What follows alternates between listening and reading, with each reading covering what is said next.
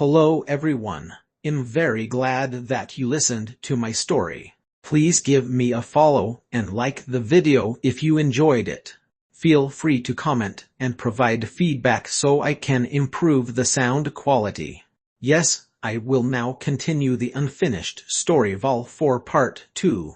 Chapter 352 Deriving a New Spell. Merlin wandered around the spell library of the royal family. Even though he had seen the mountains of volumes of spells inside the resource tower, the sight before him still astounded him. Volumes and volumes of books were piled upon the rows of vermilion bookshelves. They were also tagged clearly 0th spells, 1st level spells, 2nd level spells, 3rd level spells, 4th level spells, 5th level spells, and 6th level spells. These spells were further divided into wind type, fire type, water type, thunder type, ice type, earth type, darkness type, and so on. It could be said that the types of spells were incomparably comprehensive, and there was a great number of them too. Merlin picked out one of the darkness type spells at random. Darkness type spells were hard to come by. Even when he was in the resource tower of the dark magic region, the number of darkness-type spells could be counted on one's hand, and the spells were not that powerful. Merlin's darkness-type spells were obtained strategically by Wizard Leo from Abyss Fort. However, the darkness-type spell that Merlin now picked up casually was the spell that Merlin had painstakingly searched for in Abyss Fort, the 4th level spell Darkness Nightmare. Darkness Nightmare was a 4th level spell, known to be the pinnacle of hallucinating spells. Merlin's current mind power was still a long way from being able to construct Darkness Nightmare, so naturally, he had not constructed it. Nevertheless, Merlin also possessed the spell model of Darkness Nightmare. Therefore, Merlin compared the spell model of Darkness Nightmare from Abyss Fort to the one from the spell library. He found that the two spell models were more or less the same, which meant that the darkness-type spells in the spell library of the royal family were genuine, and they even had a more complete selection of darkness-type spells than Abyss Fort. It wasn't surprising that Thayer compared to a large spellcasters organization. The resources of the royal family is inconceivably extensive. Merlin murmured in a low voice. What a large number of spells! He estimated that there were more than 10,000 spells, or even more. This would be of enormous help in populating the database of the Matrix. Select the spells at your own pace. Remember, you can only be here for 8 hours. Once the time is up, I'll come and get you. Wizard Foss reminded Merlin, following which he hid in the darkness in a flash. Nonetheless, Merlin did not get the feeling that he was being watched, as if Wizard Foss was not concerned about Merlin stealing a spell. Merlin heaved a small sigh. Of course, he would not steal a spell because he did not need to do something like that. He planned on using the Matrix, employing every spell here to populate its database. In other words, he was going to duplicate the entire centuries-old collection of the spell library of the royal family. Matrix, prepare to scan all the spells in the books. Beep, task received. Begin scanning. Please be patient. The Matrix began its scanning. Not even a great wizard would be able to find out about the Matrix. Therefore, Wizard Foss would not be able to discover the Matrix even if he used his mind power to spy on Merlin. Scanning such a tremendous number of books would require some time. Thus, Merlin began to wait patiently, occasionally flipping through some spells at random, acting as if he was looking for a spell. Although Wizard Foss was not spying on him with mind power, Merlin knew that there was surely another more hidden method that would allow Wizard Foss to monitor his every move. This was in fact true. Presently, Merlin's every movement was known to Wizard Foss. His task was to guard the entire collection of the spell library. As the eighth prince had brought up the queen consort's kindness toward him in the past, Wizard Foss had reluctantly agreed to let Merlin enter the spell library. However, if Merlin really dared to steal a spell from the spell library, he would show no mercy. From the looks of it, Wizard Foss saw that Merlin was well-behaved, only looking through the spell models. Perhaps he was memorizing the complicated spell models, but he did not try to steal a spell. Humph! How deep is the collection of the spell library? How vast! The higher the level of a spell, the more difficult it would be to memorize the spell model. This Merlin is futilely trying to memorize 5th level and 6th level spells. What a waste of time and opportunity with a 1 in a million chance like this, and only 8 hours. He might get something out of it if he commits to memorizing some 4th level spells. However, since he's biting off more than he can chew, his success will be limited. Wizard Foss saw that Merlin had begun looking at the 5th level and 6th level spells and thought that it was because Merlin was biting off more than he could chew, wasting his time and opportunity. After all, it was common knowledge for spellcasters that if one's mind power had not broken through to a similar level, one would be unable to simulate more advanced spells, and it would take a great effort just to memorize it alone. Merlin currently only possessed 4th level mind power. So naturally, if he wanted to memorize those 5th level and 6th level spell models, it would be an arduous and useless task. Wizard Foss mistook this as Merlin biting off more than he could chew. However, in reality, Merlin was only putting on a show, looking through the spell models at random. He did not need to strain his mind power to memorize those complicated spell models at all. With a matrix scanning every spell in the spell library, he could look through them at his leisure after he had gone out. Wizard Foss misunderstood Merlin's intentions and paid him less attention. He also did not disturb Merlin at all. He hoped for the 8 hours to pass by as quickly as possible so that Merlin could be sent away, preventing any unnecessary trouble. After all, Wizard Foss was breaking the rules. If this was discovered by the elders of the royal family, Wizard Foss would be heavily punished even though he was an elder himself. Beep, scan completed. There are 35,489 spells in total. Should this all be stored in the database? In just 1 hour, the matrix had finished scanning all the spells of the spell library. Still, the number of spells had dumbfounded Merlin for a moment. There were over 30,000 spells. Merlin was somewhat taken aback. Initially, there were only 200 or so spells in the matrix. According to his deductions and estimations, 1,000 spells or more should be enough to derive a new spell. However, now he had no less than over 30,000 spells to populate the database. Did this mean that he would be able to derive a new spell right away? As he thought of this, Merlin's heartbeat sped up involuntarily. Matrix. Begin data integration process and derive a new 4th level spell. Merlin drew in a deep breath and forced himself to calm his restless emotions, then gave the matrix this command. Beep, processing data integration. Derivation of new 4th level spell in progress. Beep, command error. Please input command in detail and bind with mind power. The command voice of the matrix rang out suddenly. Merlin's second attempt at processing data integration was still unsuccessful. Command error. I need to bind with mind power. Merlin furrowed his brow.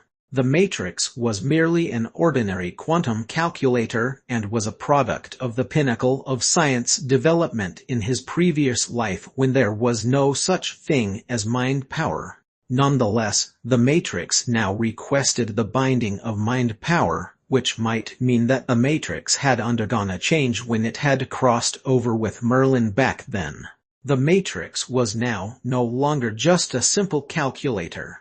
Although he did not know what had happened to the Matrix, Merlin knew that if he did not follow the steps of the Matrix, he would never be able to derive a new spell. Therefore, Merlin responded softly, bind mind power.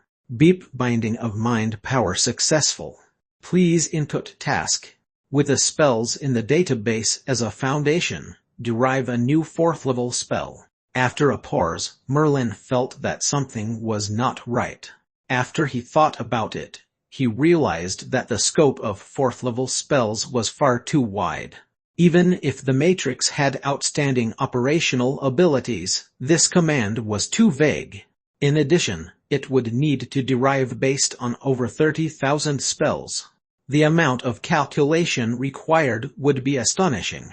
Therefore, Merlin corrected himself and went on. With the spells in the database as a foundation, derive a new 4th level fire type spell. Beep, task received, analysis is in progress. After having done all this, Merlin began to wait nervously. Without realizing it, several hours had passed since he entered the spell library. Whether or not he could derive a new spell was of utmost importance to Merlin. During the most glorious age of spellcasters, a few truly prodigious spellcasters were even able to construct their own spells alone from the 4th level onward. Merlin naturally was not gifted in spell construction. He was able to achieve what he had today thanks to the Matrix. Therefore, the Matrix was the foundation of his success. In the past, the Matrix only derived the stability, compatibility, power, and other aspects that made up a relatively decent and well-rounded spell model. This was in fact already a huge benefit which pleased Merlin greatly. His present success was inseparable from the assistance of the Matrix. However, the Matrix seemed to have undergone some form of change now. It was no longer just for simple calculation and analysis of spell models. Merlin also wanted to use it to derive new spells. For this goal, Merlin had made numerous sacrifices and had gone to great lengths to obtain this chance to enter the spell library, collecting over 30,000 spells for the Matrix. This resulted in over 30,000 reference points, enough for the Matrix to continue its data integration process. This was all conjecture on Merlin's part, which was to say he was just simply estimating whether or not the Matrix could derive new spells. For now, there were no examples of success. 4 hours, 5 hours, 6 hours, 7 hours. The time slipped by quickly. Without realizing it, Merlin had been in the spell library for over 7 hours. There was not much time left in the 8 hours set by Wizard Foss. Wizard Foss had even begun focusing his attention on Merlin, silently waiting for the end of the time limit. Whoosh! The space before Merlin's eyes flashed suddenly. Wizard Foss appeared without warning, mysteriously popping up before Merlin once more. Your time is up. You should leave. Wizard Foss fixed his cold gaze upon Merlin. Disappointment washed over Merlin's face as he mumbled, "It didn't work, or was my idea too simplistic to derive a new spell?" With a bitter smile, Merlin stood up slowly and followed behind Wizard Foss, traveling once more through that mysterious and deep-reaching passage of stone stairs. Beep, data integration process successful. The detached mechanical female voice rang out once again in Merlin's head. However, this time Merlin trembled all over, and an irrepressible expression of glee instantly appeared on his face. Chapter 353: The Matrix and the Flame Maxim I. Chapter 353: The Matrix and the Flame Maxim I. Merlin followed close behind Wizard Foss through the cold stone staircase. The mechanical female voice of the Matrix kept reverberating in his mind. Beep, data integration process is successful. A total of 239 fire-type 4th-level spells are derived. Data incomplete. Please continue to collect data and populate the database. The Matrix had actually derived more than 200 fire-type 4th-level spells. Although more than 30,000 spells were populated into the database, the Matrix still felt that the data was incomplete, hence that surprised Merlin. This amount of data that had been accumulated over the centuries was comparable to that of a large spellcaster's organization. Yet, it still was not enough to populate the database of the Matrix. It seems that I still have to continue searching for spells whenever I have the chance and populate the database. If there was one person most familiar with the Matrix, it had to be Merlin.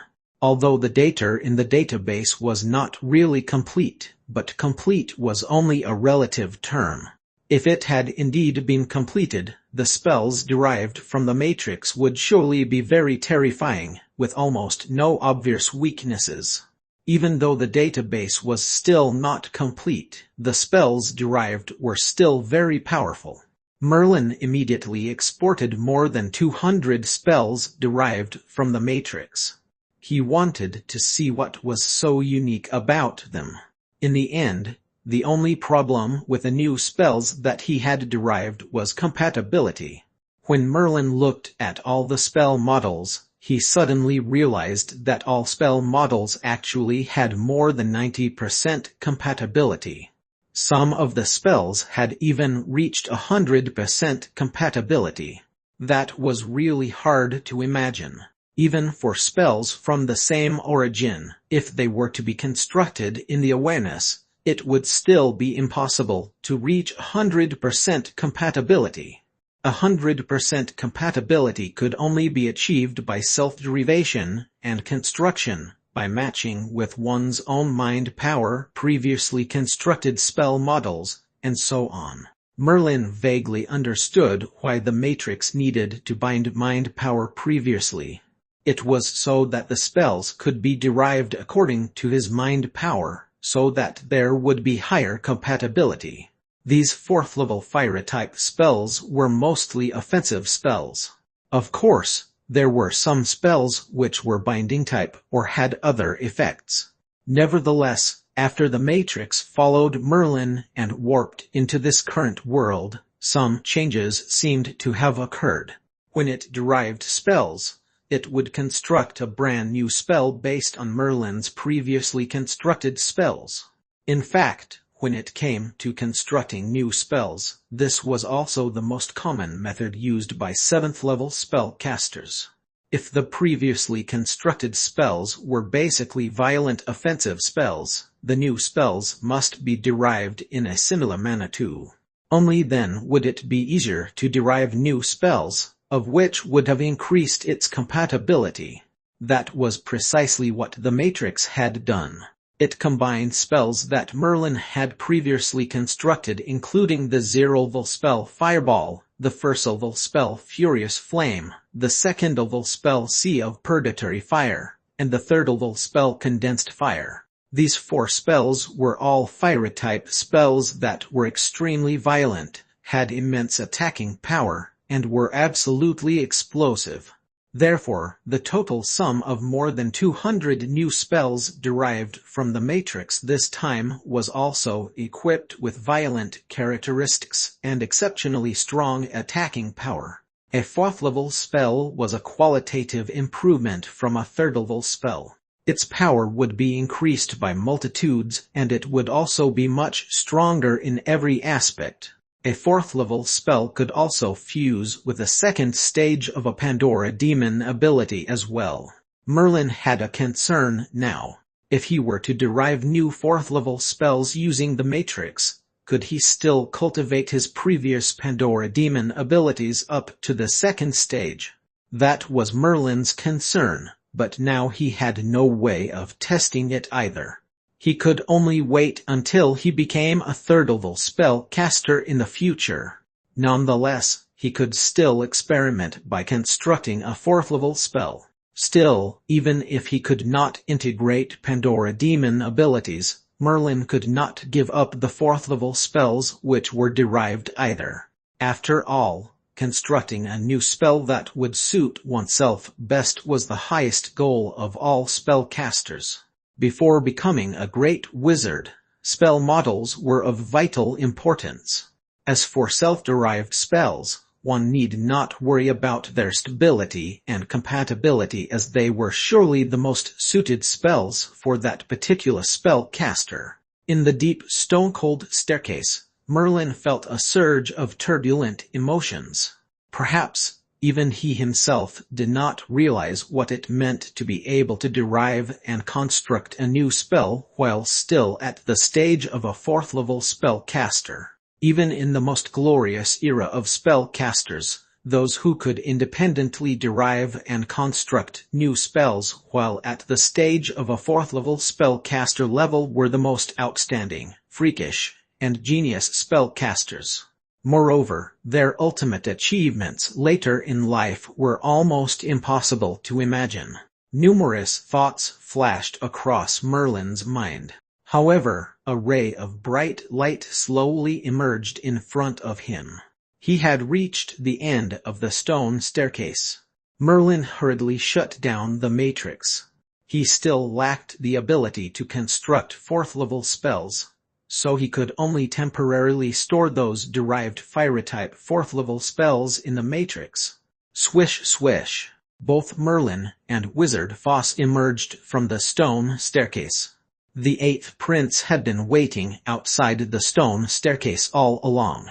When Merlin came out, a smile etched on the eighth prince's face as he quickly came to greet him. He asked softly, "Wizard Merlin, how is it? Did you find anything useful in the royal family's spell library?" Merlin had already calmed the excitement in his heart earlier.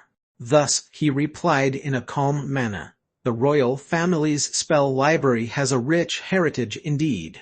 The number of spells inside is beyond imagination. Plus, there's a myriad of varieties. It has definitely exceeded what the dark magic region has to offer." What dark magic region? Our royal family's spell library could even rival those of the large spellcasters' organizations. Wizard Foss, who was standing beside them, said in a dissatisfied attitude when he heard Merlin comparing the royal family's spell library with that of the dark magic region. Merlin did not mind. He only shrugged it off with a smile. Although Wizard Foss's words were very rude, it was the truth. The dark magic region, which was high up and beyond grasp in the eyes of roaming wizards, was merely a small spellcaster's organization. Even the most powerful spellcaster in the dark magic region was only a 9th-level spellcaster. Meanwhile, in the Black Moon royal family, any random spellcaster who was tasked to guard the spell library had turned out to be a 9th-level spellcaster. There was really no place for comparison between the two. The 8th prince quickly diffused the matter by saying, "Wizard Foss, you can't put it that way. When the dark magic region was at their prime back at the time, they were actual contenders to those large spellcasters' organizations." Hearing what the 8th prince said, Wizard Foss did not continue to argue. Merlin knew this period in history. Indeed, the dark magic region had their golden days. During their most glorious time, they had indeed shown quality to compete, and was comparable to large spellcasters' organizations. They had great wizards who personally served there, and they produced endless high-tier spellcasters too. Still, that was a matter of centuries ago. At that time, Great Wizard Fidel, the founder of the dark magic region, was still around. It was the reason why they had such power. The 8th prince did not ask Merlin what spells he chose in the spell library either. Everyone needed some secrets, and the 8th prince knew this too well. He too had some personal experiences at concealing information. Just as Merlin was ready to depart with the 8th prince, he was stopped by Wizard Foss. Wizard Foss took out a contract paper from his ring and said coldly, "Sign this contract." You shall never pass the spells in the royal family's spell library to others. Wizard Foss had long been ready. Although he had broken the vow once because of the promise to the queen consort by letting Merlin enter the spell library, his duty was to guard the royal spell library after all. The main purpose was to prevent the spells from spreading to the outside world. Members of the royal family would naturally not need to sign a contract. Such individuals like the 8th prince had already passed many royal spells to the people outside. This time, Merlin played a very important role in the big battle against the 4th prince. In fact, perfect armor, a spell which was a vital game-changer in the battle, was actually a spell that belonged to the royal family. Yet, it was passed to Merlin by the 8th prince. Nevertheless, when Merlin had entered the spell library, he had more or less memorized some spells. Wizard Foss would naturally not take another risk and let Merlin pass the spell outside. Hence, he had to sign a contract. Fortunately, Merlin had already agreed to sign a contract before entering the spell library, so there was no hesitation on his part. It was only a procedure to make sure that he would not spread the royal spells to the outside world. He had used the matrix to integrate the data of many royal spells and had derived numerous new spells, but those were not subjected to any restrictions. Those brand new spells could be handled by Merlin in any way he wanted. It was until a point where, with the integration of the matrix, Merlin could continue getting all kinds of new spells limitlessly. By that time, Merlin would no longer be in any need to worry about spells in his quest of turning the Wilson clan into a powerful spellcaster clan. The inheritance of spells was not exactly that simple. It was the most basic form of inheritance for a spellcaster's organization. Like Sterling House, even though they had a great wizard at their service for almost a century already, they still had not collected as many spells. The incomplete collection of spells also became an obstacle which prevented them from becoming a spellcaster's organization. They could only painstakingly keep themselves running by relying on Great Wizard Sterling, with his own fame and influence as their only source of support. Merlin had the matrix and more than 30,000 spells from the Black Moon royal family's spell library. By processing them through data integration, endless new spells of various types could be derived. These would come in an enormous number, and there would be a complete array too. Almost single-handedly, Merlin had possessed a heritage of spells which was almost similar to that of a large spellcaster's organization. As long as adequate time was given, it would not be a problem at all for the Wilson clan to slowly expand and develop to greater heights.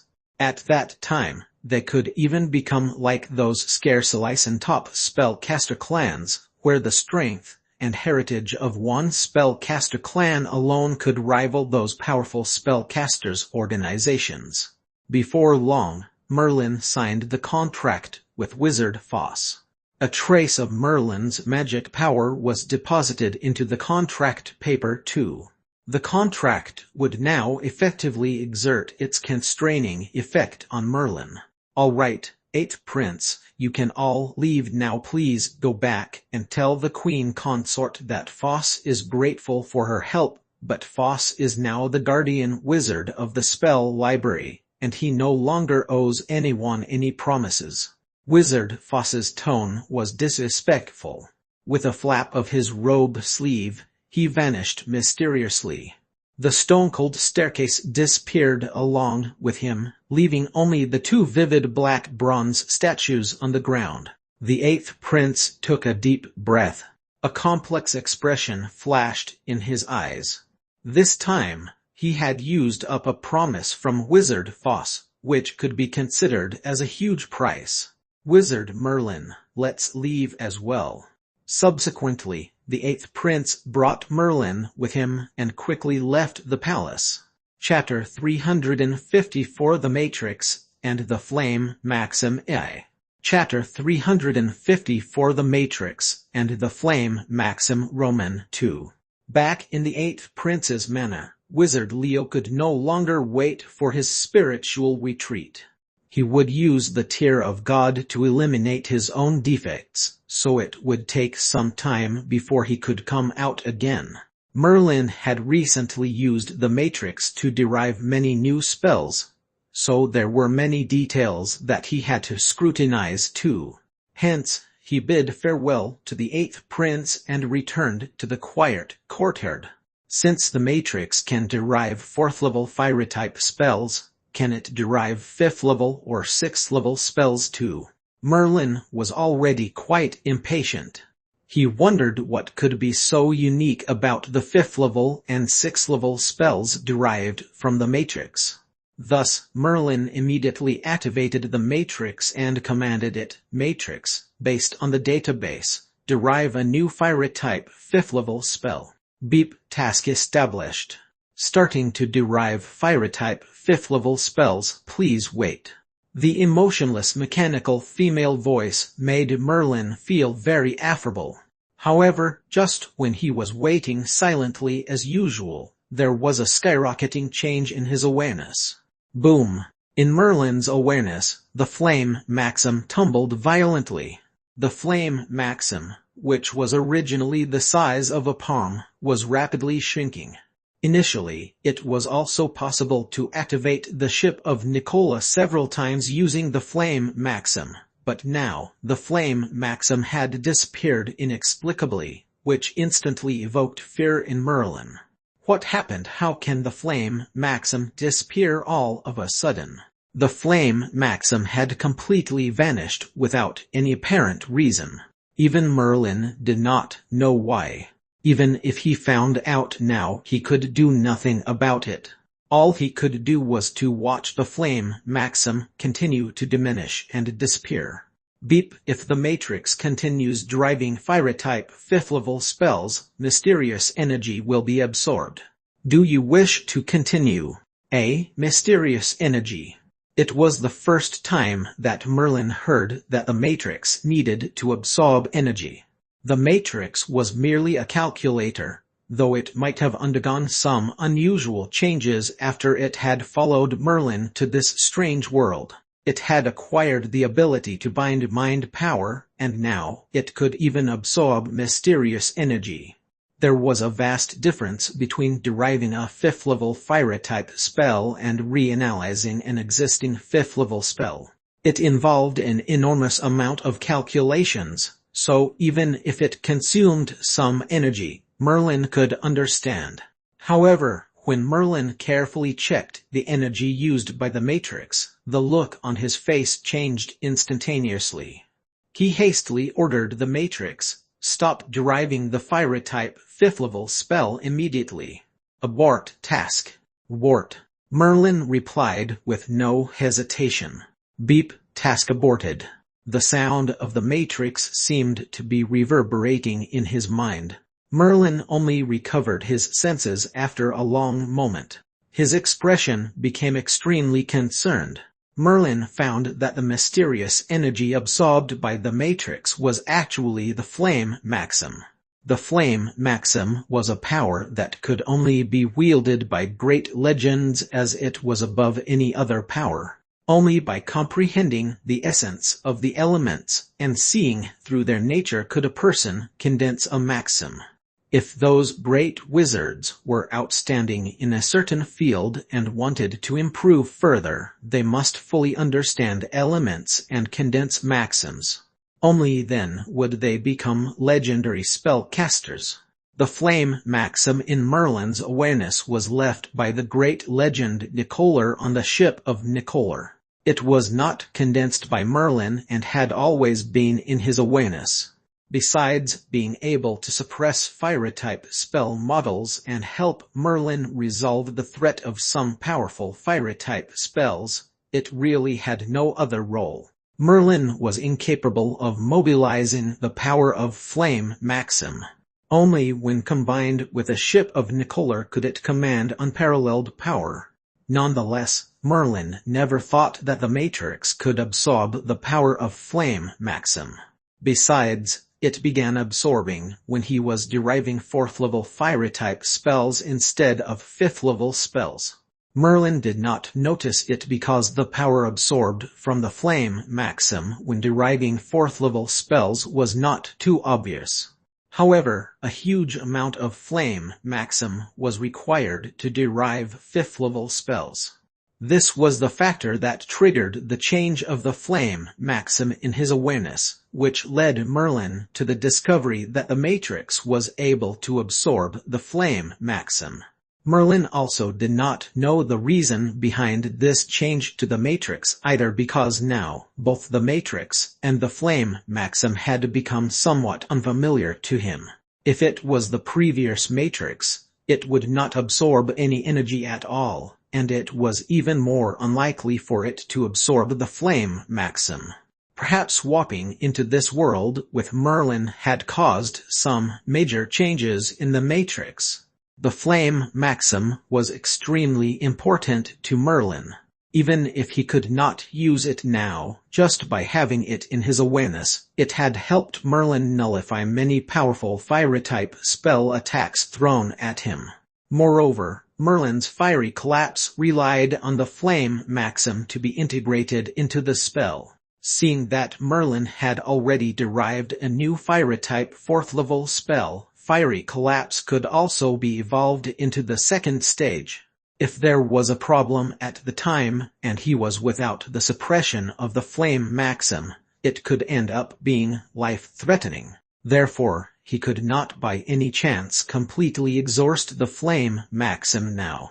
Hence, without any hesitation, Merlin stopped the Matrix from absorbing the Flame Maxim to derive 5th-level spells. After all, Merlin was not sure how much power would be consumed from the Flame Maxim for the derivation of 5th-level spells. If the entire Flame Maxim was drained, the derivation would not succeed either. Then, would that not be a complete waste of effort? 1. It turns out that spells derived from processing the data integrated into the Matrix require power consumption of the Flame Maxim. 5th-level spells already require immense power. Then what about 6th-level spells or even 7th-level spells, which I don't have any reference to? Merlin did not dare to imagine anymore. Initially, he thought that as long as he collected all kinds of spells and populated the database, he could use the Matrix to derive new spells, but now it seemed that things were not that simple. Perhaps some changes had happened to the Matrix as it crossed over to this world, so it was able to derive brand new spells, but at the cost of absorbing power from the Flame Maxim. In short, the Matrix was no longer the superquantum calculator that Merlin was familiar with in his past life. If it were not for Merlin, and even if other people had populated the database, they would not be able to derive new spells either. Merlin had also gone through many trials and tribulations to obtain this one and only Flame Maxim from the ship of Nicolar. If the power of this Flame Maxim was exhausted, it would then be near impossible to derive new spells in the future. Thus, besides continuing to collect spells, he needed to search for other maxims. Nevertheless, how precious was the power of a maxim! Even great wizards would eagerly scramble for it. Even in the most brilliant era of spellcasters, there were scarcely spellcasters who could condense maxims. Therefore, it was even rarer for someone to leave a maxim behind. Swoosh! Suddenly, Merlin took out a thick book from his ring. Upon closer inspection, it was actually the first volume of the never-ending book that Merlin had gotten back then. There were 3 volumes of the never-ending book. The first and second volumes contained a number of spells from 1st to 3rd level and 4th to 6th level respectively. Meanwhile, the third volume of the Neverending Book contained some cultivation methods for Pandora demon abilities. Merlin had the first volume of the Neverending Book, so he unearthed the secrets of the Neverending Book. As long as he could collect all 3 volumes of the Neverending Book, he could obtain a maxim sealed by the wizard who left the Neverending Book behind. That was to say that currently, Merlin was attempting to get hold of the whereabouts of a maxim. If there was a chance to get this maxim in the future, he could once again derive some brand new spells by depending on the matrix. Phew. At the thought of that, Merlin slowly sighed in relief. Attaining the power of a maxim might be incredibly difficult, but compared to a helpless situation where there was no clue at all, he at least had an idea how to. Wizard Merlin. Right at this moment, a familiar voice came from outside the door. Merlin's heart moved and he immediately opened the door. He recognized the voice of his visitor. It was the 8th Prince. Your Royal Highness, the 8th Prince. Merlin pushed open the door and saw that it was precisely the 8th Prince who was standing outside. The 8th Prince wore a luxurious costume. Perhaps it was because he got rid of his fierce competitor, the 4th Prince, so he now looked more majestic. He had a faint shadow of Buto Roman 16 whom Merlin first saw back then. Wizard Merlin, I've now collected almost all the potion materials that I've promised you. I've sent people to check all the shops in the entire Imperial City, and this is what I've received. I've even run a search in the royal family's vault, and have finally found these potions materials. Subsequently, the 8th Prince handed over a ring in his hand. Sorry for the trouble, Your Highness.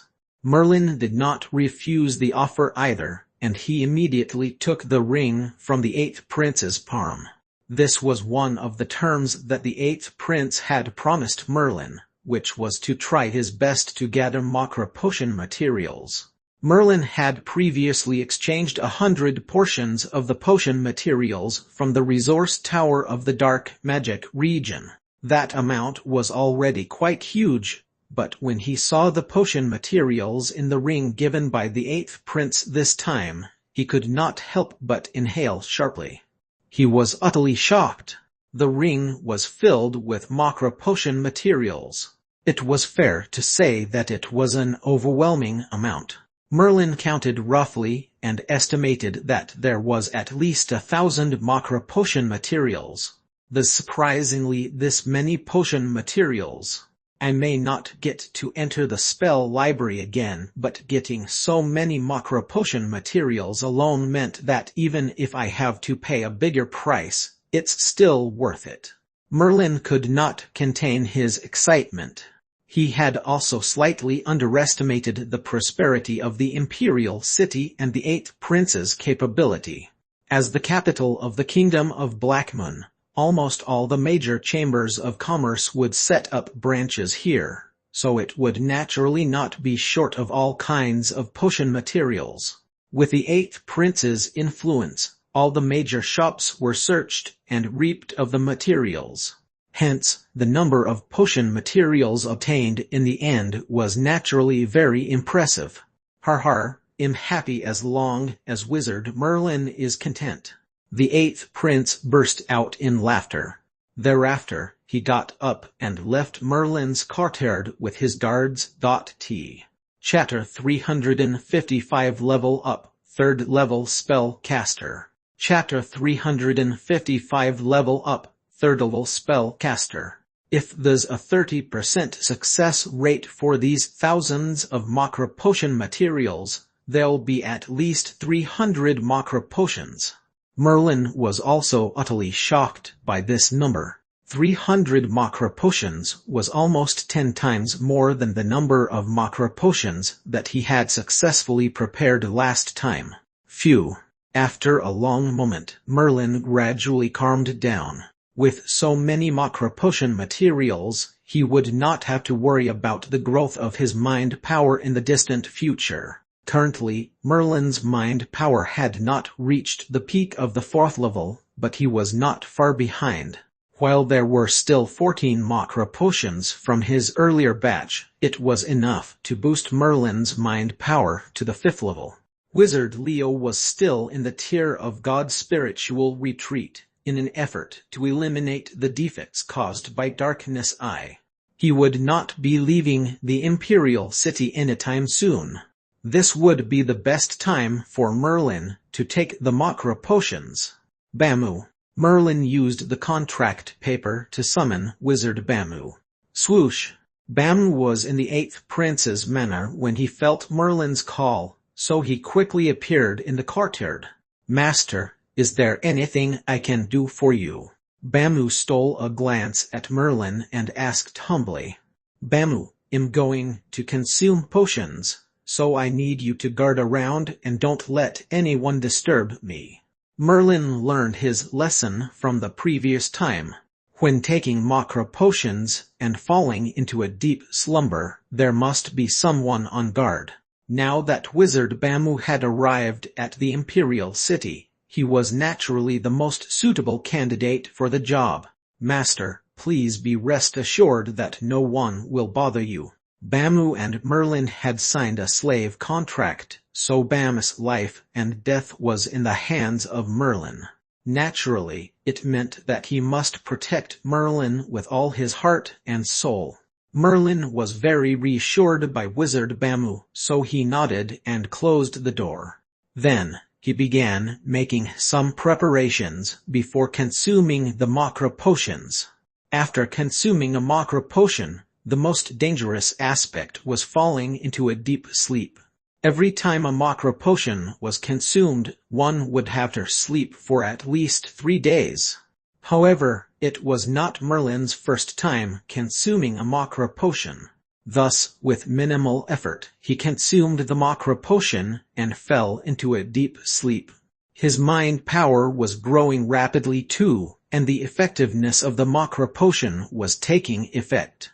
When Merlin woke up 3 days later, he briefly reviewed his mind power and took another macro potion immediately.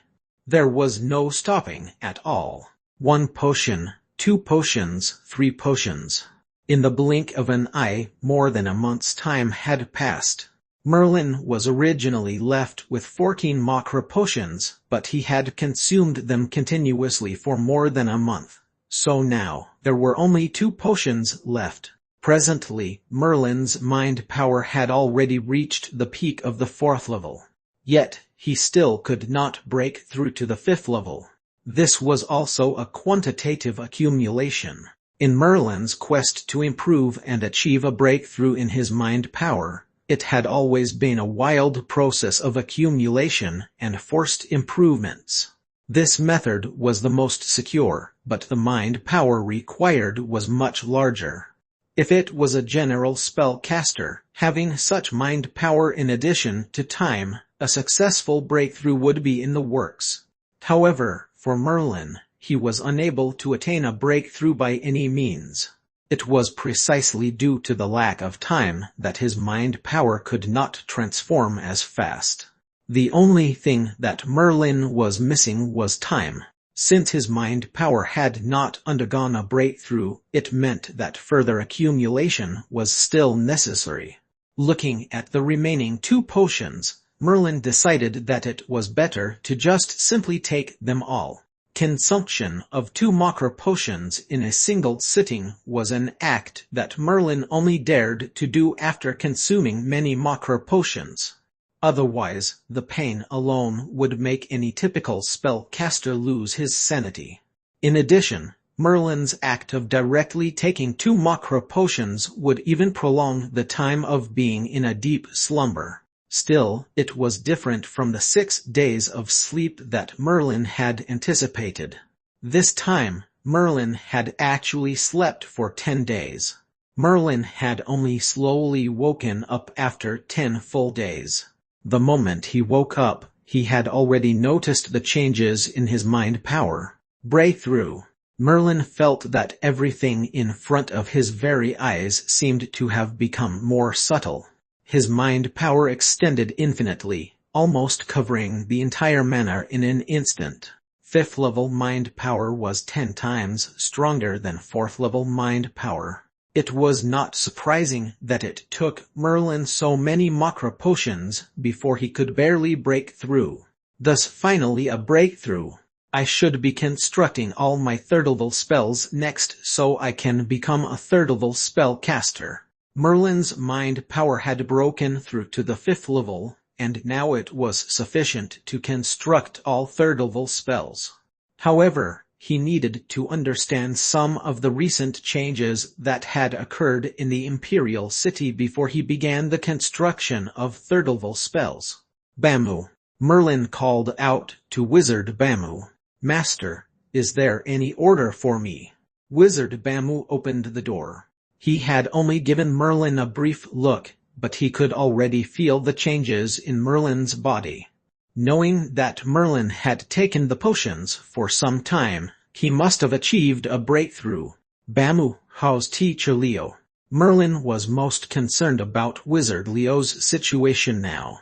Wizard Leo had taken Tear of God in an effort to dispel some of the shortcomings caused by the cultivation of Darkness Eye, so he could successfully level up to become a 7th level spellcaster.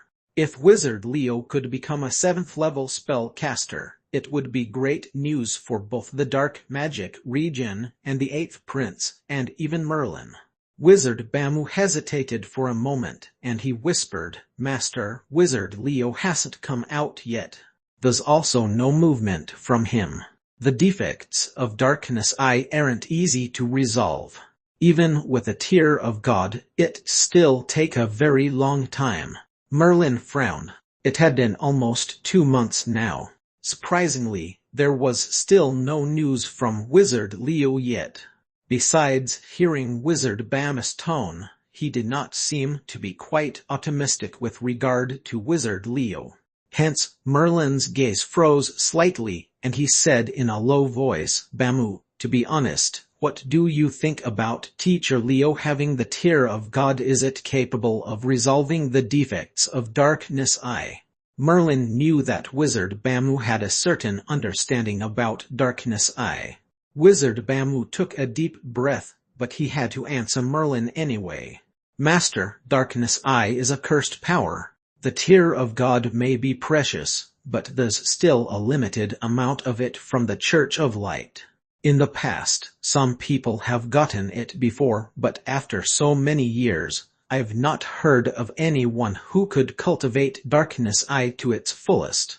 Although Bamu did not directly answer Merlin's question, the meaning of his words was already clear. Merlin could not help but frown.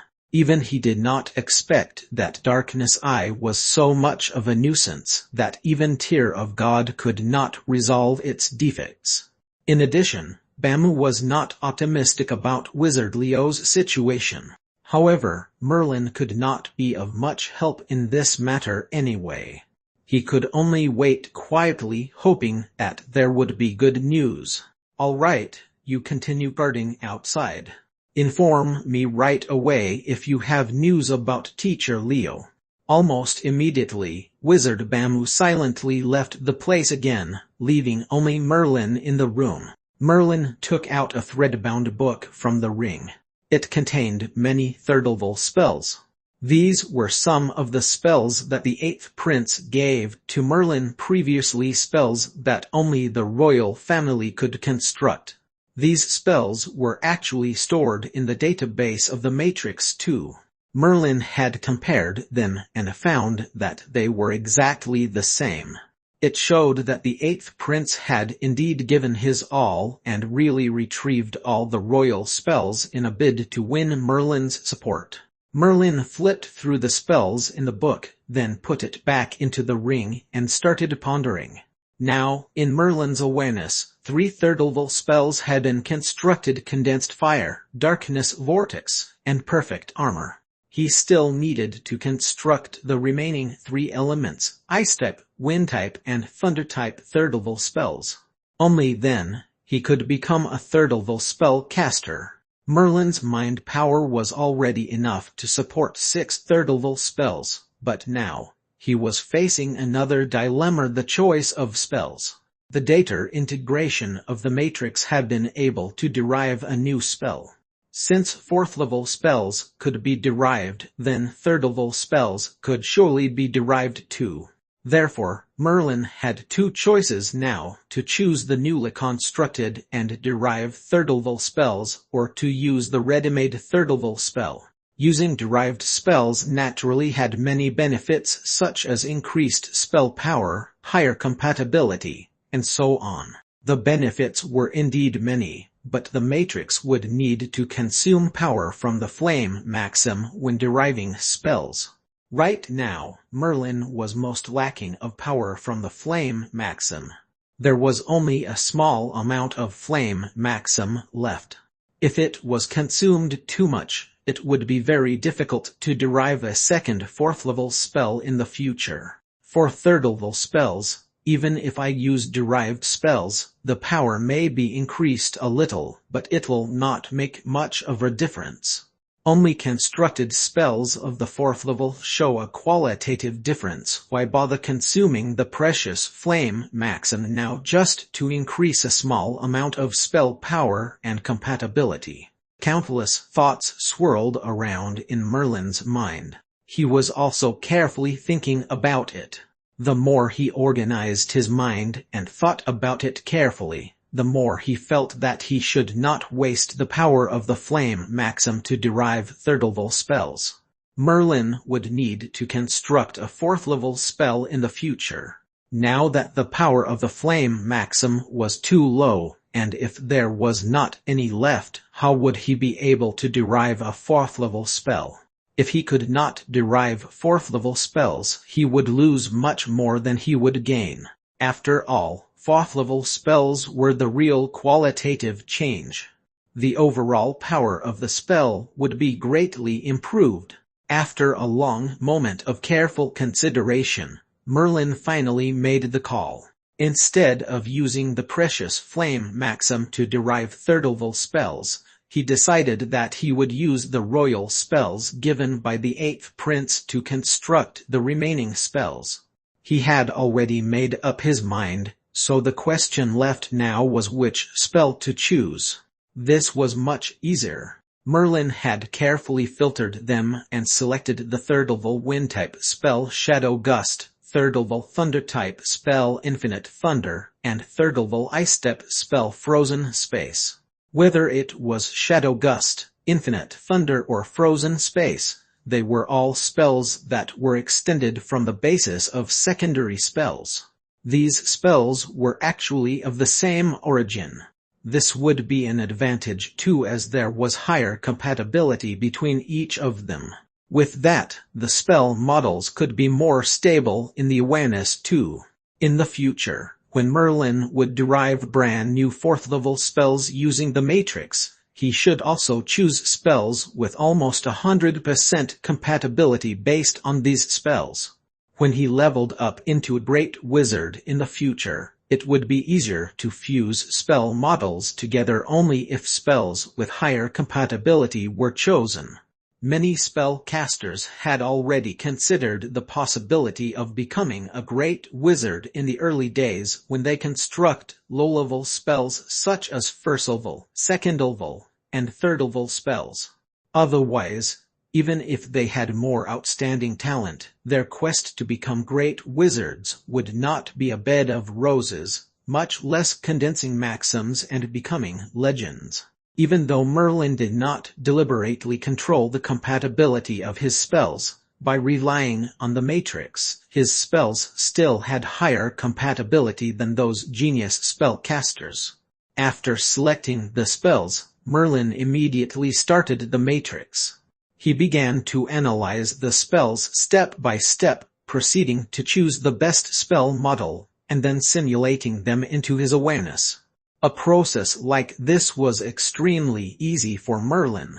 For the next few days, Merlin had been constructing spells. The moment the last spell, Frozen Space, was simulated into his awareness, Merlin felt his entire body tremble. It seemed that all the spell models had reached an equilibrium point. That wonderful feeling had clearly let Merlin know that he was already a third-level spellcaster. Chapter 356 Hidden Danger I. Chapter 356 Hidden Danger I. Merlin slowly opened his eyes. He was officially a third-level spellcaster now. If he took a step further and became a fourth-level spellcaster, he could build a tower by himself in the dark magic region. Back then, Clays, the genius of dark magic region, was only a third-level spellcaster when he betrayed the dark magic region. At present, as a sixth elemental spellcaster, Merlin had constructed condensed fire, darkness vortex, perfect armor, shadow gust, infinite thunder, and frozen space. All 6 of these spells were third-level spells. Originally, with Merlin's status as a 6th elemental spellcaster, nobody of the same wizardry level and without any Pandora demon abilities would be worthy to be his opponent. Merlin was not afraid of even a leap-level challenge. However, spellcasters did not only rely on normal spells in combat. There were also Pandora demon abilities, runic magic circles, casting tools, and so forth. At present, Merlin relied mainly on the enhancement of Pandora demon abilities, which could increase the power of spells by multitudes. With that, he could become comparable to a 6th-level spellcaster. With Merlin's current strength, which was apparently below the 7th level, few people had been able to threaten him. Of course, it was only on the condition that his opponent did not have a powerful Pandora demon ability or a powerful runic magic circle. If that someone was like Wizard Leo who had the terrifying darkness eye, then even if Merlin's current strength were to be greatly improved, it would still be a sure fact that he would not be Wizard Leo's opponent. If Pandora demon abilities aren't integrated into the spells, my 6 elemental spells could obviously not keep up with the speed of my improvement in strength. Merlin was very clear that his current opponent was no longer a 3rd, 4th, or 5th-level spellcaster, but a 6th-level or an even more powerful 7th-level spellcaster. In face of such a powerful opponent, his 3rd-level spells Frozen Space and Infinite Thunder would actually be of no use and would not help Merlin much. After all, these 2 spells did not have powerful Pandora demon abilities. Although Merlin had Glacial Finger, it could not be integrated into Ice Step spells. Merlin had secretly made up his mind that even if he became a 4th-level spellcaster, he would not continue cultivating Glacial Finger. He would find another Ice-Step Pandora demon ability instead. As for Thunder-type spells, there was not even a Pandora demon ability, so it would not be of much help to Merlin's strength now. Of course, as a 6th elemental spellcaster, even if there were no Pandora demon abilities, as long as one could become a great wizard, spells could be fused with each other thereafter. Once spells as many as 6 elements were merged, the power unleashed would be far greater than those 3, 4, and 5 elemental spellcasters. Therefore, even in the most glorious era of spellcasters, 6 elemental spellcasters would still be an absolute genius without having to cultivate any Pandora demon ability. As long as one could persist until the level of great wizardry, one could immediately crush great wizards of the same level and become a top spellcaster. However, it was currently the declining era of spellcasters. Let alone great wizards, even 7th-level spellcasters were unusually rare. Even those spellcasters who were most optimistic about Merlin dared not have extravagant hopes regarding Merlin's wish of becoming a great wizard. Therefore, to become a top-notch spellcaster, Merlin had to become a great wizard step by step, and then combine spells of 6 elements. There was no feasibility at all for that to happen to Merlin in a short period of time. It seems that I have to hurry to find Ice Step and Thunder-type Pandora Demon abilities that could be integrated into spells. As long as the spells of all 6 elements have Pandora Demon abilities that could be integrated into spells, my strength will surely be improved drastically. Merlin's plan was to continue looking for Ice Step and Thunder-type Pandora Demon abilities that could be integrated into spells. This was not whimsical at all. In Merlin's plan, he already had 2 ways of obtaining Ice Step and Thunder-type Pandora Demon abilities. The first way was that he could exchange some Pandora Demon abilities with a dark magic region. However, everybody had a certain degree of selfishness in them, just like Wizard Leo back then, who did not pass on Darkness Eye to the dark magic region. Merlin also wanted to keep some of his own secrets, so unless it was a last resort, Merlin would not want to exchange with the dark magic region either. In addition, most Pandora Demon abilities of the dark magic region had only 2 stages or 2 forms. Hence, they were not exactly that powerful. Merlin also intended to find more powerful Pandora Demon abilities. The other way was to find the 3rd volume of the Neverending Book. Rumor had it that the 3rd volume of the Neverending Book recorded some powerful Pandora Demon abilities. Previously, Merlin had already found some clues regarding the 2nd and 3rd volumes of the Neverending Book in its 1st volume, among which the 2nd volume of the Neverending Book was hidden on one of the beaches of the Death Sea, and the 3rd volume of the Neverending Book was hidden in the rock cavern. The Death Sea was not so bad. It might be very dangerous, but at least he had heard of it before. As long as he surveyed around carefully, it should not be difficult to locate. On the contrary, in the case of the rock cavern, Merlin had never even heard of it. Fortunately, Merlin did not desperately need Ice Step and Thunder-type Pandora Demon abilities. He was still far from becoming a 4th-level spellcaster now. At the very least, his mind power was not enough to construct a 4th-level spell. After all, a 4th-level spell was a qualitative upgrade, so the mind power required was also very huge. Moreover, Merlin's current strength was enough to cope with most threats.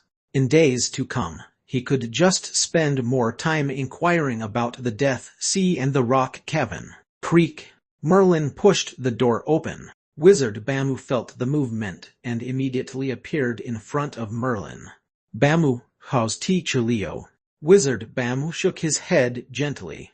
Thus still no movement from Wizard Leo. On the other hand, the 8th prince came to look for Master recently, but I turned him away.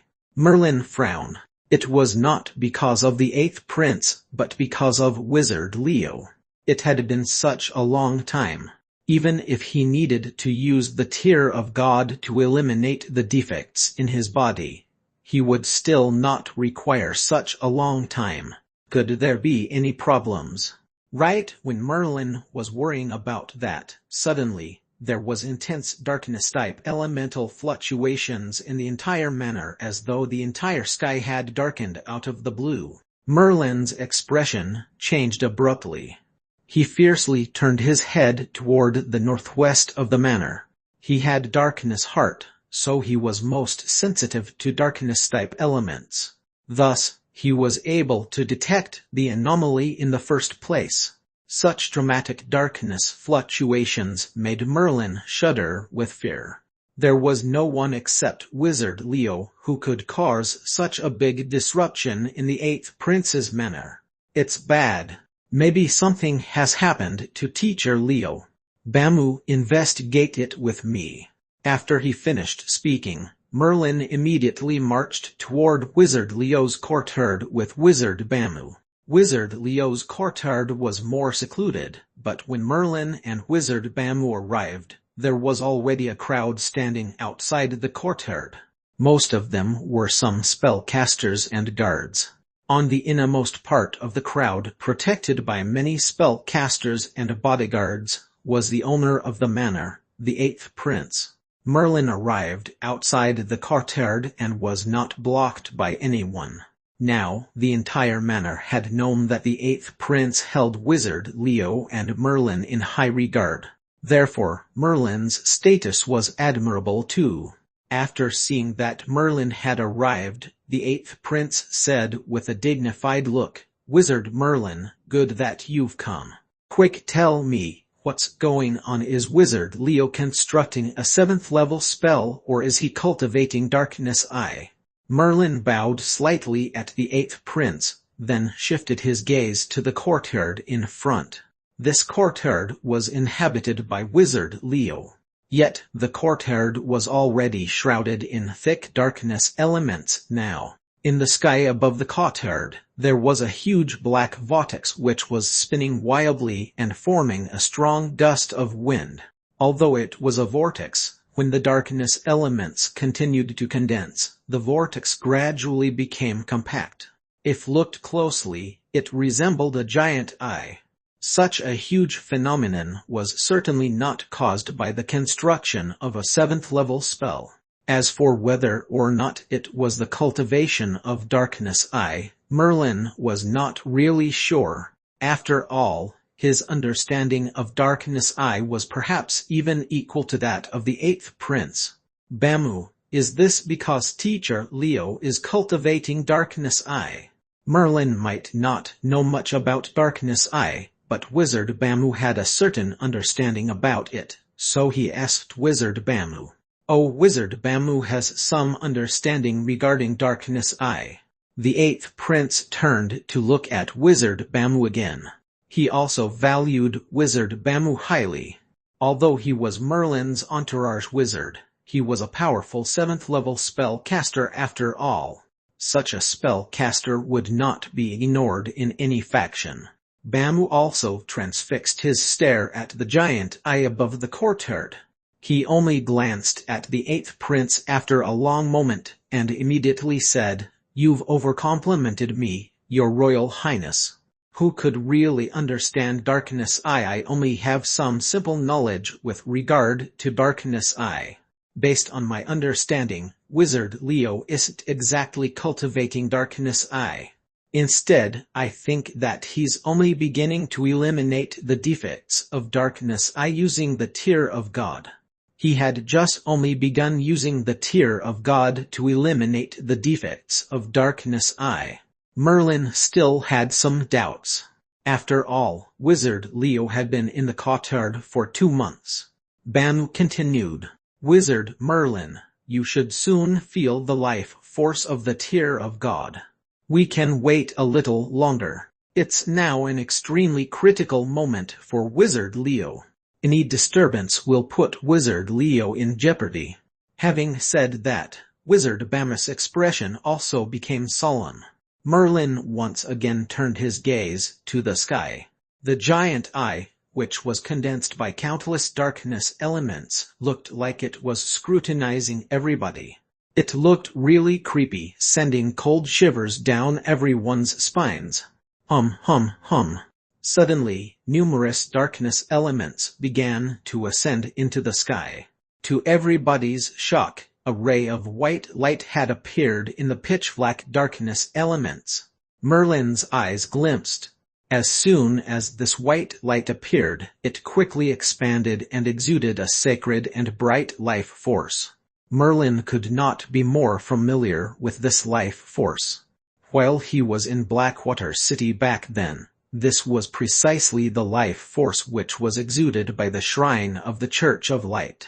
Perhaps, as Master Bamu had said, Wizard Leo had begun using the Tear of God. Chapter 357 Hidden Danger AI. Chapter 357 Hidden Danger Roman 2. The life force of the light in the sky had gotten richer and thicker as though they were about to overcome the darkness elements in the sky. The eighth prince abruptly turned around and whispered to the 3 seventh-level spellcasters, "My 3 wizards, please lead the other spellcasters to guard the entrance of the courtyard. Don't let anyone else enter." The 3 seventh-level spellcasters also knew that it was currently the most crucial moment for Wizard Leo. Hence, they immediately stationed wizards outside and guarded the courtyard tightly. Seeing the eighth prince's arrangement, Merlin faintly nodded too. Then, he continued to look at that ray of white light in the sky. The white light and the darkness elements in the sky were constantly intertwined, but the white light seemed to have taken the upper hand. It looked like the darkness elements were about to be dispelled anytime soon. Wizard Bamu seemed to understand Darkness Eye quite well. As long as the white light prevailed and could dispel the darkness elements, it would mean that Wizard Leo had successfully eliminated the defects of Darkness Eye. Looking at the current situation, things were heading for the better. Boom! Suddenly, the white light in the sky started tumbling and spread rapidly. It was violently erupting, swiftly covering the entire plateau of darkness elements. Joy appeared on Wizard Bamu's face as he said in a hurry, "Wizard Leo has braced himself, and is ready to use the Tear of God to completely eliminate the defects of Darkness Eye." The current situation was extremely beneficial to Wizard Leo. The white light suddenly erupted, dispelling almost all of the darkness elements. Now, it only needed to disperse the remaining bit of darkness elements in order to eliminate the defects of Darkness Eye. However, just when the crowd had sighed in relief, the white light began to flicker. At the same time, the thick darkness elements gathered again, especially from the courtyard, where it exuded immense darkness elements. These darkness elements once again condensed into a giant eye, but this giant eye was not just black anymore, as it now had a faint radiance of blood. It looked very similar to Darkness Eye in Wizard Leo's forehead. The changes that occurred in the sky made everyone feel at a loss. Although no one knew what was going on, everyone could feel that this was not a good sign because the life force of Tear of God had gradually weakened. Moreover, this giant eye in the sky was clearly condensed by countless darkness elements, as it did not exude any life force. Nonetheless, Merlin and the others felt that this giant eye had become alive. It stared at everyone, sending cold shivers down their spines. A power that is cursed Darkness Eye, it's indeed not that easy to cultivate. Even the Tear of God couldn't eliminate its defects. Wizard Bamu looked at the giant eye in the sky with mixed feelings. Darkness Eye was powerful, but it held a great defect. Even if Wizard Leo had gotten the Tear of God, it was still extremely difficult to rely on the Tear of God to reverse the defects of Darkness Eye. The current changes meant that the Wizard Leo's efforts had failed. As time went by, Darkness Eye in the sky gradually began to collapse. Merlin and the eighth prince looked at each other with rather solemn expressions. "Let's go in and see Wizard Leo," the eighth prince whispered to Merlin. Even if they did not hear Wizard Bamu's words, everyone could see that Wizard Leo had, unfortunately, failed this time. Merlin nodded and then walked into the courtyard with the eighth prince. "Teacher Leo, how are you?" Merlin hesitated, but he still called out loud. There was no response from inside the house for a long moment. Just as the eighth prince was ready to call out again, a hoarse voice was heard from inside the house. "Merlin and your royal highness, come in." Creak. Merlin quickly opened the door and walked in with the eighth prince. Just as they entered, the two saw Wizard Leo seemingly slumped on a chair. His head was drooping low, and his life force seemed to be very chaotic. There were also thick darkness elements enveloping Wizard Leo. Teacher Leo, can the tear of God resolve the defects of darkness eye? Merlin could not help but ask Wizard Leo. Resolve? Wizard Leo shook his head gently, then slowly looked up. They found that Wizard Leo's appearance had altered greatly. His face had become as pale as paper, and that pair of hollow eyes looked even more terrifying. Darkness eye in his forehead seemed to have become even more bizarre. Just glancing at it briefly had already caused Merlin to break into a cold sweat. It looked exceptionally odd. It can't be resolved. Even the tear of God can't resolve the defects on me. When I cultivated darkness eye at the very beginning, I should've thought that there'll be such a consequence. It can't be resolved no matter what I use. Wizard Leo's tone sounded grim and full of helplessness. The tear of God might be the only way for Wizard Leo to eliminate the defects of darkness eye, but now it had failed too. This had seemingly ended Wizard Leo's hopes of becoming a 7th-level spellcaster. In particular, due to the simulation of the tear of God, some changes seemed to have happened to darkness eye in Wizard Leo's forehead, and the situation did not look too good. Your Royal Highness the 8th Prince, thank you for your concern. I'm already alright now. I just need to restore some magic power. Wizard Leo glanced at the 8th Prince as he said slowly. The 8th Prince nodded and said, if that's the case, I won't bother you then. Just take your time and recuperate in the manor. If you need anything, Wizard Leo, just tell me directly. Subsequently, the 8th Prince and his people departed from Wizard Leo's courtyard. Teacher Leo, are you really alright? There was only Merlin and Wizard Leo left in the house. Merlin could also figure out that Wizard Leo had deliberately wanted to put off the 8th Prince. He obviously had something to say to Merlin that he did not want the 8th Prince to know.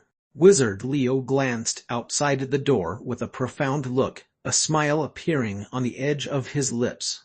Merlin, Wizard Bamus really good. With him outside, we won't have to worry about our safety. After a pause, Wizard Leo's expression gradually became serious. He muttered, it's the defects of darkness eye, Merlin. I'm somewhat convinced now that darkness eye is indeed a cursed power. Cursed Teacher Leo, what exactly are the defects once darkness eye is cultivated? Merlin pondered for a moment. Still, he could not help but ask. Whether it was Bamu or Wizard Leo or even the 8th Prince, they had always mentioned that darkness eye was a cursed power. Except for authors, the legend of darkness who created the darkness eye, no one had truly cultivated darkness eye to the fullest. Wizard Leo lifted his head. Darkness eye in his forehead was glimmering with a bloody illumination, which looked unusually eerie. After a long moment, Wizard Leo still shook his head and said, Merlin, you don't need to know about the secrets of darkness eye yet. Wait until I decide to pass on the cultivation technique of darkness eyes to you in the future. Then, I'll tell you the defects that come along with it. It seemed that deep down, Wizard Leo was still hesitating whether or not to pass down the cultivation method of darkness eyes to Merlin in the end. After all, darkness eye had obvious defects, and Wizard Leo was now suffering from them. Even the precious tear of God could not resolve it. All right, you can go back first. I may need to rest for some time. Wizard Leo waved his hand and signaled Merlin to leave. His expression revealed a trace of fatigue. Merlin rose to his feet and bowed slightly to Wizard Leo, then left the house. Bamu was already waiting outside. When he saw Merlin coming out of the house, he quietly followed Merlin. Bamu, do you know what are the specific defects of cultivating darkness eye? Merlin thought of Wizard Leo's appearance earlier. He had a fear that the failure of resolving the defects of darkness eyes using the tear of God was not really as simple and easy as described by Wizard Leo. Wizard Bamu helplessly shook his head instead. Master, all I know are the rumors of Darkness Eye. Darkness Eye is a cursed power. Except for the Darkness Legend Wizard offers, no one could cultivate Darkness Eye to its full capacity. As for the specific defects, I'm afraid only those who had truly cultivated Darkness Eye will be clear about it. After he finished speaking, Wizard Bamu still took a glance back at Wizard Leo's courtyard. The meaning of his words could not be more obvious. Wizard Leo surely knew what defects Darkness Eye brought. Merlin frowned. He feared that Wizard Leo was reluctant to reveal the defects of Darkness Eye in order to keep it confidential. After all, even though Darkness Eye was flawed, it was still desired by countless spellcasters.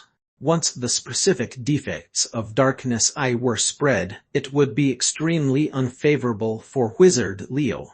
Seeing that Wizard Bamu did not know what the specific defects of Darkness Eye were, Merlin did not continue, and directly went back to his courtyard. At this time, there was already a blue-robed spellcaster waiting in Merlin's courtyard. Merlin's eyes glimpsed slightly. He knew this spellcaster. He was a 4th-level spellcaster that the 8th Prince trusted Wizard Glind. Glind also saw Merlin, so he hurriedly stepped forward. He smiled as he said, "Wizard Merlin, His Royal Highness the 8th Prince wants to see you." "Oh, do you know what His Royal Highness has in mind, Wizard Glind?" Merlin asked curiously. The 8th Prince had specially sent Glind here, so it was definitely not a small matter. Glind gently shook his head. "His Royal Highness didn't say." Wizard Merlin would naturally know why when you go there. Merlin nodded and said to Wizard Bamu, "Bamu, you stay here. I'll go see the 8th Prince." Wizard Bamu did not say much either. His figure vanished again in the blink of an eye, just like a ghost, so much so that it made Wizard Glind very astonished. Now, he finally understood why His Royal Highness the 8th Prince would highly value Merlin. It was not entirely because of Wizard Leo. Instead, it was because Merlin himself had admirable strength. "Wizard Merlin, please come with me." Shortly after, Merlin followed behind Wizard Glind and walked toward the 8th Prince's residence. Chapter 358 Emergency Eye. Chapter 358 Emergency Eye. Glind brought Merlin to a luxurious living room. It was not the Mana's conference hall, but the courtyard where the 8th Prince usually rested. Generally, the 8th Prince rarely met with spellcasters here. "Your Royal Highness the 8th Prince, Wizard Merlin has arrived." Wizard Glind waited respectfully outside the living room as he announced softly toward the living room, "Wizard Merlin, come in." The 8th Prince's voice came from the living room. Outside, Wizard Glind displayed a smile on his face and ushered Merlin into the living room. The lighting in the living room was a little dark. Merlin did not use mind power to check around the living room either. Instead, he squinted and simply scanned around the room. Then, he saw the 8th Prince's figure sitting on a chair in the living room. There was a cup of red bloody liquid in the 8th Prince's hand. He was carefully tasting it, seemingly enjoying the exotic delicacy. "Your Royal Highness the 8th Prince, I wonder what you need from me?" Merlin asked slowly after he gave the prince a slight bow. When the 8th Prince saw Merlin, he stood up right away and pointed to the other cup of red bloody liquid on the table. He said with a smile, "Wizard Merlin, come and taste it. This is Bloodfire wine, a tributary gift that Whalesen City had just given to His Majesty. Tusk, it tastes really good." I've only managed to get this little after much effort. Bloodfire wine. A unique wine smell had also wafted into Merlin's nostrils. Curiosity got the better of him as he picked up the Bloodfire wine on the table. "Thank you, Your Royal Highness." After Merlin expressed his gratitude to the 8th Prince, he savored the opportunity and tasted it gently.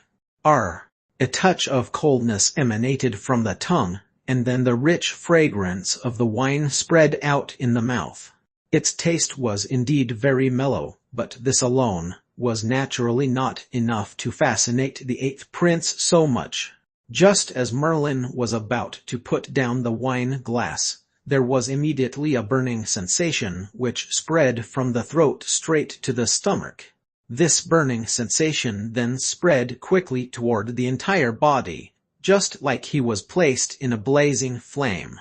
However, this scorching feeling was not at all uncomfortable. There was a feeling of heartiness in it instead. "It's a terrific wine." Merlin's eyes glinted brightly too as he could not help but give praises to the wine. On the aspect of taste, this Bloodfire wine had definitely topped the charts indeed. "Wizard Merlin, have a seat." The 8th Prince smiled and sat on his chair.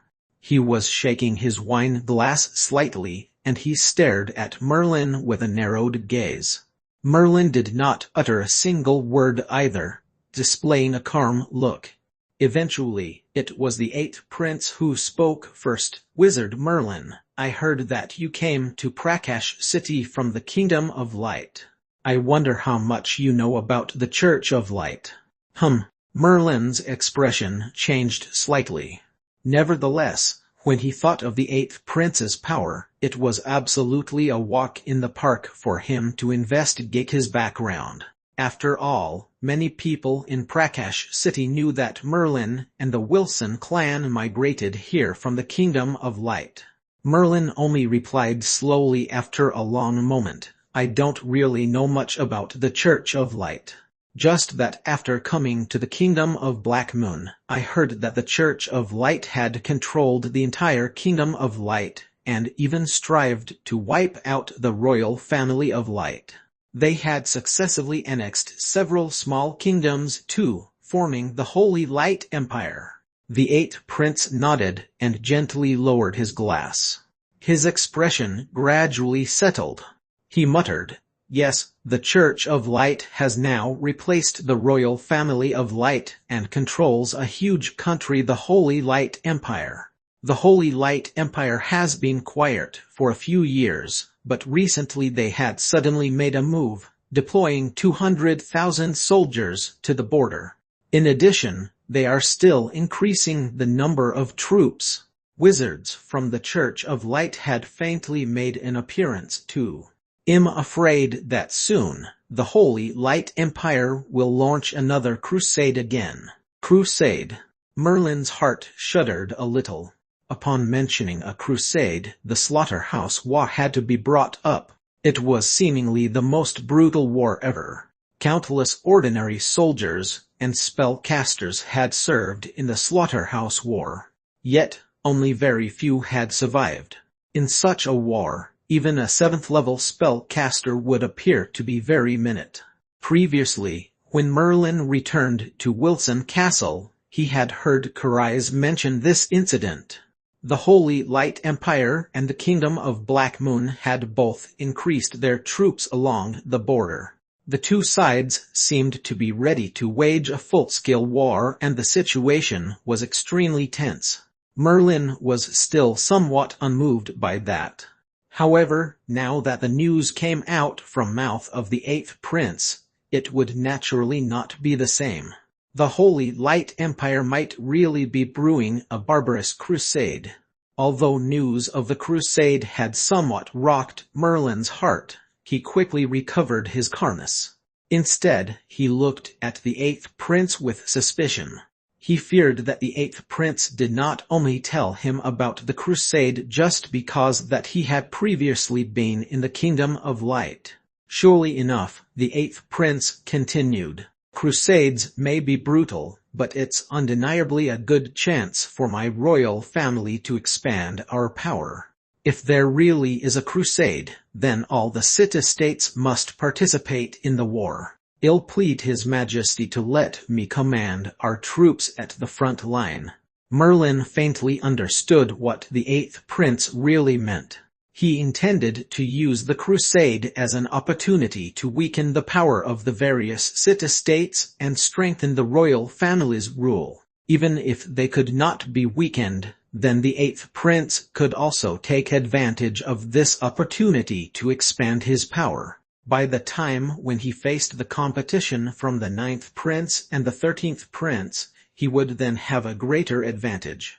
After all, besides the fourth prince, there were still the ninth prince and the 13th prince, who were still eyeing the throne with covetous desire from outside the imperial city.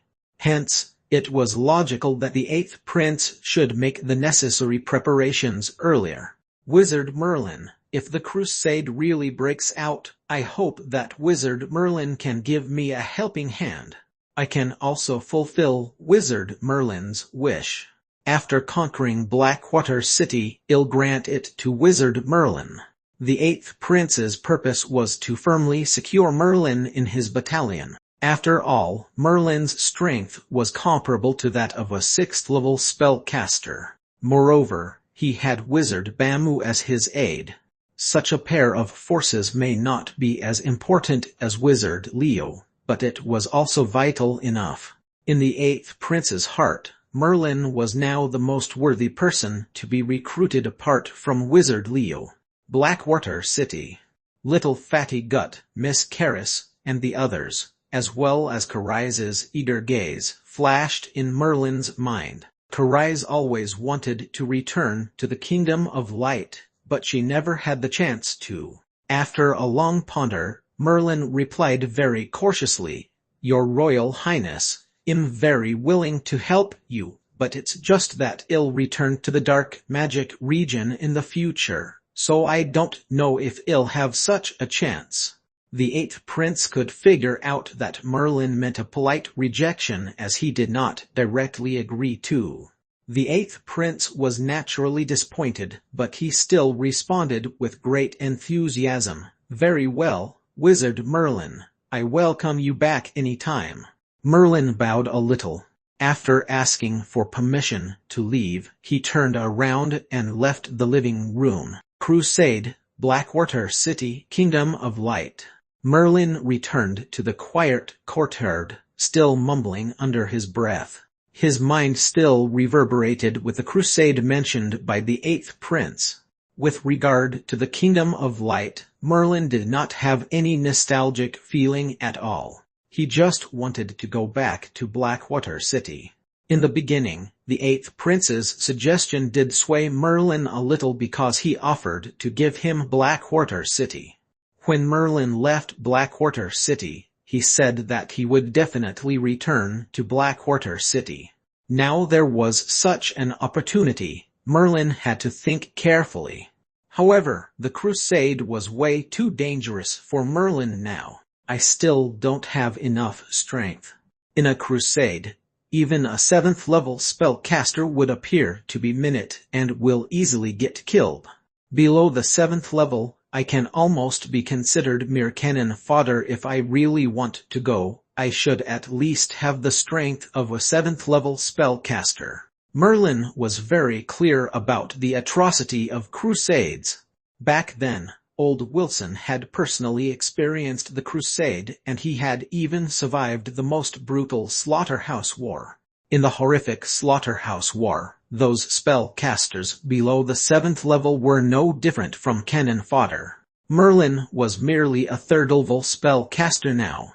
Although he had the enhancement from Pandora Demon abilities, he still could not rival a 7th level spellcaster. At most, he only had the strength of a peak 6th level spellcaster. To participate in the crusade with such strength would be very dangerous, and his fate would most likely bode ill rather than well. Therefore, though he wanted to return to Blackwater City badly, he still had no choice but to reject the 8th prince's invitation. It seems that it's better if I increase my mind power as soon as possible, and strive to reach the stage where I can construct 4th level spells earlier. Merlin's current strength had reached a bottleneck. Apart from becoming a 4th level spellcaster, it was basically difficult to further improve. Nonetheless, constructing 4th level spells required much larger mind power. His current mind power was far from sufficient. The Makra potions had all been consumed too, so now he could only prepare Makra potion first. Fortunately, Merlin obtained the full support of the 8th prince and had gotten thousands of Makra potion materials. With enough potion materials, the only thing Merlin lacked now was adequate time. Thus, Merlin began preparing the Makra potions.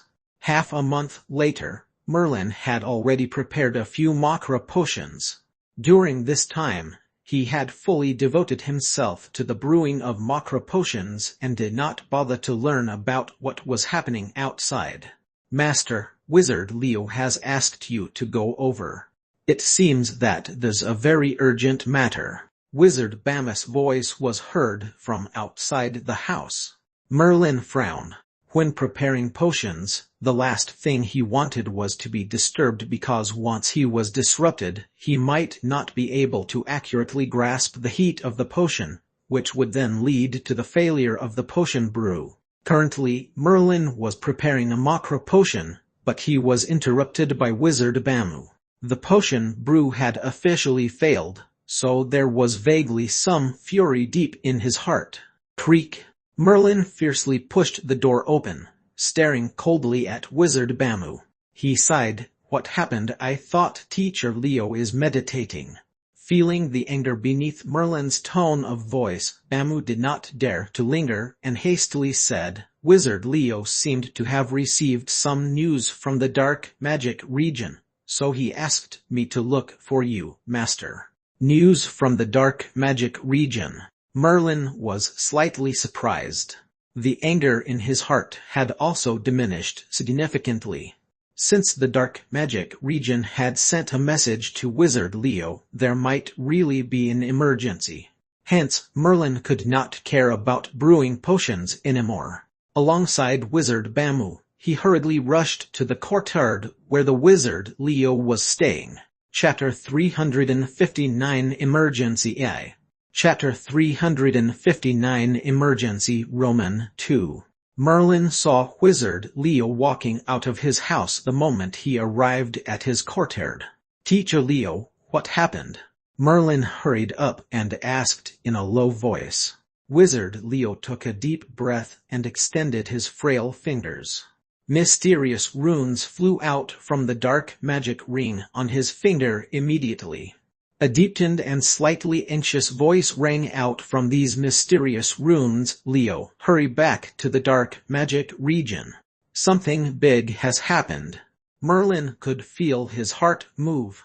This voice sounded very familiar. He thought about it for a moment and asked hesitantly, is that Wizard Husius? Merlin was not familiar with the 7th level spellcasters of the dark magic region. The only one he was familiar with was Wizard Husius. He also knew that Wizard Leo had a very tight-knit relationship with Wizard Husius. Yes, it's Husius. He knew that I came to the Imperial City because I briefly mentioned it to him before I left. I don't exactly know what's going on, but Husius is a very cautious man. He wouldn't send such messages for no reason. I'm afraid that something big has really happened. Merlin, we need to go back to the dark magic region as soon as possible. Wizard Leo had already decided to rush back to the dark magic region. Now, he was only informing Merlin as he had prepared to bring Merlin back with him. Merlin also nodded. All right then, let's go and explain the situation to the 8th prince. Shortly after, Merlin and Wizard Leo went to bid farewell to the 8th prince. It's a pity, Wizard Leo, Wizard Merlin. Since there's something in the dark magic region that requires you to go back, I'll naturally not stop you. Nonetheless, I just want to let you two know that we welcome you back at any time." After listening to what Merlin and Wizard Leo had said, a slight disappointment showed on the eighth prince's face. Wizard Leo was the strongest spellcaster that he had guarding him. With Wizard Leo here by his side, the eighth prince could handle things more smoothly and effectively in the Imperial City. "Let's go then." Wizard Leo did not add anything either. He brought Merlin with him and left the eighth prince's manor right away. Merlin ordered Wizard Bamu, who was behind him, "Bamu, go back to Wilson Castle and protect the Wilson clan. Everything else can wait until I've returned." Deep down, Bamu felt slightly relieved as he could finally return to Wilson Castle and restore his magic power with a peace of mind. He did not really enjoy staying by Merlin's side because he found himself busy every single day, as though there were endless things for him to do. There was almost no time for him to recover his magic power. Whoosh whoosh. After everything was arranged, Merlin and Wizard Leo leaped into the air and quickly flew toward the dark magic region. Swoosh! A white light flashed by, frightening a few seabirds which were playing on the beach. Two figures emerged from the white light. They were Merlin and Wizard Leo, who were rushing a long journey back from the Imperial City to the dark magic region. Wizard Leo did not stop for long and continued to walk inside. Meanwhile, Merlin looked at the stone tablet of the dark magic region, only to find that the black cat Didymos seemed to have not appeared for a long time. "Teacher Leo, why hasn't the spirit of the runic magic circle of the dark magic region Sir Didymos appear recently?" Merlin could not help but pointed at the stone tablet as he asked Wizard Leo. Wizard Leo stared deeply at the stone tablet and said meaningfully, "Sir Didymos has gone into a deep slumber. As the spirit of the runic magic circle, he could manipulate all runic magic circles of the entire dark magic region. The only 9th level spellcaster that was controlling the runic magic circle needed Sir Didymos' cooperation. Hence, it should be a long time before he would wake up again. All right, let's go. Let's find out what has happened to the dark magic region." After he had finished speaking, Wizard Leo took the lead and entered the dark magic region. Merlin once again glanced at the stone tablet that the black cat Didymos recited. As the spirit of the runic magic circle, it was necessary for him to cooperate with the powerful spellcasters of the dark magic region to control the entire runic magic circle. This may also involve some secrets of the dark magic region, so Wizard Leo would not say too much. Merlin did not stop there for long either, as he followed Wizard Leo into the dark magic region. Upon just entering the dark magic region, Merlin saw the familiar tall towers once again. At the thought that he might become a 4th level spellcaster in the near future and could build a tower all by himself, Merlin's mood seemed to become a little excited. Everything was calm in the dark magic region. It did not look like something big had happened. Still, they could only truly be sure what had happened until they met Wizard Husius in person. "Teacher Leo, I shall go back to the tower first." Merlin bid farewell to Wizard Leo. After all, it was Master Husius who was looking for Leo.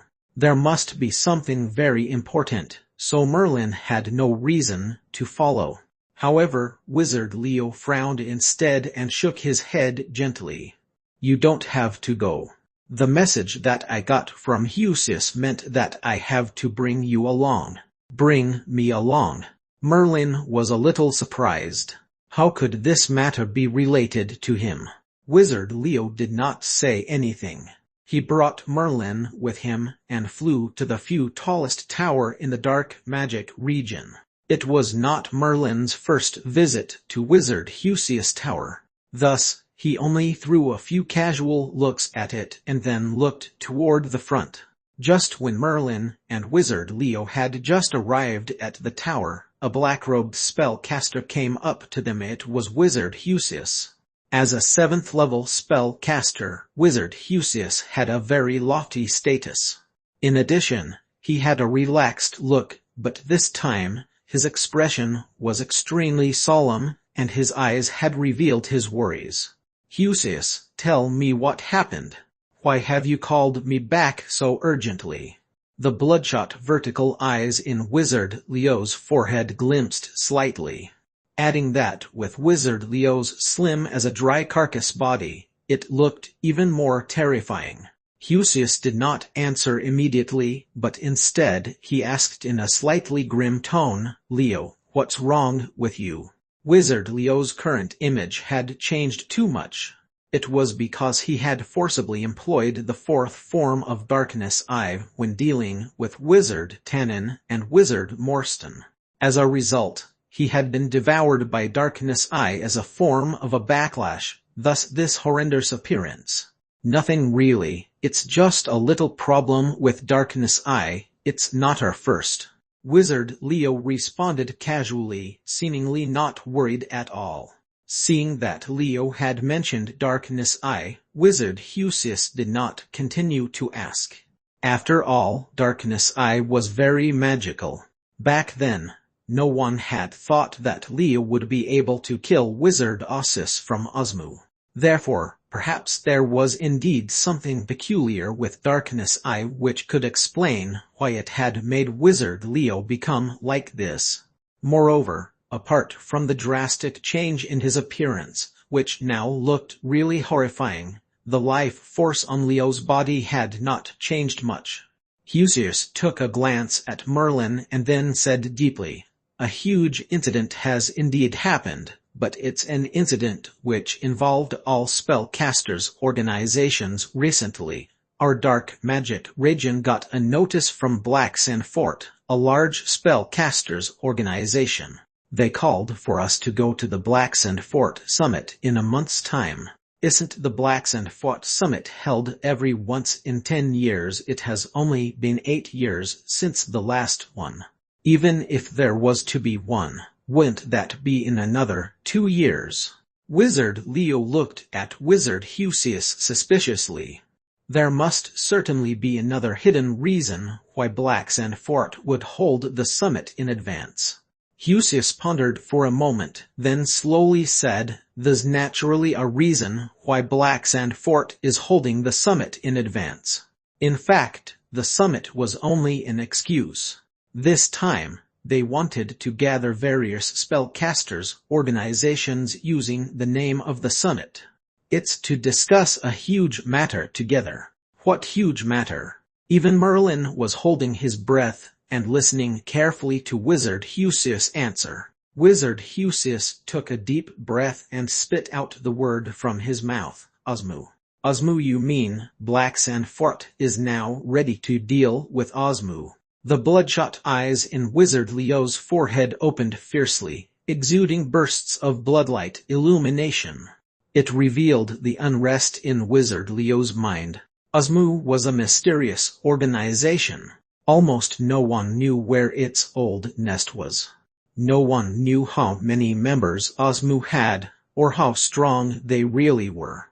The only thing everyone knew was that Osmu would launch a large-scale assault every once in a while, be it blackmail or recruit. In short, Osmu would try whatever they could to bring all the genius wizards of some spellcasters' organizations or spellcaster clans into Osmu. Besides, Osmu also had an outrageous rule which applied to all spellcasters who were recruited once their strengths had attained maximum capacity in the future. They had to return to their previous spellcasters' organization or clan which they had betrayed to wipe them out. Therefore, every spellcaster's organization or spellcaster clan bore a shared hatred toward Osmu. Yet, for so many years, Osmu had still existed, and they were getting stronger and stronger. Nobody could inflict any sort of major loss on Osmu. Previously, Wizard Leo had hunted Osseous down for thousands of miles, and also succeeded in killing him. This incident had become quite a sensational event in many spellcasters' organizations, making Wizard Leo famous and elevating his great name. The real reason was that Osseous was a 7th level spellcaster in Osmu. Therefore, this incident could bring such a great impact and cause such a big shock. Now that Black Sand Fort was planning to deal with Osmu through organizing a summit, it made Wizard Leo naturally very surprised. Wizard Husius gently shook his head instead. It's not that Black Sand Fort is now ready to deal with Osmu. It's actually those top-notch large spellcasters organizations that want to deal with Osmu. The impact of Osmu on small and medium-sized spellcasters organizations like us wasn't really that great. However, for large spellcasters organizations, Osmu has caused much damage to them. After all, there were numerous genius spellcasters in the large spellcasters organizations. Hence, Osmu has also planted their focus on those large spellcasters organizations. This time, Black Sand Fort had discussed with other top-notch large spellcasters organizations in the dark. They need to unite most of the spellcasters organizations and deal with Osmu together, so its scale is the largest ever. In addition, these large spellcasters organizations have already made up their minds. Even if they can't destroy Osmu this time, they must also make Osmu suffer a huge loss, so that they won't be able to stir any more trouble in a short time. The things that Wizard Hersius had said should only be known to only the higher-ups of the spellcasters organization, as it could be deemed highly confidential. To deal with Osmu, in which many large-scale spellcasters organizations had discussed in private and had made up their minds, this was indeed a major issue affecting the entire spellcaster world. Chapter 360 The Runic Tower.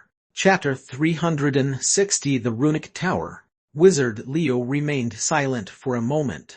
Then, he raised his head and said, Osmu is far more mysterious than us dark magic region.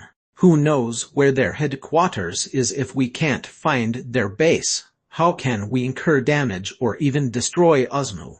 Osmu had the ability to exist for so long, and even large spellcasters organizations could not do anything to it. So naturally, it must have its unique traits. If it was so easy to be destroyed, then Osmu might have already been long gone. Wizard Husius continued.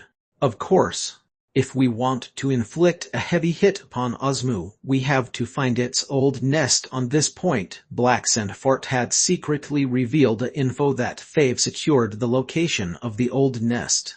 As long as there's a decision to act upon, the great wizards will lead the command and will directly infiltrate it. The old nest of Osmu has been located. How is that possible? Wizard Leo was still somewhat in disbelief. Although Osmu had had a long history, no one had been able to find its old nest. Whether it's true or not, as long as we attend the Black Sand Fort Summit in a month's time, everything will become clear. Wizard Husius locked gaze with Wizard Leo. There seemed to be another hidden meaning behind that look. You want me to go? Wizard Leo suddenly understood what Husius meant. Not only do I want you to go, the other 2 7th-level spellcasters and I will go too. However, I only require you and Merlin to attend the summit. This time, in order to attract a large number of spellcasters, and in an attempt to unite the numerous forces, Black Sand Fort had even broken the convention by inviting some spellcaster clans. They even shelled out very precious things to be the prizes for the winners of the summit. Wizard Leo, you should be aware that we, the Dark Magic region, Abyss Fort, Fire City and Ashes region are sidelined. In so many spellcasters' organizations, we were really just nothing, but on the surface, were equal. Hence, will naturally compete with each other. The original purpose of the summit is for all the spellcasters' organizations to flaunt their potential by sending the best spellcasters in their respective organizations. The spellcasters will be categorized as the best below the 7th level and the best below the 4th level, respectively. For the spellcaster below the 7th level, we have you, Leo. As for the spellcaster below the 4th level, we have Merlin, the 6th elemental spellcaster. I believe that in the summit this time, even if you can't shine, you would surely put up an excellent performance, and at least triumph over Abyss Fort, Fire City, and Ashes region.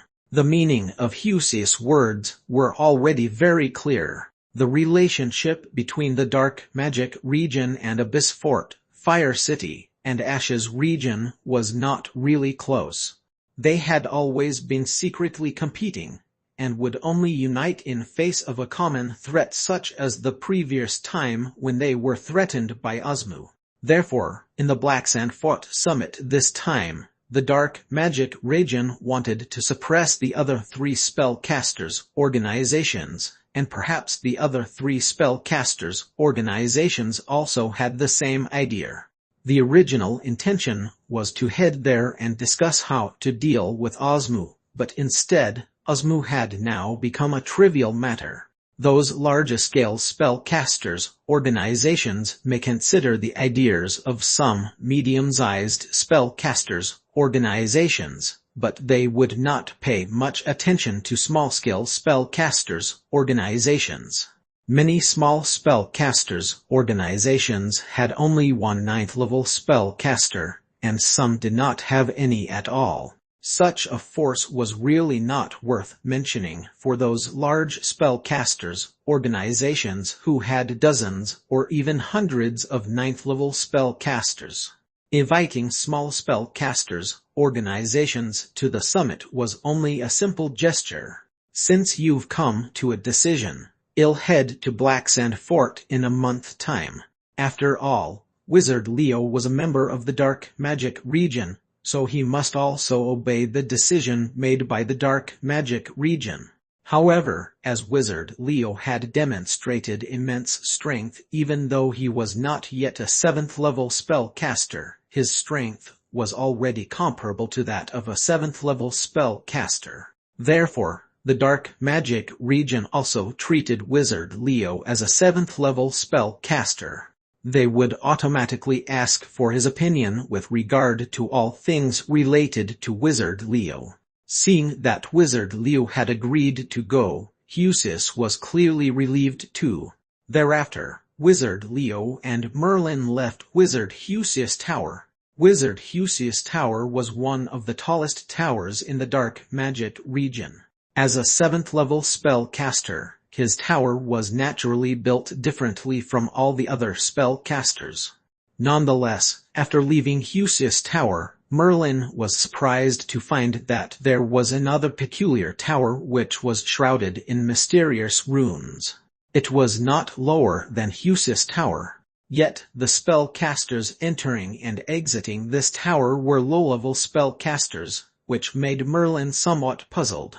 In the several years that he had been in the Dark Magic region, Merlin still did not fully understand everything in the Dark Magic region. Teacher Leo, this tower is built by which wizard? Merlin asked Wizard Leo, who was beside him. You don't know this tower? Wizard Leo cast a suspicious look at Merlin. After seeing Merlin shaking his head, only then did Wizard Leo pat gently on his own forehead. Actually, it's my fault for never mentioning it. Although you've been in the Dark Magic region for some time, your actual time spent in the Dark Magic region hasn't been very long. So, it's normal for you to not know this tower. This tower was built by the founder of the Dark Magic region, the almighty great wizard Fidel. It's called the Runic Tower. This Runic Tower had a total of 7 floors, each containing a mystical spirit of runes.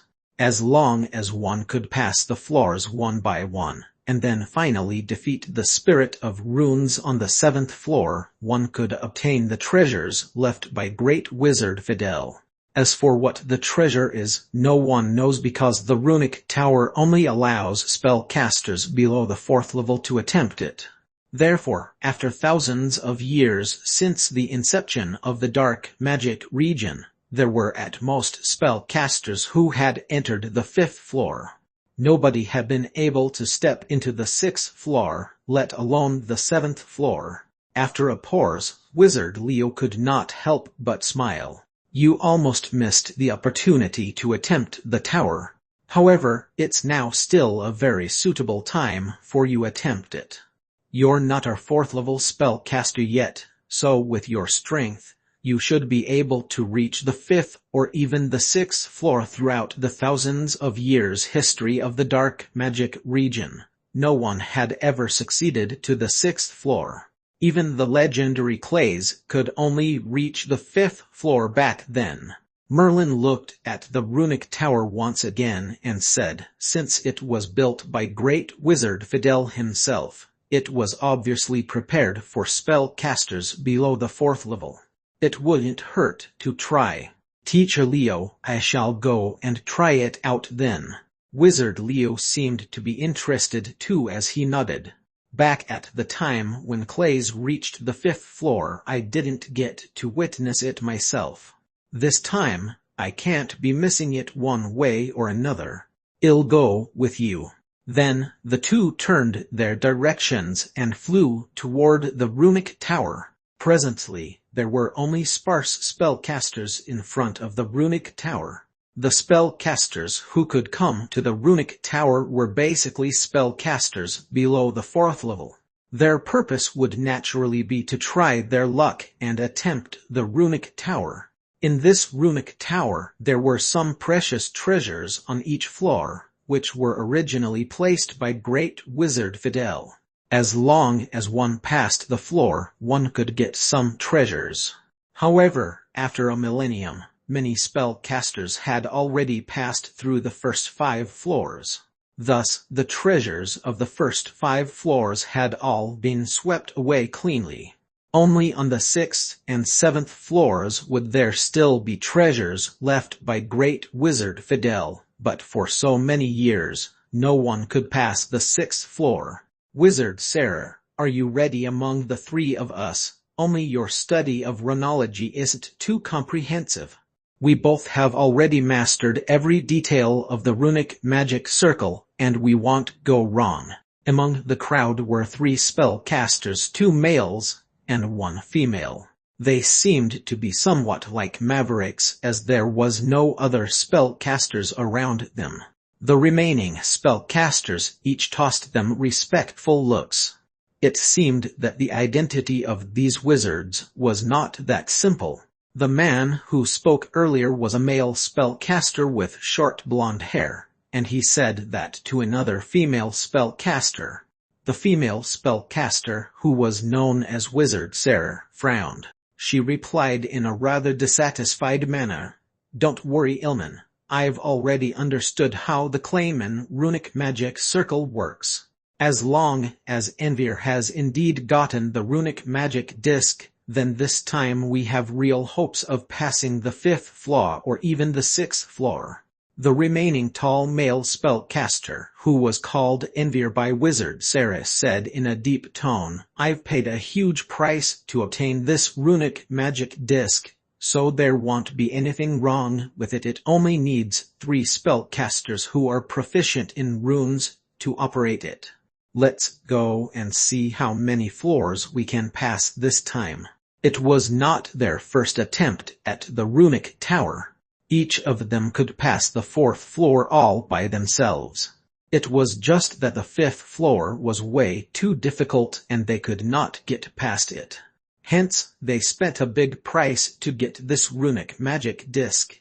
The spellcasters who challenged the runic tower were allowed to use the runic magic disc, but the number of spellcasters who chose to unite their forces could not exceed 3.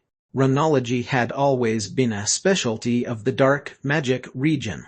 Great Wizard Fidel's aim of building this runic tower could also be to cultivate some outstanding spellcasters who would excel at runology. Swoosh, swoosh. Just as the three were preparing to enter the runic tower, two spellcasters descended directly from the sky, one of whom had a bloodshot vertical eye in his forehead, which looked extremely menacing and terrifying. It's Wizard Leo. Such a horrific appearance would only belong to Wizard Leo, the famous wizard of the dark magic region. Many spellcasters recognized Wizard Leo at first glance. Despite Leo's atrocious look and his identity as a 6th-level spellcaster, coupled with his killing of the 7th-level spellcaster from Osmu, his status in the dark magic region was no less than those 7th-level spellcasters. Therefore, although the surrounding spellcasters had some fear in their hearts, they still bowed toward Wizard Leo one after another. That person beside Wizard Leo seems to be Wizard Merlin. It's really Wizard Merlin. He hasn't challenged the runic tower yet, right? Indeed.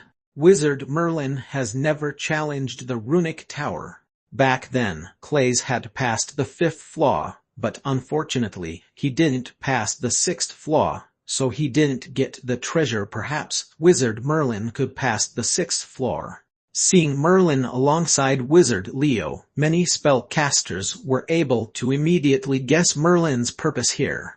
He had come to challenge the runic tower. Merlin was the best spellcaster in the dark magic region. After Clays, he was even a 6th elemental spellcaster. Thus, the spellcasters of the dark magic region would inevitably compare Merlin and Clays. It was just that the two of them had never really battled against each other. Now, it was possible to compare who was better between the two by their attempts at the runic tower. In the distance, Wizard Sarah, Wizard Envir, and Wizard Ilman looked at each other and felt the grimness in each other's eyes. Merlin has actually come. Back then, Clays almost passed the 6th floor. This Merlin was said to be in no way inferior to Clays, and that his future potential is far brighter than that of Clays. Maybe he can really beat the 6th floor and obtain the treasures we've paid such a huge cost to get the runic magic disc. Also, we can get through the 6th floor and get the treasure. We can never let any other people pass the 6th floor before we do. Come, let's challenge the runic tower now. Wizard Envir said with a low voice. His expression seemed a little anxious. The other two wizards nodded in unison. They did not dare to look down on Merlin.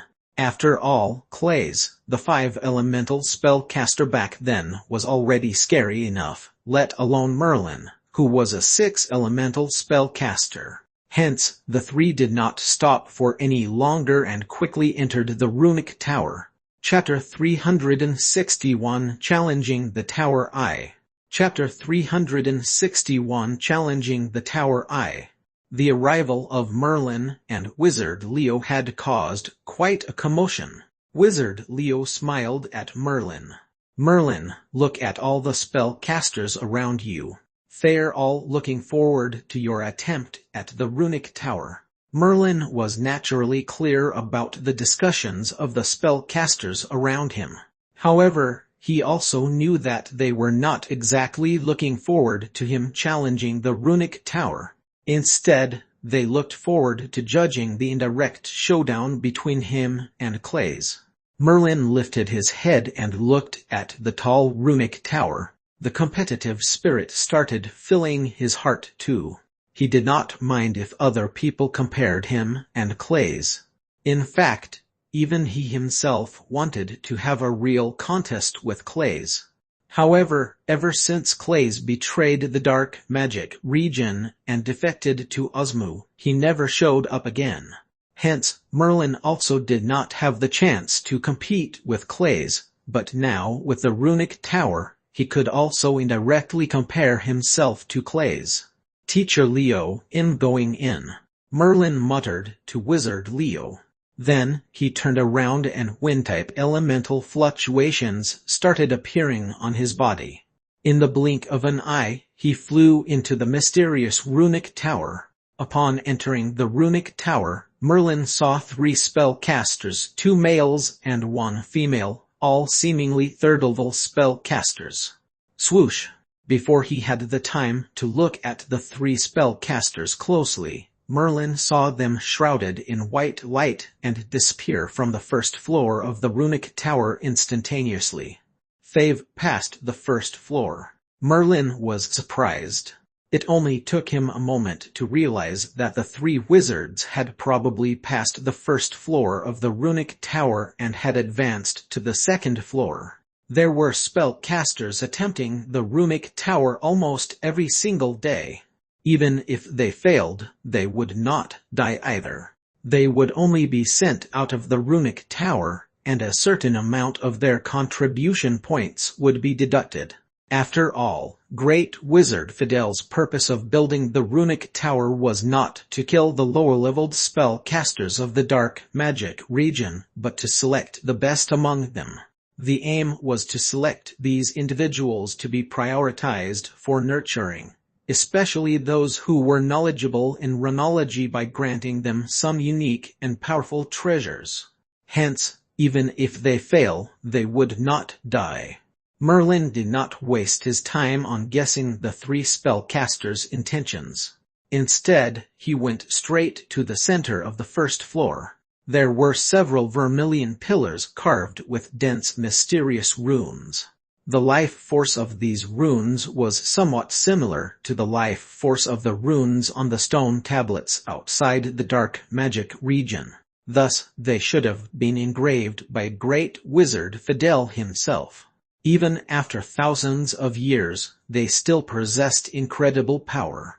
This was the magical power of runes. So far, Merlin had seen many runic magic circles. Besides, he himself possessed a powerful runic magic disc. However, when it came to the study of runes, no one could ever match Great Wizard Fidel. Any runic magic circles that he simply engraved could actually produce life force, just like Black Cat Didymos, the spirit of the runic magic circle in the stone tablet. This was a feat that even a great wizard could not achieve. This was enough to prove how deep Great Wizard Fidel's research on runology was. Merlin stood in between the vermilion pillars. The mysterious runes on the stone pillars began to flash with glints of white light. These white lights swiftly gathered in midair. Slowly, a big black dog appeared. This big black dog shook its ears.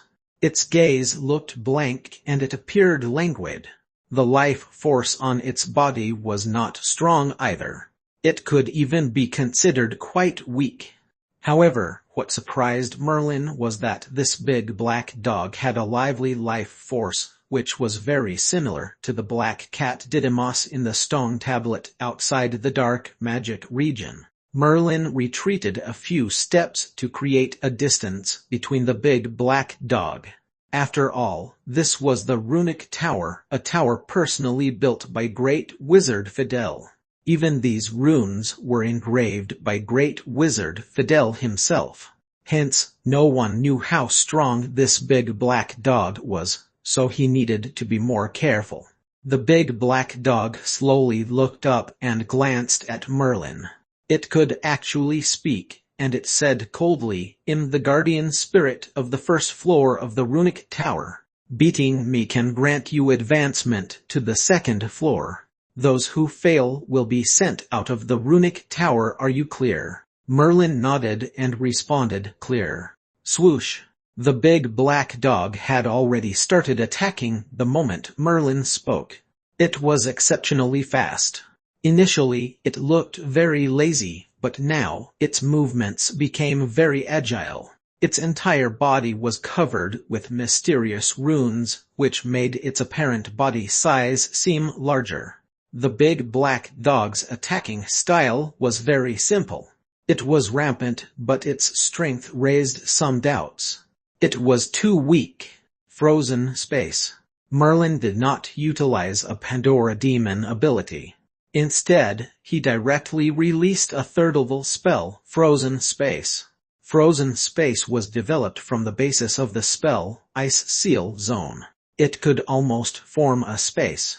Of course, it was not a real space, but a mere tiny, completely frozen place, which was completely encased by ice elements from the top to the bottom of the space.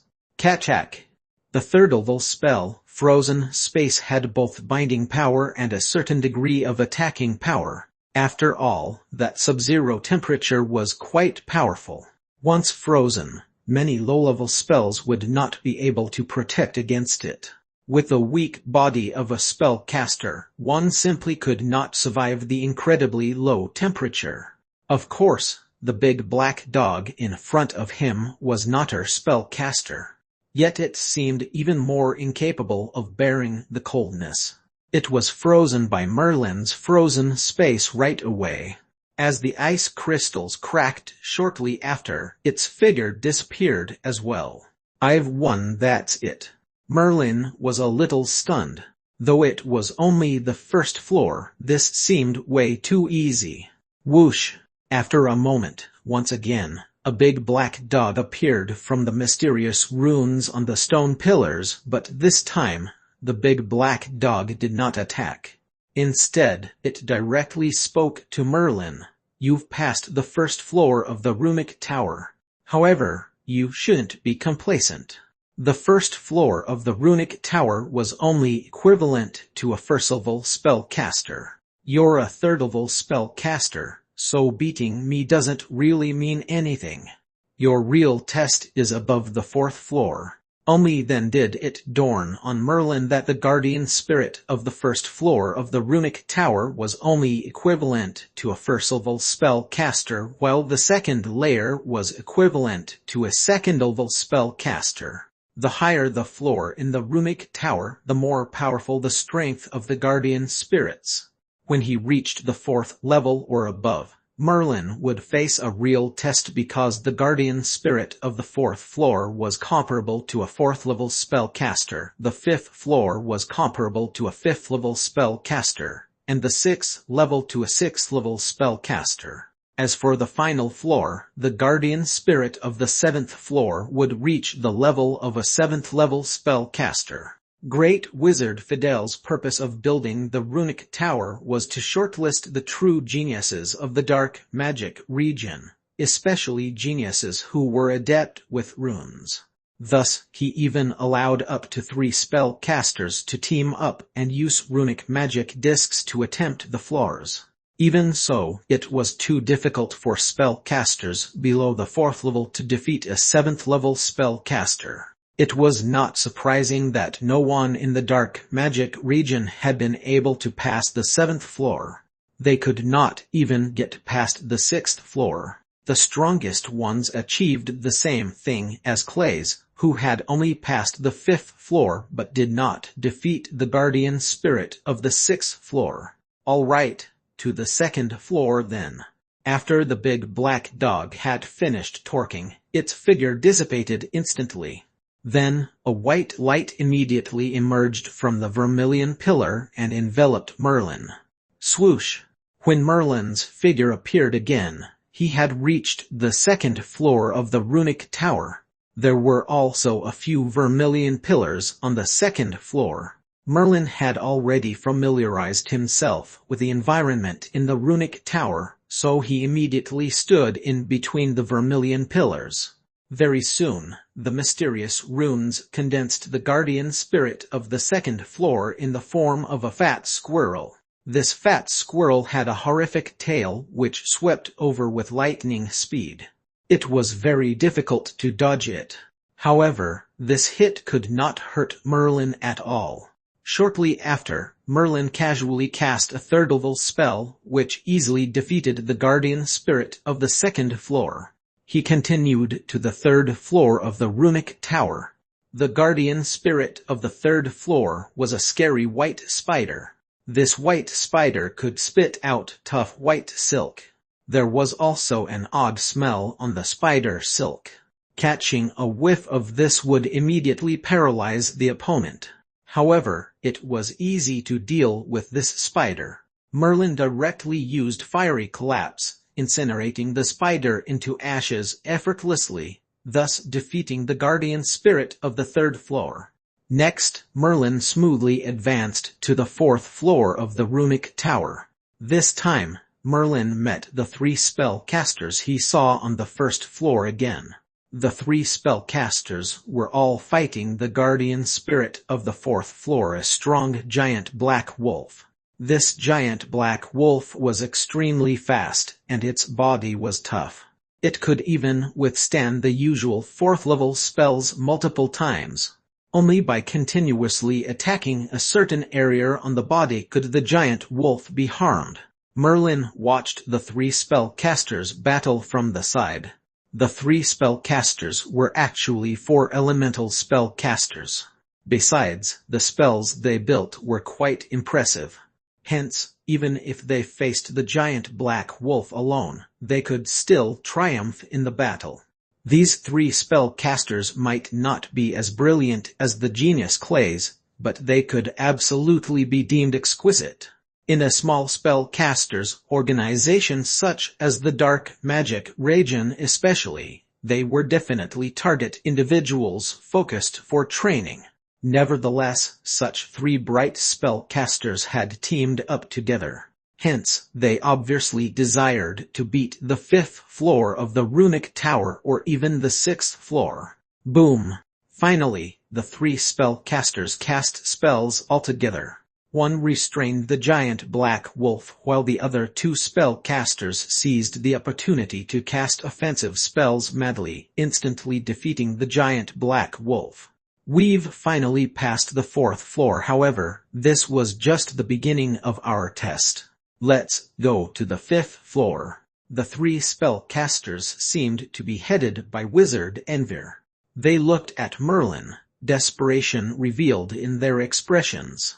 Then, a white light shrouded them, and their figures disappeared. Merlin frowned and glanced above him. He was able to come to the conclusion that if they did not have any special moves, the 5th floor would surely be the limit of these 3 spellcasters. It would be virtually impossible for them to pass the 5th floor. My turn. Merlin looked at the few vermilion columns, but a relaxed smile etched on his face. Perhaps, for an average 3rd-level spellcaster, facing the guardian spirit of the 4th floor was already the start of a real challenge, since it was comparable to a 4th-level spellcaster. However, for Merlin, the 4th or even the 5th floor was no different from the first 3 floors that Merlin had passed. Whoosh! Merlin quickly stood in between the stone pillars. Slowly, the white light emitted by the mysterious runes quickly gathered in midair. Gradually, the figure of a giant black wolf appeared. Chapter 362 Challenging the Tower AI. Chapter 362 Challenging the Tower Roman 2. The giant black wolf was the guardian spirit of the 4th floor. It was comparable to a 4th-level spellcaster. Though the 3 spellcasters earlier could have defeated the giant black wolf alone, it still looked rather difficult. It took them quite some time to defeat it. Moments ago, Merlin also watched their attempt at the side. Hence he had now grasped the giant black wolf's characteristics. It was fast and had a strong defense. Even if it was attacked by a 4th-level spell, it could still take it. It was quite a tricky opponent for a typical 3rd-level or even 4th-level spellcaster. Quick speed, strong defense. Merlin grinned. These characteristics of the giant black wolf could almost entirely be restrained by him. On speed, Merlin had Flash Wind, which was incredibly fast. On defensive power, Merlin had Pandora Demon ability, Fuse Earth, which was incorporated into spells. It was capable of withstanding the attack of a 6th-level spell. Swoosh! The giant black wolf turned into a black ray of light and charged toward Merlin. Merlin gently extended his finger, and in between his fair-skinned fingers were traces of white fire. "Tai!" Merlin flicked his finger. A white flame spurred out and swiftly spread out, turning into a fist-sized fireball. Boom! The fireball smashed into the giant black wolf. The giant black wolf did not even have time to react, as it was engulfed by the flame right away. Its figure collapsed instantaneously in the scorching high temperature. Too weak. Merlin shook his head lightly. Perhaps for an average spellcaster, the real test truly began on the 4th floor of the runic tower, because only at the 4th level would the guardian spirit be comparable to a 4th level spellcaster.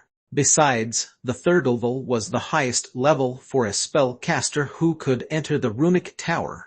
Starting from the 4th floor, it would basically be a cross-level challenge for spellcasters. Thus, it could be deemed as a real test. Nevertheless, Merlin was not any average spellcaster, so the 4th floor was not really a challenge for him. Next should be the 5th floor. Merlin's entire body was covered in white light and he disappeared instantly. On the 5th floor, the 3 spellcasters, Wizard Sarah, Wizard Envier, and Wizard Ilman, were staring at the few stone pillars in front of them with serious expressions. Wizard Envier even looked back and glanced downward. He said with a deep voice, "We have to hurry up. I didn't expect Merlin to be so quick. He has almost caught up with us. We must defeat the guardian spirit of the 5th floor as fast as possible." None of them were able to pass the 5th floor of the runic tower. They still felt that it would be a tricky task even though they were united now. Their only hope was the Clayman runic magic disc that Wizard Envier had acquired by paying a huge price. The 3 of them were considered among the most talented in runology in the entire dark magic region. They were spellcasters who studied runes profoundly. It was precisely because of this that these 3 had activated such a complex runic magic circle like Clayman runic magic circle, as this was their only hope. It was an asset which they relied on for their challenge on the runic tower this time. In the most glorious era of spellcasters, runic magic circles were not weaker than Pandora demon abilities. The only downside was that studying runology required the sacrifice of time and energy. Therefore, many spellcasters simply chose to cultivate Pandora demon abilities rather than studying runology. Now was an era where spellcasters were declining, so runology became even more reclusive. Spellcasters who were proficient in runes were even rarer. The dark magic region had always specialized in runology, so that was why there could be some spellcasters who were outstanding in runology. These 3 were undoubtedly among the few in the dark magic region who had excellent talent in runology. Otherwise, if it were other people, even if they had gotten the Clayman runic magic disc, they would not be able to activate it either. Seeing the nervous look on Wizard Envier's face, Wizard Ilman seemed to be very calm and relaxed instead. "Wizard Envier, be rest assured that the giant black wolf on the 4th floor isn't easy to defeat. Even if Merlin is really a genius like Clay's, it'd still take him a lot of effort to deal with a giant black wolf. We have plenty of time to challenge the 5th floor. Wizard Envier also nodded slightly. He too knew that the giant black wolf on the 4th floor was not so easy to defeat, as it took the 3 of them a long time to pass that floor.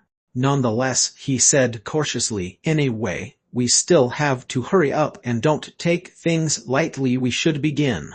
Let's first incorporate our respective mind power into the Clayman runic magic circle and make all the necessary preparations. When the guardian spirit of the 5th floor appears, we'll immediately activate the runic magic disc. We shall combine all three of our mind power and activate the Clayman runic magic circle to kill the guardian spirit of the 5th floor. As their voices landed, a round disc which emitted white light appeared in the hands of Wizard Envir. There were mysterious runes engraved on the round disc. This was a Clayman runic magic circle. It was extremely precious and was obtained by Wizard Envir at a great cost. It required at least 3 spellcasters skilled in runology to successfully activate it.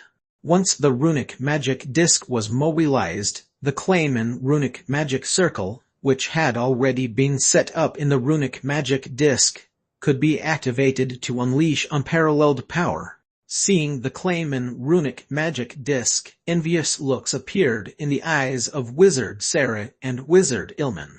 A runic magic disc like this was very precious. As a spellcasters organization that specialized in runology, the dark magic region would naturally have such a runic magic disc in the resource tower. They even had runic magic discs which were more powerful than the Clayman runic magic disc. However, the price of those runic magic discs was expensive beyond imagination.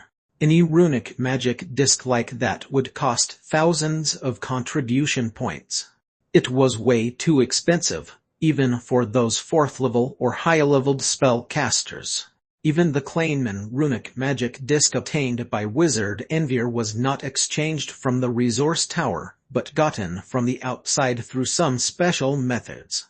The only reason why Wizard Envir had such a huge fortune to purchase this runic magic circle was because he was born in a powerful spellcaster clan. As for Wizard Sarah and Wizard Ilman, they could only secretly envy him. Hurry up and put your mind power into the runic magic disc. Wizard Envir hushed them in a deep tone. Wizard Sarah and Wizard Ilman had gotten a little impatient too. Though they had simulated this before, it was merely a simulation. Wizard Envir would never simply take out such a precious runic magic disc for them to try.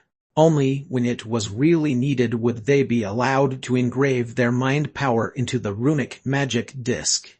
Swoosh! Suddenly, a white light flashed through the 5th floor. Wizard Envir and the others immediately noticed the change. They stared at this white light which suddenly appeared. Soon, a black-robed figure slowly emerged from the white light. Seeing this figure, the expressions of Wizard Envir and the others changed instantly. How can he be so fast? How can the guardian spirit on the 4th floor be defeated so quickly? He actually made it to the 5th floor. I initially thought that the 4th floor would delay Merlin, but I didn't expect that Merlin will reach the 5th floor in the blink of an eye. It seems that the giant black wolf on the 4th floor didn't cause Merlin any trouble at all. Wizard Ilman, who had just vowed that Merlin would spend some time on the 4th floor, looked extremely embarrassed. Yet, at this moment, there was none who noticed his embarrassment. There was only a strong urgency in Wizard Envir's mind. Quick, engrave your mind power into the runic magic disc. Merlin was stronger than we thought. We can't let him break into the 6th floor before us. Wizard Envir urged immediately. Hence, Wizard Sarah and Wizard Ilman also recovered their senses and immediately mobilized their mind power and engraved a trace of it into the runic magic disc. Hum hum hum. Suddenly, the runic magic disc in the hands of Wizard Envir erupted with a dazzling ray of light. Mysterious runes appeared in midair in succession, which then flew to the outer bodies of the spellcasters. It was like a layer of armor, shielding the 3 in the mysterious runes. After finishing this, Wizard Envir and the other 2 did not hold back. They immediately leaped in between the few vermilion pillars and began to face the guardian spirit of the 5th floor. Merlin, who had just arrived on the 5th floor, frowned slightly. He had an inexplicable feeling. He sensed a faint hostility from the looks of Wizard Envir's trio. Merlin remembered very clearly that he did not know the three at all, so how could they be hostile to him? It was indeed puzzling. However, when he saw Wizard Envir and the others rushing into the Vermilion column and begin challenging the guardian spirit of the fifth floor, Merlin faintly understood why. It turned out that these three people were afraid that he would pass the fifth floor first, and even pass the sixth floor before them. After all, after a millennium since the establishment of the dark magic region, no one had been able to pass the sixth floor. Therefore, there were still treasures personally left by the great wizard Fidel on the sixth floor. At the thought of this, Merlin also shook his head rather helplessly. This kind of hostility was really inexplicable. In his opinion, the trio was not really strong in terms of strength. The fifth floor was already their limit. It was already very difficult to get through the fifth floor, let alone the sixth floor. Thus, Merlin was not worried at all. Instead, he squinted slightly and stood aside, closely watching the battle between the three and the guardian spirit of the fifth floor. Merlin might be strong, but after reaching the fifth floor of the runic tower, he also had to be more cautious. The guardian spirits assigned by Great Wizard Fidel would be stronger on each flaw, so he could afford to be complacent. Splash! Just like the sound of water, when Wizard Envir and the rest stood in between the vermilion pillars, all the stone pillars began exuding dense white lights. These white lights gathered together like a small stream, eventually merging to become an ocean. In the dense white light, there was vaguely a fierce life force, which had never appeared in the first to fourth floors of the runic tower. Roar! Suddenly, in the glaring white light, accompanied by dense runic magic circles, a frightening roar resounded in the fifth floor of the runic tower. Chapter 363 The Fifth Floor. Chapter 363 The Fifth Floor. This. Wizard Envir felt a huge pressure. He felt breathless from head to toe. There was obviously a vast difference from the first four floors. The white light gradually dissipated. A three-headed gray grizzly bear appeared in midair. It was not how big the gray grizzly bear was and how terrifying its ferocity was, but the layer of encircling dense runes on the gray grizzly bear. The runes flew out from the vermilion pillars. They served the function of enhancing the strength of the guardian spirit. Just from its ferocity alone, this gray grizzly bear was significantly more powerful than the guardian spirit of the fourth floor. Besides, it had the protection of the layer of runes, which made it even trickier to deal with. Sure enough, starting from the fifth floor, the guardian spirit's strength had changed overwhelmingly. Merlin's eyes widened in disbelief. The guardian spirit of the fifth floor had actually made him feel a little threatened. This showed that it was highly likely that the gray grizzly bear could hurt Merlin. Merlin's current strength was comparable to a spellcaster at the peak of the sixth level, but now he actually felt threatened by the guardian spirit of the fifth floor. It was sufficient to prove that the guardian spirit of the fifth floor was extraordinary. The fifth floor was truly a real test of the runic tower. It was not surprising that in the millennium-long history, there were very few who could get past the fifth floor. Wizard Envir and the other two wizards looked at each other and then whispered, "Don't be afraid, everyone. If the Clayman runic magic circle is operated correctly, its powers could even rival that of a sixth-level spellcaster. The three of us have studied extensively on runology, so we can surely exert most power of the Clayman runic magic circle. We could at least attain the power of a peak fifth-level spell. Well, surely pass the fifth floor." As the voice fell, Wizard Envir took the lead and rushed toward the gray grizzly bear. The Kleinman runic magic disc in his hand gave off a dazzling flash, and a large number of runes began to ornament onto his body. His life force swiftly became stronger. At the same time, Wizard Sarah and Wizard Ilman also looked at each other and acted together. The Kleinman runic magic circle originally needed at least 3 people to unleash its power. Since the 3 of them also had a profound study in runology, they could unleash most of the power of the Kleinman runic magic circle and reach the stage where they could rival a 5th-level spellcaster. Boom! A series of lightning suddenly appeared. Just like a heavy downpour, they slammed onto the gray grizzly bear in the air. The Kleinman runic magic circle was a purely offensive runic magic circle. If its greatest power could be exerted, it could even kill a 6th-level spellcaster. However, with the powers of Wizard Envir and the other 2 wizards, they could only unleash a part of the power of the Kleinman runic magic circle. Even so, they could still match the peak of a 5th-level spellcaster. Zap! Bolts of thunder and lightning struck the gray grizzly bear successively. However, the mysterious runes on the gray grizzly bear's body acted like real armor robes, blocking the thunderbolts. The continuous lightning attack could not bring any harm to the gray grizzly bear. Wizard Envir gritted his teeth. Initially, he was full of confidence as he had paid a huge price in exchange for the Kleinman runic magic disc in order to pass the 6th flaw and obtain the treasures left by Great Wizard Fidel. Yet, he was actually stopped on the 5th floor now. How could Wizard Envir accept this? Both Wizard Ilman and Wizard Sarah, whom Wizard Envir had sought, were among the most proficient in runes who were below the 4th level in the entire dark magic region.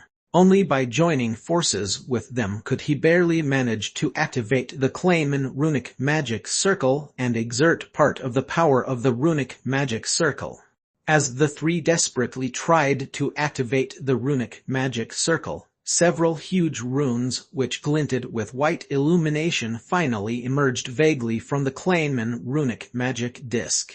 As soon as these runes appeared, the finger-thick lightning which filled the sky disappeared, replaced with lightning bolts as thick as an arm which constantly spewed electric currents. It looked extremely daunting. Seeing these huge lightning bolts, joy flashed across Wizard Envir's face. He said deeply, "The strongest attack of the Kleinman runic magic circle, Kleinman Thunder Kill." The Kleinman runic magic circle was named after Kleinman, a great spell caster. Rumor had it that Kleinman Thunder could be activated by at most 18 Thunder-type great wizards. Of course, these great wizards must be proficient in runes. With 18 great wizards operating the Kleinman runic magic circle together, it could unleash the strongest power of the Kleinman runic magic circle. That power would faintly be capable of competing against a legendary wizard. Anyhow, this was only a myth.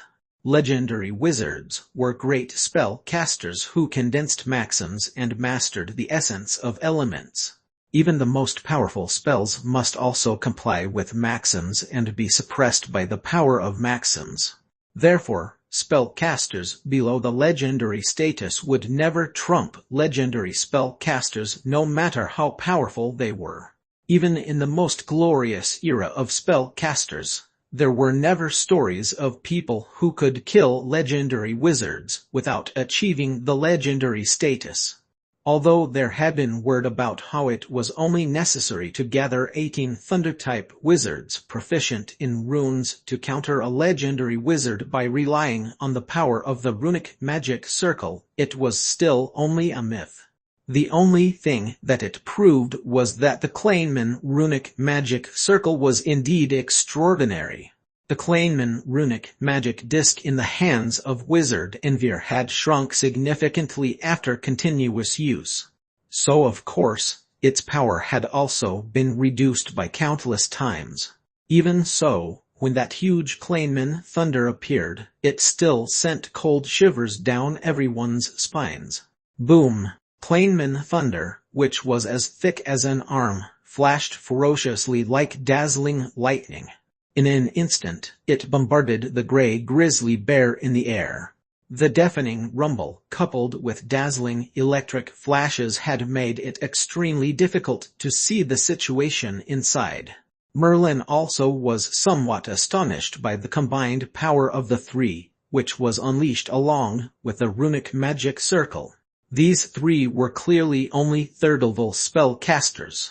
Though they were high achievers in the dark magic region, it was highly likely that they would become fourth-level spellcasters and build towers by themselves.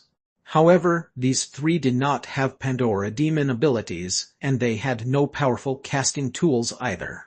By relying on a runic magic disc alone, they were able to instantly exert power at the peak of a fifth-level spellcaster. It also made Merlin have a deeper fear toward runology. In the most glorious era of spellcasters, even a weak spellcaster could annihilate high-leveled spellcasters just by mastering powerful runes. Runology and spell construction, as well as Pandora demon abilities, were at the same level. The only thing was that to this day, there were too few spellcasters who understood runology. After all, runology was not like Pandora demon ability, which only required some treasures for successful cultivation, thus unleashing unparalleled power. Runology required the sacrifice of a lot of time and energy to study profoundly so that one could grasp the surface of it.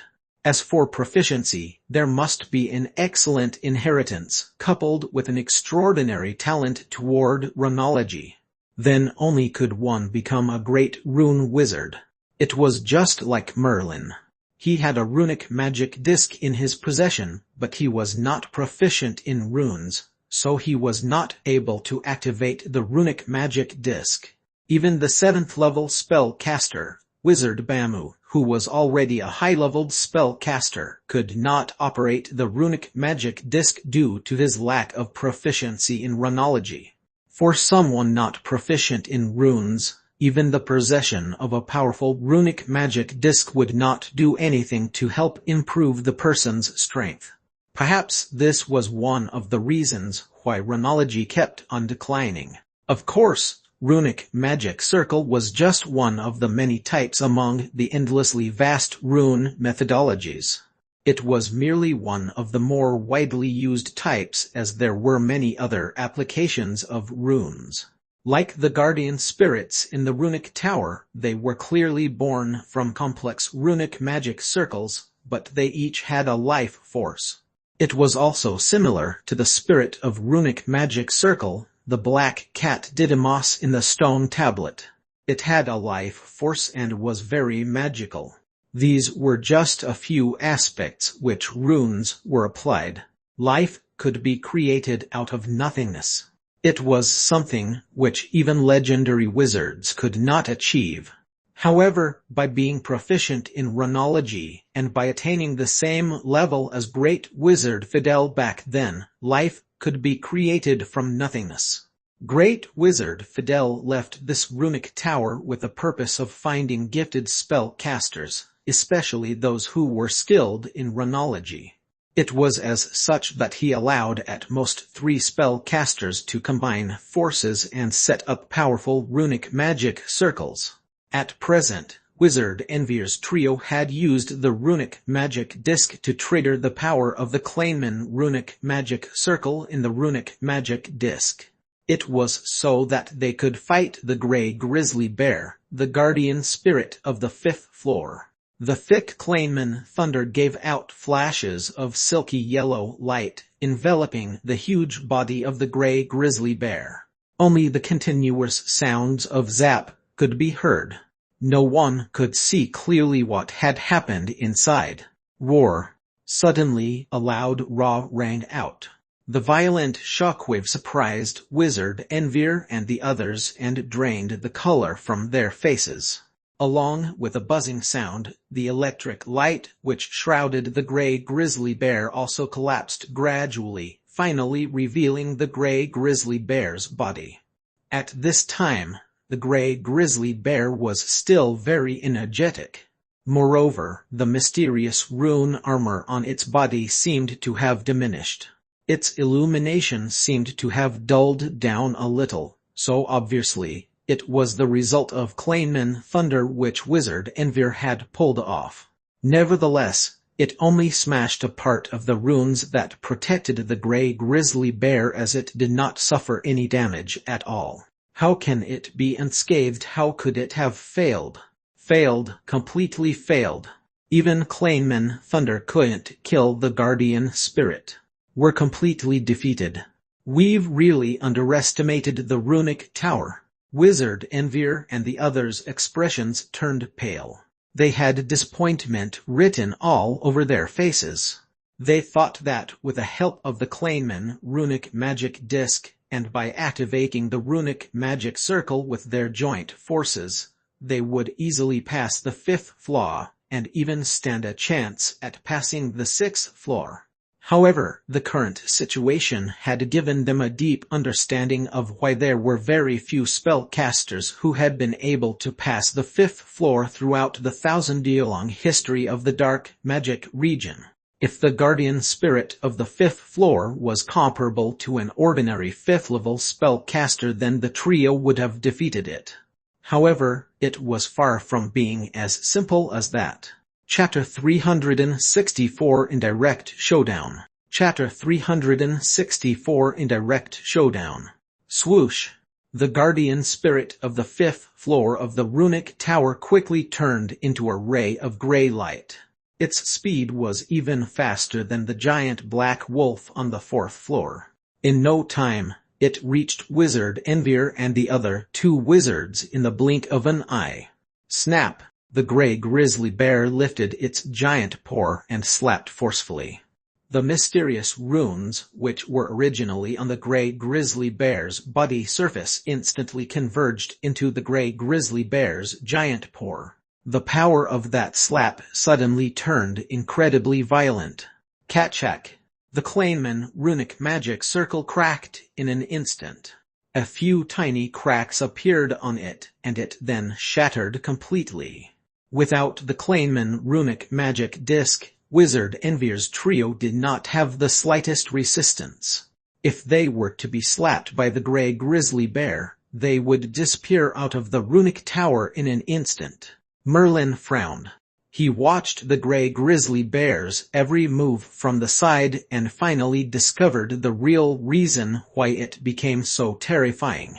This gray grizzly bear indeed only had the strength of a 5th-level spellcaster. However, it could withstand Claymon Thunder because it relied on the dense mysterious runes attached to its body surface. These mysterious runes seemed to be able to both attack and defend. Once they were needed to block a powerful attack, these runes would gather to exert powerful defensive features.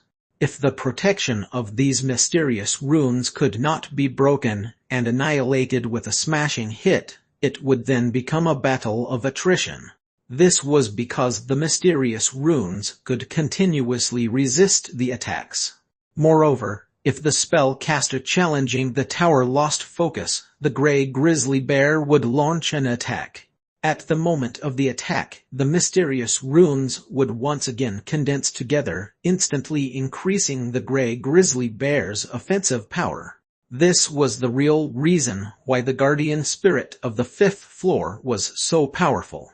The guardian spirits below the 5th floor did not have the ability to harness the power of runes. In other words, it was the great wizard Fidel who did not grant the guardian spirits below the 5th floor the ability to utilize the power of runes. Wizard Envir and his team had lost, but they were not beaten without good reason.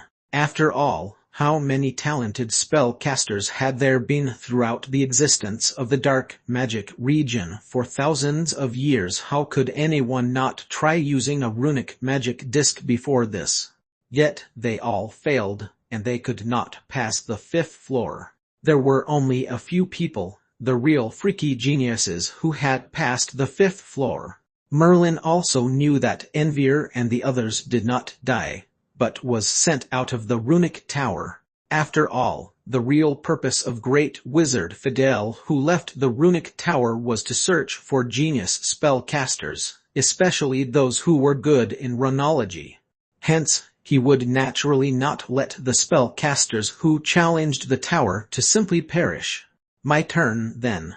Merlin took a deep breath and then walked into the middle of the vermilion pillars with determination, ready to face the guardian spirit of the 5th floor. Outside the runic tower, many spellcasters were watching the changes in the runic tower. Although the specific scene inside the runic tower could not be from the outside, as long as someone advanced to one of the floors, then the tower on that level would have a burst of dazzling light. At this time, the 5th floor of the runic tower was still shining brightly, which symbolized that there were two groups of people who were attempting the 5th floor. Swoosh! Suddenly, one of the two lights rapidly went off, leaving only one bright light. This meant that someone had failed to pass the 5th floor. Who has failed? Is it Wizard Merlin? The 5th floor is very difficult. That was the real test. In recent decades, only Clays has passed the 5th floor. These spellcasters knew the difficulty of the runic tower. The 5th floor was the real test. Even the look of Wizard Leo had become serious. Buzz, buzz, buzz. 3 rays of light emerged outside the runic tower. Immediately after, 3 gloomy-looking spellcasters gradually walked out of the light. They were Wizard Envier, Wizard Sarer, and Wizard Ilman. The 3 spellcasters did not pass the 5th floor and were directly sent out of the runic tower. They looked back at the runic tower, and there were indescribable expressions on their faces, especially Wizard Envier. He had paid a huge price to obtain the Kleinman runic magic disc. Now, not only had they not been able to pass the 5th floor, even the Kleinman runic magic disc had been destroyed. Such a huge price, even if he was a valued individual in the clan, it would unfortunately still be hard to come to terms with it. Wizard Envier, let's go. This runic tower is indeed not that easy to challenge. Wizard Ilman was also very confident before this, but now the harsh truth laid in front of his very eyes. He had to admit that even with the help of a runic magic circle, it would still be extremely difficult for them to pass the 5th floor. Besides, even if they had passed the 5th floor, there would still be a more difficult 6th floor. If they had only passed the 5th floor, there would be no substantial gain. Only after passing the 6th floor would they obtain the treasures left by Great Wizard Fidel. Wizard Envier shook his head gently and said gloomily, "There's no need to hurry. We haven't been able to pass the 5th floor, so let's see if this Wizard Merlin could get past it." Merlin! Wizard Ilman was slightly shocked too. Thereafter, he glanced around at the spellcasters surrounding them. He did not know when did such a large crowd of spellcasters came to this originally deserted runic tower. They all looked up at the runic tower enthusiastically. At this time, only the 5th floor of the runic tower was lit. That was to say, only Merlin was inside the tower challenging it. These wizards had come after hearing news of this.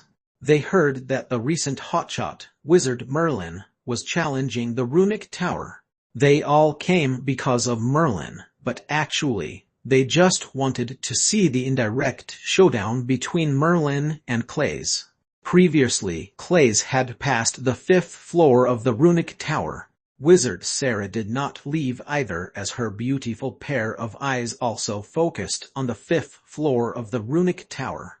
Just as Wizard Envier and others had decided to stick around and check out how Merlin would turn out, the many spellcasters around also saw clearly the faces of the three wizards. Merlin was not there, and they could not help but breathe a sigh of relief. They all knew that Merlin was still on the 5th floor of the runic tower, perhaps fighting the guardian spirit of the 5th floor currently. I wonder if Wizard Merlin can pass the 5th floor. Wizard Merlin was now in the limelight. He had caused a bigger commotion than Clays did back then. One was a 5-elemental spellcaster while the other a 6-elemental spellcaster. Both were freaky geniuses. If the two were to battle, it would be truly exhilarating. Though this isn't a real duel, this indirect showdown is good too. Just wait and see, there should be a result very soon. As Wizard Sarah had suspected, the real reason so many spellcasters came to the runic tower was to see the indirect showdown between the two geniuses Merlin and Clays. Merlin stood in the middle of several vermilion pillars. Gradually, a ray of light was emitted from the vermilion pillars. These lights quickly gathered, and the gray grizzly bear reappeared again. Right after that, dense mysterious runes flew out of the vermilion pillars again. Like a fine large net, it attached to the surface of the gray grizzly bear's body. Merlin's eyes narrowed. He knew that the true greatness of the guardian spirit of the 5th floor was these mysterious runes, which were inscribed by great wizard Fidel himself back then. Merlin was now more and more aware of the prowess and mysteriousness of great wizard Fidel. He had also met a great wizard in Kerdmensler Islands previously. In addition, from Merlin's point of view, the power of great wizards seemed to not be all that powerful. Nevertheless, only until now had Merlin gradually learned that great wizards were also differentiated into many kinds. There were strong ones and weak ones. Just like that great wizard on Kerdmensler Islands, he was at best a beginner great wizard, the weakest among great wizards. Great Wizard Sterling of the Sterling House should also belong to the category of beginner great wizards. The founder of the Dark Spirit region, the Great Wizard Fidel, was very proficient in runology up until a point where it was beyond imagination. Any runic magic circles that he simply engraved could also give life. This kind of great wizard should be at the peak level among great wizards. Perhaps he was not as good as a legend, but in certain areas, such a great wizard deserved the respect of even great legends. This was the case with great wizard Fidel. His proficiency in runology could even make legendary wizards feel inferior. He could be considered a powerful wizard with profound knowledge in runology. Hence, the runic magic circle left by Great Wizard Fidel was able to protect the entire dark magic region even until now. Moreover, the runic tower that he had built was even more magical. These guardian spirits were truly immortal beings. As long as the runic magic circle was not destroyed, even if these guardian spirits die many deaths, they could still be swiftly reborn. 1,000 years' time was not able to incur any change on these guardian spirits. It was evident how masterful Great Wizard Fidel was in runology. Merlin knew that these vermilion columns should be the foundation of these guardian spirits. If these vermilion pillars were destroyed, the guardian spirit in the runic tower would naturally vanish. However, there were clear rules in the runic tower. No matter what the reason, it was not allowed to attack the vermilion pillars.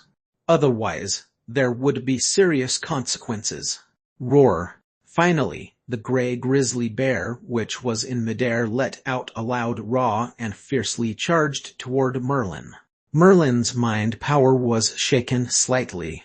This gray grizzly bear's roar was able to shake his mind power. Fortunately, he had already braced himself. so he was not really affected.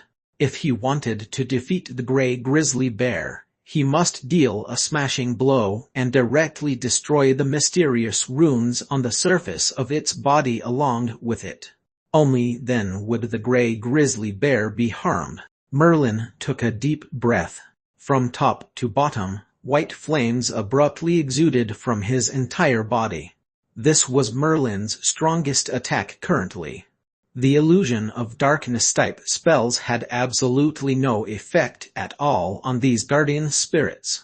Thus, he could only use his strongest offensive spell to defeat it completely. Condensed fire. Merlin gently reached out the palm of his hand. From his palm, bursts of fireballs suddenly emerged, floating in the air calmly. Only a spellcaster who was proficient in fire-type spells would know that these few small fireballs had been compressed for who knew how long. The flames contained would make even those 6th-level spellcasters shudder. Strike! A hint of madness also flashed across Merlin's eyes. Then he reached out a finger and pointed. A few tiny white fireballs quivered slightly and flew straight ahead. Chapter 365 Entering the 6th Floor. Chapter 365 Entering the 6th Floor. Hiss, hiss, hiss. A series of fireballs slammed rapidly one after another into the gray grizzly bear. It formed a tall white flame that surpassed the height of a man, completely engulfing the gray grizzly bear.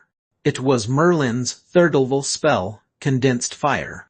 At a glance, the fireballs might seem small in size, but in actual fact, the flames contained within were tightly compressed and hence immensely powerful. Once a fireball is released, it would explode with unparalleled power. Fiery collapse which was infused into his spell would also be amplified following the increase in spell power.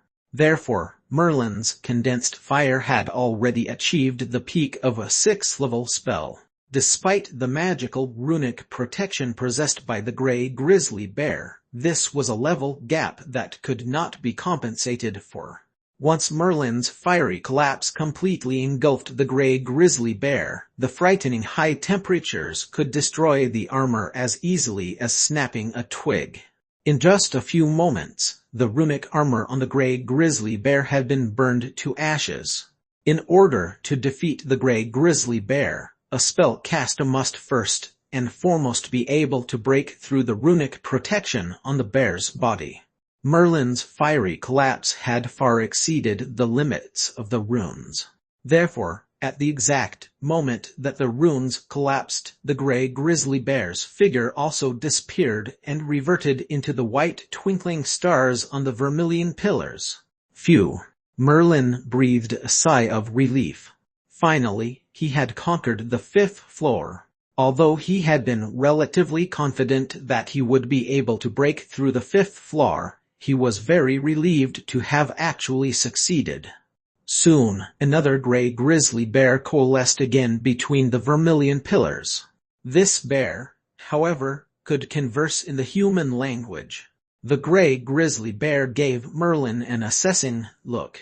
Good job, it has been so many years since someone managed to break through the 5th floor. You can rest here for a moment, then you can choose whether to continue or to leave. Leave? I can still leave. Merlin was startled. He had never heard that it was possible to leave the runic tower so easily. The gray grizzly bear smiled. Of course, you can leave. It's just that as long as you're inside the runic tower, there's no mortal danger to your life. Even if you're defeated by the guardian spirits, you'll just be removed from the runic tower. Therefore, naturally, very few people would choose to leave the runic tower. Merlin nodded in understanding. The runic tower was used by the great wizard Fidel to select excellent spellcasters within the dark magic region, especially spellcasters who excelled in runology. It was one of the main areas of interest to the great wizard Fidel. He had even allowed 3 spellcasters to attempt the challenges within Runic Tower together, which implied that it was acceptable to combine strengths to conjure a runic circle in order to conquer the tower. Moreover, a failure in conquering the tower would not result in death. Instead, the challenger would merely be ejected out of the Runic Tower without any injury, like Wizard Envir and his team. Once they were hit by the gray grizzly bear, their bodies were instantaneously wrapped in a white ray of light. Merlin guessed that they must have been ejected from the Runic Tower in that manner. Thinking along those lines, Merlin said, "Since there's no harm even if I'm defeated, of course, I'll continue the quest." The gray grizzly bear nodded its head. It was normal for all spellcasters to choose to continue even if they did not know what enemy was lying ahead. After all, they would not suffer any bodily harm as long as they were inside the tower and would also be able to witness for themselves the powers of the guardian spirits on the 6th floor. You can also choose to rest for a moment before continuing. The gray grizzly bear appeared to be slightly human-like as it reminded Merlin to rest longer on the 5th floor. However, Merlin's fiery collapse did not consume much magic power. With the amount of magic power accumulated in the spell model within his awareness, he could easily battle another few more hours at least. Thus, Merlin shook his head. "I'm fine, just send me to the 6th floor please." The gray grizzly bear did not insist any further. With a slight wave of its enormous paw, a white light appeared and wrapped around Merlin. In the blink of an eye, he disappeared. Outside the Runic Tower, numerous spellcaster was staring unblinkingly at the 5th floor. For the longest time, however, there was no change in the ray of light on the 5th floor. It did not ascend to the 6th floor, but neither did it snuff out. Did he meet a tricky situation? The formidable wizard Leo muttered quietly under his breath. He had never challenged the Runic Tower even though he had relatively high confidence regarding his accomplishments in runology. However, when he first joined the dark magic region, his goal was dead set on becoming a 4th level or higher spellcaster. As a result, he did not spare a single thought for other matters. When he finally became a 4th level spellcaster and constructed the Wizard Tower, he was no longer eligible to challenge the Runic Tower. This was one of Wizard Leo's biggest regret. Right now, Merlin finally made it to the Runic Tower and even better, he had advanced all the way to the 5th floor at lightning speed. His accomplishment attracted much speculation on the upcoming indirect showdown between him and Wizard Clays, making Wizard Leo feel quite pleased. Even though Wizard Leo did not know Merlin's current situation, he was not overly concerned since there was no danger inside the Runic Tower. Suddenly, the light ray on the Runic Tower began to flash brightly as though it would disappear at any time. If the ray of light on the 5th floor vanished, then it would mean that Merlin had failed to conquer the tower. However, the ray of light on the 5th floor flashed for a moment then immediately ascended to the 6th floor, illuminating the 6th floor of the Runic Tower. This caused a large stir among all the spellcasters. The 6th floor, finally someone made it to the 6th floor. Wizard Merlin truly is a 6th elemental spellcaster. He's just as powerful as Clays back then. Even though this is Merlin's first time conquering the Runic Tower, he has already managed to get to the 6th floor. Throughout the past thousands of years within the dark magic region, very few had managed to even reach the 6th floor. To date, no one has managed to defeat the 6th floor. Even back then, Clays was only able to break through the 5th floor. Now I'm looking forward to the indirect showdown between Wizard Merlin and Wizard Clays. Seeing that the 6th floor of the Runic Tower lit up, everyone knew what it meant. It meant that Merlin had successfully defeated the 5th floor and progressed to the 6th floor of the runic tower. Merlin's ability as a 6-elemental spellcaster was more brilliant than Clay's, who was a 5-elemental spellcaster. Nevertheless, ever since Merlin captured the attention of the dark magic region, he had not been able to escape being constantly compared to Clay's. As long as Merlin was mentioned in any conversation, Clay's would also be mentioned. Many spellcasters, including those high-level 7th-level spellcasters, were extremely interested in witnessing the showdown between Merlin and Clay's. Right now, the crowd would finally be able to witness the showdown between Merlin and Clay's. Wizard Envy. Merlin actually managed to conquer the 5th floor. I cannot believe that we're hoping to confront Clay's and kill him in order to claim the immense reward from the dark magic region. It looks to me now that our powers are no match for Clay's. Is Clay's truly that formidable? Wizard Ilman could not help but whisper.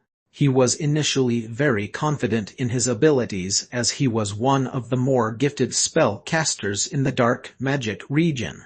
They had never had much contact with Clay's prior to this. Both Clay's and Merlin were similar where they often went missing for long periods of time, and no one really knew what they were doing. Now that Clay's had betrayed the dark magic region to join Osmu, the dark magic region had put an extravagant price on his head. Any 4th-level spellcaster and below who was able to kill Clay's would be able to claim the huge reward. Wizard Ilman had even planned in his head that if he ever bumped into Clay's, he would take the opportunity to kill him and claim the immense reward for himself.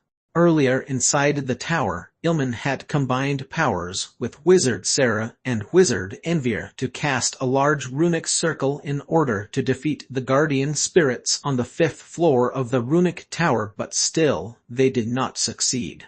Therefore, it implied that their powers paled greatly in comparison to Clay's, who had managed to break through to the 6th floor without a sweat. The gap in their abilities was too blatant. If they had really bumped into Clay's, they would be facing their own doom. Wizard Envier and Wizard Sarah were thinking along the same lines. The three of them were considered the cream of the crop in the dark magic region with the potential to advance beyond 4th-level spellcasters. With their combined power of the runic circle, they had been extremely confident of their abilities, to the point that they believed they could kill Clay's. Nevertheless, they had failed to even break through the 5th level. Now, they realized that Clay's was far more formidable than they had anticipated. Let's wait and see whether Merlin can break through the 6th floor. Unconsciously, Wizard Envier's tone toward the mention of Merlin warmed up considerably than before. Swoosh! Merlin slowly opened his eyes and found that he was in a completely unfamiliar place. This must be the 6th floor of the runic tower. However, the 6th floor no longer had the red stone pillars. Instead, the entire place was filled with dense runes in every nook and corner. Entering the 6th level, Merlin could vaguely sense that the spells within his awareness were almost eager to move. It was a wonderful feeling, like there was an external force guiding these spells. More accurately, it was guiding the spell model in Merlin's awareness. What on earth is happening? Merlin immediately heightened his guard. The 6th floor of the runic tower was simply too weird, vastly different from the first 5 floors. He did not dare lose focus. After all, for the past thousands of years, no one in the dark magic region had been able to break through the 6th floor. Among the challengers included Clay's, the most prominent genius the dark magic region had seen for the last hundreds of years. Back when it was Clay's first time challenging the runic tower, it was also a walk in the park for him until he reached the 6th floor. However, his conquest ended prematurely on the 6th floor, and he did not manage to proceed further. Therefore, Merlin was extremely vigilant toward the 6th floor of the runic tower, not allowing his focus to waver even for a moment. Suddenly, the entire room shook lightly.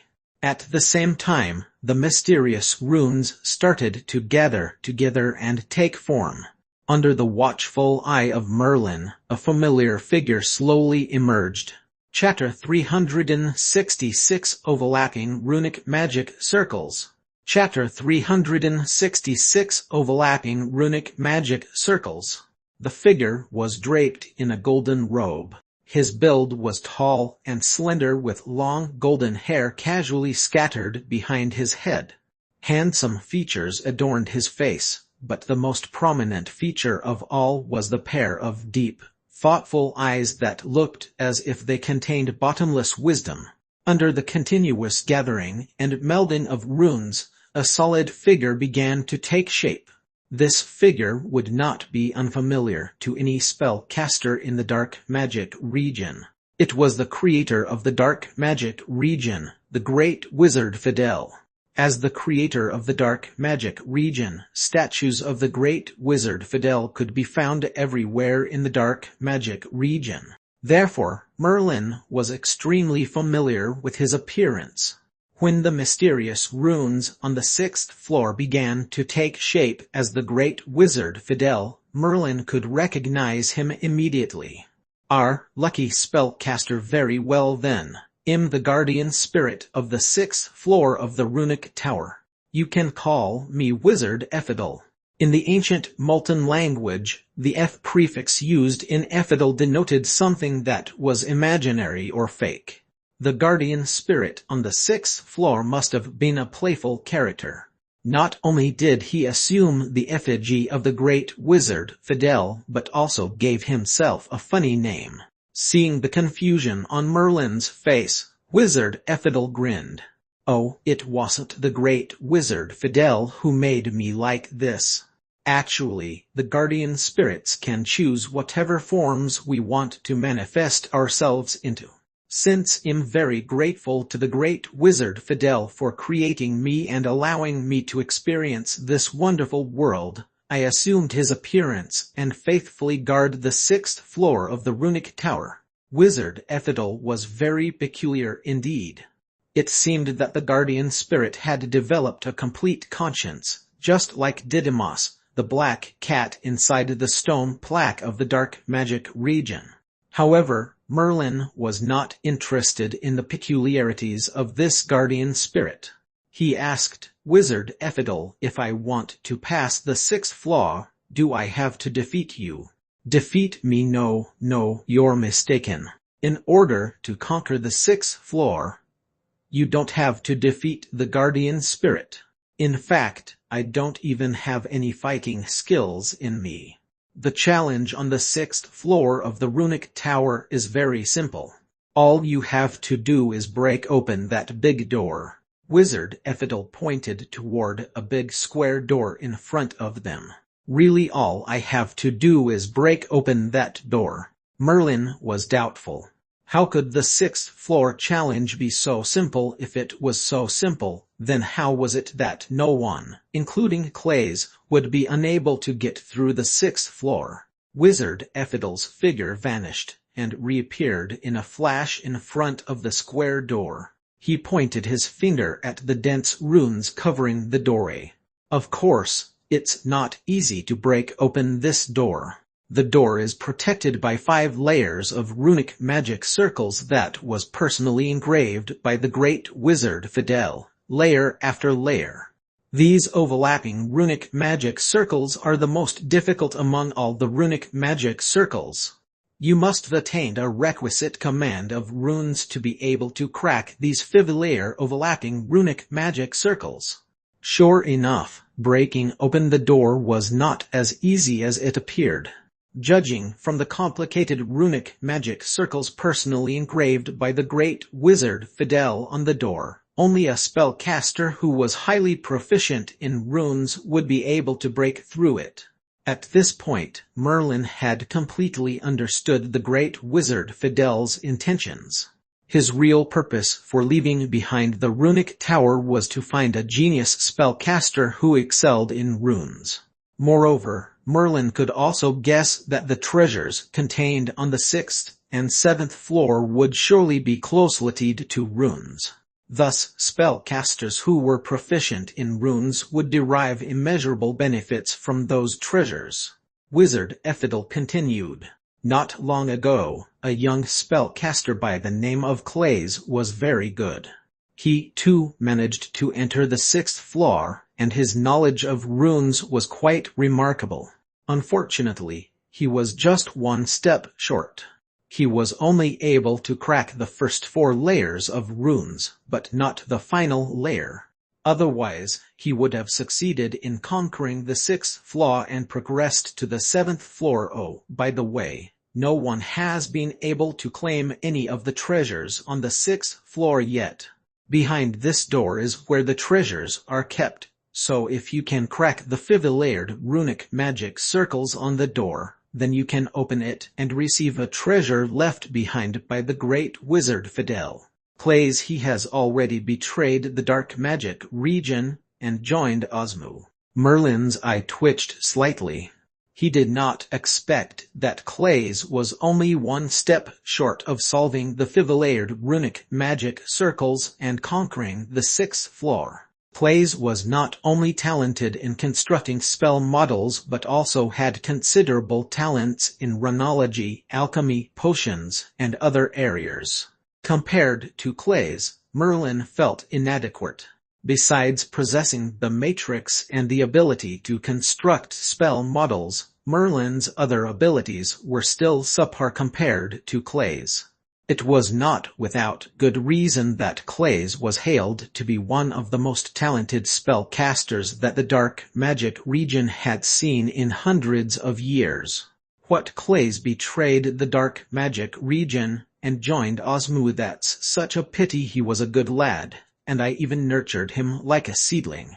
I was hoping that after a few years, he would gain a deeper understanding of runology and come back to challenge the runic tower again. Who knew that he would actually end up joining Osmu? The look on Wizard Ethidal's face was extremely expressive, just like a normal human being.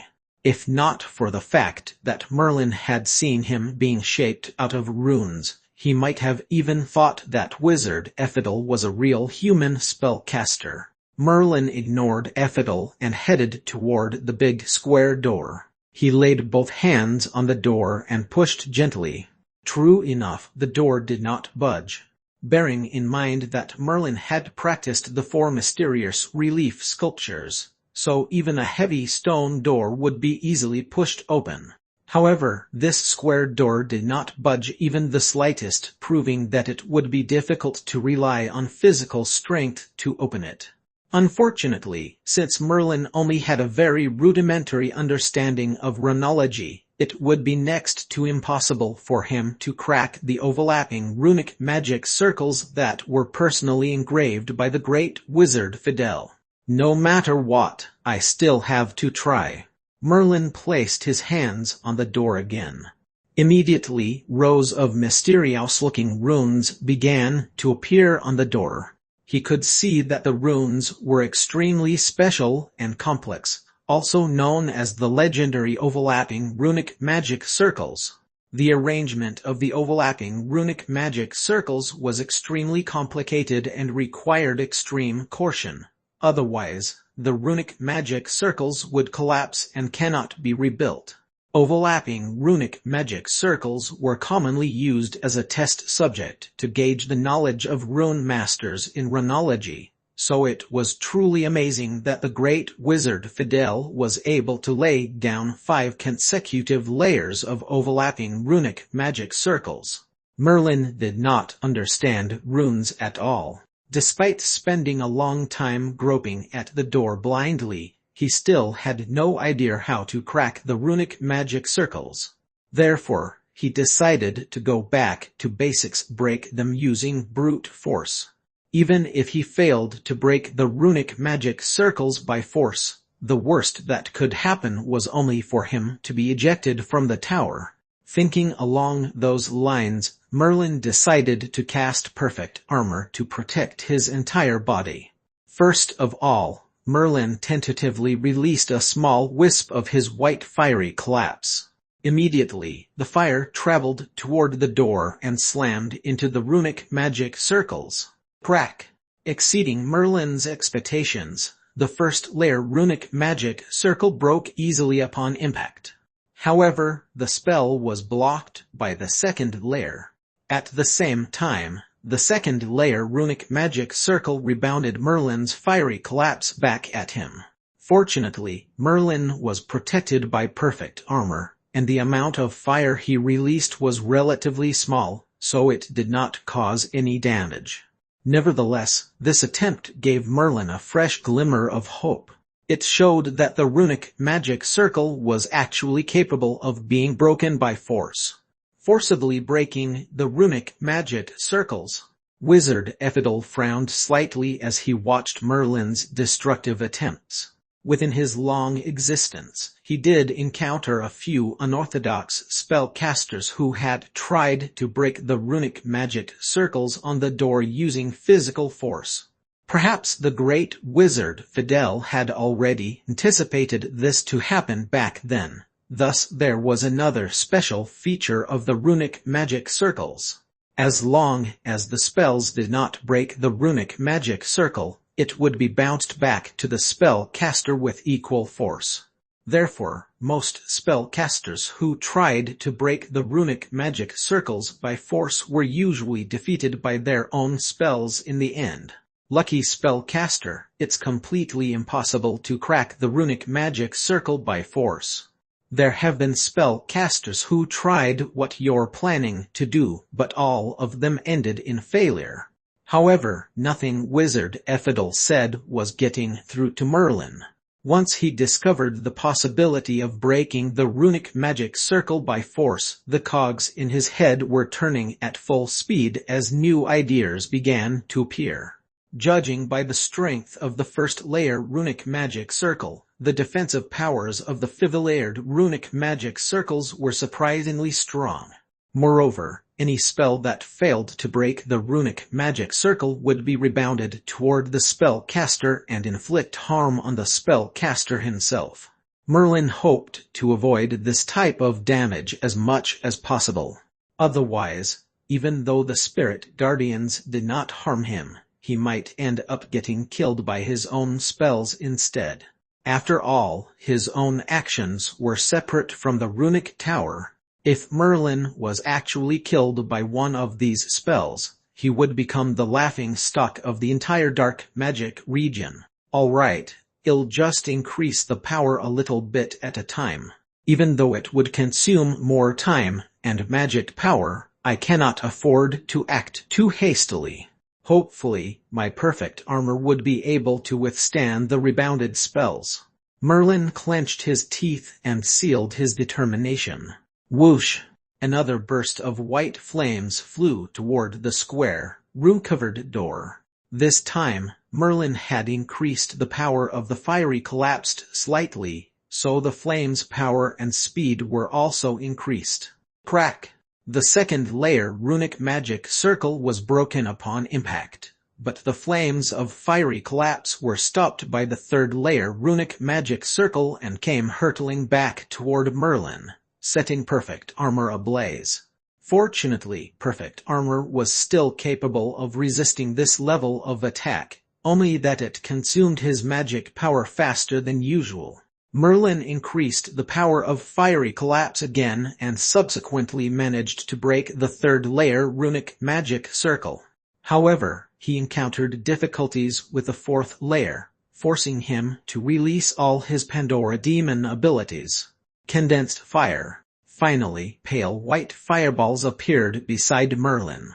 This was the strongest spell Merlin had under his belt, which was infused with fiery collapse. Thus it was capable of breaking even some 6th-level defensive spells. Hiss, hiss, hiss. With a swish of Merlin's robes, instantly a few pale white fireballs began flying toward the big square door. Upon hitting the 4th layer runic magic circle, there was a suspense-filled pause followed by the fireballs carving their flight path further inside toward the 5th layer runic magic circle. Back during Clay's attempt, he had been stumped by the 5th layer runic magic circle. Since he was unable to crack it, he had no choice but to leave the runic tower. This time, it was Merlin's turn to challenge the 5th layer runic magic circle. It was from this moment onward that really counted as the indirect showdown between Clay's and Merlin. Chapter 367 Ultimate Limit of the 6th Level. Chapter 367 Ultimate Limit of the 6th Level. Hiss hiss. The 5th layer of the overlapping runic magic circles intertwined with the flames from Merlin's condensed fire. Both were comparable in power, so neither could triumph over the other. Right now, Merlin had put all his power into condensed fire, so it was already almost at the peak of a 6th level spell. However, it was still not enough. The 5th and final layer of the overlapping runic magic circles did not give any indication of yielding and even managed to rebound a few fireballs of condensed fire at Merlin. Crack! Merlin's perfect armor finally cracked apart due to the force of his own spells. Sure enough, even perfect armor was unable to withstand the attack of condensed fire. Fortunately, Merlin was very familiar with condensed fire and kept the flame maxim active in his awareness, so any flame-type spell surrounding him would be suppressed. Therefore, he only suffered minor shocks to his body. Since his body was strong and powerful, those minor shocks were negligible. Sure enough, it hasn't broken. Merlin's face sank slightly. He ignored the minor injuries on his body and glared fiercely at the final runic magic circle on the square door. It was still unbroken. Wizard Ethidal approached him slowly with a smile on his face. Young spellcaster, you should feel lucky enough. I definitely didn't expect that you were hiding such a powerful Pandora demon ability. The runic magic circles left behind by the great wizard Fidel have almost been broken by you. I'll tell you honestly then. Forcibly breaking these 5 layers of overlapping runic magic circles will need powers that exceed the peak of a 6th level spell. Although your Pandora demon ability is very strong, you can only reach the peak of a 6th level spell at best, so it will not be sufficient to break the 5th layer runic magic circle. As the guardian spirit of the 6th floor, Wizard Ethidal was naturally well-versed with the obstacle. Powers that exceed the peak of a 6th level spell. Merlin mumbled under his breath. Powers that exceeded the peak of a 6th level spell might sound similar to a 7th level spell, but Merlin knew that they were not the same. Beyond the peak, there was something known as the ultimate limit. However, the ultimate limit was not easily achieved by all spellcasters. Most spellcasters could only construct spells up to the peak of the 6th level. In order to achieve the ultimate limit, the constructed spell must be able to incorporate elements such as Pandora demon ability, enhancement casting tools, or even mysterious runes. No matter what, I still have to try. Merlin narrowed his gaze as he affixed his stare at the final layer of runic magic circle on the square door. A terrifying aura started to rise around his body and surrounded him. Oh, don't tell me that he's actually capable of powers that exceed the peak of the 6th level. Wizard Ethidal was somewhat taken aback. Powers that exceeded the peak of the 6th level was notoriously difficult to achieve, not to mention that Merlin was merely a 3rd level spellcaster. Even a true 6th level spellcaster would rarely possess the amount of power required to exceed beyond the peak and reach the ultimate limit. Therefore, it was extremely difficult, to the point of unthinkable, for a spellcaster to reach the ultimate limit. It would require a spellcaster to successfully combine multiple aspects and elements in order to possess powers exceeding the peak of the 6th level. In other words, to exceed the peak powers of the 6th level was even more difficult than being promoted to a 7th level spellcaster. If he actually ends up breaking the entire runic magic circles by force, then what should I do? Should I let him progress to the 7th floor, or is it counted as a defeat? Sigh. This quandary is giving me a headache. Why didn't the great wizard Fidel anticipate that a situation like this might happen? The internal conflict within Wizard Fidel was of course not felt by Merlin. At this time, his focus was wholly concentrated on mobilizing the fire-type magic power inside his body. The 3rd level spell, Condensed Fire, which was infused with Collapse Fire, might only possess the peak power of the 6th level, but after every 3 spells, there was a window of opportunity for him to cast a stronger, enhanced version of the spell. Despite this opportunity, Merlin had never used it. This was because very few had been able to withstand the attack of Collapse Fire, so there was no reason for Merlin to use the stronger, enhanced spell. However, the situation was different now. If Merlin failed to break the final runic magic circle on the square door, then his tower conquest would be considered a failure. His conquest would end on the 6th floor, exactly like Clay's. Faintly in his heart, Merlin too had a desire to compare himself with Clay's. Therefore, he had a strong desire to surpass the 6th floor and enter the 7th floor of the runic tower. At least then, he would be the first spellcaster to set foot on the 7th floor of the runic tower. Nonetheless, even Merlin himself was not entirely confident whether he possessed enough power to exceed the peak and reach the ultimate limit of the 6th level. Condensed Fire. Around Merlin, strong raging flames began to rise and burn ferociously. The pale white flames appeared exceptionally terrifying, especially the small fireball floating between his hands. The fireball appeared to be continuously absorbing the surrounding flames into its small body. This was the enhanced version of Merlin's condensed fire. He could clearly feel that the fireball in his hands had been compressed tightly to its limit. The composition of condensed fire was basically made up of a continuous compression of flames. The more flame power it compressed, the more powerful the resulting explosion would be. The ordinary condensed fire released by Merlin also contained compressed flames, but he could feel that their compression had not reached their limits. Now that Merlin had used the enhanced version of condensed fire for the first time, he discovered that there was a limit to the amount of compression that could go into the spell. Only when the flames had been compressed to its limit, then its power could be maximized. Therefore, it would be wise not to be easily fooled by the small fireball which was floating in front of Merlin.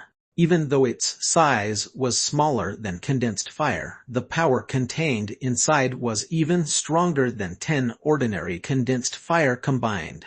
Though Merlin locked his gaze and used his mind power to guide the path of condensed fire. With a small hum, it transformed into a sharp ray of white light and flew toward the runic magic circle on the square door. Boom! The small fireball slammed violently against the big door, especially on the final remaining layer of the runic magic circle. Mysterious runes began to rapidly float in front of the runic magic circle in a futile effort to subdue the pale white flames. However, the small fireball that Merlin had released with all his might packed a truly powerful punch that could not be subdued by these runes. In an instant, a fire erupted and engulfed the entire square door. From the outside, Merlin could no longer see what was happening clearly. All he could see was a strong, raging wall of flames burning ferociously before him. He used his mind power to check the runic magic circle on the door. Crack! Suddenly, a crisp, loud noise sounded on the square door. Merlin's face instantly changed, and he heaved a long breath of relief as if releasing a huge burden. It's finally broken. The power that exceeds the peak, the ultimate limit. It turns out that I have already possessed the ultimate power limit of a 6th level spellcaster. Merlin laughed in glee. He had managed to break the runic magic circles by force and defeated the challenge on the 6th floor. He would be progressing to the 7th floor, so he had won the indirect showdown with Clays. You've actually broken the runic magic circle powers that exceed the peak of 6th level. That's the ultimate limit of a 6th level spell. Beside him, Wizard Ephedel's eyes and mouth were wide open, a stunned look displayed on his face. Wizard Ephedel was conflicted. If Merlin broke the runic magic circles by force, would his victory still be considered a victory? Did he conquer the challenge of the 6th floor? According to the rules of the runic tower, it would be acceptable to award the conquest to Merlin. However, according to the original intentions of the great wizard Fidel, the runic tower was meant to select spellcasters who were proficient in runes to continue his legacy. Therefore, Merlin's actions of breaking the runic magic circle by force did not comply with his rules, so it should not be regarded as conquering the 6th floor. This question posed a dilemma for Wizard Ephedel. Seeing that Wizard Ephedel's expression was torn, Merlin's heart sank a little. In a low voice, he whispered, "Wizard Ephedel, what's the matter? I've conquered the 6th floor. Please open the door to the treasure chest." Merlin knew that the square door was fully controlled by Wizard Ephedel. Only after the guardian spirit had determined that Merlin had succeeded in conquering the 6th floor, then he would open the door and allow Merlin to receive one of the treasures left by the great wizard Fidel. Upon Merlin's urging, Wizard Ephedel gritted his teeth fiercely. "Fine, I don't care anymore. I'm the guardian spirit around here. According to the rules, as long as someone manages to break through the 6th floor regardless of the method used, I must open the treasure chest door and let him claim his treasure." Merlin had succeeded in cracking the five-layered runic magic circles, but it was done via forceful destruction rather than a deep understanding of runes. This went against the original intentions of the great wizard Fidel. Regardless, he did in fact defeat all 5 layers of runic magic circles, so it was in line with a challenge set by the runic tower. Therefore, as the guardian spirit, Wizard Ephedel could not help but acknowledge that Merlin had conquered the 6th floor. With that in mind, a smile appeared on Wizard Ephedel's face. "Congratulations, young spellcaster. You're the first wizard in the dark magic region to conquer the 6th floor.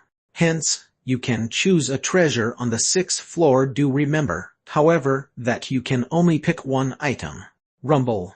Subsequently, with a wave of Wizard Ephedel's hand, the big square door slowly rose up. Merlin was staring intently behind the door.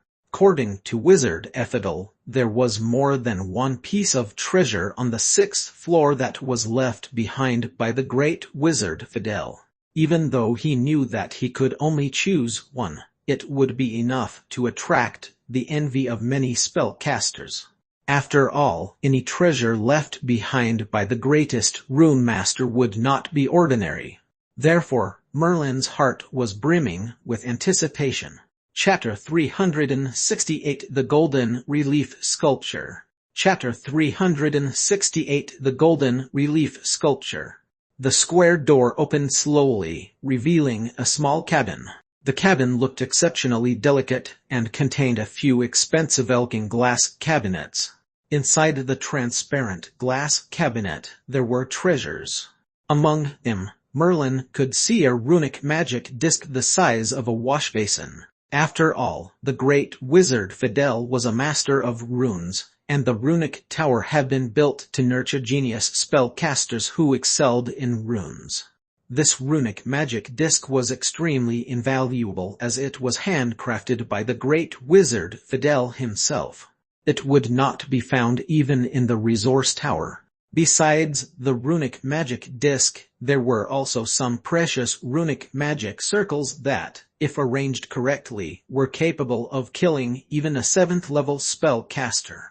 Of course, the foremost requirement to achieve that goal was to be able to arrange the runic magic circles correctly, and also possessed a proficient grasp of manipulating runic spells.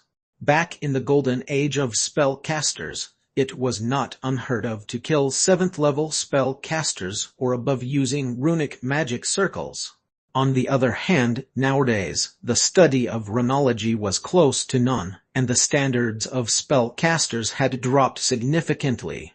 Consequently, all 7th level spellcasters and above were heralded as the untouchable elites. If any of them died, it would shock the entire spellcaster world. Other than the runic magic disc and runic magic circle, sitting on the topmost shelf was a very old and quaint book, its spine held together by bits of string.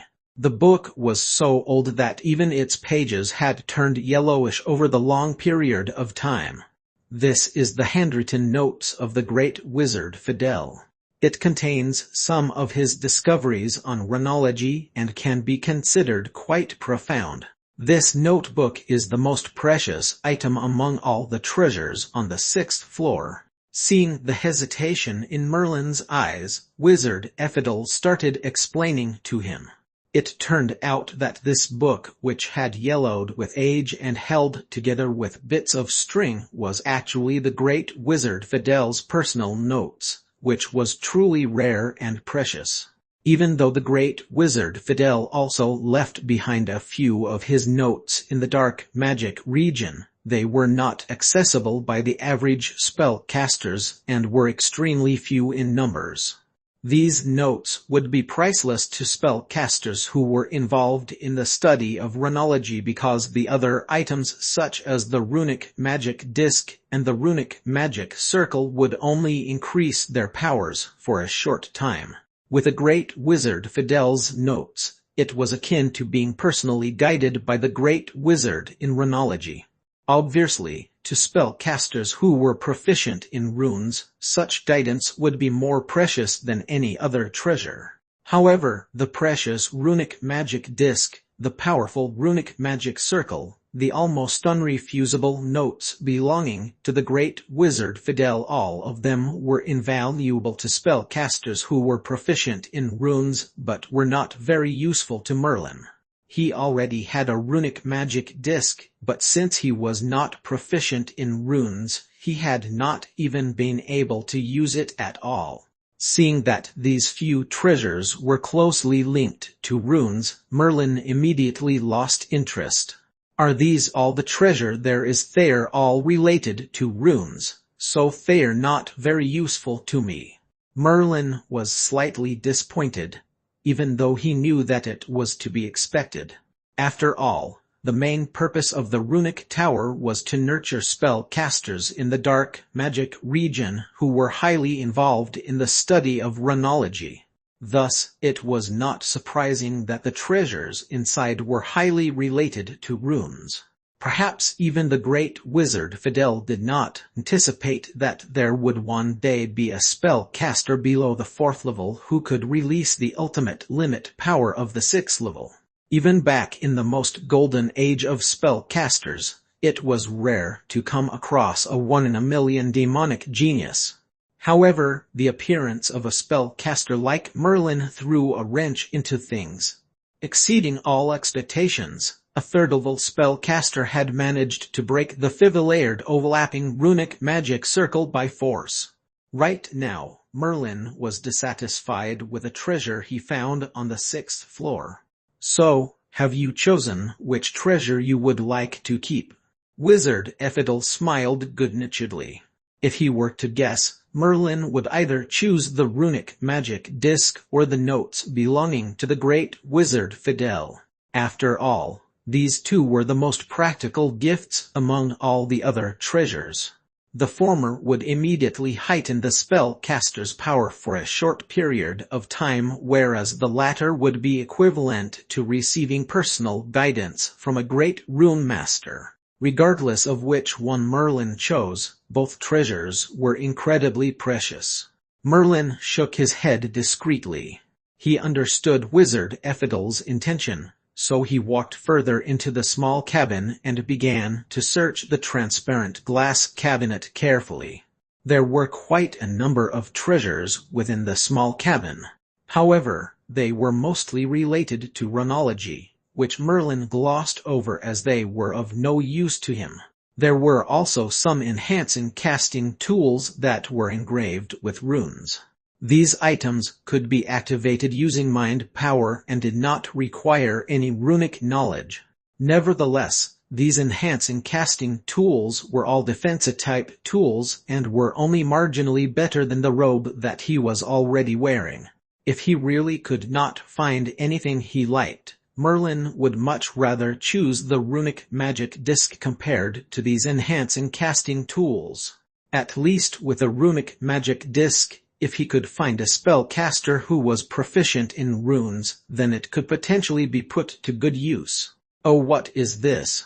Suddenly, in one of the corners of the glass cabinet, Merlin spotted a plain-looking glass cage.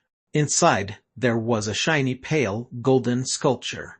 The carving of the sculpture was extraordinarily unique, and it also piqued a sense of déjà vu in Merlin.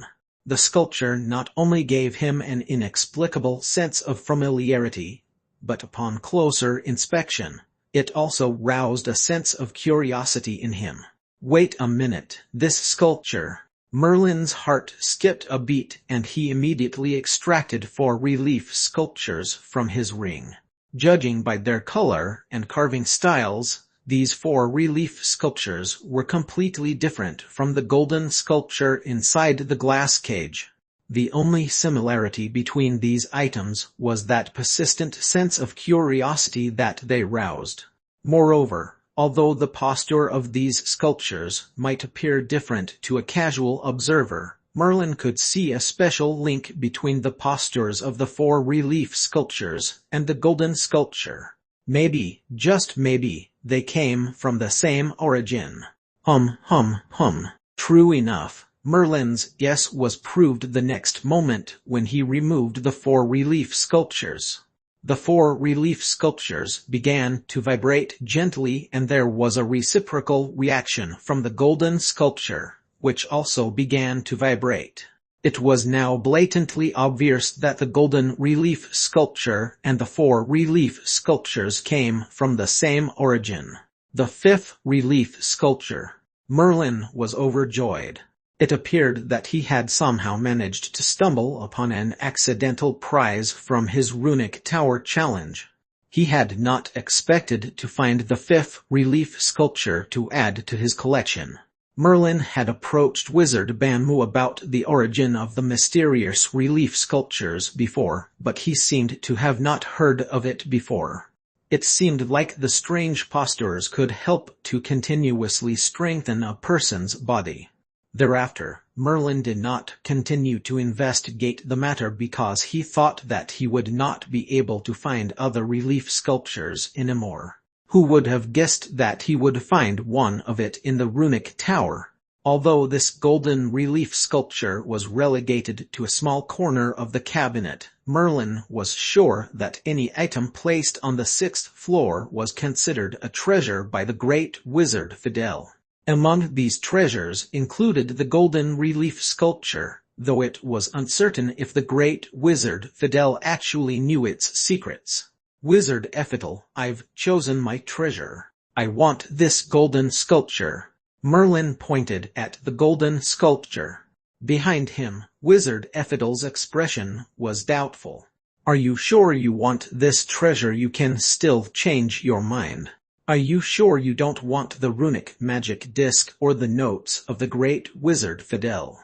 No thank you, I'm choosing this treasure. Merlin shook his head adamantly. Wizard Ephetel could only respond helplessly. I don't even know what this is, but since the great wizard Fidel treated it as a treasure, I'm sure it must have its value. Despite being the guardian spirit of the sixth floor, Wizard Fidel was not knowledgeable about everything within it. At the very least, he did not know that was the purpose and use of the golden sculpture.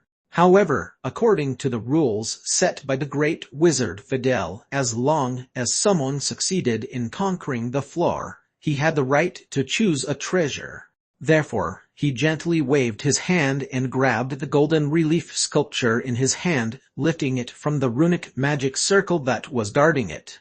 Here you go, take the treasure that you deserve. Fidel handed the golden relief sculpture to Merlin. Upon receiving the golden relief sculpture, Merlin could hardly hide the joy and excitement on his face. This was the fifth relief sculpture that he received. Moreover, this golden relief sculpture was visibly different from the 4 relief sculptures before. Perhaps with some additional practice, the strange postures too would see a mysterious change. Previously, Merlin had thought that the mysterious relief sculptures might have originated from the Molter Empire. He also thought that they might have been common items back in the day, at least among the spellcaster circles. However, seeing that the great wizard Fidel treated it as a treasure, even with only 1 sculpture for the first time, Merlin started to wonder if these mysterious relief sculptures had a more interesting origin. Okay, since the treasure is already chosen, it's time for you to choose whether you would like to continue with the conquest. Wizard Fidel said slowly with a small smile. Merlin kept the golden relief sculpture into his ring. Practicing the posture on the relief sculpture was not something that could be accomplished in an hour or 2. When he practiced with the 4 relief sculptures in the past, it took him quite a long time. Although he still did not know how difficult the posture on the 5th relief sculpture would be, he was sure it would not be easy. Of course, I'll continue. This is the 7th floor of the runic tower. Even if I end up failing the challenge, I still want to see how strange the final floor is. No one in the dark magic region had broken through to the 7th floor before. Therefore naturally, no one knew what challenge it held. Right now, though, Merlin finally had the chance. As you wish. Wizard Fidel's voice was calm. Following that, he gently pointed at Merlin, and a white light surrounded his entire body. With a flash, Merlin's figure disappeared completely from the 6th floor. Chapter 369, the 7th floor. Chapter 369, the 7th floor. Outside the runic tower, all the spellcasters were looking on nervously, including Wizard Leo. Those with stronger mind powers even extended their powers into the runic tower. After all, in the history of over 1,000 years in the dark magic region, only a few had been able to break through to the 6th floor of the runic tower, including Clays, the betrayer of the dark magic region. Amazingly, now Merlin too had managed to break through to the 6th floor of the runic tower. It unwittingly became an indirect showdown between Merlin and Clays, the former genius of the dark magic region. It was not surprising that even the powerful spellcasters were interested in the outcome of the indirect showdown. However, the wait eventually extended into hours as Merlin was spending a long time on the 6th floor. The passing of time was perhaps not felt by Merlin himself, but the many spellcasters who were waiting outside were starting to get impatient. As long as he hasn't been sent out from the tower, there's still a chance. Wizard Leo mumbled in a low voice. Even the blood-red vertical eye in his forehead was blinking expectantly, its gaze set on the 6th floor of the runic tower. Then, the ray of light started to flash, showing that a change was about to happen on the 6th floor. If the light was snuffed out, then Merlin would be sent out of the runic tower, which meant that he was defeated at the 6th floor, just like Clays. On the other hand, if the light ascended to the 7th floor, it would be groundbreaking. It would mean that Merlin was the first spellcaster to break through to the 7th floor ever since the runic tower was built. Did he get defeated? Is he going to be sent out from the runic tower? The fact that even Clays got defeated on the 6th floor shows how difficult the challenge is. Can Merlin really clear it? Everyone was aware of the difficulty posed by the 6th floor of the runic tower, so no one was confident whether Merlin would be able to create a miracle. Whoosh! Suddenly, the ray of light on the 6th floor dimmed, but it was immediately followed by a brighter ray of light bursting forth from the 7th floor at the same time. The giant glass dome on top of the runic floor also began to glow brightly, its light illuminating almost the entire dark magic region. Such an extravagant effect was never before seen by the crowd. Most importantly, it would only appear when a spellcaster successfully stepped foot onto the 7th floor, the highest and final floor of the runic tower. The 7th floor. Merlin actually managed to step onto the 7th floor, the first person from the dark magic region in over 1,000 years. The honor now belongs to Merlin. Clays didn't succeed, but Merlin did. Truly, the gods have been watching over the dark magic region. Even though we have been betrayed by Clays, now we have another genius spellcaster who is more talented and shines even brighter than him. The indirect showdown between Merlin and Clays has been decided, and Merlin wins this round. Many of the spectating spellcasters were overjoyed and excited, and there were even loud cheer and joyful shrieks outside the tower. It was important to note that the strong reaction was not just because Merlin was the first spellcaster to set foot on the 7th floor in thousands of years after it was built. The more important reason was the symbolic meaning behind Merlin's successful conquest, which was winning the indirect showdown between Clays and him. Wizard Leo finally revealed a rare smile. Unfortunately, the smile was extremely terrifying, to the point that none of the spellcasters dared to come near him. Nevertheless, it was a genuine smile, one that was filled with sincerity from the heart. Who would have thought that I would one day have such an excellent student? Wizard Leo raised his hand to caress the scary-looking blood-red vertical eye in his forehead, deep in thought. Swish! On the 7th floor of the runic tower, a bright white light suddenly appeared, followed by Merlin's figure, which slowly materialized into existence. Phew! Merlin exhaled lengthily. He had finally arrived on the 7th floor of the runic tower and won the indirect showdown with Clays. I look forward to the day that I can defeat you in person.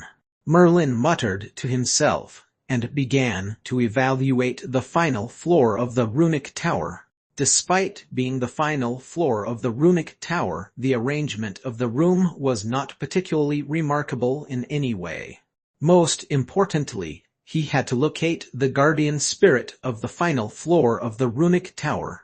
According to the rules of the runic tower, the guardian spirit on every subsequent floor would have a level increase in their powers. Therefore, the guardian spirit on the final floor would definitely be exceptionally powerful, perhaps even to the point of a 7th level spellcaster. Merlin, on the other hand, was still eons away from being capable of challenging a 7th level spellcaster. Welcome, lucky spellcaster. You're the first person to step foot onto the 7th floor of the runic tower in more than 1,000 years. At this very moment, a familiar voice called out to him. Merlin was stunned as he watched a familiar figure appear in the air. It was an unequivocally graceful, pitch-black, haughty-looking cat. The feline exuded an air of unbothered laziness, like he was still half asleep. However, Merlin was extremely familiar with this black cat. Sir Didymus, why are you here? Merlin was astonished. This mysterious cat was none other than the Black Cat Didymos, the spirit of the tablet outside the dark magic region. How did he appear inside the runic tower, and even became the guardian spirit of the final floor of the tower? Oh, it's you, newbie wizard. The majestic black cat was originally taking a lazy stroll in the air. Due to his haughty attitude, he did not even spare a single look at the wizard who had just entered the 7th floor.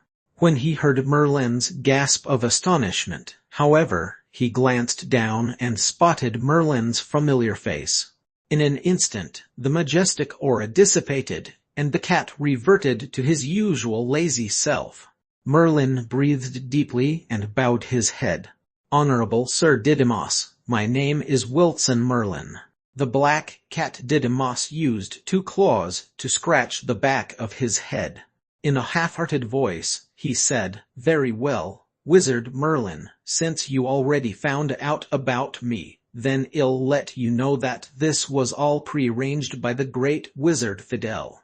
Within the entire dark magic region, I can control any place that is engraved with runes, so I can also travel freely between them. As to the 7th floor of the runic tower, I occasionally visit and play guardian spirit to this place. After all, in all the years, no one except for you has been able to break through to the 7th floor. It turned out that the mysterious guardian spirit of the 7th floor of the runic tower was only Didymos occasionally visiting to play guardian spirit." This discovery made Merlin unsure whether to laugh or cry, but most of all, he felt confused. "Sir Didymos, what's the challenge on the 7th floor of the runic tower?" After a brief moment of hesitation, Merlin asked softly. The black cat Didymos took a long, measured look at Merlin. He brandished a claw and spoke in the human language. "Wizard Merlin, although you know me and have often gifted me with delicious elemental crystal stones, don't expect that I'll go easy on you and let you clear the challenge on the 7th floor of the runic tower. In order to find a suitable spellcaster, the great wizard Fidel had spent a great deal of precious effort to build this tower. As a guardian spirit, I cannot deviate from the rules set by the great wizard Fidel." Merlin was already mentally prepared for this scenario. No matter how mysterious the black cat Didymos was, it was still a spirit of the runic magic circle. He was forever bounded to the runic magic circle, obliged to obey the rules set by the great wizard Fidel. "Please don't worry, Sir Didymos. In order to conquer the 7th floor, I'll rely on my own abilities." The black cat Didymos nodded. "Good. Actually, there's only one challenge. Apply your understanding and findings in runology to quickly construct a runic tool from runes. Once you fulfill the requirements set by the great wizard Fidel, you can clear the 7th floor and receive the greatest treasure left behind by the great wizard Fidel. There's only one type of challenge." Merlin frowned visibly. True enough, this runic tower was built by the great wizard Fidel to nurture spellcasters who were proficient in runes. However, no one had managed to reach the 7th level after so many years, not to mention fulfilling the requirements set by the great wizard Fidel. Moreover, Merlin was not at all proficient in runes and only had a rudimentary knowledge of them at best. He was not even capable of setting up a runic magic circle, what more to construct a runic tool. "Sir Didymos, is there really only one type of challenge? Is there any other way for me to clear this floor?" Merlin asked with a bitter expression on his face. "Any other way actually, there is, although at that time the great wizard Fidel had decided it somewhat offhandedly. Back in the golden age of spellcasters, the top was often dominated by demonic geniuses. Thus, he decided that if a spellcaster like that appeared one day, even without any runic ability, he was willing to gift his treasure to the challenger. After a long, deep contemplation by the black cat Didymus, he finally remembered the second type of challenge set by the great wizard Fidel. Whether or not it constituted an actual challenge was debatable, as even the great wizard Fidel did not think that such a situation would materialize. "What is it, Sir Didymus? I don't have much knowledge of runes. The first challenge you mentioned is completely out of my depth. I would like to attempt the second challenge." The black cat Didymus reacted with surprise upon hearing Merlin's confession that he did not know runes. Upon second thought, however, Didymus realized that within a short period of joining the dark magic region, Merlin had already progressed to become a 6-elemental third-level spellcaster. In order to achieve this feat, the construction of spells alone would already consume a huge amount of effort. If Merlin also managed to grasp a proficiency in runes, it would be even more abnormal. Hence, the black cat Didymus continued speaking. "The second challenge is very simple, which is to defeat me, Wizard Merlin. Even though I'm only a spirit of the runic magic circle, with the support of the enforced runic magic circle laid down by the great wizard Fidel, I can release powers equal to a 7th-level spellcaster. Hee. If you chose the second challenge, then be prepared to duel a 7th-level spellcaster." A 7th-level spellcaster. Merlin was not at all surprised. He had vaguely predicted this potential scenario to happen. Since the runic tower only allowed 4th-level spellcasters and below to enter, it was practically unthinkable to defeat a 7th-level spellcaster. Perhaps in the spellcaster's glorious era, there also existed a demonic genius, but they were so rare that their numbers could be counted on one hand. Merlin had only heard of one occasion where a 4th-level spellcaster managed to defeat a 7th-level spellcaster. It was the tale of great legend Nicolar, which was told by the spirit of the flame Maxim aboard the ship of Nicolar. Even then, the great legend Nicolar only managed to defeat a 7th-level spellcaster when he reached 4th level. Prior to 4th level, Nicolar, too, did not qualify as an opponent to a 7th-level spellcaster.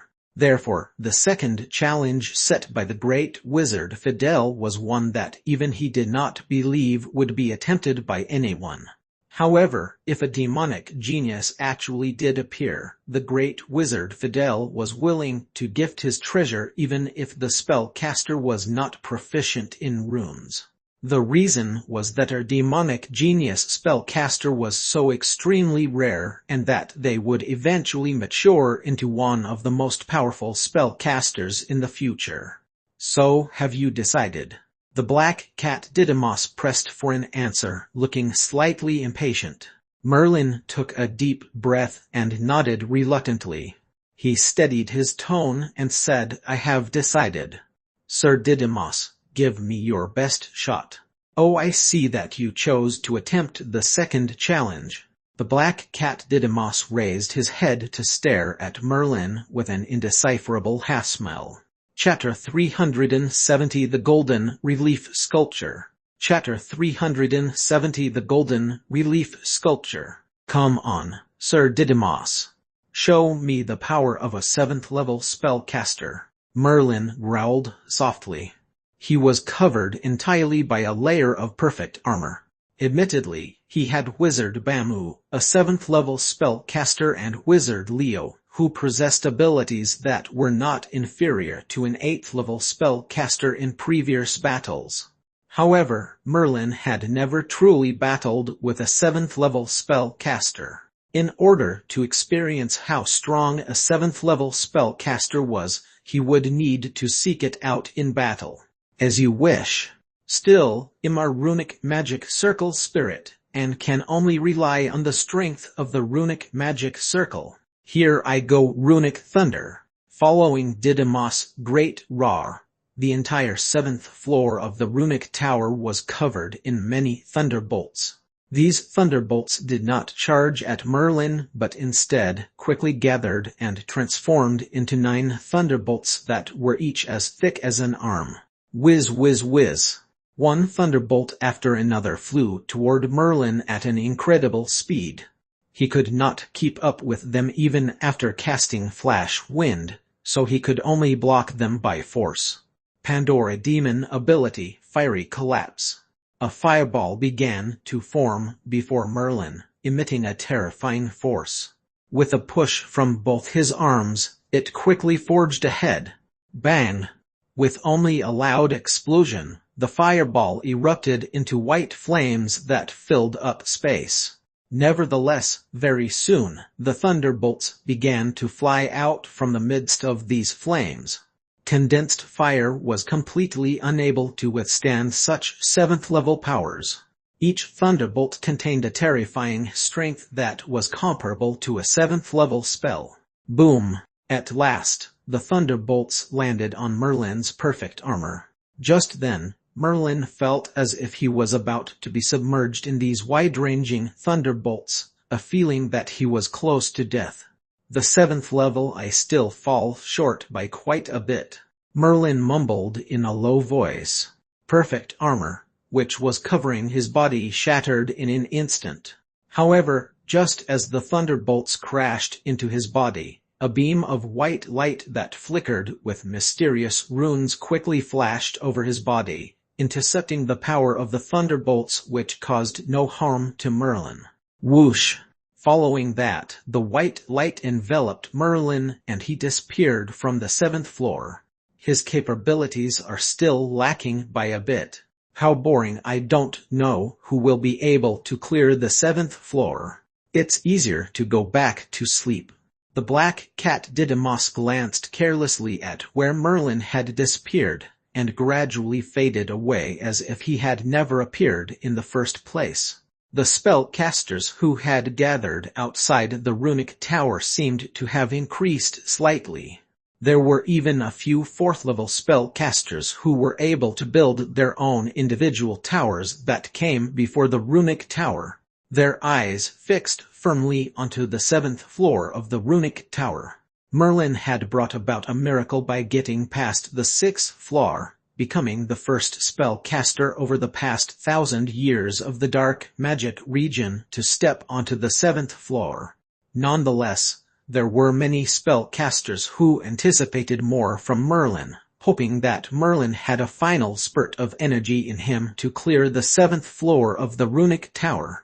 Suddenly, a light began to flicker on the 7th floor of the runic tower, causing everyone's emotions to fluctuate with uncertainty along with the flickering light. Finally, after flashing 3 times, the light vanished completely. This meant that Merlin had failed to clear the tower.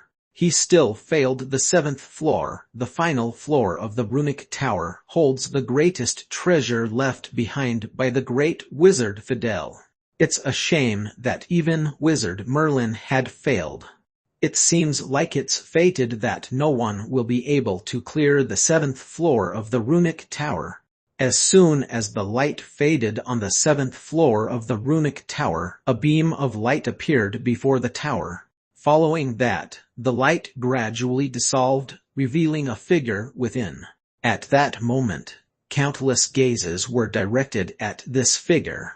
They all knew that this figure was Merlin, who had just failed to clear the tower. Although he had ultimately failed in getting past the 7th floor, it was hard to deny Merlin's glory. Wizard Merlin, can you divulge what sort of challenge lies on the 6th floor of the runic tower? A few spellcasters who were more ambitious questioned Merlin softly. After all, the number of spellcasters who had cleared the 6th floor could be counted on one hand, and Merlin was one of them. If they knew what the challenge was on the 6th floor, it might be of immense benefit to spellcasters' future attempts in getting past the 6th floor. Nevertheless, Merlin paid them no mind. In the dark magic region, there were a few spellcasters who had reached the 6th floor before, only they were not able to clear it. They should know what the challenge of the sixth floor was, yet they did not reveal it.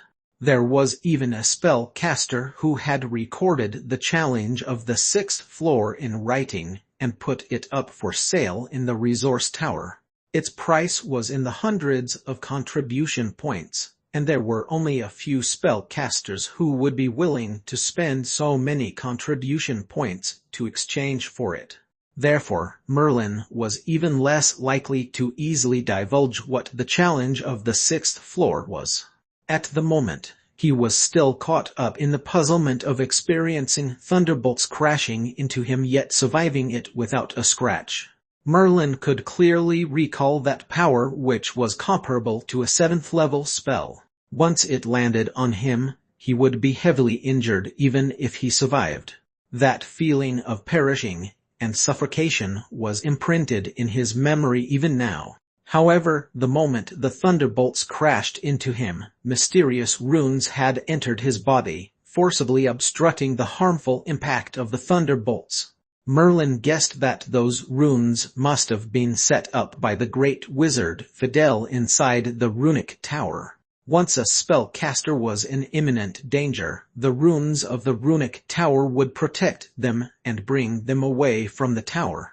After all, the purpose of constructing the runic tower was to search for prodigious spellcasters who had excelled in and mastered runes, not to kill spellcasters. Merlin looked around. Other than Wizard Leo, he spotted Wizard Envier and the rest, all three of them, in the crowd. As expected, they had been safely sent out from the runic tower. As they had failed on the 5th floor, they were transported from the runic tower. Merlin, how did it feel being in the runic tower? Wizard Leo cracked a rare smile. Although his appearance was sinister and frightening, and his smile was more horrifying than his tears, Merlin could perceive his sincerity. Merlin smiled and answered, "It wasn't too bad." The runic tower was built by the great wizard Fidel himself, and he was at his peak with his accomplishments in runology. Tusk, runology is amazing indeed. It's only a shame that I have no talent in runology, otherwise, I would be studying runes with great care. Merlin was not bothered that he understood nothing of runology. Furthermore, his lack of talent in runology extended to alchemy and even potions. In terms of brewing potions, if Merlin did not have the precise control of the matrix, he would be unable to make potions successfully. It could be said that Merlin merely possessed average skills in many areas, but because he had the matrix, he was able to rise above the crowd of ordinary spellcasters, becoming a spellcaster who was even more genius than Clay's. Wizard Leo nodded as well. In fact, one may only have great accomplishments by focusing on one field. Even though I study runology in depth, my main focus is still on creating spells. This is why I'm able to become a 6th-level spellcaster. Focus your attention on constructing spells and forget about the rest. Perhaps there were some spellcasters who could grow holistically and be proficient in many fields such as a genius spellcaster like Clay's. Nevertheless, they were the minority, and most spellcasters would only focus on one aspect. Of course, there were some spellcasters who felt that they had not much talent in constructing spells and were unable to progress further. Thus, they turned to the study of runology or alchemy. Perhaps they could still achieve wonderful things. All right, let's go back to the tower. There's no point in hanging around here. Wizard Leo glanced at the teeming masses of spellcasters and furrowed his brow slightly. Merlin nodded as well. He wanted to find a quiet place to examine in detail the golden relief sculpture he had acquired on the 6th floor of the runic tower. With that, both of them quickly soared into the air and flew toward Wizard Leo's tower. Merlin's success in clearing the 6th floor and obtaining its treasure had caused a stir within the dark magic region. The popularity of the topic was only second to Clay's betrayal of the dark magic region back then. No one had been able to get past the 6th floor of the runic tower. Even Clay's had only made it as far as the 6th floor and was unable to clear it. In this round of the unspoken rivalry between Merlin and Clay's, Merlin was of course ahead by 1. Thanks to Merlin, the runic tower was bustling with people once more. Initially, it was quiet and deserted without many people. Now, there were great crowds every day as countless spellcasters waited for their turn to enter the runic tower. However, no miracles occurred once more, and most spellcasters failed on the 4th floor. Still, Merlin knew nothing of the hubbub in the dark magic region, and it did not have the slightest effect on Merlin. Merlin was currently sitting in a room in the tower. He closed his eyes slightly and tried his best to calm his emotions. Only when his thoughts were at peace would a new posture appear in his mind. He had learned this posture from the 5th relief sculpture, which shone with a golden glow. Merlin was curious about this golden relief sculpture. He tried burning it, but even when he used fiery collapse, he was unable to induce any changes in the golden relief sculpture, much less damage it. He did not know what material the relief sculpture was made of that caused it to be so durable. More than this, besides the difference in color, its posture was also largely distinctive. By itself, the posture on the golden relief sculpture would not be of much use in terms of improving one's physical attributes. Merlin had tested this on the other spellcasters in the tower. This aspect differed greatly from the previous 4 relief sculptures. Upon practicing the postures on each of the previous 4 relief sculptures, one would definitely have a boost on one's physique. The oddities of the golden relief sculpture did not stop there. Although practicing the posture on the golden relief sculpture by itself was not of much help toward improving one's physical attributes, if one practiced the postures of the previous 4 relief sculptures before practicing the one on the golden relief sculpture, it was rather effortless. Merlin could even easily perceive that the posture on the golden relief sculpture was closely linked to the postures on the previous 4 relief sculptures. Nevertheless, the effects of the posture could not be seen in 1 or 2 days. It required a long period of practice before the body would gradually change. Merlin did not know what benefits there were in practicing the posture on the golden relief sculpture. However, he could vaguely sense that continuous practice of the posture would not improve his physical attributes, but serve some other purpose instead. As for the exact change that would occur, Merlin could only confirm this in the future after he had practiced the posture on the golden relief sculpture. Chapter 371 A Peaceful Month I. Chapter 371 A Peaceful Month I.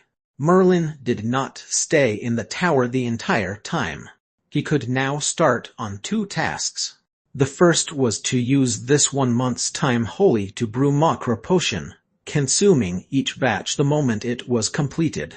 However, in this manner, Merlin would be unable to consume a few batches of Macra potion. The growth of his mind power would not be obvious, and it would not reach a stage where it was sufficient to construct 4th-level spells. The second thing was to head to the resource tower to exchange for some spells and knowledge on constructing spells, as well as some knowledge on runology, and even alchemy and potions. He would then bring these items back to Wilson Castle. If he wanted to develop the Wilson clan into a spellcaster clan, he could not do without these things. Merlin considered these 2 matters for a long time before finally settling on doing the second task. After all, preparing and consuming Macra potion would require a long time, and he merely had 1 month's time. After 1 month, He would accompany Wizard Leo to attend Black Sand Fort Summit as a representative of the dark magic region. Therefore, there was not enough time at all. As for the second matter, it would assist the development of the Wilson clan. In addition, with Wizard Bamu overseeing things at Wilson Castle and his vast knowledge, all the Wilson clan needed was time to grow. In the future, the clan would naturally become a formidable spellcaster clan. Of course, this was on the condition that Merlin was still alive.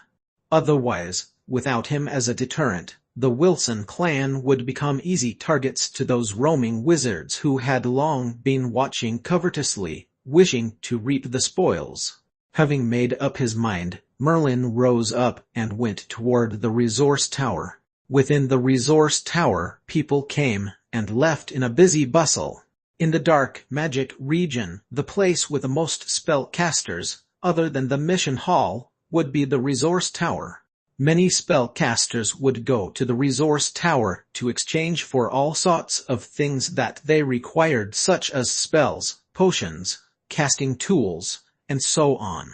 As Merlin reached the resource tower, almost everyone directed their gazes at him. Wizard Merlin, Wizard Merlin, Wizard Merlin. On his way, almost every spellcaster that Merlin met would bow slightly toward him, expressing the respect they felt for him. Merlin was now only a third-level spellcaster and did not even have the qualifications to build a tower on his own. Nonetheless, he had cleared the 6th floor of the runic tower and could be considered the first person in the dark magic region to have done so. Therefore, as long as they were a spellcaster, even at the 4th level, they were very courteous upon meeting Merlin. In the eyes of those 4th level spellcasters, Merlin was no longer a mere 3rd level spellcaster but a powerful spellcaster who was their equal. In the resource tower, there were many spellcasters who called out Merlin's name as well, respectfully bowing as they greeted him. Merlin returned each of their bows, which delayed him somewhat. Merlin was only able to reach the 2nd floor of the resource tower after a long while. There were many spells set out here, from 0-level spells to 6th-level spells. Among those spells, the dark magic region paid no mind to the 0-level to 3rd-level spells, and one could exchange for those as one pleased. Even if there were spellcasters who secretly swap these spells, they would not be punished by the dark magic region. However, from the 4th-level spells onward, if one wanted to exchange for those spells, one would need to sign a brand new contract, promising not to divulge these spells of the dark magic region to outsiders. Before this, Merlin had not touched the 4th-level spells. However, this time, he had wanted to bring some spells to the Wilson clan, therefore he had prepared to exchange for spells from the 1st level to the 6th level. Nevertheless, he did not think that he would run into this problem. Still, it was not much of an issue.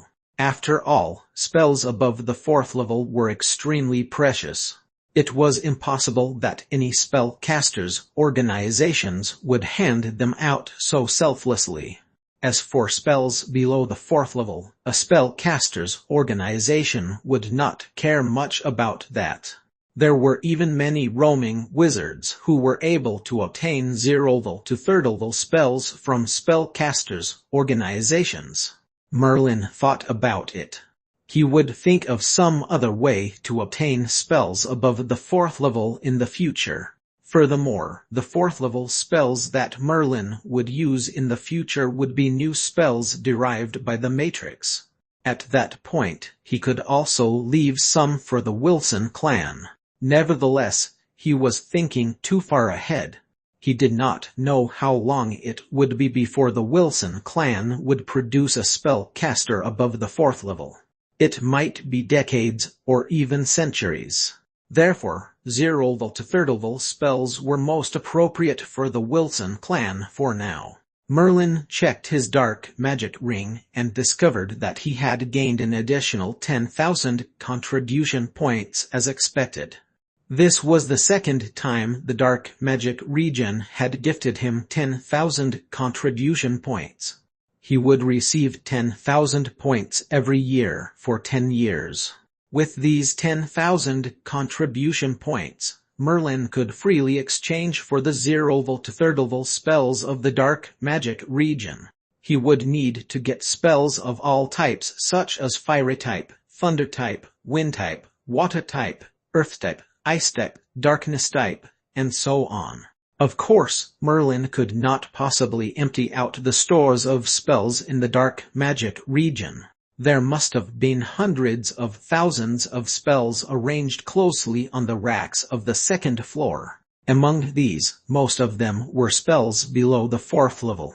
With so many spells, even though Merlin had 10,000 contribution points, he could not possibly exchange for all of them. Therefore, Merlin only chose spells that were relatively comprehensive and powerful from each type, selecting a few hundred books of spells in total. This already cost a few thousand contribution points. Not everyone could simply construct these spells right away. Many spellcasters would need to construct spells from the start according to their own level. This was the essential difference between wizards in spellcasters' organizations and roaming wizards. Roaming wizards only obtained very few spells and had no systematic knowledge of constructing spells.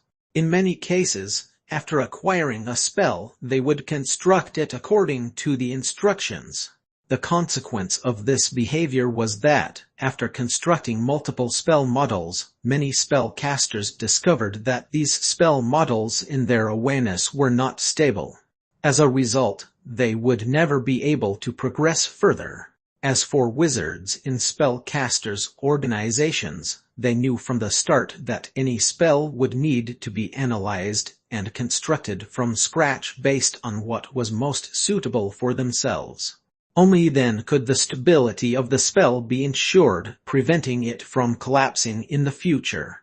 Thus, it was rare for unstable spell models to occur among wizards in spellcasters' organizations, and in this manner, they had a higher chance of becoming a stronger spellcaster. Merlin knew very well that the most important aspect of a spell lay in its construction.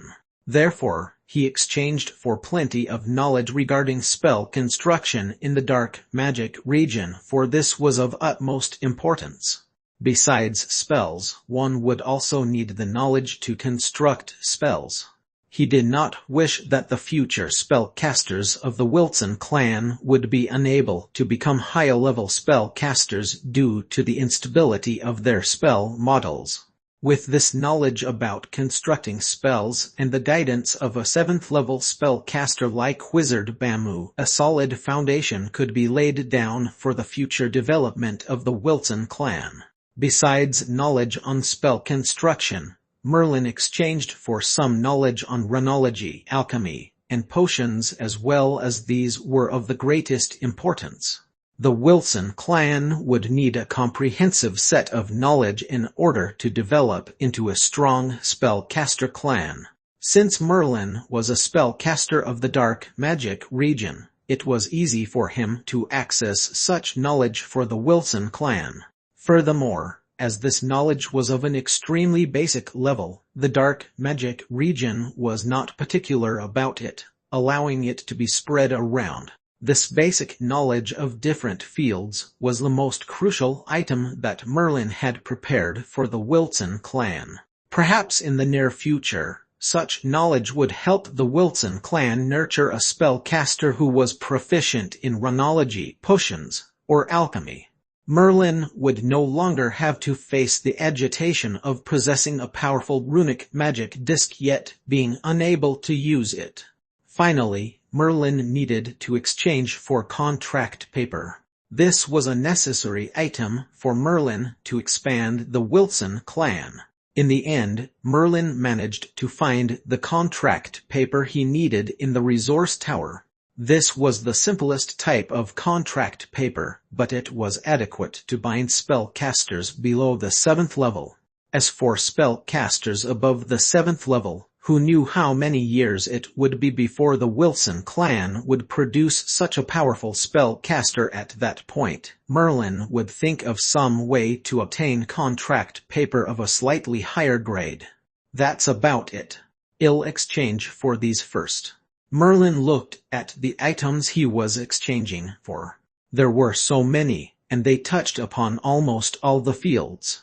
Still, these were mostly records of spellcasters and other basic knowledge, and would benefit greatly in the long-term growth of the Wilson clan in general. However, when the gray-robed wizard in the resource tower calculated the required contribution points, Merlin's heart ached somewhat. This was because these items cost him almost 9,000 contribution points. The 10,000 contribution points that he was just awarded was reduced to just over 1,000 contribution points in the blink of an eye. The gray-robed wizards were overjoyed at such a large transaction. The more contributions points were spent, the greater the reward they received in the mission hall. Although spending these nearly 9,000 contribution points made Merlin's heart ache, the thought that these items would bring remarkable changes to the future development of the Wilson clan managed to calm his emotions down. He even had the vague feeling that this price of almost 9,000 contribution points was great value for money. If he was able to establish a spellcaster clan using just this amount, it would be worth it. Nonetheless, the most important thing a spellcaster clan needed was the stabilizing passage of time. One could not establish a spellcaster clan simply by relying on some foundational knowledge or a powerful spellcaster. Merlin knew that in order for the Wilson clan to really develop into a spellcaster clan, it would need to stand tall without collapsing even if he was not around, which would take more than 100 years at least. After he had completed his transaction, Merlin headed back to the tower. He needed to say goodbye to Wizard Leo. Merlin went to the highest floor of the tower right away and called out softly, "Wizard Leo, come in." Wizard Leo's voice came from within the room. Merlin pushed the door open, went in, and saw Wizard Leo's figure. Wizard Leo was currently still as thin as a match and looked like a skeleton with skin. In addition to the blood-red vertical eye in his forehead, he appeared sinister and frightening.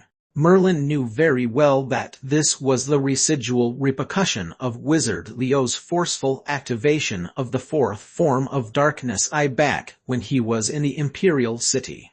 Darkness Eye was a cursed power. Forcibly activating the fourth form had evidently taken an enormous toll on the Wizard Leo.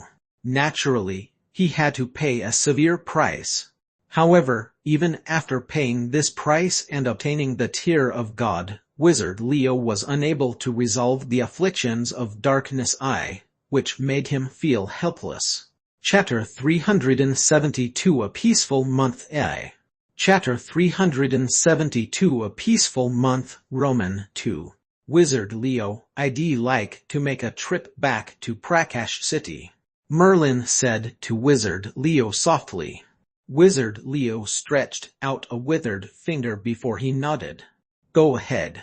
Remember the trip to Blacksand Fort is in 1 month's time. It's best if you can hurry back in advance. Merlin nodded in agreement. The 7th level spellcasters of the Dark Magic region had nominated Wizard Leo and Merlin to attend the trip to Blacksand Fort. Following that, Merlin left Wizard Leo's room. As he thought about the petrifying third eye in Wizard Leo's forehead, Merlin's initial determination to learn Darkness Eye was swayed as well. The might of Darkness Eye was powerful indeed.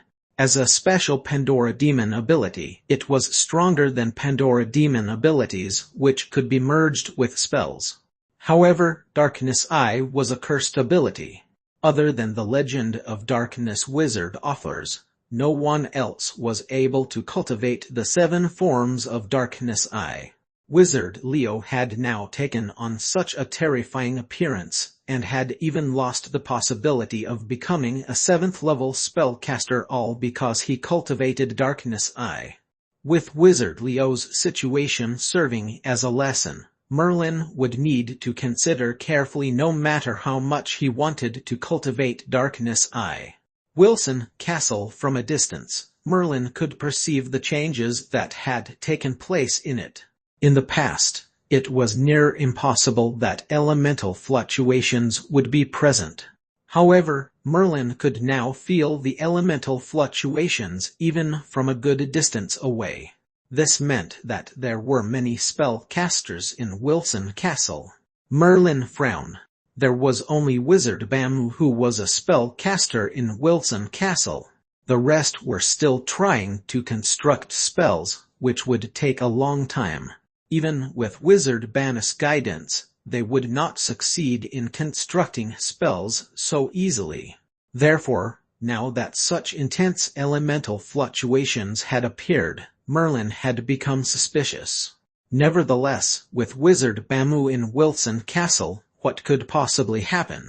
Merlin did not care to guess any further, and immediately soared into the air and flew toward Wilson Castle. The closer he was to the castle, the more he could feel the elements' fluctuations. When he was directly above Wilson Castle, he discovered to his surprise that more than 10 spellcasters had appeared in the castle. Most of these spellcasters were first-level spellcasters, but there were also 1 or 2 whose mind power were abnormally strong, emanating an authoritative force from head to toe.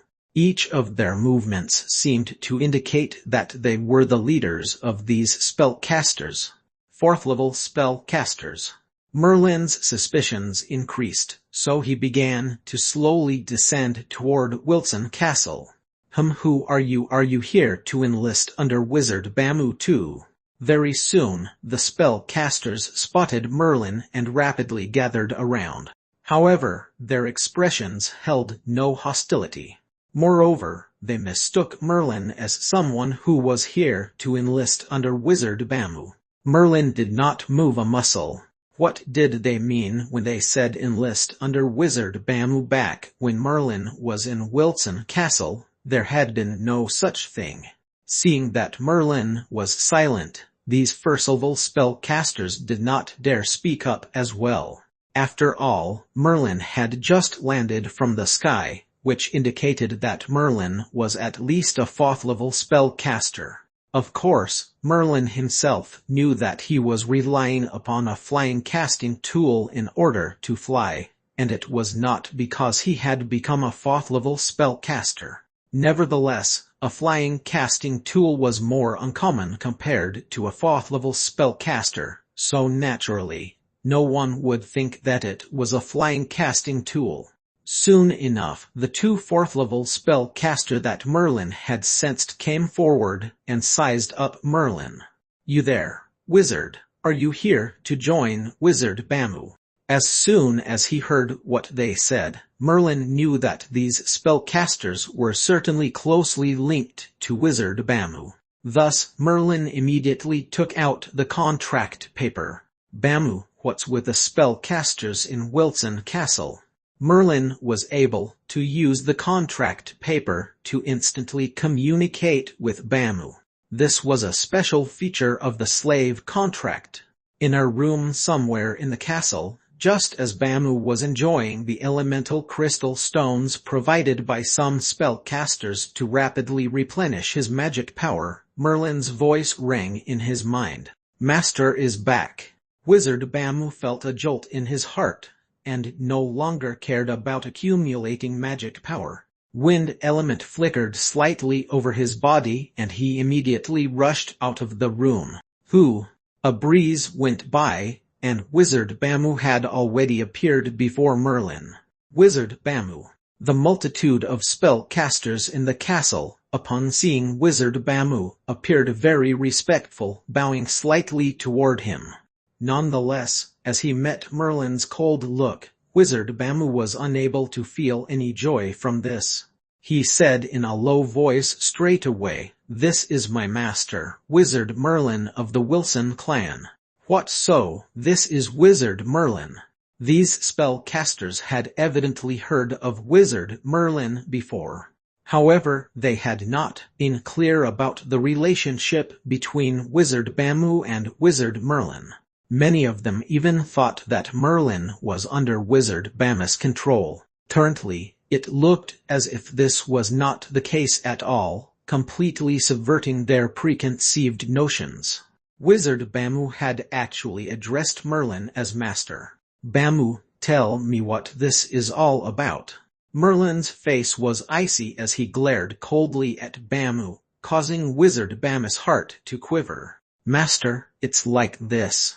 For the Wilson clan to slowly grow as a spellcaster clan, relying on just ourselves would never be enough.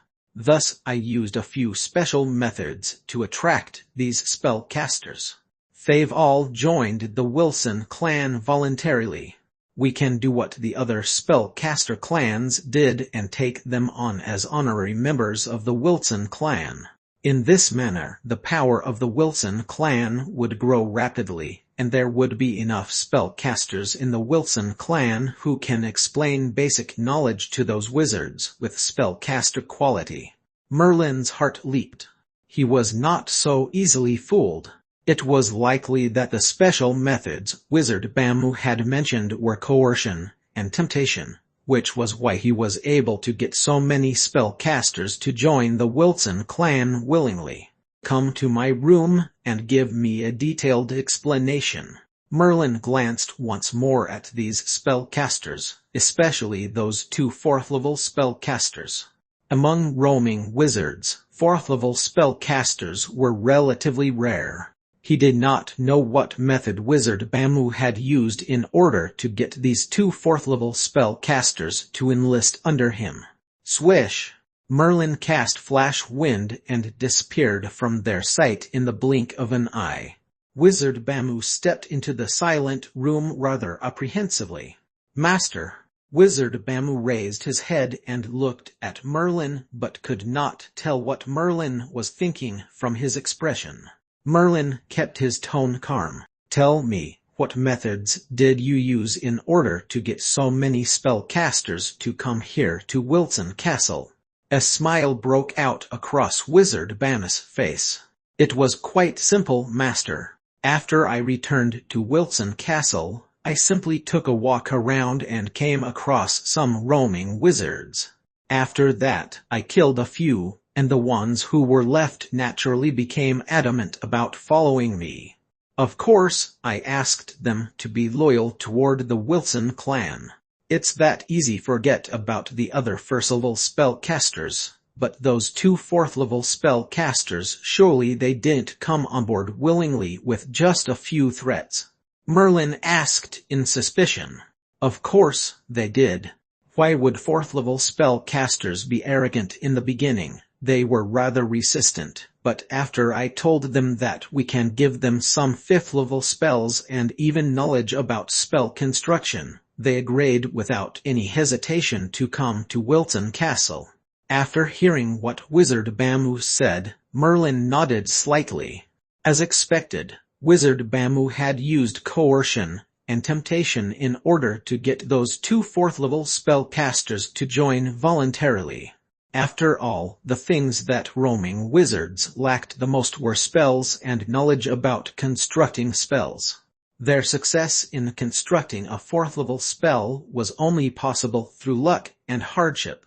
If they wanted to further construct a fifth-level spell, it would merely be a pipe dream without systematic knowledge and spells. However, Wizard Bamu's appearance at this moment had given them an opportunity. Coming here to Wilson Castle naturally became their only choice. Coercion and temptation were indeed effective methods to strengthen the forces of the Wilson clan in a short time. However, if Wizard Bamu was not around and neither was Merlin, these roaming wizards would become restless and desirous, and would no longer be so willing. In order to eliminate any future vulnerability, Merlin thought of the contract paper. "It's a good thing I've brought enough contract paper this time, otherwise we would have some trouble on our hands," Merlin mumbled in a low voice, following which he took out the contract paper from his ring, saying to Wizard Bamu, "Summon those 10 or so spellcasters. For those who are willing to sign a contract and become an honorary member of my Wilson clan, you'll not be tight-fisted with mere 5th-level spells and knowledge about spell construction. There will even be rewards of treasures that they had not imagined. For instance, those who have an affinity for runes, I can even grant them the runic magic disc. For those good at potions, I can gift them with the most precious potion formulas." With that, Merlin immediately retrieved the runic magic disc as well as a few potion formulas, allowing Wizard Bamu to bring these with him in order to enhance his persuasion. Wizard Bamu nodded. With a binding of the contract, Fail thoroughly become a member of the Wilson clan. Master's plan is a good one indeed. Wizard Bamu saw that Merlin did not further pursue the matter and could not help but relax a little. However, just as he was leaving, Merlin called out coldly behind him, "Bamu, the next time you wish for more elemental crystal stones, there's no need to go to such great lengths. You can just ask them from me." As soon as he spoke, Merlin handed over a few thousand elemental crystal stones from his ring to Wizard Bamu. This was merely a portion of Merlin's immense wealth. They served no purpose being piled up in his ring, so he might as well give them to Wizard Bamu, allowing him to quickly replenish his magic power. This would benefit the Wilson clan as well. Wizard Bamu felt a jolt of astonishment in his heart, and his face burned with embarrassment. Indeed, despite the elaborate yarn he had spun just now, his original intention was unchanged. The reason he made his move against the roaming wizards nearby was to obtain elemental crystal stones to restore his magic power. To Merlin, every single movement of Wizard Bamu, even his way of thinking, could be accessed through the contract paper. Therefore, Wizard Bamu was completely unable to conceal this small intention from Merlin. "Master, I shall take my leave first." After keeping the elemental crystal stones, Wizard Bamu hurried out of Merlin's room as if he was running away from something. Chapter 373 A Peaceful Month AI. Chapter 373 A Peaceful Month Roman 3. Following that, the matter was much simpler. Wizard Bamu, equipped with the contract paper, gave those roaming wizards a deadline. If they signed the contract, they would have access to spells, casting tools, potions, and so on. Otherwise, they would have to leave Wilson Castle right away, and Merlin would not further pursue the matter. Most of the spellcasters chose to sign the contract. However, Merlin was somewhat regretful that between the two 4th-level spellcasters, only one of them was willing to sign a contract.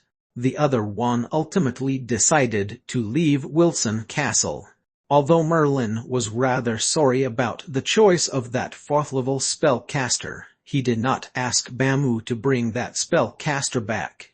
With so many spellcasters signing a contract with the Wilson clan, the clan's capabilities swelled countless times over in a short period. If the Wilson clan had such power in the past, it would not have been targeted by those roaming wizards.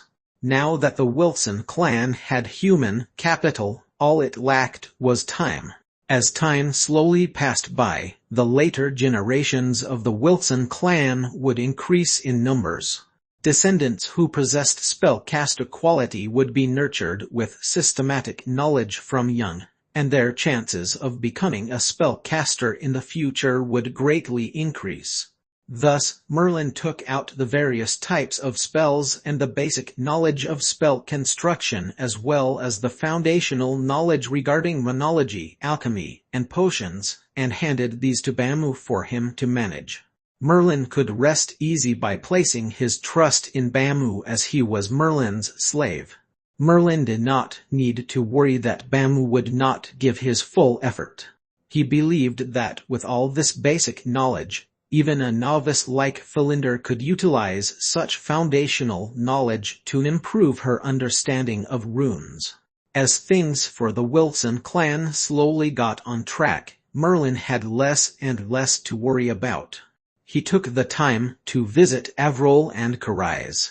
Both of their bellies had gradually swelled.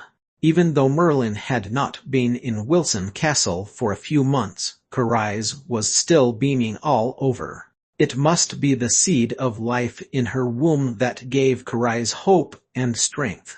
After doing all this, Merlin shut himself in a secluded room once more, not allowing anyone to disturb him. He began to practice the posture on the golden relief sculpture.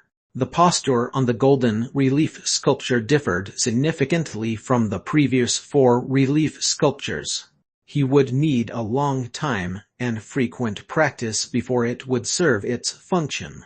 Merlin was also not sure how long he would need to practice before he would accomplish anything with it.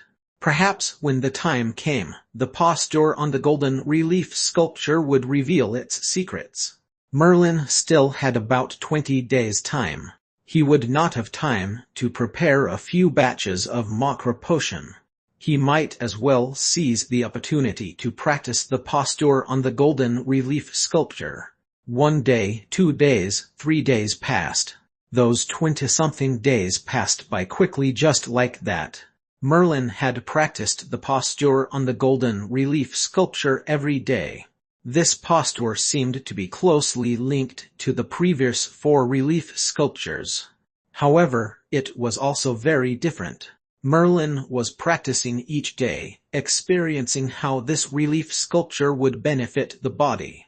At last, after persevering with his practice for over 20 days, Merlin finally saw a change. Merlin raised his arm and had noticed changes to his skin. Before this, the skin of Merlin's arm was as fair and soft as a baby's, attracting the envy of countless women. However, Merlin's fair arm was currently suffused with a faint layer of golden light. This golden glow was too dim, and he had to gaze with rapt attention in order to glimpse it occasionally. Merlin stared for 1 or 2 hours before he finally saw the dim golden glow shining on his arm. This faint golden light seemed to serve as a golden outer layer for Merlin's skin and was very peculiar. Still, Merlin could feel that a slight change had occurred in his body, and it was not that his physical attributes had improved. Merlin suddenly retrieved a sharp dagger from his ring and swiped it across his arm. The faint golden light immediately transformed into a large net that firmly blocked the thrust of the dagger. Merlin's arm was not harmed in the slightest. There was not even a single scratch. Merlin was a little taken aback. What had happened even he did not understand, since when did he have this ability? He could feel that his physical attributes were definitely not improved. Nevertheless, after careful observation, Merlin discovered that that dim layer of golden light seemed to be able to withstand some attacks on his behalf. Thus, Merlin tried using all his strength, slashing viciously at his arm once more. Rip! This time, under the great force of the sharp dagger, he easily pierced through the protection of the faint golden glow. A bloody scar was immediately left on Merlin's arm. However, only a small amount of blood flowed from the bleeding wound. Following that, the skin surrounding the cut began to undulate, healing rapidly at a visible speed. TSSS. As he witnessed this strange sight, not even Merlin could resist drawing in a quick breath, astounded to his car. Although Merlin knew that his physical attributes were excellent, he had never healed so rapidly at a visible pace after being injured. This had far surpassed the imaginations of most people. No matter how incredible one's physique was, one could not possibly reach such a stage. The golden relief sculpture. It must be the posture on the golden relief sculpture. These relief sculptures, where did they come from? Merlin mumbled in a low voice. In that instant, countless thoughts spun across his mind. There was no doubt that he was able to possess such inconceivable regenerative strength, largely due to his practice of the posture on the golden relief sculpture. Moreover, this was not the limit. Merlin could vaguely sense that as long as he continued practicing the posture on the golden relief sculpture, his healing powers in the future would become even more terrifying. It could be said that the flame maxim was still within Merlin's understanding. After all, the final objective of every spellcaster was to create their own maxim and become a great legendary wizard. However, the postures on the relief sculptures were different. This was an unknown power. Even now, Merlin was unclear about the true purpose of these relief sculptures, where they come from, and other questions like these. The unknown induced fear. Although the posture on the relief sculpture currently carried great benefits for Merlin, what he largely felt was fear, as well as a faint trace of uneasiness. Merlin kept the relief sculpture once more. Since he had already practiced the posture on the golden relief sculpture, naturally, he would not give up just like that. He could only keep up the practice. Merlin had not a single clue what unforeseen developments would arise from the postures of these relief sculptures. In this conflicting state of mind, 1 month's time passed by quickly. Buzz, buzz, buzz. Merlin's dark magic ring began vibrating, and mysterious runes flew into the air, gradually forming into lines of runes in midair. These mysterious runes slowly gathered into a terrifying face. It was Wizard Leo's face. Merlin, quickly come back to the dark magic region. Time's up. Merlin bowed slightly. Be rest assured, Teacher Leo. I'll be back very soon. As soon as he spoke, Wizard Leo's figure dissipated in an instant, and the mysterious runes rapidly flew back into the dark magic ring. This was a power of runes. In some aspects, runology was blessed with exceptional advantages. Without runes, they would not have any way of conveying information over long distances as they did now. Therefore, Merlin bade farewell to old Wilson and his 2 wives. Lastly, he summoned Wizard Bamu and gave him a few orders. This time, with Wizard Bamu keeping watch, in addition to a large number of spellcasters who had signed a contract, the Wilson clan was truly on the right track. Merlin would not have to spend his thoughts or energy on this matter for a long period. After completing everything, Merlin quickly hurried back to the dark magic region. On the tranquil beach, Merlin's figure gradually appeared from within the flickering white light. Without even looking up, he immediately headed forward. As he came to the stone tablet of the dark magic region, a smile tugged at the corner of his mouth. He was reminded of the frightening attack by the black cat Didymos on the 7th floor of the runic tower. It was a power which was at the 7th level indeed. Merlin was unable to put up the slightest resistance and was sent out of the runic tower. Although the black cat Didymos still did not appear, Merlin left a few elemental crystal stones before the stone tablet. Following that, he quickly entered the dark magic region. Not long after Merlin had left, sharp claws extended from the stone tablet and immediately grabbed the elemental crystal stones lying in front. Thereafter, a crisp crunch sound could be heard. Not bad, the flavor's really not bad. It's hard to come by someone who would still remember me. The next time he tries to challenge the 7th floor, I'll make it slightly easier. Following that, the voice gradually faded away, and silence resumed in front of the stone tablet. Within Wizard Leo's tower, Merlin was presently at the highest floor already, waiting for Wizard Leo patiently. Creak. Soon enough, Wizard Leo pushed open the door. Upon seeing Merlin, he nodded slightly. "Merlin, how was it? Have you settled the matters of your clan?" "They're all settled. I'm ready to set off any time now," Merlin gave a simple reply. The entire dark magic region was placing great importance on this upcoming trip to Blacksand Fort.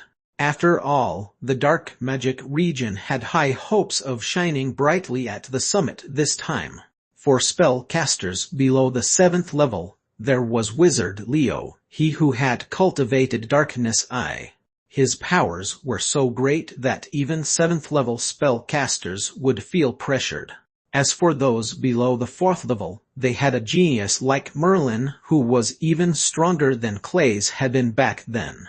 Therefore, the entire dark magic region was filled with confidence about this trip to Blacksand Fort. Wizard Leo nodded. "It's good that it's all settled. Let's go then." Then, both of them quickly left the tower and flew toward Wizard Husius' tower. As a 7th level spellcaster, Wizard Husius was also one of the 3 7th level spellcasters who would be going to Blacksand Fort.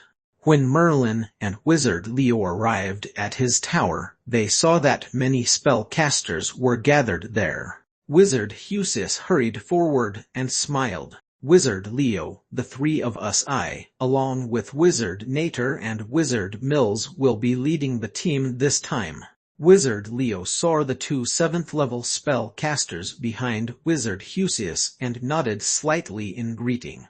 Those 2 7th level spellcasters clearly knew how extraordinary Wizard Leo was as well, viewing him as an equal. Thus, they appeared very amiable too. Other than the 7th level spellcasters leading the group, there were 3 3rd level spellcasters. Moreover, Merlin had seen these 3rd level spellcasters before. They were Wizard Sarer, Wizard Envier, and Wizard Ilman who had attempted the challenge of the Runic Tower. These 3 3rd level spellcasters were proficient in runes and had constructed 4 elemental spells. They could be considered a cut above the rest in the dark magic region. Thus, this group of individuals could be considered the true elites of the dark magic region, representing the various levels of spellcasters in the organization. All right. If there's nothing else, we'll head out now. Wizard Husius swept his gaze across the group casually and spoke calmly. The group nodded. They had prepared everything they had to prepare and were ready to leave at any time. Thus, Husius and the other 2 7th level spellcasters each carried a 3rd level spellcaster and quickly soared into the air. Merlin had his flying casting tool and did not need anyone to carry him. This group of 8 quickly left the dark magic region through the runic magic circle and flew toward Blacksand Fort. Chapter 374 Blacksand Fort I. Chapter 374 Blacksand Fort I. In the pitch-black night, a slight breeze caressed the spellcasters who were sitting around a bonfire. These were the spellcasters from the dark magic region. The dark magic region was a good distance away from Blacksand Fort. Even if they flew at full speed, they would need a few days' time. Merlin's speed of flight was slower compared to the rest. After all, he was relying on a flying casting tool, so naturally, he could not possibly compare to these 7th level wizards. Furthermore, using a flying casting tool to fly took up a large amount of magic power. Fortunately, Merlin had plenty of elemental crystal stones and was not worried about exhausting his magic power. Throughout this journey, Wizard Envier and the other 3rd level spellcasters constantly glanced at Merlin. They were invariably in admiration of how Merlin had a flying casting tool. "Wizard Merlin, I wonder if you still have another flying casting tool with you. If you do, please state your conditions. I'll try my best to fulfill them." Wizard Envier was extremely envious of Merlin's flying casting tool. He came from a relatively powerful spellcaster clan, but was unable to obtain a flying casting tool. Merlin shook his head. "I'm very sorry. I only acquired this one flying casting tool by pure chance, and don't have any additional flying casting tool." When he heard what Merlin said, a disappointed look washed over Wizard Envier's face. Merlin continued, "Wizard Envier, with your aptitude, you should be able to begin constructing 4th-level spells very soon. At that point, you would naturally be able to construct a wind-type flying spell, which is far superior to a flying casting tool. In general, only spellcasters above the 4th level could construct flying spells. In reality, with Wizard Envier's abilities, he should already be able to construct flying spells now." However, Wizard Envier smiled bitterly as he shook his head. "It's not that easy to construct a 4th-level spell. Even now, I'm still analyzing 4th-level spells from scratch. It's far too difficult, and it may be a few more years before I can construct a 4th-level spell. What's more, I didn't construct wind-type spells. It was rare to find a spellcaster who had not constructed wind-type spells. After all, everyone knew the importance of speed, and if one wished to fly, one would still need a wind-type spell. It was not surprising that Wizard Envier was insistent on acquiring the flying casting tool. After falling silent for a moment, Wizard Envier said softly, "Wizard Merlin, if you become a 4th-level spellcaster in the future, and have a flying spell, is it possible for you to hand the flying casting tool to me?" As he looked at Wizard Envier's hopeful gaze, Merlin pondered the matter briefly before saying, "I'll consider it. We'll cross that bridge when we come to it." Wizard Envier nodded and a smile broke out across his face. He had searched for a long time in the resource tower, but he did not come across a flying casting tool. He had even looked for it in other places. He was willing to pay a large price in order to obtain a flying casting tool, but was unable to find it even until now. Now that he had finally discovered that Merlin had this rare flying casting tool, he would not let the opportunity slip past him so easily, even if he had to wait a few years. It was rather chilly in early spring. The spellcasters surrounding the bonfire slowly began to shut their eyes, beginning to meditate. Merlin did not know what Blacksand Fort was like, so he asked Wizard Envier, "Wizard Envier, I wonder how much you know about Blacksand Fort." Blacksand Fort, it's a large spellcasters organization, very different from the Dark Magic region. In the Dark Magic region, there's only one 9th-level spellcaster, but there are many 9th-level spellcasters and 2 great wizards in Blacksand Fort. In the current world of spellcasters, great wizards were relatively uncommon. In order to become a large spellcasters organization, it was absolutely necessary to have a great wizard. For instance, even though the legacy and inheritances of Sterling House were still lacking in comparison to spellcasters organizations, the presence of the great wizard Sterling meant that Sterling House was a formidable force that was comparable to a large spellcasters organization. Blacksand Fort, having 2 great wizards, could indeed be considered an extremely powerful large-sized spellcasters organization. After all, even during the most glorious era of the Dark Magic region, they merely had the one and only great wizard Fidel. Although Merlin had known that the Dark Magic region was a small-sized spellcasters organization, he did not expect that the disparity between them and other large-sized spellcasters organizations was so wide. After an arduous journey lasting a few days, Merlin and the rest finally landed in a desert that stretched as far as the eye could see. The temperature was high here, and it was scorching, causing them to feel slightly uncomfortable.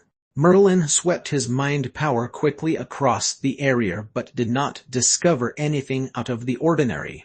However, Husius and the rest had stopped here. Is Blacksand fought here? Merlin could not help but ask. Wizard Husius bobbed his head, but he appeared rather gloomy. He said tiredly, "Indeed, Blacksand fought should be here, yet something's different today. I can't find Blacksand Fort." "You can't find Blacksand Fort." Wizard Husius was a 7th-level spellcaster with unparalleled mind power. It was strange indeed that not even he could find Blacksand Fort. Blacksand Fort was a large spellcasters' organization. They could not possibly have relocated without reason. Therefore, this matter was rather peculiar. Suddenly, the crimson vertical eye in Wizard Leo's forehead opened gradually. A beam of blood-red light transformed into a light veil, shrouding the surrounding area. Following that, Wizard Leo laughed coldly. "So, someone is playing tricks. It's an illusion." Merlin's heart leaped.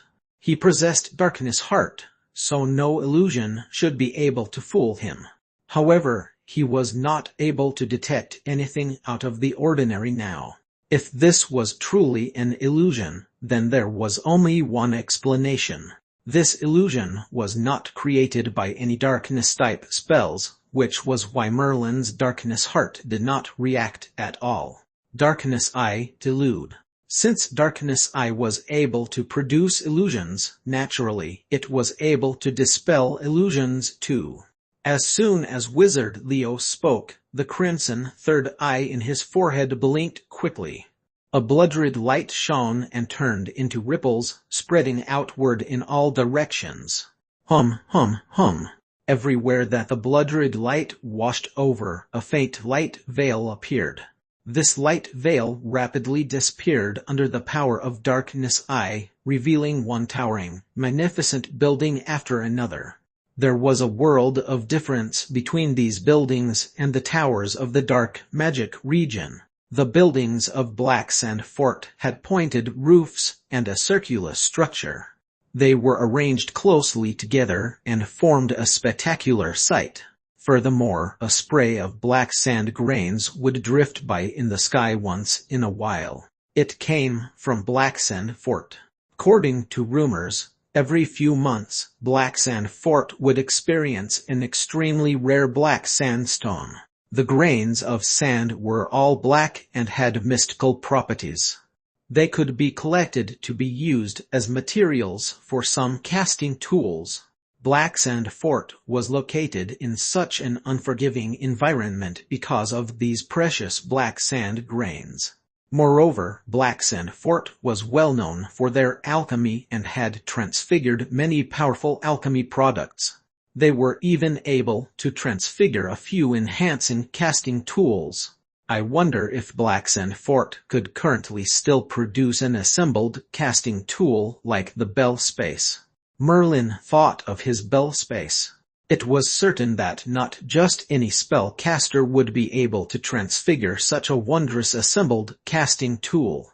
Since he had come to Blacksand Fort, he could make thorough inquiries about assembled casting tools. Perhaps he might even find more components of the Bell Space.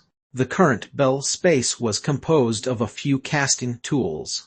If he was able to find further components of the Bell Space and combine them successfully, an even more peculiar change would occur, and he would have a casting tool which was more powerful and mystical. After Wizard Leo had used Darkness Eye to dispel the illusion of Blacksand Fort, the sprawling desert disappeared without a trace. In its place was a fascinating small town. It was a small town indeed. Blacksand Fort only had one doorway as its entrance. The other areas seemed to be surrounded by low ramparts. However, if one took a closer look, one would see that these ramparts were joined to the sky by lines of mysterious runes. This was obviously a large-scale runic magic circle that was protecting Blacksand Fort. Only through that large doorway could one enter Blacksand Fort. "Let's go," Husius wore a rather disheartened look to think that Blacksandfort had set up an illusion. If Wizard Leo was not around, they would not have been able to enter. What a joke it would have been, and the entire dark magic region would become a laughing stock. Whoosh whoosh. Just as Merlin and the rest approached the huge doorway, two spellcasters appeared before them, blocking the way. One of them, a tall and lanky spellcaster, gave Wizard Leo a long, deep look before saying haughtily, "Which spellcasters, organization or spellcaster clan are you from?" Merlin frowned. The force around these two spellcasters was not very strong. At best, they would be fourth-level spellcasters, yet their manners were so arrogant. "We're from the dark magic region," Wizard Husius spoke coldly. Following that, he handed a token of the dark magic region for the two spellcasters to examine. Thereafter, the two spellcasters nodded.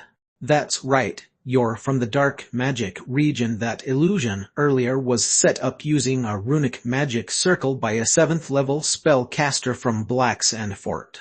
Even a spellcaster above the 7th level would be hard-pressed to detect it, to say nothing of dispelling it. In general, we would have to head out to meet them." After a pause, the two spellcasters gazed deeply at Wizard Leo, a solemn light shining in their eyes. "Nevertheless, we were bringing in the members of another medium-sized spellcasters organization earlier and were planning to let you wait for a moment. To think that this wizard was able to shatter the illusion." Anyone could see that these two spellcasters had their eyes on Wizard Leo. However, the rest of them knew quite well that these spellcasters had not been bringing in other spellcasters. It was evident that this was deliberate. They had wanted to make a joke of the dark magic region or something along those lines. It was not the first time they had done this. Only they had not expected their attempt to backfire, for Wizard Leo was able to forcibly dispel the illusion. If Blacksandfort was to assign blame and found out the cause of this, the both of them would be punished. Thus, there was a subtle, unfriendly manner in the way they looked at the spellcasters of the dark magic region. Chapter 375 Blacksandfort A. Chapter 375 Blacksandfort Roman 2. Merlin and the others were led by two spellcasters from Blacksandfort as they slowly entered the fort. Inside, Merlin saw many spellcasters with different attires, and each spellcaster emitted rich elemental fluctuations. In particular, there were several spellcasters wearing gold-lined wizard hats with extremely powerful elemental fluctuations emitting from their bodies. Even the 8th-level spellcasters that Merlin saw before had weaker forces than them. They were obviously 9th-level spellcasters. Among some small spellcasters organizations such as the current dark magic region, even their most powerful spellcaster would be just a 9th-level spellcaster. At this moment, there were already several 9th-level spellcasters present, obviously exceeding those from small spellcasters organizations. Even medium-sized spellcasters organizations did not possess the strength to send such a number of 9th-level spellcasters to Blacksandfort Summit. Only those larger-sized spellcasters organizations would have that amount of strength. The two spellcasters leading Merlin and the others saw spellcasters wearing the gold-lined wizard hats, and their expressions changed. What was originally an arrogant look on their faces disappeared and was replaced with a trace of fear. To be able to induce fear in spellcasters from Blacksandfort, Merlin also vaguely guessed that this spellcasters organization was definitely not simple. It's the spellcasters from Shadowthorn. Everyone, don't provoke them. Wizard Husius also acknowledged the strength of these spellcasters and said softly with a solemn face, Then he took the lead and hid on either side, maintaining a distance from those spellcasters wearing gold-lined wizard hats. Besides Merlin, other spellcasters also wore dignified faces. Obviously, they all knew of Shadow Fawn. Only Merlin had not heard of them. Just as Merlin was wondering, Wizard Leo's voice sounded from beside Merlin's ear. Shadow Thorn is a large-sized spellcasters organization. Although it's not the most powerful, it's the largest faction, and it's the most unreasonable. That's because the spells that spellcasters from Shadow Thorn construct are all exceedingly strange and very bizarre, coupled with the fact that spellcasters from Shadow Thorn are all extremely psychologically warped, and could even be said to be especially vicious. Shadow Thorn has even been rejected by several spellcasters organizations before. After a pause, Wizard Leo continued. However, perhaps because some large-sized spellcasters organizations are planning to go against Osmu, fair roping in Shadow Thorn again. Most of the spellcasters from Shadow Thorn are extremely ruthless and have twisted thoughts, and can't be estimated by an ordinary person's thoughts. It's best not to get involved with them. Otherwise, no one knows if spellcasters from Shadow Thorn might suddenly act out. In fact, Wizard Leo had already made it very clear that, while the reputation of Shadow Thorn was very strange, the spellcasters from Shadow Thorn were even more so. They were composed of a group of extremely brutal spellcasters, and among them, there was no lack of powerful alchemists who used people to make alchemy puppets. Some even used spellcasters as transfigured alchemy puppets.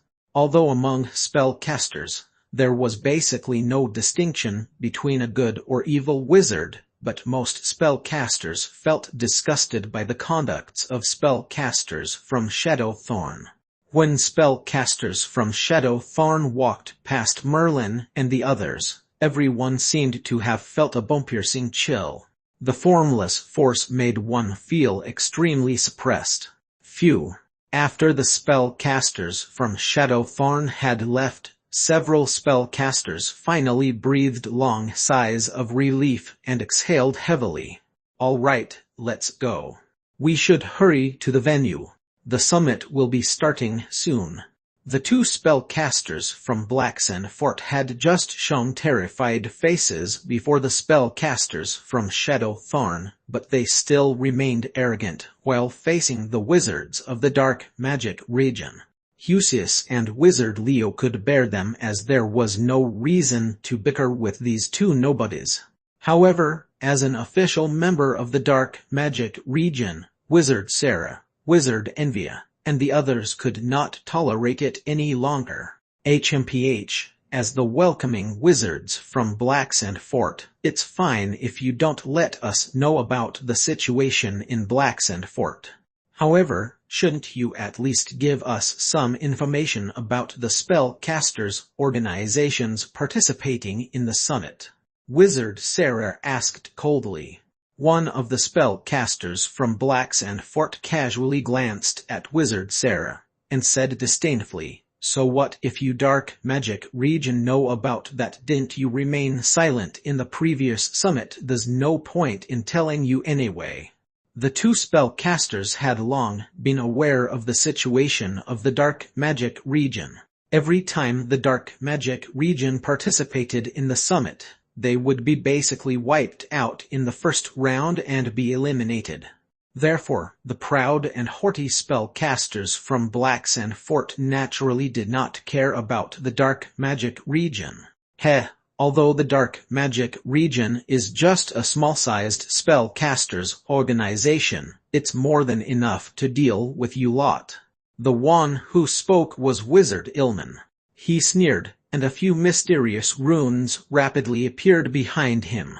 In a slight flash, they indistinctly formed a binding circle around the two spellcasters of Blacksand Fort, trapping them inside. A mere runic magic circle is supposed to shackle us. The two spellcasters of Blacksand Fort were not afraid at all. Indeed, they had the confidence to feel arrogant. As spellcasters from a larger-sized spellcasters organization, their experiences and the knowledge that were passed on to them was not something that a small-sized spellcasters organization like the Dark Magic region could compare to. Therefore, although other spellcasters might be caught off guard by Wizard Ilman's runic shackles, the two spellcasters of Blacksand Fort merely sneered and drew several mysterious runes in succession, which rapidly melted into Ilman's runic magic circle. Hiss! Wizard Ilman had originally wanted to teach those two spellcasters from Blacksand Fort a lesson, but now, the runic magic circle which he utilized was easily broken by them. Some of the runes were even changed, and it became a different and unfamiliar runic magic circle, which then blasted toward Wizard Ilman. Wizard Ilman's face immediately paled. He gritted his teeth, and a defensive-type spell emerged from his body. Just as he was prepared to fight, a white flame instantly rose up and wrapped around the runic magic circle in midair. The raging flames bound the mysterious runic magic circle. Soon, the runes gradually faded before they disappeared. They had been completely destroyed by the white flames. Huh! The two spellcasters from Blacksand Fort saw the white flames and immediately looked at Merlin, who was standing by the side with sharp eyes. Naturally, they could see that this white flame was not ordinary. After all, although their counterattack looked calm and quiet, in reality, it contained a power that even ordinary fourth-level spellcaster could not stop. However, such a formidable power had been eliminated by Merlin's spell with just a casual wave of his hand. This greatly terrified the two spellcasters from Blacksand Fort. However strong Wizard Leo was, he was just a 6th-level spellcaster and was on a completely different level from them. Naturally, it would not be good to compare them together. The elemental fluctuations on Merlin's body was clearly just at the 3rd level. However, it was able to easily break through a 4th-level spellcaster's runic magic circle. This showed that Merlin was not simple at all.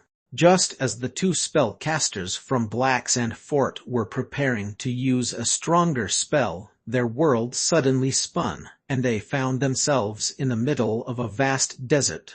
The scorching sun was in the air, and everywhere they looked was just a boundless stretch of desert. Illusion. The two spellcasters instantly understood that it was an illusion. Furthermore, they had been trapped inside this illusion without them even noticing. Only Wizard Leo was capable of something like this.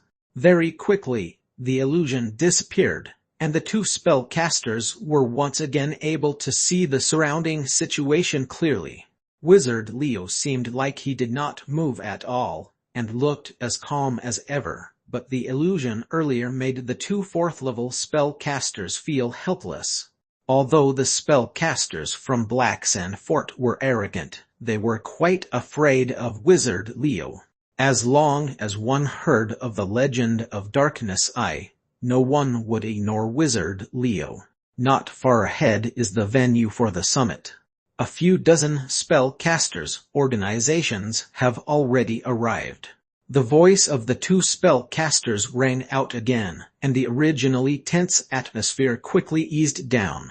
The earlier illusion had been Wizard Leo's warning that if they continued their arrogant actions, they might not just be thrown into the illusion for a moment, but be forever trapped in it.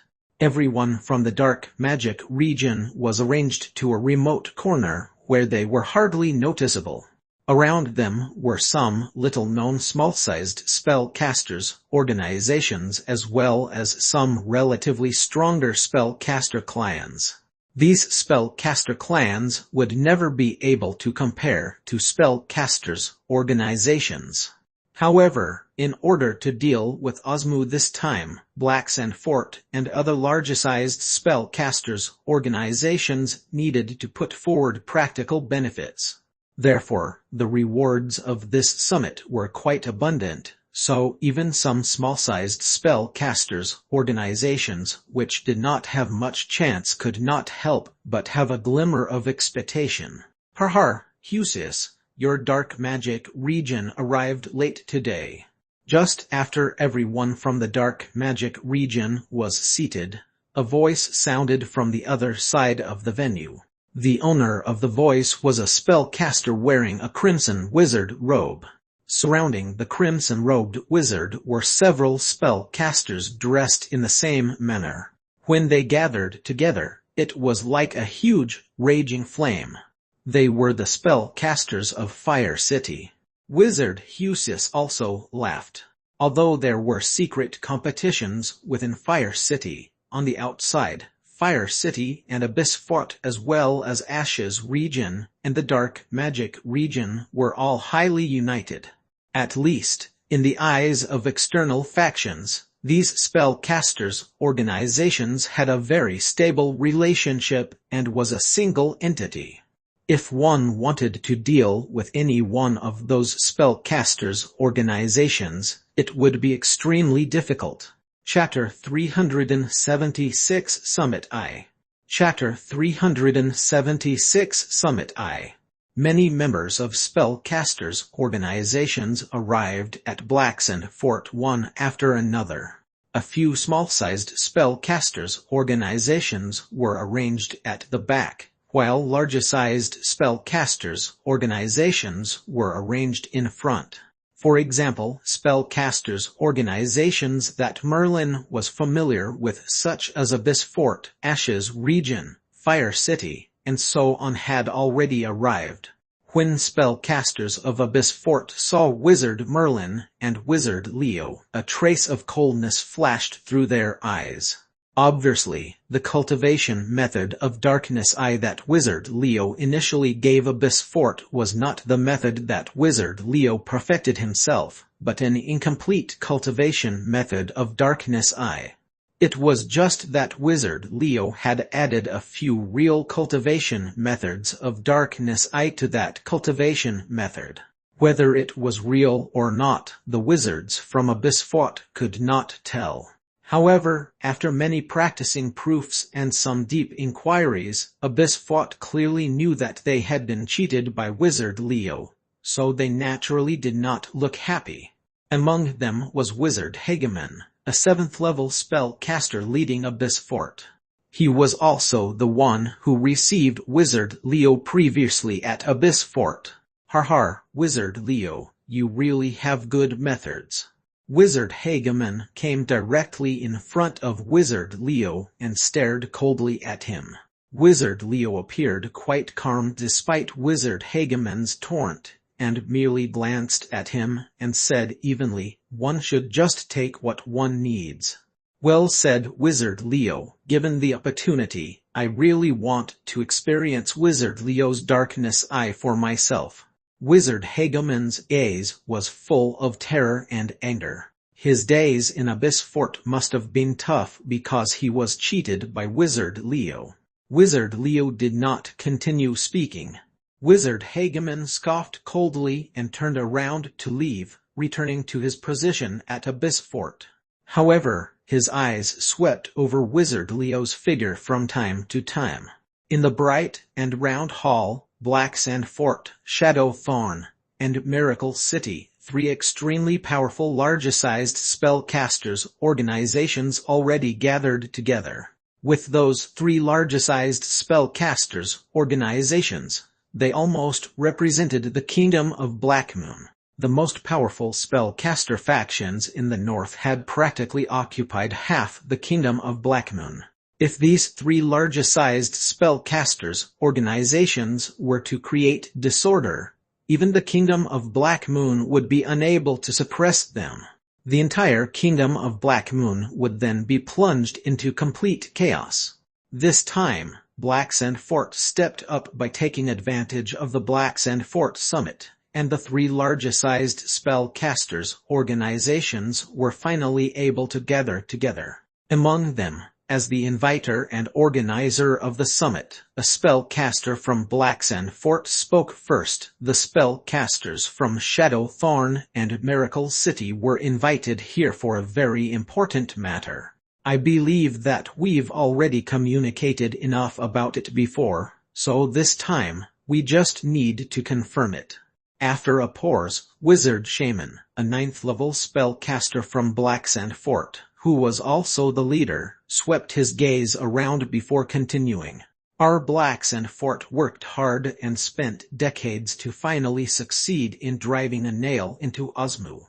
Moreover, this nail has also spread out the most important news, which is Osmus' lair. Unfortunately, we've lost contact with this nail recently, which means that the nail has met with a disaster. Perhaps Osmu is already aware of our plans. Therefore, if we really are to go against Osmu and want it to disappear completely, I'm afraid we'll have to go through an all-out war. I hope you're all ready for the war with Osmu. Wizard Shaman, the fort leader of Blacksand Fort, had an extremely grim gaze and a solemn expression. Obviously, this matter was very important, and would affect the faction structure of the entire spellcaster world in the future. Osmu had already existed for hundreds of years. In such a long time, Osmu was fearless and used all sorts of methods to lure or coerce talented spellcasters from some larger-sized spellcasters organizations to join Osmu and betray their spellcasters organizations. Therefore, Osmu had already made countless enemies, including Blacksand Fort, Shadowthorn, and Miracle City. They all hated Osmu to their bones. However, Osmu was not only powerful, but their lair was also extremely mysterious. No one knew where their lair was, so even if they wanted to destroy Osmu, they had no idea where to start. However, this time, Blacksand Fort managed to find Osmu's mysterious lair after a few decades of preparation. Then, they finally united numerous spellcasters organizations to jointly deal with Osmu. A spellcaster from Shadowthorn with a gloomy aura sneered and said, "Har har, Osmu once lured a few of our prodigies into Osmu. All of us at Shadowthorn want nothing more than to destroy Osmu, but we could never find Osmu's lair. However, now that Blacksand Fort has found it instead, that's the best.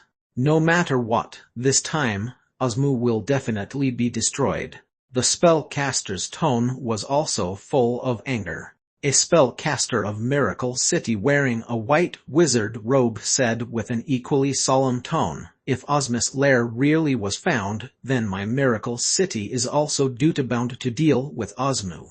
After all, Osmu's actions have seriously threatened the foundation of our large spellcasters organization. Moreover, my Miracle City doesn't tolerate provocations from any spellcasters organizations or factions. Since Osmu has made such an insane action, they must be prepared to pay the price." Both Miracle City and Shadowthorn had agreed to unite to fight against Osmu. After all, Osmu's strength was extremely powerful. Although these larger-sized spellcasters organizations were very proud, they all chose to unite together to fight Osmu so that they had a greater assurance to completely eliminate Osmu. Good, since Miracle City and Shadowthorn have already agreed, then we'll use this summit as an opportunity to announce to all spellcasters organizations and spellcaster clans that we'll work together against Osmu. Wizard Shaman smiled while speaking. Almost the entire kingdom of Blackmoon and all the southern spellcaster factions had gathered here in this summit. With their combined forces, even Osmu would not be able to match them. Thus, Wizard Shaman was very confident. With a gathering of numerous spellcasters organizations and clans, Blacksand Fort was bustling with activity. There were so many spellcasters organizations, and clans coming one after another that almost the entire spacious hall was crowded to bursting point. It was the first time Merlin saw so many spellcasters. He did not even dare to imagine that there would be so many spellcasters in the kingdom of Blackmoon.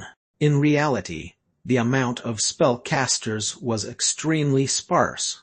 However, this time, almost all spellcaster factions in the north of the kingdom of Blackmoon had gathered together, which was why Merlin felt like there were many spellcasters. Normally, these spellcasters would be scattered and spread out in various parts of the kingdom of Blackmoon, so of course, their numbers would be fairly few, so much so that in many places, the most one would meet was a roaming wizard. There would be no spellcasters from spellcasters, organizations, or spellcaster clans. Rumble. Suddenly, the clamorous hall became more agitated. Many spellcasters stood up and looked toward the same direction. At the entrance of the hall were some spellcasters wearing black wizard robes and striking gold-lined wizard hats, which were the signature of the largest-sized spellcasters organization, Shadowthorn. It's spellcasters from Shadowthorn. I heard that a prodigy recently appeared in Shadowthorn again, Belach. Although Belach is only a third-level spellcaster, he can challenge 6th-level spellcasters. He's called the number 1 wizard under the 4th level. However, just as that wizard finished talking, another spellcaster sneered, "Is it that easy to earn the title of number 1? How ridiculous." Although Belach is indeed very strong, don't forget that the Miracle Child appeared in Miracle City. The Miracle Child wasn't he lured away by Osmu? Many spellcasters were shocked when they heard about the Miracle Child. The originally noisy hall had seemed to quieten down. The Miracle Child had indeed been lured away, but the Miracle City had long made preparations. Osmu lured away 3 prodigious spellcasters the last time, but would that really happen again? The news that the Miracle Child was lured away by Osmu was just news that Miracle City released in order to confuse the upper echelons of Osmu. In reality, the Miracle Child had never been enticed by Osmu at all but cooperated with Miracle City to exterminate 2 7th-level spellcasters from Osmu. Hearing the Miracle Child's name, many spellcasters fell silent. Even the eyes of the spellcaster from Shadowthorn flashed inexplicably. The Miracle Child really was a great genius. He was just a 3rd-level spellcaster, but he had killed a 7th-level spellcaster before. Although he was a roaming wizard, there was an essential difference between the 7th level and the 6th level. For a 3rd level to be able to slay a 7th level spellcaster, even in the golden age of spellcasters, this kind of innate talent was dazzling beyond compare. Miracle Child. In the crowd, Merlin also heard wizards discussing the Miracle Child. He was also surprised. He had thought that his current strength was already the top among 3rd level spellcasters. However, now it seemed that there was someone who surpassed him. Even with Merlin's current strength, he would have trouble contending with a 7th level spellcaster, much less slay one. If there's a chance, I want to meet the Miracle Child, Merlin murmured in a low voice. Miracle City has been passed on to future generations for a longer time than the Dark Magic region. It was rumored that Miracle City was established just 100 years after the fall of the Molter Empire. Therefore, Miracle City and the Molter Empire had very close relationships. However, in the long history of Miracle City, including the current Miracle Child, there were only 3 spellcasters who could be called the Miracle Child. Chapter 377 Summit AI. Chapter 377 Summit Roman 2. After spellcasters from Shadowthorn appeared in the large hall, a group of wizards entered from outside again. Judging by their apparel, they were spellcasters from Blacksand Fort. Among them, there was a young spellcaster who seemed to be the core figure of the group. He had long, purple hair that draped over his shoulder and a rather slim face. His 2 blue eyes were deep, and without saying a single word, he moved over to Blacksand Fort and sat down quietly. "It's Bartu from Blacksand Fort. He's just a 3rd-level spellcaster, but I heard that he not only killed several 6th-level underground abyss monsters in Fierce Cloud Cave, but he even managed to do it unscathed. Bartu is the most talented spellcaster in Blacksand Fort recently. He has already been able to construct 4th-level spells and become a 4th-level spellcaster, but he wants to construct 5 Pandora Demon abilities. In the legends, the might of a complete set of Pandora Demon abilities is said to be terrifying. Bartu's current target is the Miracle Child's title of the #1 young wizard. The Miracle Child has been at the top for too long. Both Belach from Shadowthorn and Bartu from Blacksand Fort want to challenge the status of the Miracle Child.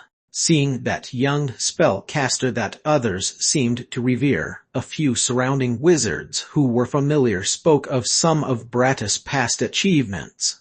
Wizard Bartu will definitely be able to successfully challenge the Miracle Child this time. We, Blacksand Fort, are the #1 largest-sized spellcasters organization in the South. HMPH, those spellcasters of the dark magic region, especially that so-called Merlin, is just a bumpkin who hasn't experienced the world. Let him broaden his horizons by participating in this summit. That little strength of his isn't worth anything at all. If he were to meet any spellcaster from my Blacksand Fort, he'll definitely suffer a crushing defeat." The 2 spellcasters who suffered earlier because of Wizard Merlin and Wizard Leo stared hatefully at the wizards from the dark magic region as if feeling very proud of their status as official members of Blacksand Fort after seeing Bartu. It was as if besides Shadowthorn, Miracle City, and other larger-sized spellcasters organizations, any other spellcasters organizations were not worth their time at all. Merlin frowned slightly. He could naturally feel the gaze of those 2 wizards. He had always brushed off people like them. No matter how strong Blacksand Fort was, it was the basis of why those 2 4th-level spellcasters were so arrogant. Bartu and Belach, are they the top prodigies in the spellcaster world? Merlin murmured in a low voice. He had always stayed in the dark magic region. Even if he were to leave the dark magic region, there was no chance for him to come in contact with a larger-sized spellcasters organization. The most he would come in contact with were some spellcasters from Osmu, but whether it was Bluebird or Weiss, they were far from being top prodigies. Now that Bartu and Belach had appeared, they were indeed top prodigies from larger-sized spellcasters organizations. Once they became 4th-level spellcasters, they could even contend against and even kill 7th-level spellcasters. They were not inferior to those top prodigies in the spellcasters' most glorious era. Even the Miracle Child from Miracle City was able to kill a 7th-level spellcaster while he was just a 3rd-level spellcaster. Even if it was the most ordinary 7th-level spellcaster, it was still extremely terrifying. At least, with Merlin's current strength, if he were to meet a 7th-level spellcaster, the only thing he could do was to use Flash Wind to escape. The top prodigies in the spellcaster world had appeared one by one, and Merlin would now have the opportunity to compete with these prodigies. Although Merlin was very calm this time, his mood could not help but fluctuate slightly. Rumble. Suddenly, the crowd began to stir again. From outside the hall, a group wearing white wizard robes with a cloud logo on their chest entered. It was the spellcasters from Miracle City. The spellcasters from Miracle City were also led by some 9th-level spellcasters. However, the surrounding spellcasters did not focus their attention on those 9th-level spellcasters, but on an ordinary-looking young spellcaster with short brown hair and a smile on his lips. It's the Miracle Child. The Miracle Child is really here. He didn't take refuge in Osmu and came to Blacksand Fort to participate in the summit. Tusk, it seems like there'll be another brilliant battle again. That's right, both Bratu and Belech's goal is to surpass the Miracle Child and become the #1 prodigy among the young spellcasters in the southern spellcaster world. That extremely ordinary-looking young spellcaster was the most outstanding prodigy in Miracle City Miracle Child. Any spellcaster who could obtain the title of Miracle Child was the most talented spellcaster in Miracle City. In Miracle City, there was naturally a unique criterion for judging. In the long history of Miracle City, there had only been 3 miracle children including the current Miracle Child. The Miracle Child's eyes seemed calm, but when Merlin came into contact with the Miracle Child's gaze, he felt a slight inexplicable pressure. He had only felt this kind of invisible pressure and threat from extremely powerful spellcasters such as Wizard Leo. Merlin had never felt this way even from a 7th-level spellcaster like Husis. As a result, Merlin's expression became solemn and respectful. Merlin, don't mind them. They're all prodigies in the spellcaster world. If they can grow up, they would be the best of their time. Wizard Leo also sighed slightly, and a trace of envy seeped in his tone. Wizard Leo possessed Darkness Eye.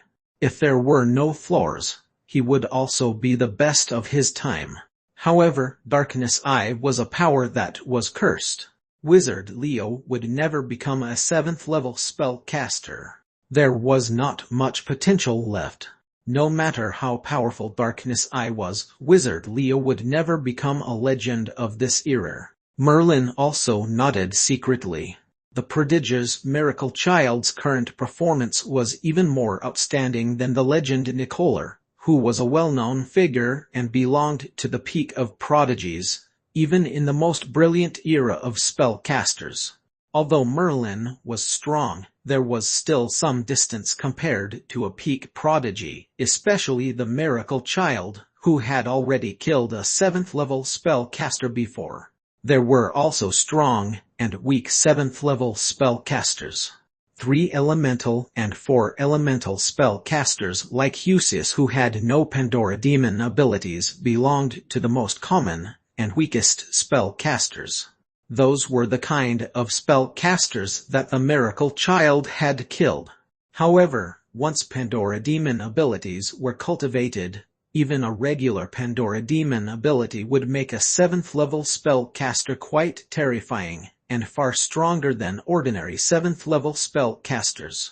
If they managed to cultivate a Pandora demon ability or multiple Pandora demon abilities that could be fused into spells, they could basically cultivate it to the strongest 3rd stage.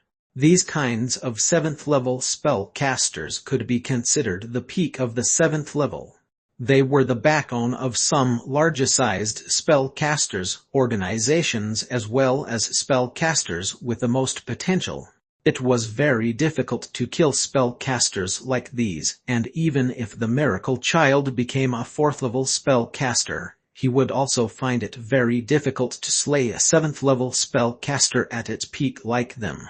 Of course, there were some extremely powerful 7th-level spellcasters at their peak who had several special Pandora demon abilities such as Darkness Eye.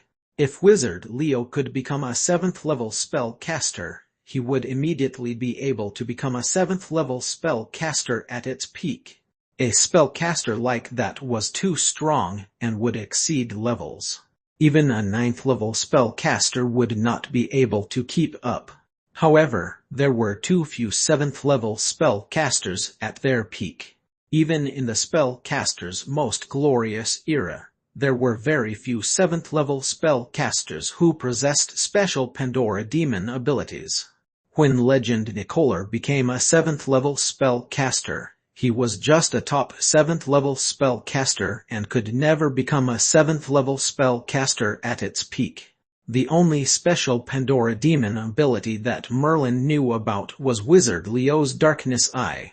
However, Darkness Eye was a cursed power. Even if it was a special Pandora demon ability, if one wanted to cultivate it, one had to bear its risk.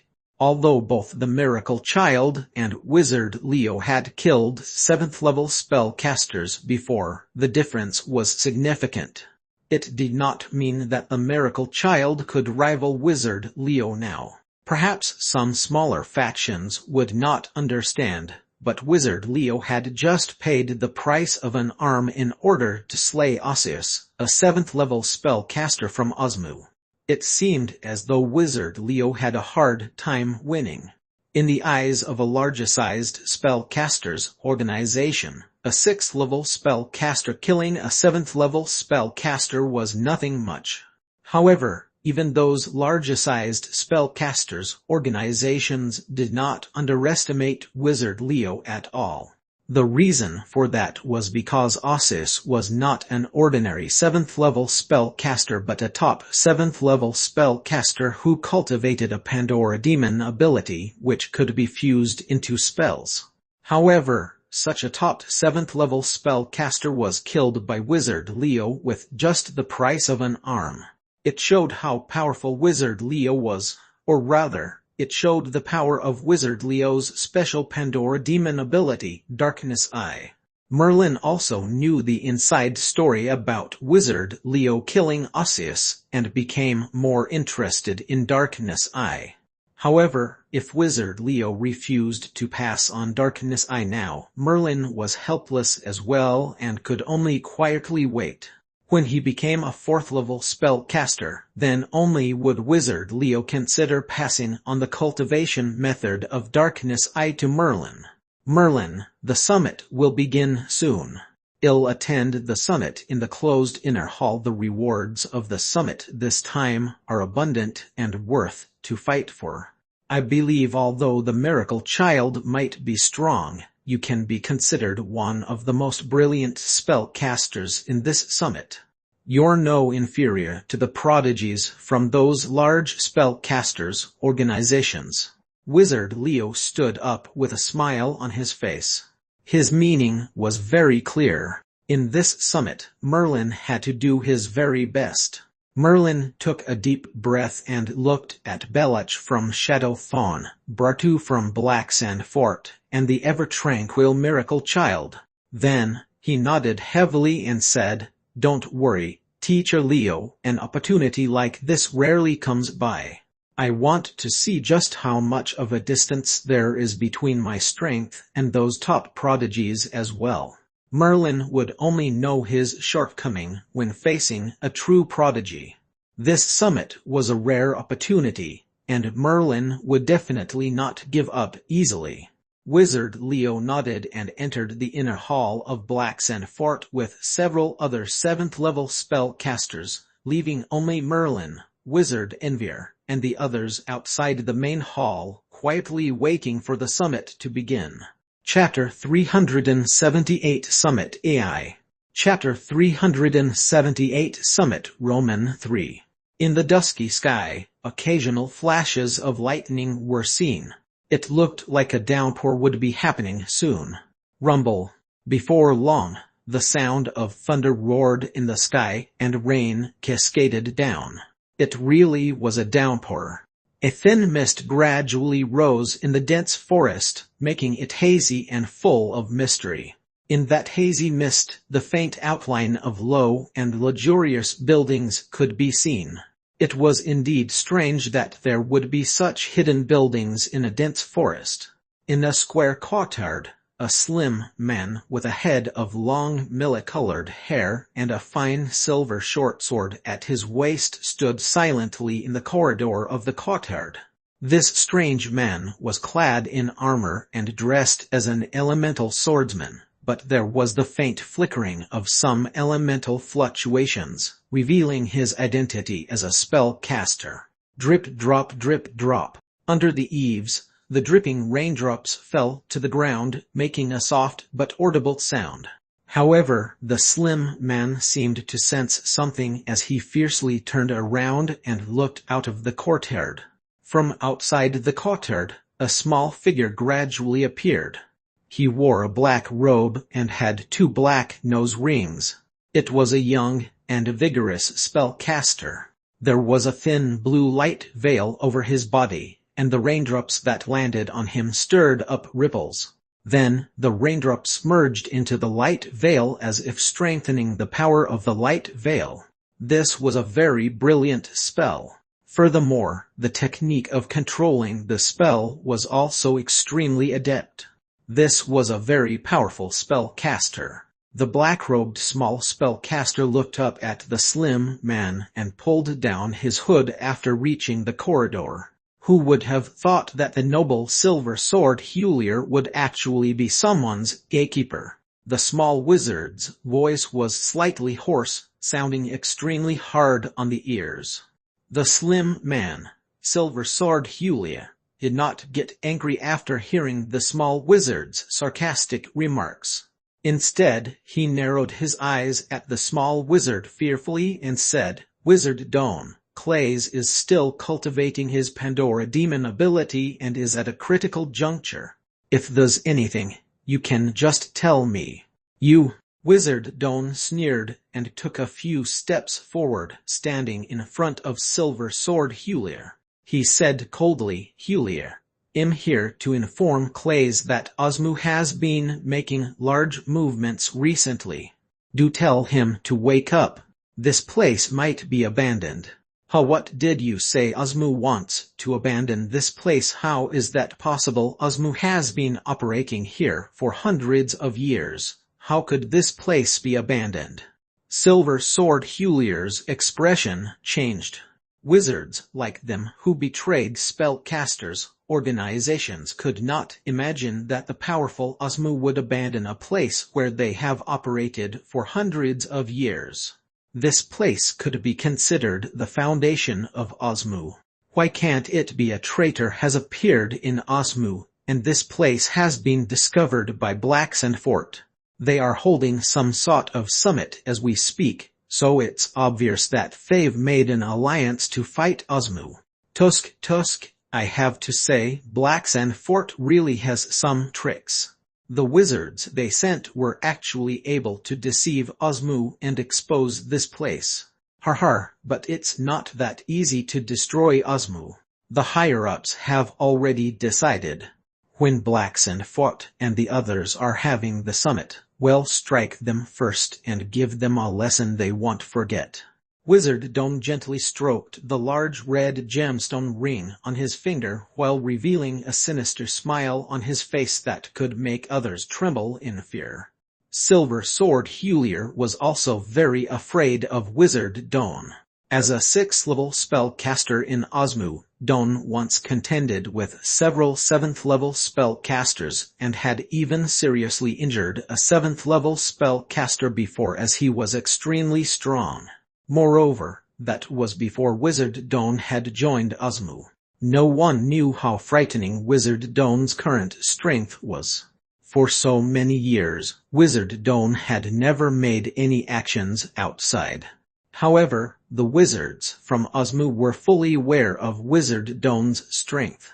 Although Silver Sword Hulier was also a genius in Osmu, he was still far behind Wizard Don.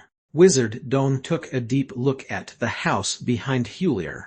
Then, he smiled and turned around, preparing to leave. Creak.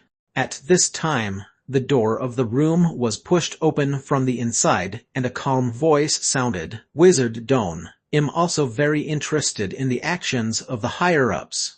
However, there's one more thing that I wish to ask Wizard Don. Clays, did you succeed?" Silver Sword Hulier's face revealed an expression of pleasant surprise when he saw the wizard slowly walking out of the room. The one standing before him was indeed Clays. Swish! Wizard Doan fiercely turned around. His eyes narrowed as he stared at Clays, sizing him up. Clays, I heard that you're the only spellcaster in Osmu who has constructed spatial spells, and that this time, the special Pandora demon ability you're cultivating is Spatial Blade. What a rare spell, and what a powerful Pandora demon ability. There are many prodigies in Osmu, but the only one who can construct spatial spells is you. Wizard Doan's gaze gradually focused on Clays. Clays gently raised a hand and pointed at the courtyard. Swoosh! In an instant, the originally heavy rain seemed to be shaken by a mysterious force. The raindrops immediately turned into mist and condensed into a water screen which looked incredibly mystical. Wizard Doan's eyes froze and his expression slowly became solemn. After a long moment, he slowly said, "Ask, then. Clays, what is it that you want to know? Will Merlin from the Dark Magic region be joining the Blacksand Fort Summit?" Clays' tone was very calm. Merlin, that 6th elemental spellcaster from the Dark Magic region. The Blacksand Fort Summit is a distinguished meeting for 7 spellcasters. So although the Dark Magic region is just a small spellcasters organization, they're invited as well. Among them are wizards Merlin and Leo, who cultivated the special Pandora demon ability, Darkness Eye. Why, are you planning on avenging Bluebird? Wizard Doan indeed knew some matters regarding Clays. Bluebird died because of me. Hulier, let's go. Clays' tone was calm without any emotions, but it was precisely this calm voice which made Wizard Doan feel some palpitations in his heart. Soon Clays left the courtyard. Then, Wizard Doan moved forward a few steps and stood before a few pillars. He stroked them lightly with his hand and looked at the pillar with an attentive gaze. Finally, Wizard Doan saw that there were hairline slits on the pillars that were cut off from the middle of the pillar. Unless one looked carefully, it would not be noticeable at all. Furthermore, these imprints were very new. They had been left by Clay's light finger earlier. Hiss! Seeing this, even Wizard Doan could not help but suck in a cold breath of air. His heart was even more shocked. The Spatial Blade. This is the special Pandora demon ability, Spatial Blade. Clays, it's not surprising that Osmu is willing to reveal Spatial Blade. Special Pandora demon abilities are extremely valuable even to Osmu. Clays, he's really good at concealing himself. His true identity wasn't revealed even after staying at the Dark Magic region for so long. Clays is a true 6th elemental spellcaster, and also a spatial-type spellcaster, the most difficult to construct according to legends. Wizard Doan's voice trailed off in the empty courtyard. In the main hall of Blacksand Fort, the summit had officially started. Many spellcasters had already started to prepare, eager to give it a try. The purpose of the summit was to see the potential that a spellcaster had and would be displayed in front of the entire southern spellcaster world. Therefore, young spellcasters would definitely not miss such an opportunity to perform. It was currently not Merlin's turn yet, so he sat quietly in his seat. Round 1, Wizard Envir from the Dark Magic region and Wizard Morin from Drab City. As the voice of the host wizard sounded, everyone's attention immediately fell on the empty Arena 7. In the main hall, there were non-stop fights in a total of 10 arenas. An hour had almost passed, but the first round of screening was still ongoing. This was enough to illustrate the terrifying amount of spellcasters, organizations, and clans that came to participate in the current Blacksand Fort Summit. Wizard Envir stood up immediately and whispered to Merlin, "Wizard Merlin, I'll go ahead first." Merlin also nodded and said, "Be careful." Wizard Leo and the others had already entered the inner hall, so it was Merlin's responsibility to look after Wizard Envier and the rest to make sure nothing happened to them. Whoosh! Wizard Envier instantly jumped into the arena and looked at his opponent, Wizard Merlin from Drab City.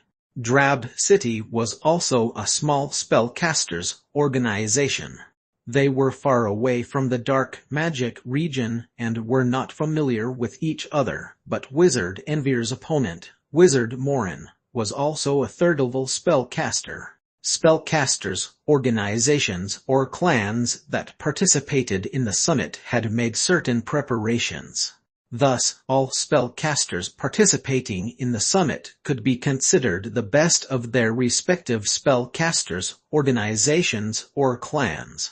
Just like Wizard Envier and the others, who were outstanding spellcasters from the dark magic region and were proficient in runes, they could be considered the legitimate prodigious wizards in the dark magic region. After all, the dark magic region was an expert in runes. However, while in the past there was Clays, now it was Merlin. The two wizards' brilliant repertoire was too dazzling, which covered the light from Wizard Envier and the others. In reality, their power was also very strong, and they were not weak at all. This was true especially when it came to runes. If combined with a runic magic disc, Wizard Envier's strength was also considerably formidable. In the arena, Wizard Envier made the first move and launched a ferocious third-level spell. Mystical runes were also engraved following the release of the third-level spell and began to merge into the spell, greatly increasing its power. That raging flame was instantly turned into a sea of fire, surrounding and trapping Wizard Merlin. Wizard Merlin's expression changed as he released his spell but could not resist Wizard Envier's runes at all. Thus he immediately called his loss, and his expression turned flustered. The runes of the dark magic region are indeed powerful. I forfeit. Wizard Merlin's strength was not that strong, so he admitted defeat willingly. Wizard Envier also did not exert too much effort, and smoothly moved on to the second round. When Wizard Envier returned, Merlin said with a laugh, "Not bad, Wizard Envier. Your runic magic disc hasn't even been used yet. If you were to integrate your runic magic disc, you'll be able to go even further in the summit." Wizard Envier was also very delighted. He had prepared a lot for this summit, so naturally, he hoped to make some achievements in it. Following that, Wizard Sarah and Wizard Ilman also started their first round. However, their strength was inadequate, or perhaps they were unlucky as their opponents were prodigies from some middle-sized spellcasters organizations. Thus, both Wizard Sarah and Wizard Ilman were eliminated in the first round, which also caused Merlin to secretly put away the contempt he had for this summit.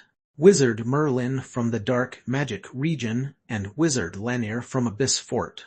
Finally, it was Merlin's turn to start his first round in the summit. However, his opponent was a spellcaster from Abyss Fort, causing Merlin to feel slightly surprised.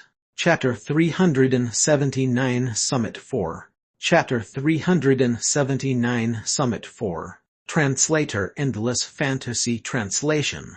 Editor Endless Fantasy Translation. It's Abyss Fort. A flicker of concern flashed through Wizard Envier's eyes. In the first round, everyone except him had been eliminated. Small-sized spellcasters organizations were always at the bottom in the summit. Occasionally, there would be one or two slightly brilliant ones, but they would never make it past the third round. However, Wizard Envier had faith in Merlin. Merlin would definitely be able to make it past the third round because back then, Clays also managed to reach the third round. However, there were some conflicts between Abyss Fort and Merlin. Although Wizard Envier did not know what happened, he vaguely understood that once the wizards from Abyss Fort meet Merlin, they would definitely go against him no matter what. Thus, although it was just the first round, Merlin had to be careful. Wizard Merlin, be careful. Don't let your guard down. Envier called out in concern. Merlin nodded and went directly into the arena. Lanier was already standing in the arena. Darkness Vortex. Wizard Lanier immediately released his strongest spell. Instantly, a vortex appeared before Merlin. Some spellcasters nearby seemed to feel their mind power being sucked into the vortex. Darkness Vortex was an extremely complicated and powerful third-level spell. Merlin had also constructed Darkness Vortex and clearly knew its strength. However, Merlin had Darkness Heart and had a very strong resistance toward Darkness-type spells. Thus, even when Darkness Vortex enveloped Merlin, he did not move at all. Although Darkness Vortex continued to expand and grow, it did not pose any threat toward Merlin. Lanier's face sank before showing a somewhat helpless face, and said lowly, "Darkness Heart." As expected, after cultivating Darkness Heart, you've gained a strong resistance against Darkness-type spells. I surrender. Lanier immediately admitted defeat. It was the first time since the summit started that a wizard had willingly admitted defeat without much effort. He surrendered. Darkness-type spell from Abyss Fort are useless against Merlin. So that's the 6 elemental spell caster from the Dark Magic region. I thought that a small spellcasters organization like the Dark Magic region would be able to produce any prodigy. Who knew that a few prodigies like Clay's and Merlin would appear consecutively? It's a shame that Clay's had turned to Osmu. Otherwise, the Dark Magic region might really have had a hope of becoming a medium-sized spellcasters organization in the next decade. A few wizards had already found out Merlin's identity. The Dark Magic region was just a small spellcasters organization, and not many spellcasters knew about them. However, because of Clay's, many spellcasters somewhat came to know about the Dark Magic region. Naturally, those spellcasters would draw comparisons between Merlin and Clay's. Merlin had become used to this. He was now deeply branded with the Dark Magic region, so no matter what he did, it would involve the Dark Magic region as well. As for Clay's, he was once the most gifted spellcaster in the Dark Magic region, but he betrayed them and turned to Osmu. Thus, comparing Merlin and Clay's was also an interesting topic. Lanier surrendered, which caused many spellcasters to notice Merlin. Even Envier felt incredibly helpless. His strength was not bad at all and had a chance to enter the second round. After all, Darkness Vortex was a third-level spell. For Lanier to be able to successfully construct it, he had proved his excellence. However, Lanier encountered Merlin in the first round. To a spellcaster from Abyss Fort, Merlin, who possessed Darkness Heart, had an overwhelming advantage. When Merlin returned to the Dark Magic region area, Wizard Envier and the others were overjoyed.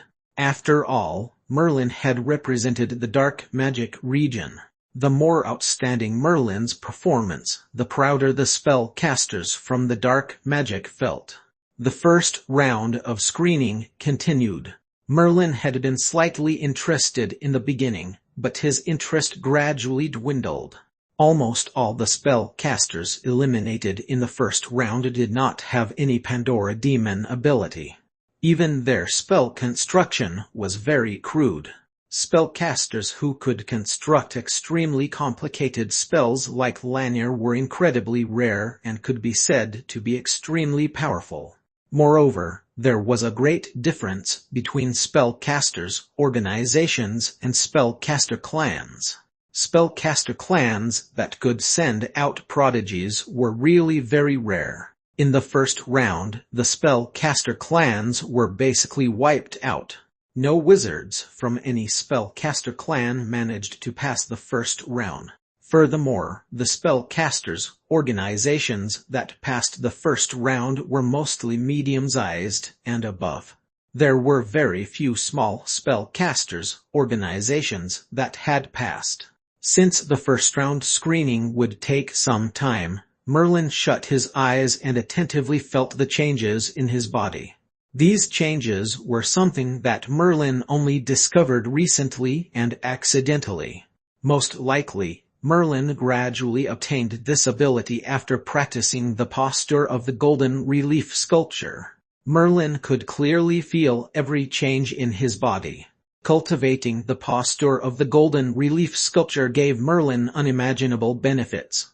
The largest benefit was, of course, regenerative strength, extremely terrifying regenerative strength. Besides that, Merlin could also clearly see every single change in his body. He could even control his chi and blood flow, muscles, and bones. For example, Merlin could control the speed of blood flow in his blood vessels, and even temporarily stop blood flow altogether and shift his bones. All these changes were brought by the magical posture of the golden relief sculpture. Currently, Merlin quietly felt the changes in his body. Time passed slowly, and the first round screening finally finished in the summit. The first round screening always took up the most time. After all, there were too many factions participating in the summit. However, after the first round, the number of spellcasters had decreased significantly. Furthermore, the strength of the spellcasters in the second round was much stronger compared to those in the first round. However, the prodigies of the three large spellcasters' organizations did not participate. As spellcasters from a larger-sized spellcasters organization, they naturally had priority and could directly enter the third round. Thus, in the first and second rounds, Belach, Bratu, and the Miracle Child did not act. Many spellcasters were curious about those three wizards as well as expected the most from them. Merlin was no exception. The one he wanted to understand the most was the Miracle Child. Second round, Wizard Envir from the Dark Magic region and Wizard Hayden from Neptune Academy. When the host wizard finished speaking, Wizard Envir immediately walked into the arena. After a moment, Wizard Hayden from Neptune Academy also arrived at the arena. Neptune Academy was an extremely powerful medium-sized spellcasters organization located in the mysterious sea. They had basically no communication with the dark magic region. However, as a medium-sized spellcasters organization, the strength of Neptune Academy was extremely powerful. Although they did not have a great wizard overseeing them, they had quite a few ninth-level spellcasters. There were also many gifted spellcasters in Neptune Academy. Neptune Academy had 3 spellcasters who entered the second round, which was enough to showcase their strength. Unfortunately for Wizard Envir, his opponent, Wizard Hayden, was the most gifted spellcaster from Neptune Academy, whose goal was to rush to the third round. Therefore, Wizard Envir's expression was also very solemn. In the second round, he did not dare to have any contempt. Wizard Envir made the first move again, but this time, he pulled out a runic magic disc. Of course, this was not the Kleinman runic magic disc from when he attempted the runic tower along with wizards Sarah and Ilman. After all, although the power of the Kleinman runic magic disc was strong, it could not be put to good use by just Wizard Envir. Therefore, the magic disc that Wizard Envir used now was just a relatively common magic disc that could be completely activated by Wizard Envir alone. Suddenly, the sky was filled with mysterious runes flickering a faint white light. Then, it turned into a huge net and imprisoned Wizard Hayden within. The function of this runic magic circle was binding. Wizard Hayden revealed a faint disdainful smile and raised his arm. His originally white arm rapidly turned light blue, just like the color of the sea. Neptune Tide. As Wizard Hayden's voice dropped, the faint sounds of waves seemed to fill the entire arena as if endless waves were roaring in. In addition, traces of water vapor quickly condensed and set off bursts of waves with great momentum. This was obviously an extremely powerful type of Pandora Demon ability from Neptune Academy. Boom! The waves pounded madly at the surrounding runes and Wizard Envir's face paled. The moment Wizard Hayden released the Pandora Demon ability, he could feel a formidable pressure. Now, Wizard Envir could no longer resist it. He used the runic magic disc and arranged a runic magic circle, but still could not hold back his opponent's attack. There was no way to continue the competition anymore. Thus, Wizard Envir took the initiative to tell the host wizard, "I surrender." The host wizard nodded lightly. Wizard Envir jumped down the arena with a solemn look. He had failed to pass the second round. When Wizard Envir returned to the dark magic region area, he saw Merlin and lowered his head and said, "Wizard Merlin, I'm sorry. I'm really useless.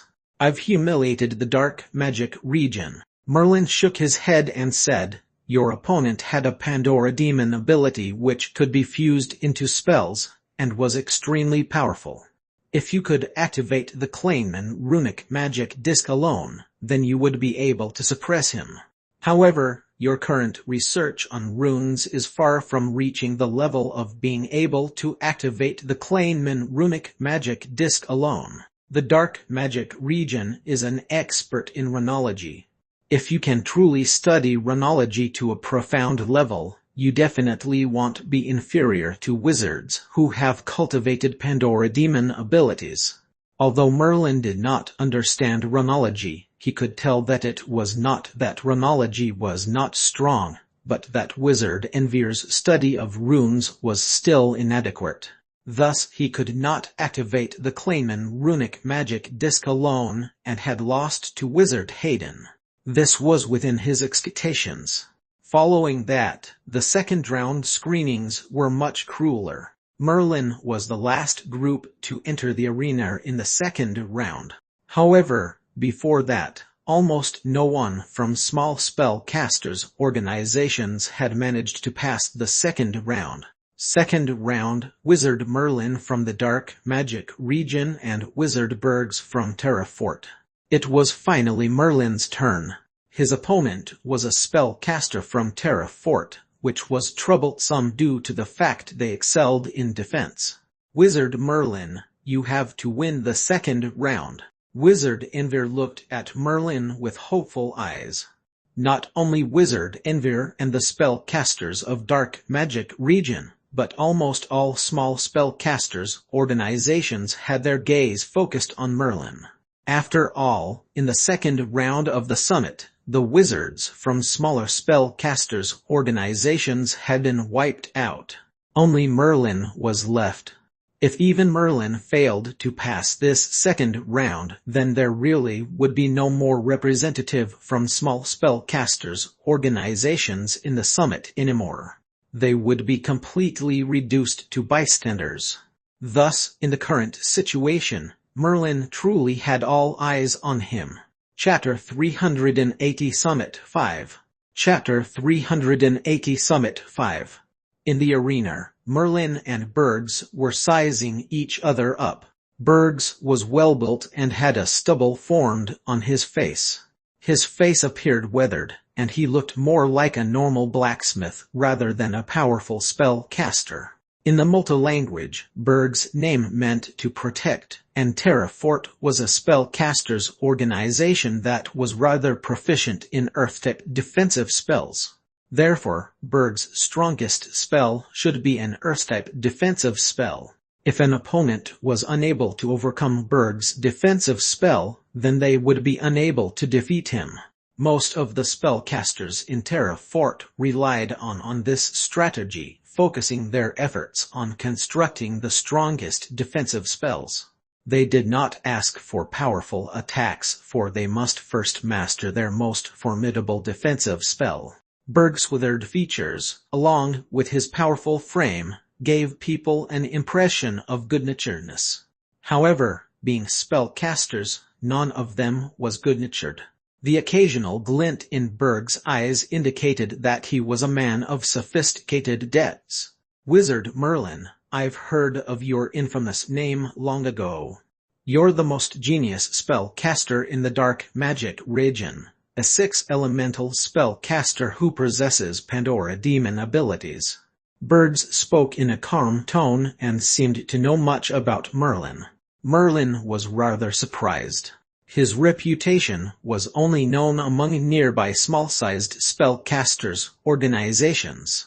He did not think that there would be someone in Throughout, which was 10,000 miles away, who knew of him. Perhaps it was not that Throughout knew of him, but that Bergs himself had actively made inquiries. If that was the case, then Bergs would be a difficult opponent, for he had already made sufficient preparations for this upcoming battle. At the moment, the second round had been concluded, save for the battle between Merlin and Bergs. Thus, a few powerful spellcasters directed their attention toward the arena. They might not be familiar with Merlin, but they were much better acquainted with Bergs since he was a prodigy from a medium-sized spellcasters organization. This should be an easy win for Bergs, right? Bergs has abilities worthy of the third or even the fourth round. His defensive spell can be combined with a Pandora demon ability. Only a handful of spellcasters can get past that. The majority of spellcasters seemed to look favorably upon Bergs. As the foremost prodigy in a medium-sized spellcaster clan, Bergs had already made a name for himself. On a faraway platform, the spellcasters of Miracle City were watching Merlin and Bergs, bored out of their minds. Miracle City understood Bergs rather well. Each time he battled, Bergs would cast a defensive spell immediately, allowing his opponent to attack as much as they liked. If the opponent could break down his defenses, Bergs would surrender instantly. This method of fighting was rather eye-catching. Nonetheless, Bergs had so far only encountered a wizard from a medium-sized spellcasters organization in the first round. He had allowed his opponent to use up all their moves in a series of attacks that lasted more than half an hour. In the end, they were unable to overcome Bergs' defenses and could only admit defeat. This unique strategy had turned Bergs into a highlight of this summit, attracting the attention of many onlookers. Let's see how long it'll take for Merlin to give up the fight. The spellcasters of Miracle City behaved breezily. They would join in the third round right off the bat. This was the privilege of large-sized spellcasters organizations. It was not just Miracle City who was watching. The spellcasters of Blacksand Fort and Shadowthorn had also directed their gaze towards the arena in which Bergs and Merlin were battling. They were largely paying attention to Bergs. After all, he was a spellcaster who had the capability to enter the third or even the fourth round and was thus a potential opponent.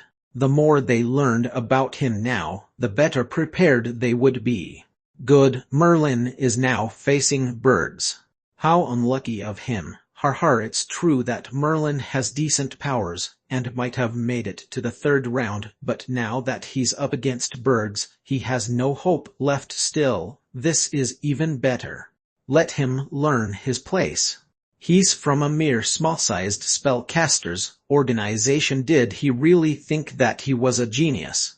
The two spellcasters from Blacksand Fort who had brought in spellcasters from the dark magic region were still holding a grudge against the dark magic region. They rejoiced in Merlin's misfortune when they saw that his opponent was Bergs. In the arena, Merlin's expression remained unperturbed. With his keen senses, he was able to hear the discussions going on in the crowds surrounding the arena. Nevertheless, not the slightest change rippled across his face as he placed all his attention on Bergs.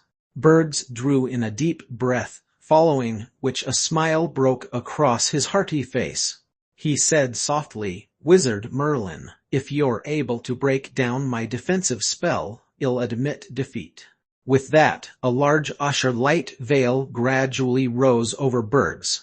The surface of this light veil was like calm waters, undulating constantly and causing waves of ripples. This was a third-level Earth-type spell, Terra Armor. Furthermore, it was a rather powerful and complicated spell among third-level Earth-type spells. A spellcaster who was able to construct this spell must be highly talented in spell construction. However, even though Terra Armor was a formidable spell, it was still slightly inferior to Merlin's Perfect Armor. After all, Perfect Armor was one of the strongest third-level spells constructed by members of the royal family. The resources of the royal family were still greater than many large spellcasters' organizations, and they could be considered a first-rate spellcasters' organization. Buzz, buzz, buzz. Very soon, the azure layer of Terra Armor gradually turned color as it became faintly translucent. Merlin perceived that there was some other power. Pandora Demon ability. Merlin narrowed his eyes slightly. He himself had cultivated many Pandora Demon abilities and had an unparalleled familiarity with the presence of Pandora Demon abilities. Earlier, the presence of Pandora Demon ability had appeared within Berg's Terra Armor. This meant that Bergs possessed a Pandora Demon ability which could be fused with spells. Bergs was counting on this Pandora Demon ability which was fused with Terra Armor in addition to the defensive spell itself which Terra Fort specialized in. He had a special method to reinforce his defensive spell. It was not surprising that Bergs was so confident, allowing his opponent to attack as they liked. If one did not have an extraordinarily strong attack, one would have no way of overcoming Berg's defensive spell. Wizard Merlin, go ahead, cast your strongest attack. If you can break down my defensive spell, I'll surrender automatically. Bergs was covered from head to toe in Terra Armor and spoke in a booming voice. Break down your defensive spell. Merlin carefully observed the defensive spell Bergs was using. It was powerful indeed. If he wanted to overcome it by force, Merlin would have to use Fiery Collapse in addition to the third-level spell, Condensed Fire, exploding with his terrifying might. Only then might he defeat his opponent's defense. Nonetheless, this was only the second round of the summit. If he utilized his greatest strength, it would be like using a sledgehammer to crack a nut. In reality, it was not difficult for him to defeat Bergs, who, without a word, Merlin immediately raised a hand and pointed toward Bergs. Swoosh! A gigantic black vortex instantly appeared behind Bergs. This black vortex formed a wide opening as it consumed Berg's mind power at a frantic pace, causing him to fall into an illusion. Darkness Vortex. No, it's Darkness Vortex enhanced by Darkness Heart. Below the arena, Lanier of Abyss fought was watching. When Lanier was facing Merlin, he had cast Darkness Vortex. Although it was the same Darkness Vortex, Merlin's spell was obviously much stronger than Lanier's. The sheer force of the vortex itself was something Lanier could not compare to. When he observed closely, he saw that it was because Merlin's Darkness Vortex was enhanced by Darkness Heart. Even 6th-level mind power would have no way of resisting Darkness Vortex when it was cast by Merlin. Berg's face shifted abruptly. His spell was formidable in addition to his Pandora Demon ability, and there were not many who could overcome his defenses. Therefore, he should be able to break through to the third or even the fourth round. However, his battle strategy had a weakness, and its fatal flaw was Darkness Wizards. Darkness Wizards could cast Darkness-type hallucinating spells, trapping him in an illusion.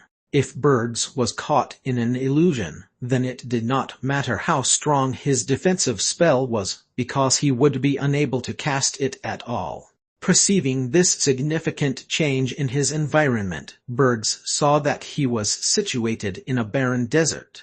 Of course, he knew what this meant. He was trapped in an illusion. He was in danger at all times, for a simple fireball from Merlin would be able to defeat him. "I surrender." Bergs was decisive. Although he was unwilling, his defensive spell currently gave him no advantages. Darkness wizards were a rather scary bunch.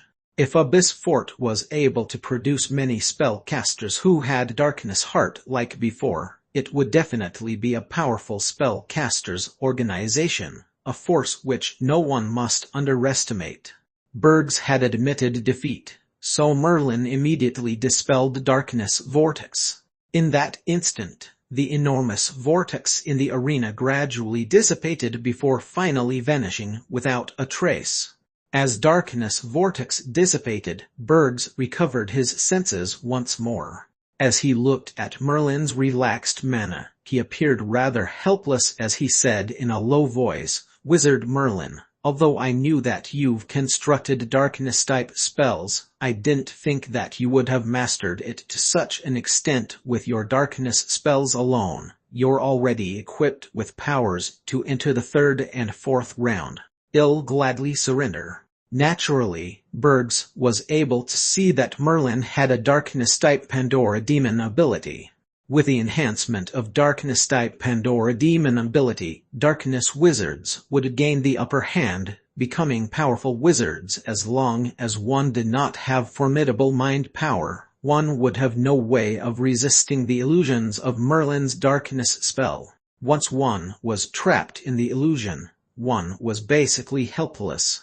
Therefore, darkness wizards were merely average and not a big deal, but if their spells were combined with Pandora Demon ability, darkness wizards immediately became one of the scariest spellcasters. Chapter 381 Summit 6. Chapter 381 Summit 6. Merlin left the arena merrily. Many spellcasters were still rather stunned. From the first round, Merlin had always spent only a short time to finish his battles. In the first round, Lena had cast Darkness Vortex. Upon seeing that it did not affect Merlin, he had surrendered immediately. Nonetheless, Lena was not considered powerful, so it did not attract much attention. It was different for this second round. Terra Fort was a medium-sized spellcasters organization, and Bergs had formidable capabilities along with a unique battle style. There were many spellcasters who had thought that Bergs would be able to enter the third round or even the fourth round. However, no one had thought that upon meeting Merlin, who merely cast one spell, Bergs would admit defeat.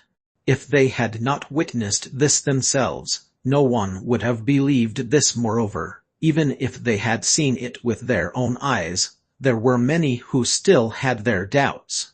Darkness Vortex was only a third-level spell. Although darkness spells were extraordinary, a spellcaster like Bergs would surely have mind power that was far above his own level, reaching the standard of the fourth level or even the fifth level. Most darkness spells would not worry Bergs. However, Bergs had surrendered when Merlin had merely cast Darkness Vortex. The process of their battle appeared rather calm, and could not compare to the other loud, intense battles in the arena. What happened there? Why did Bergs suddenly admit defeat? Bergs' powers are formidable indeed. I can't guarantee victory if I were to go up against him. I've seen Darkness Vortex before as well. How could it cause Bergs to surrender automatically? An expression of doubt had appeared on the faces of some spellcasters from Miracle City. Only an extremely small percentage of onlookers were able to discern the mystery that had occurred in the battle between Merlin and Bergs. Pandora Demon ability, Darkness Heart. Suddenly, the miracle child, who had been resting his eyes, wearing a calm expression, spoke slowly, pointing out the marvel that had occurred. Darkness Heart. It's the legendary Darkness Heart. This Merlin had cultivated Darkness Heart. It's not surprising that Bergs is no match for him. Upon hearing what the miracle child had said, many spellcasters of Miracle City suddenly caught on to what happened. They blindly worshipped the miracle child, so naturally they would not doubt what he had said. After he finished speaking, the miracle child gazed deeply at Merlin, following which he closed his eyes once more. Merlin seemed to sense something and turned around abruptly. He stared into the distance. There, he saw the miracle child, who had closed his eyes in rest. Have I caught his attention still? It's a good thing.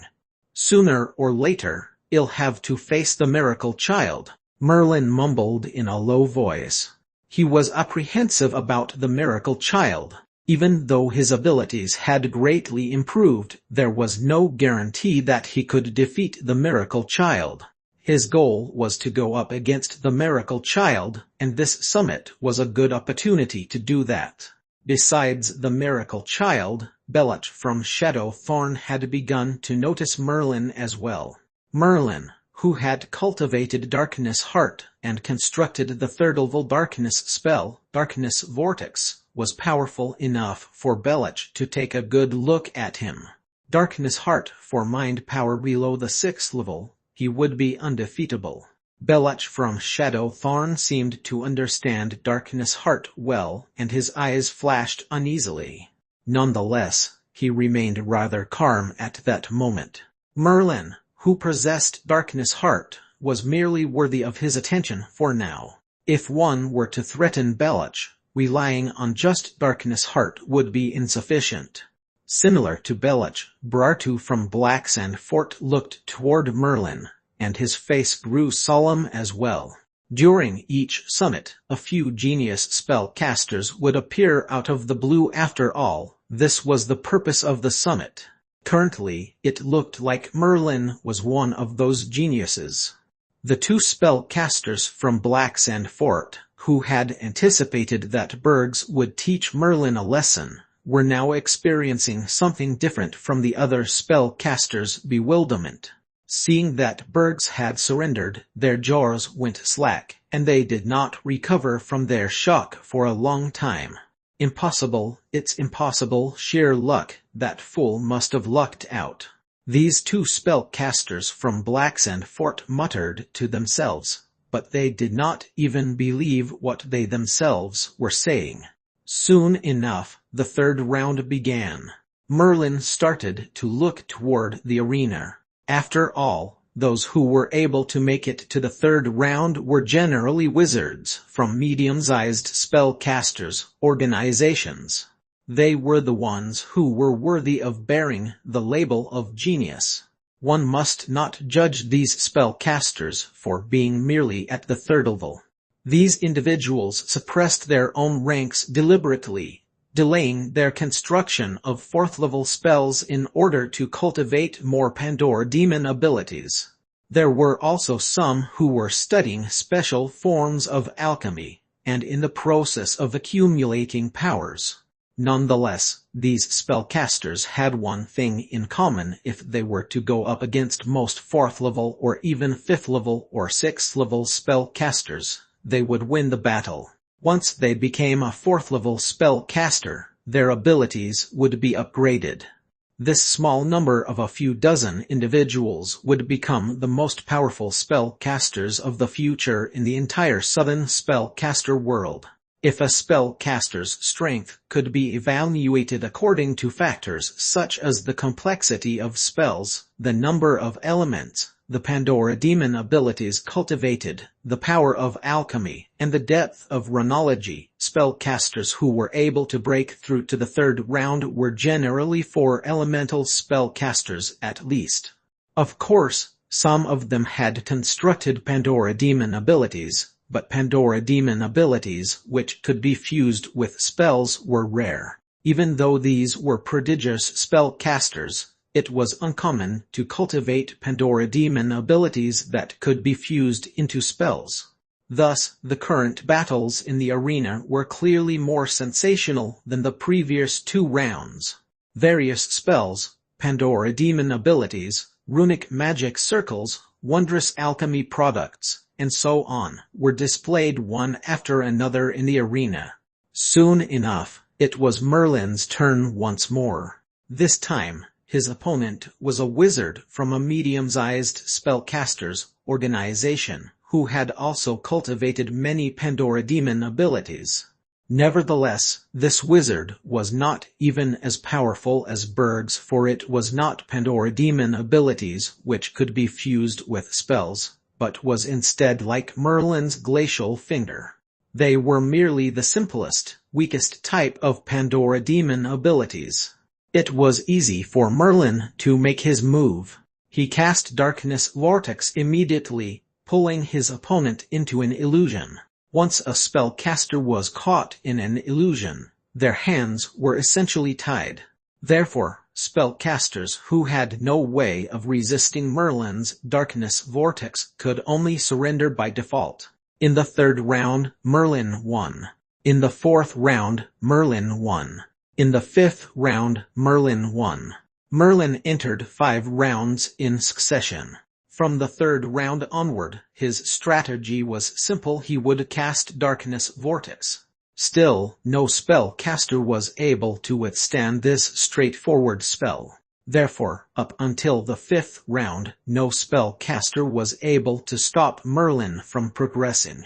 Merlin defeated his opponents in a single move using only a short time, second only to the Miracle Child. Even Brartu from Black Sand Fort and Belach from Shadowthorn, the 2 spellcasters acknowledged to be able to challenge the Miracle Child, lost out to Merlin in terms of battle time alone. Of course, the might of one's power could not be determined solely by how long it took to defeat an opponent. Nonetheless, this was an indirect indication of Merlin's strength. Back then, not even Clays had made it to the 5th round all in one go. It's already the 5th round.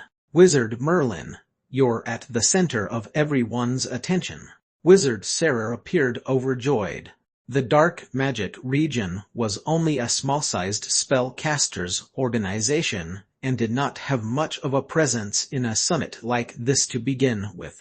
Many spellcasters had not even heard of the dark magic region when it was first mentioned. However, this time around, the name of the dark magic region had circulated widely throughout the world of spellcasters. Among them, large-sized, medium-sized, and in particular small-sized spellcasters organizations were making discreet inquiries to learn about the dark magic region and Merlin. Since the past centuries, it was the first time someone like Merlin, a wizard from a small spellcasters organization, had made it to the 5th round of the summit. This was an exceptional honor. Those who were from the dark magic region had faces glowing with the pride they felt. Conversely, Merlin's heart was calm and steady. It was already the 5th round, but he still had not encountered Brartu, Belach, or the Miracle Child. These 3 individuals were Merlin's current targets, especially the Miracle Child. He was the strongest among the younger generation of spellcasters in the entire southern spellcaster world. Merlin longed to battle against a truly genius spellcaster like him. Nevertheless, he must get past the 6th round first. After the 6th round, there would be only 4 spellcasters left. At that point, Merlin would have a higher chance of going up against the Miracle Child and the other 2. For the 6th round, Wizard Merlin from the Dark Magic region and Wizard Faradi from the Wind region. As soon as the host wizard spoke, the crowd began their fervent discussions. It was unlike the previous few rounds, when Merlin's appearance in the arena was of no interest to anyone. Having gone through the 3rd, 4th, and 5th round, Merlin had only cast Darkness Vortex. There was no one who could withstand this attack. Therefore, as soon as Merlin appeared now, he would attract the attention and discussions of many spellcasters. Among them, there were many who wanted to see if there was anyone who could resist Merlin's darkness vortex. In other words, was there anyone who could shatter Merlin's darkness vortex? Whoosh! A light breeze passed by. There was a draft in the great hall. This was rather strange, for the hall was sealed tight. Merlin narrowed his eyes slightly. He had just felt a wave of wind elemental fluctuations. It had come from Faraday from the wind region, his current opponent standing opposite him in the arena. The wind region specialized in wind-type spells, especially wind-type speed spells. The wind region could be considered as a distinguished group among all spellcasters' organizations. The wind region itself had great strength with many ninth-level spellcasters, but because it had not produced any great wizard, it was presently considered a medium-sized spellcasters' organization. However, the overall might of the wind region was superior to many large spellcasters' organizations, discounting the great wizards. Thus, even large spellcasters' organizations held the wind region in high regard. Naturally, the spellcaster prodigies from the wind region would be extremely powerful. Faraday was outstanding even among the spellcasters from the wind region. Whoosh! As soon as the host wizard gave the signal to begin, a gale appeared and began devastating the arena. It was like a tornado, whistling as it spun toward Merlin. Furthermore, Faraday was very quick. In the blink of an eye, he had sped forward and appeared before Merlin. "I've watched a few battles of yours. I know you've cultivated darkness heart and can cast powerful darkness spells. I'll concede that I'll be unable to resist your darkness spells. However, with me around, you won't have a chance to cast it." Faraday appeared to be of utmost confidence. He had secretly observed Merlin for a long time, then combined that knowledge with his greatest strength. With him at his top speed, Merlin did not even have the time to cast his darkness spell. Without the darkness spell, as far as Faraday could tell, Merlin was simply just an ordinary third-level spellcaster who was easy to deal with. Oh no, Wizard Merlin has underestimated his opponent, allowing Faraday to get close. With Faraday's speed, Wizard Merlin has no chance to cast his darkness spell at all. Indeed, Wizard Merlin's strategy has been seen through. Without darkness spells, he's no match for Wizard Faraday at all. Faraday is able to take advantage of Wizard Merlin's weakness, making a preemptive strike so that Merlin doesn't even have the chance to cast darkness spells. He was well prepared indeed. I'm afraid that Wizard Merlin will have to stop at the 6th round. Spellcasters who had made it to the 5th round were all impressive. If one fell a step behind, then one would lag behind at every step. Merlin, having lost his chance, was already halfway to defeat. Hoo! In Wizard Faraday's hand, gusts of windstorm gathered rapidly with greater speed and more terrifying force. They whistled as they whizzed toward Merlin, engulfing him in a violent windstorm in an instant. Chapter 382 Summit 7. Chapter 382 Summit 7. Checheche. In the endless windstorm, a harsh, cutting sound rang out. The smile on Wizard Faraday, which was initially stretched across his face, slowly froze in place. The windstorm gradually faded. In the arena, Wizard Faraday discovered to his shock that Merlin had not been crushed easily and helplessly by the gale as he had expected. Conversely, Merlin stood in the furious gale unscathed. The only difference that one could see was that her huge armor had appeared on Merlin, completely made from condensed earth element. It enclosed Merlin completely and appeared very large, as if it was the armor of a giant. This was Merlin's third-level Earth-type spell, Perfect Armor. It was also one of the strongest third-level spells of the royal family of the Kingdom of Blackmoon, far superior to Terror Armor. Furthermore, Merlin's Perfect Armor was merged with the strength of Pandora Demon ability, Fuse Earth, thus greatly increasing the defensive capabilities of the spell. It was improved to the point where it could defend against the best of 6th-level spells. Although the power of Wizard Faradi's Windstorm was not too shabby, it was only comparable to the might of a 5th-level spell. It was not even at the level of a 6th-level spell, so how would it be able to overcome the defenses of Merlin's Perfect Armor? This also an Earth-type Pandora Demon ability. Wizard Faradi's face shifted slightly. Although he had not expected that Merlin would be completely unharmed, he was vastly experienced in battling. He retreated at the first possible moment at an astonishing speed. Evidently, he had cast a wind-type speed spell once more.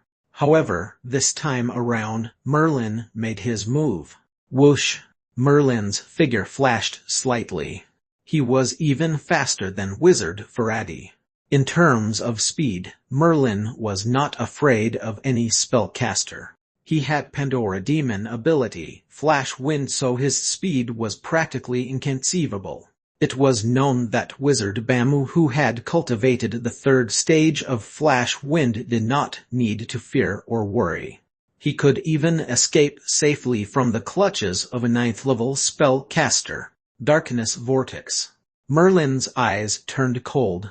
After he had used Flash Wind to catch up with Wizard Faradi, he immediately raised a hand to cast Darkness Vortex. A gigantic black vortex formed gradually, swallowing Wizard Faradi's mind power wildly.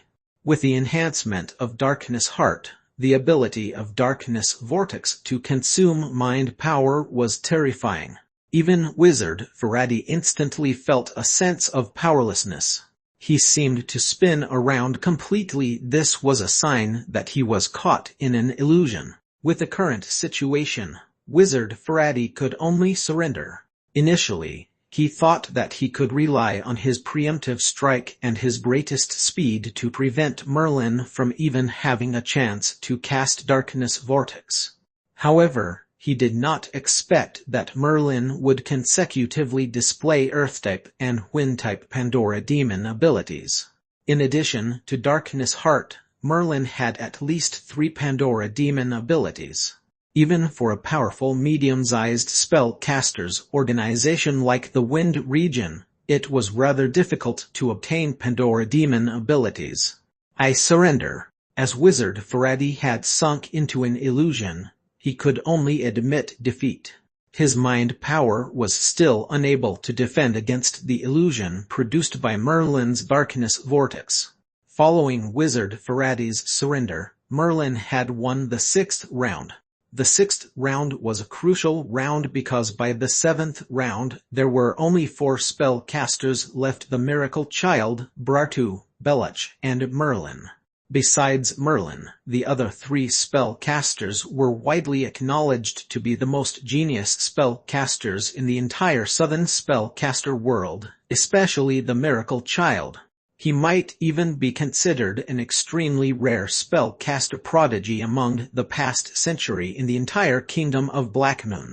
Merlin had gotten past the 6th round and was one step closer to his goal of fighting against the Miracle Child. This round, Merlin had won against Wizard Faradi and caused a much greater stir than he had the previous 5 rounds. It was not merely because he had defeated the powerful Wizard Faradi in this battle. There was another significant factor: Merlin had consecutively displayed 3 types of Pandora Demon abilities.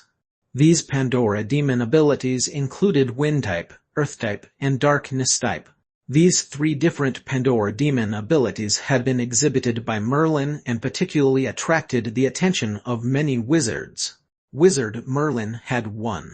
Wizard Faradi had tried his best, and he did not make any tactical mistakes. He had attacked preemptively, preventing Wizard Merlin from having a chance to cast his darkness-type spell. It's only too bad that he still lost. 3 Pandora Demon Abilities.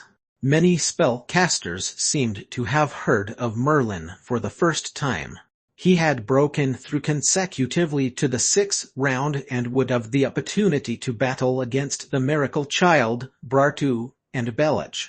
Of course, no one had thought that Merlin could compare to those 3. If one were to reach their level of accomplishment, one would have to undergo countless battles in order to make such a big name for oneself. It's the 7th round. Miracle Child, I must defeat you. I've been waiting for this day for a long time. Bartu from Blacksand Fort directed his gaze at the Miracle Child, his eyes burning with a fiery desire to battle. He had prepared for such a long time to challenge the position of the Miracle Child.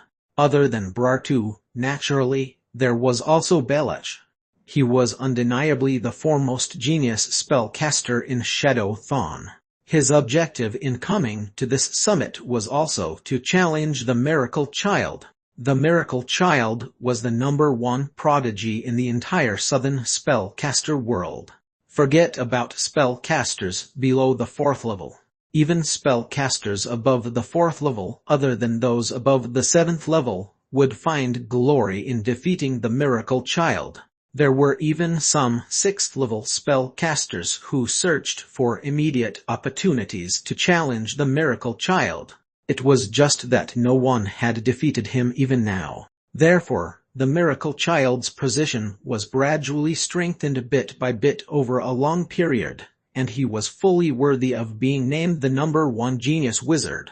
Conversely, regardless of whether it was in terms of influence or abilities, the current Bartu and Belach were still slightly inferior in comparison to the Miracle Child. Nevertheless, no matter what, Bartu and Belach must have made their preparations during this period, and were rather confident in their endeavor to challenge the Miracle Child. The final 2 rounds were the most anticipated moments of this summit, which most spellcasters would focus on. They were about to witness the clash between the top prodigies of the entire Southern spellcaster world. Such an opportunity was relatively rare. I wonder who will Wizard Bartu face in the arena in the 7th round. How great it'll be if Wizard Bartu was matched with Merlin. In the end, he'll have the chance to properly challenge the Miracle Child. Many spellcasters from Blacksand Fort and even those from Shadowthorn were hoping that their respective genius spellcasters would encounter Merlin. From their perspective, being matched with Merlin was basically equivalent to entering the 8th round and being able to challenge the Miracle Child. Wizard Merlin. For the 8th round, perhaps you'll have the chance to go against the Miracle Child. By now, Wizard Sarah was babbling with excitement, her face flushed with elation.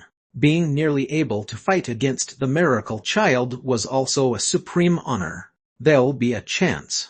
Even if I don't meet him in the 8th round, there'll be the 9th round. A determined expression appeared on Merlin's face.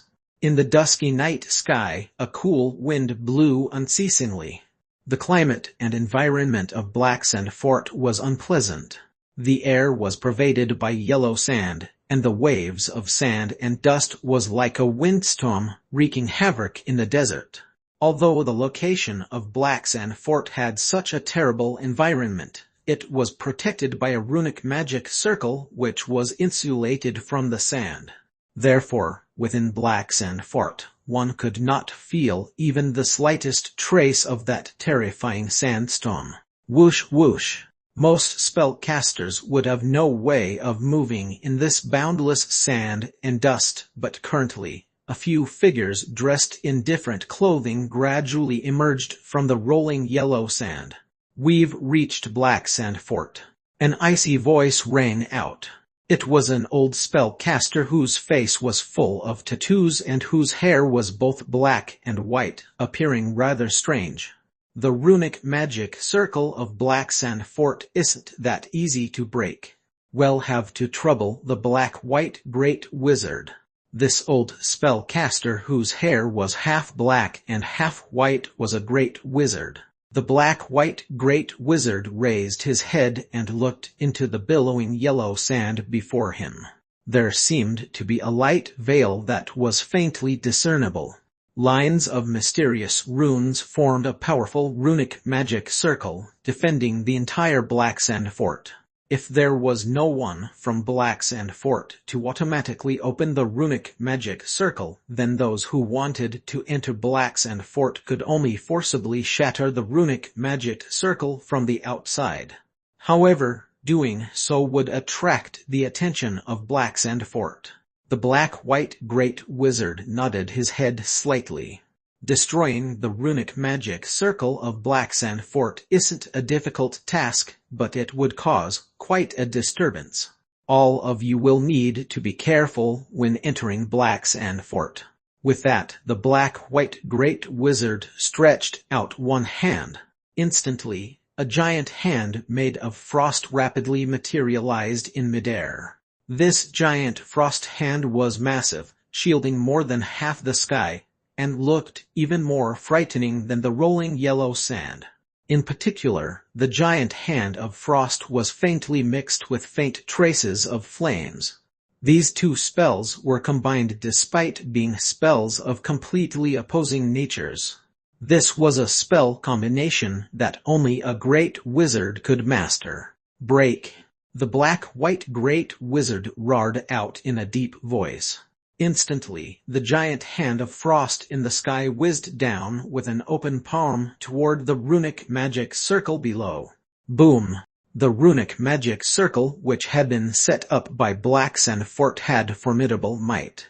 Nonetheless, under the attack of the enormous frost hand, the runic magic circle seemed to be in danger, almost being suppressed. The runic magic circle protected the entire Black Sand Fort. Now that it was being attacked, it immediately caused Black Sand Fort to tremble as if there was an earthquake. Black Sand Fort began to sway violently. Naturally, such a huge commotion would attract the attention of the most powerful spellcaster in Black Sand Fort, the Great Wizard. Who dares to attack the runic magic circle of my Black Sand Fort? Very soon, a cry of rage sounded from deep within Black Sand Fort. At the same time, another colossal palm made of flames gradually formed. The huge palm of flames in midair thundered toward the giant frost hand as soon as it appeared. Its might was astonishing, and was not the least bit inferior to the giant frost hand conjured by the black-white great wizard. Chapter 383 Summit 8. Chapter 383 Summit 8. Boom! In an instant, the palm of flames and the giant hand of frost crashed fiercely into each other. The collision between the different power levels of the great wizards quickly caused waves of aftershock that rippled outward, instantly crushing the runic magic circle of Black Sand Fort. A crack immediately appeared in the runic magic circle and widened without stopping. The black-white great wizard said in a low voice, "All right, the runic magic circle is broken. Go in." The spellcasters who came with the black-white great wizard had been ready long ago. These foreign spellcasters saw that a crack had appeared in the runic magic circle, so they flew into the gap as quickly as they could. DMNU, Black-White Great Wizard. Is your Osmu trying to start a full-on war with my Black Sand Fort? The colossal palm of flames began to stir up ripples. Beams of firelight soared into the sky, forming a giant feared figure in midair. The black-white great wizard fixed his gaze upon the feared figure in the sky, laughing coldly. Utto, your Black Sand Fort has joined forces with Shadow Thorn, Miracle City, and all the Southern Spellcasters organizations. Heh, did you really think that Osmu would know nothing of this? Still, the spies you've planted managed to hide well to think that they've avoided our detection, and divulged the location of Osmus' sacred place. Your Blacksand fort deserves to be destroyed countless times over for that violation alone. Destroy my Blacksand fort. Your Osmu sure knows how to boast. Fine, since you've come, then stay here in Blacksand fort. Every single one of you can forget about leaving. Wizard Otto of Blacksand fort did not make an appearance, but used a spell instead to form a flame avatar. As soon as he spoke, the flame avatar dispersed with a loud rumble, following which waves of flames rolled over incessantly in addition to the mysterious runes above Blacksand fort, which increased Wizard Otto's might to its extreme. The battle between the two great wizards was about to begin. Rumble. Within the hall of Blacksand fort, the 8th round of battle had yet to begin. The host wizard did not determine the candidates for the 8th round. At the moment, there were only 4 participants left: Merlin, the Miracle Child, Bartu, and Belach. The 4 of them had to draw lots to select their opponent. Before they could do so, the entire hall began to rock violently as if there was an earthquake. However, this tremor only lasted for a very short time, after which it resumed to normal. Everybody, don't panic. It might just be a sandstorm. The runic magic circle of Blacksand fort is enough to protect Blacksand fort from any problems. The spellcasters who were moderating the summit had now stood up. Although they did not stop reassuring the crowds below, they were flabbergasted deep down because before this, no such situation had occurred at Blacksand fort. The runic magic circle of Blacksand fort could not be shaken by just any sandstorm, to say nothing of tremors in Blacksand fort. Something unexpected must have occurred. The Miracle Child, Belach, Bartu, and Merlin come on up and draw lots. There are still 2 final rounds to go. The host wizard saw that the hall was no longer swaying, so he heaved a small sigh of relief, and continued hosting the summit. Now there were only Merlin and the other 3 wizards left. They were waiting for the last 2 rounds to decide the victor of this summit. Merlin gradually stood up. He still felt that something was not right, but he could not say what it was, and could only walk toward the arena. In the arena, Merlin, the Miracle Child, Bartu, and Belach stood together. The 4 of them were the top fighters below the 4th level of this summit. Moreover, Merlin had risen in a short time, and could be said to have become famous in one day. I wonder who Wizard Merlin's next opponent will be. No matter who Wizard Merlin's opponent is, it better not be the Miracle Child. Wizard Merlin excels in producing miracles. In any case, I look forward to the battle between Wizard Merlin and the Miracle Child. It's really inconceivable when you think about it. Wizard Merlin is from an unknown small-sized spellcasters organization. He's the pride of our small-sized spellcasters organization. Among those 4, there was not the slightest doubt that the Miracle Child commanded the most attention.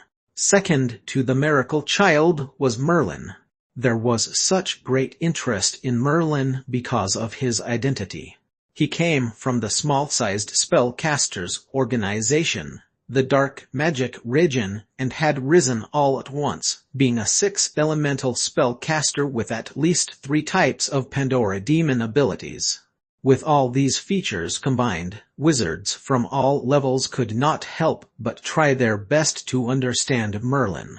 Therefore, besides small-sized spellcasters organizations, a few medium-sized spellcasters organizations also directed their attention toward Merlin. Soon they began to draw lots. Merlin drew the number 1. According to the rules, Merlin's next opponent would be the spellcaster who drew 4. In a short moment, the host wizard began to read out the numbers the 4 of them had drawn. Bartu, 2. Belach, 3. Merlin, 1. The Miracle Child, 4. Surprisingly, Merlin's next opponent was the Miracle Child. Below the arena, Wizard Sarah and the others wore a mournful expression. Merlin had encountered the miracle child in the 8th round, which meant that he would only go as far as the 8th round, unable to make it to the final round. It was quite a pity. Why must he go up against the miracle child if he could be matched with Bartu or Belach? Wizard Merlin could perhaps still produce a miracle and enter the 9th round. Now that he has encountered the miracle child, Wizard Merlin has no chance at all. Wizard Envir's face was also full of dejection. Although they were already very proud that Merlin had made it this far, they still felt rather sorry that Merlin could not enter the final round. Thereafter, it would be difficult for the dark magic region to produce another spellcaster who could shine so brightly at the summit. Very well. The lots have been drawn. The 8th round of the summit now officially begins. Wizard Merlin from the Dark Magic region and the Miracle Child from Miracle City. A nervous look washed across the host wizard's face. Those who were qualified to host the summit were at least 4th level spellcasters, but any of the 4 spellcasters who made it to the 8th round would be able to contend against a 6th level spellcaster. The Miracle Child had even killed a powerful 7th level spellcaster before. This knowledge inadvertently caused the host wizard some apprehension. Merlin glanced calmly at the Miracle Child, who remained as mellow as a breeze with a rather calm expression. From the 3rd round onward, the Miracle Child had appeared calm no matter who he faced, only making one attack. The time in which he defeated his opponents was even shorter than Merlin's. In another arena stood Bartu and Belach. This time, the battles in both arenas would happen simultaneously. Between these 2 fights, the strongest 2 of the summit would be determined for the final battle. The discrepancy between the capabilities of Belach and Bartu was minuscule. The battle between them would be a truly bitter one. Therefore, both of them now appeared extremely solemn. The Miracle Child. My goal is to defeat the Miracle Child. No one can stand in my way. Belach stared firmly at Bartu. A glint of determination flashed in his eyes whereas Bartu drew in a deep breath. Although he said nothing, it was clear that he was ready and their battle could break out at any moment. In comparison to Belach and Bartu who were at daggers drawn, Merlin and the Miracle Child both stood in the arena. Yet they did not move at all, appearing calm and composed. After a long moment, the Miracle Child began to say slowly, Wizard Merlin of the Dark Magic region, 6th elemental spellcaster, the genius spellcaster whom the Dark Magic region had chosen to succeed Clays in my eyes. You're even stronger than Clays. It's just a shame that your darkness spells are useless against me because my mind power, due to my talent, has reached the 7th level. It was as if the Miracle Child was chatting with Merlin, giving him a brief introduction about himself. This was, in fact, a secret, but the Miracle Child had divulged it so easily. It was a display of extreme confidence. 7th level mind power. Merlin could not help but fall silent. Up until now, even with a bell space in addition to various mind power potions and advanced mind meditation spells, his mind power had barely approached the 5th level. However, the Miracle Child's mind power, who was similarly a 3rd level spellcaster, had reached the 7th level. This was pure talent. The Miracle Child was a true prodigy. This proved that the world had no lack of genius. Therefore, wield your strongest technique. I know that you still have your greatest skill, and you're not inferior to Bartu or Belach. The Miracle Child's gaze sharpened instantly, and his manner became serious. Without Merlin noticing it, a powerful pressure was pressing heavily onto him, making him feel stifled.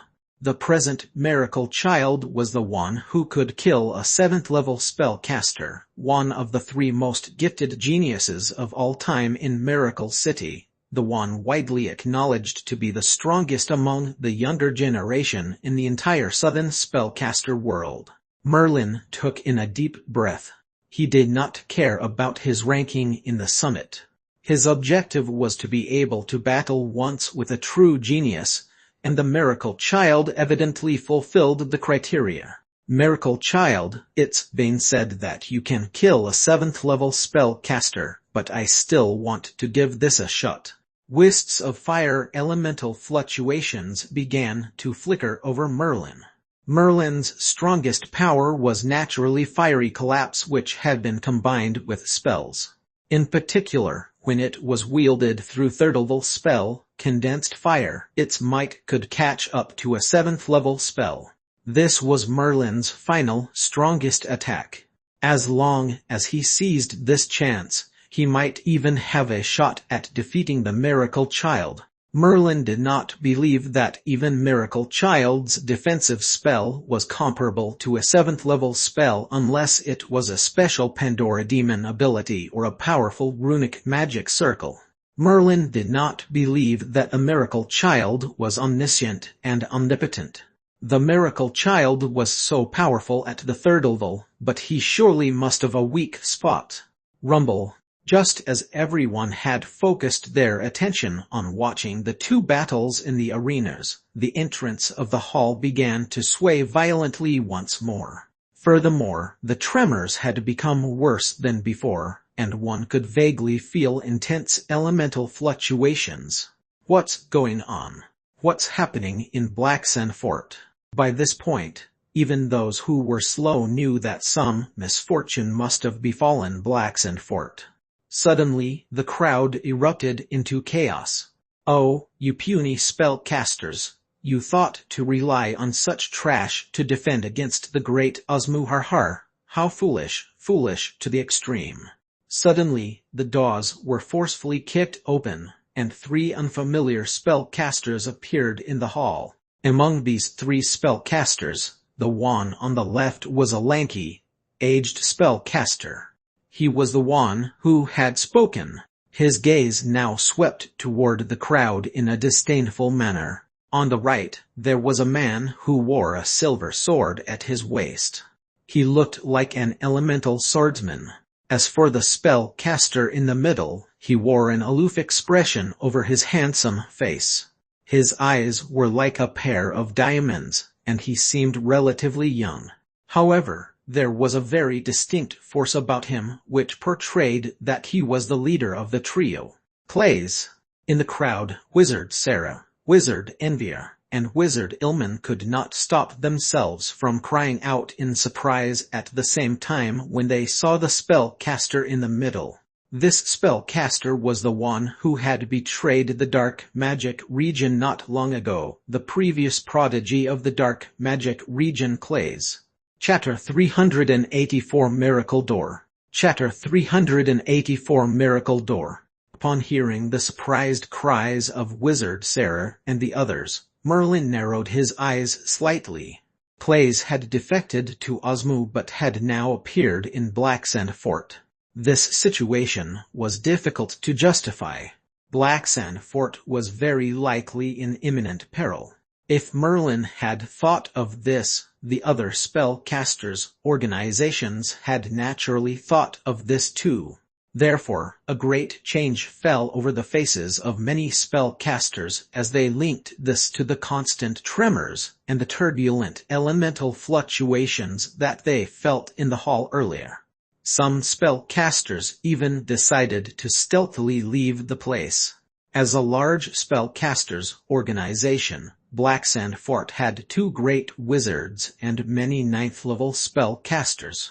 In addition, this was where Blacksand Fort was situated, so naturally, there were strict protections in place. In order to enter Blacksand Fort so brazenly, Osmu must have mobilized no small amount of power. Wizards from Osmu, how dare you to break into my Blacksand Fort? Die. In the arena, Brartu immediately took a great step forward, quickly approaching Clays and the others, after which he stretched out a hand and pointed at them. Instantly, a mist pervaded the air, forming into a large net that trapped Clays and the others. This was a third-level water-type spell, and it was merged with Pandora Demon ability. As Bartu was a prodigious spellcaster of Blacksand Fort, it was natural that he had a powerful Pandora Demon ability, a binding spell at that. It was combined with his water-type spell, and the might it displayed was rather formidable, even able to restrict a spellcaster at the peak of the 6th level. This was one of Bratus' greatest supporting powers. Seeing that the pervasive mist had bound Clays and the others within the net with the ripples passing over them constantly, the tall, aged wizard who came with Clays said in a raspy voice, "Clays, Bartu of Blacksand Fort is one of the most remarkable geniuses in the southern spellcaster world." Osmu had previously aimed at recruiting him too, but Blacksand Fort had very strict protections, so we didn't succeed. The most remarkable genius. Clays shook his head lightly and gradually lifted his head. His gaze seemed to pierce beyond the mist, extending toward Bartu in the hall. Quake! A soft cry came from Clays. Invisible, mysterious energy seemed to emanate from his body, causing the mist to vibrate as it stirred up rings of ripples. Splash! Soon enough, the mist rapidly vanished due to the violent vibrations. Bratus' spell was easily shattered by Clays. A shiver flickered slightly in Bratus' eyes, and he appeared astounded. He knew his own spell the best. It was definitely not as simple as it looked, but Clays was able to dispel it with a single gesture. Obviously, Clays' power far exceeded his. Wasn't Clays a wizard from the small-sized spellcasters organization, the dark magic region? How is he so powerful? Bratus' face shifted uncertainly. He clenched his jaw and was about to make his next move when Clays pointed at him from afar. This seemed to be an insignificant gesture, but Bartu suddenly felt an intense sense of threat. Chaos! Clays' voice was as cold as ice. After he pointed, ripples were stirred up in the air, quickly spreading to where Bartu stood. Bartu had cast a defensive spell in advance, but at that moment, an unseen force seemed to attack his defensive spell from all directions with a strength that was nearly inconceivable. His defensive spell merely held on for a short time before it collapsed. Crack! A change washed over Bratus' face as he tried to retreat, but before he could move, his body seemed to suffer a heavy blow. Suddenly, his face flushed red and he spat blood, following which his energy was utterly drained. In one mere attack, Bartu was gravely injured. It was known that Bartu could be compared to a spellcaster at the peak of the 6th level, coming close to a 7th level spellcaster. However, he was seriously injured by Clays' single attack. Merlin had been observing Clays. Unlike Wizard Sarah, Wizard Envier, and the others, Merlin had never seen Clays before. His impression of Clays was formed through the descriptions of a few spellcasters in the dark magic region. Still, now that he had really seen Clays, Merlin suddenly realized that he was unable to combine the Clays before his eyes with the Clays in his mind. How strong! What power is this? Merlin's expression was sullen. Although he was confident that he was not inferior to Bartu, he could only fight against Bartu on equal terms. Merlin was far from being like Clays, casually causing heavy injuries to Bartu with a single attack. The miracle child narrowed his eyes. In the instant he saw Clays make his attack, he seemed to have seen something mind-boggling, and his expression shifted greatly. It's spatial strength. You've constructed the rare spatial spell. No, it doesn't seem to be a spatial spell. You've cultivated the special Pandora Demon ability, Spatial Blade. The miracle child had never looked so somber. In the past, no matter who his opponent was, his expression had remained calm. However, as he faced Clays, his expression turned grave. The miracle child, who was widely knowledgeable, could tell that the power that Clays had utilized earlier was spatial strength. Spatial spell, special Pandora demon ability, spatial blade. Merlin glanced at the miracle child. Although he did not know what power Clays had used, the miracle child was widely knowledgeable, and should not be wrong. Spatial spells were even harder to come by than darkness-type spells. It was said that some wizards were unable to construct light-type spells for specific reasons. In that case, only certain people who were able to absorb spatial element could construct spatial-type spells. Furthermore, spatial-type spells were relatively rare, to the point that some large spellcasters' organizations had no spatial-type spells. Evidently, when Clays was in the dark magic region, he had concealed his identity as a spatial wizard hiding in the dark magic region for unknown reasons. Could it be that the dark magic region has spatial spells or items that are linked to the construction of spatial spells? Merlin mumbled in a low voice. Clays had covered up his identity as a spatial wizard. He was like Merlin, after all, a rare 6-elemental spellcaster. Back when Merlin was in the ship of Nicolar, he had seen the explanation of a few special Pandora demon abilities, one of which was Spatial Blade. Spatial Blade was like Darkness Eye, a special Pandora demon ability with mysterious and unfathomable powers. However, cultivating Spatial Blade was even more demanding than Darkness Eye. Clays took a few steps forward, then nodded slightly. That's right. I expect nothing less of the miracle child to be able to recognize my spatial blade at a glance. I've heard that each miracle child possesses a miracle door. I wonder if my spatial blade is able to overcome your miracle door. I look forward to finding out. Clays continued forward. There was no one else but the miracle child in his eyes. HMPH, the wizards from Osmu are really out of control. This is my Black Sand Fort. You have no right to come here and misbehave.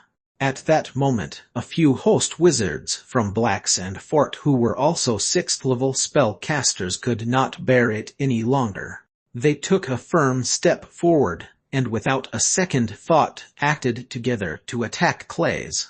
The fact that Bartu had just been gravely injured by Clays with a single blow did not make these 6th-level spellcasters any less careful. The moment these 6th-level spellcasters raised their hands, they unleashed 6th-level spells. This barrage of 6th-level spells filled the air as it thundered toward Clays with frightening power. Nevertheless, even with such a formidable attack, the spells did not spread outward in the slightest, and thus did not affect the other wizards in the hall. This was enough to demonstrate how precise their control over their spells was. However, Clay's expression was still unchanged. He extended both hands and struck the air at a few points. Quake! An unseen force shook the volley of spells until they collapsed. It was truly the mysterious and powerful spatial strength. After the spells were dispersed, a vicious look flashed in Clay's eyes. Following that, he raised his palms and pushed at the empty air from a distance. Slash! Chichai!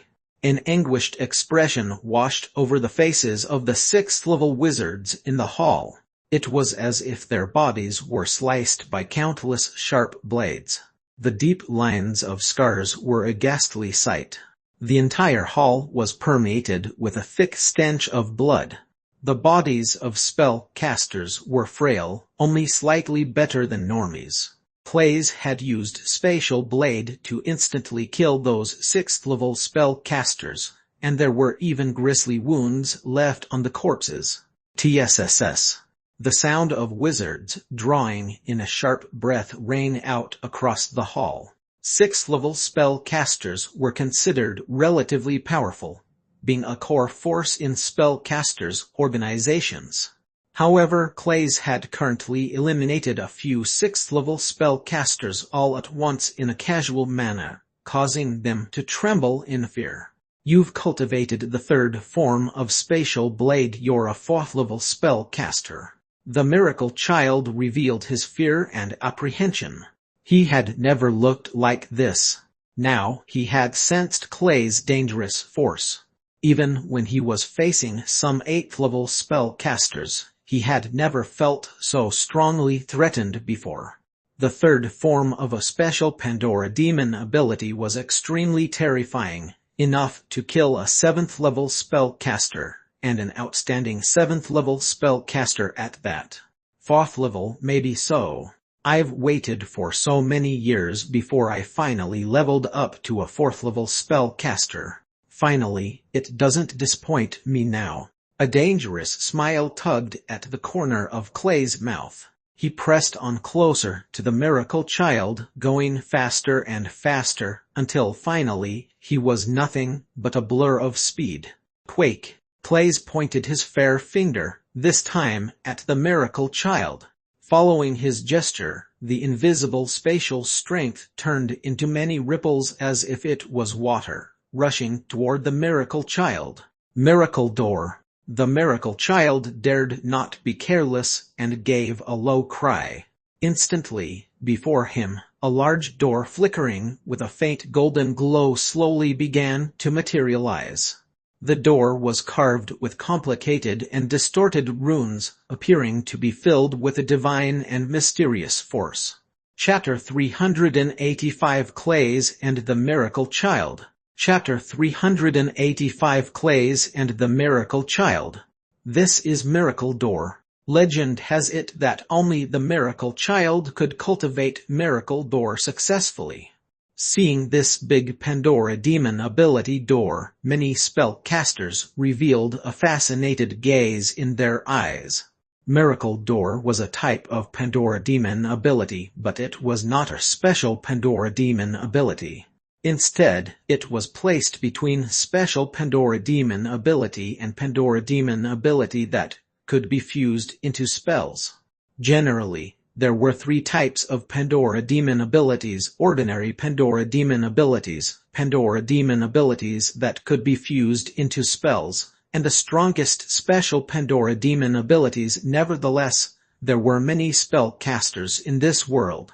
There would always be some genius spellcasters or powerful wizards who could create Pandora Demon abilities that were not within the scope of these 3 Pandora Demon abilities. Miracle Door was such a Pandora Demon ability. Miracle Door need not be integrated into spells, but its power was slightly weaker than the special Pandora Demon abilities. Although it was slightly inferior in comparison, once someone fulfilled the conditions for cultivating Miracle Door, it was easier to cultivate than a special Pandora Demon ability. Typically, special Pandora Demon abilities had 7 forms such as Darkness Eye and Spatial Blade. Only some of those top special Pandora Demon abilities could possibly have 9 forms. As for Miracle Door, there were only 6 forms. If compared with other Pandora Demon abilities which were equally at their full state, Miracle Door would be slightly inferior to special Pandora Demon abilities. Nonetheless, the spellcaster's most glorious era had passed. It had now become very difficult to find a special Pandora Demon ability, and who would be able to cultivate it to the 7th form. Therefore, even if there were only 6 forms, Miracle Door was already very powerful. This was also the Miracle Child's biggest reliance. The reason why he was able to kill the 7th level spellcaster was that he had Miracle Door. Oh, Miracle Door! Clays looked at the door in front of the Miracle Child. With a smile on his face, he gestured repeatedly toward the door. With every gesture, there was an invisible spatial fluctuation, which directly gushed toward Miracle Door. Pom pom pom. Dull sounds were heard from Miracle Door as it shook violently. Yet, as a white light shrouded it and shimmered, Miracle Door returned to its original state. Clay's one blow did not defeat Miracle Child's miracle door. However, Clay's did not stop. Instead, he took a deep breath and lightly clenched his fist at the direction of the Miracle Child and said, "Spatial Blade, Chaos." This was the second form of Spatial Blade. Chaotic powers erupted from all directions. Miracle Door seemed to be constantly pulled and struck by all kinds of forces that were ever present from all directions. The entire Miracle Door seemed like it was going to be torn apart. Miracle Child's expression became solemn, and a white light gradually appeared on his forehead. This white light got brighter and brighter, and then it was directly infused into Miracle Door. Miracle Door, third form, Guard. As the Miracle Child triggered Miracle Door, the door, which seemed to be torn apart, was reverted to its original state. It was not affected at all despite the chaotic forces attacking all around it. Clay's stare became fiercer. He had already displayed the second form of Spatial Blade, but he still could not inflict any harm on the Miracle Child. Clay's, "My turn then, Miracle Door, the storm of miracles."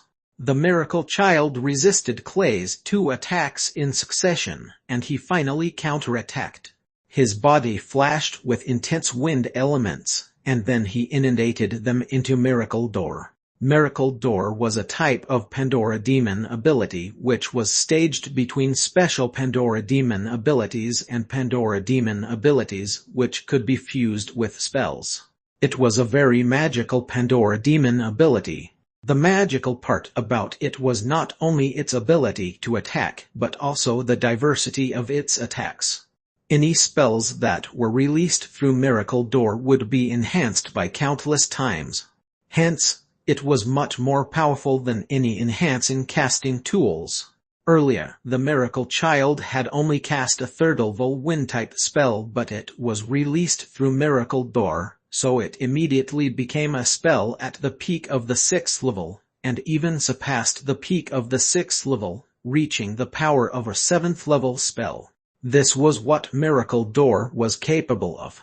It was only appropriate that it got crowned with the name Miracle, as it could indeed produce all kinds of miracles.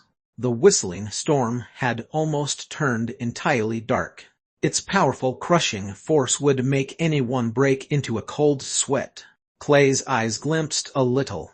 With his 5 fingers still extended, he muttered with a deep voice, "Chaos." The spatial force all around was broken into mayhem instantly, hauling on the terrifying storm. Soon, before this powerful storm could reach in front of Clay's, it had already collapsed. Come again, Miracle Door, Hailstorm. Seeing that Clay's easily resolved the attack, the Miracle Child's gaze became even fiercer. Once again, he cast a spell through Miracle Door. This time, he cast 2 types of spells, wind-type and ice-type spells respectively. These 2 spells could actually be combined together homogeneously, which enhanced their powers drastically. The storm howled with ice and snow, and directly crushed toward Clay's. This kind of mighty power would make even a 7th level spellcaster shudder with fear. With Miracle Door, several types of spells could be combined to increase the power and create a miracle from within. Although this kind of combined spell was far incomparable than the spell integration ability which great wizards had, it was still very rare and valuable. The spells released through Miracle Door would blend together and complement one another, elevating their power multiple folds. Just like now, the combination of the wind-type spell and ice-type spell produced an extremely horrific force. Of course, this also seemed to have dealt a great toll on the Miracle Child. For Miracle Door, the more the number of spells that were merged, the higher the demand from the spellcaster. Like the Miracle Child now, he could only combine 2 types of spells. If he wanted to combine 3 or even 4 spells, he would not be able to pull it off. If he had done that, he would pay an unbearable heavy price. The hailstorm and snow swirled non-stop, letting out a burst of chitchay sound, which made people grit their teeth upon hearing it. It finally made Clay's expression turn grim. Immediately after, he took a deep breath and reached out the palm of his hand. He raised it up high and then slammed it down forcefully. Slash!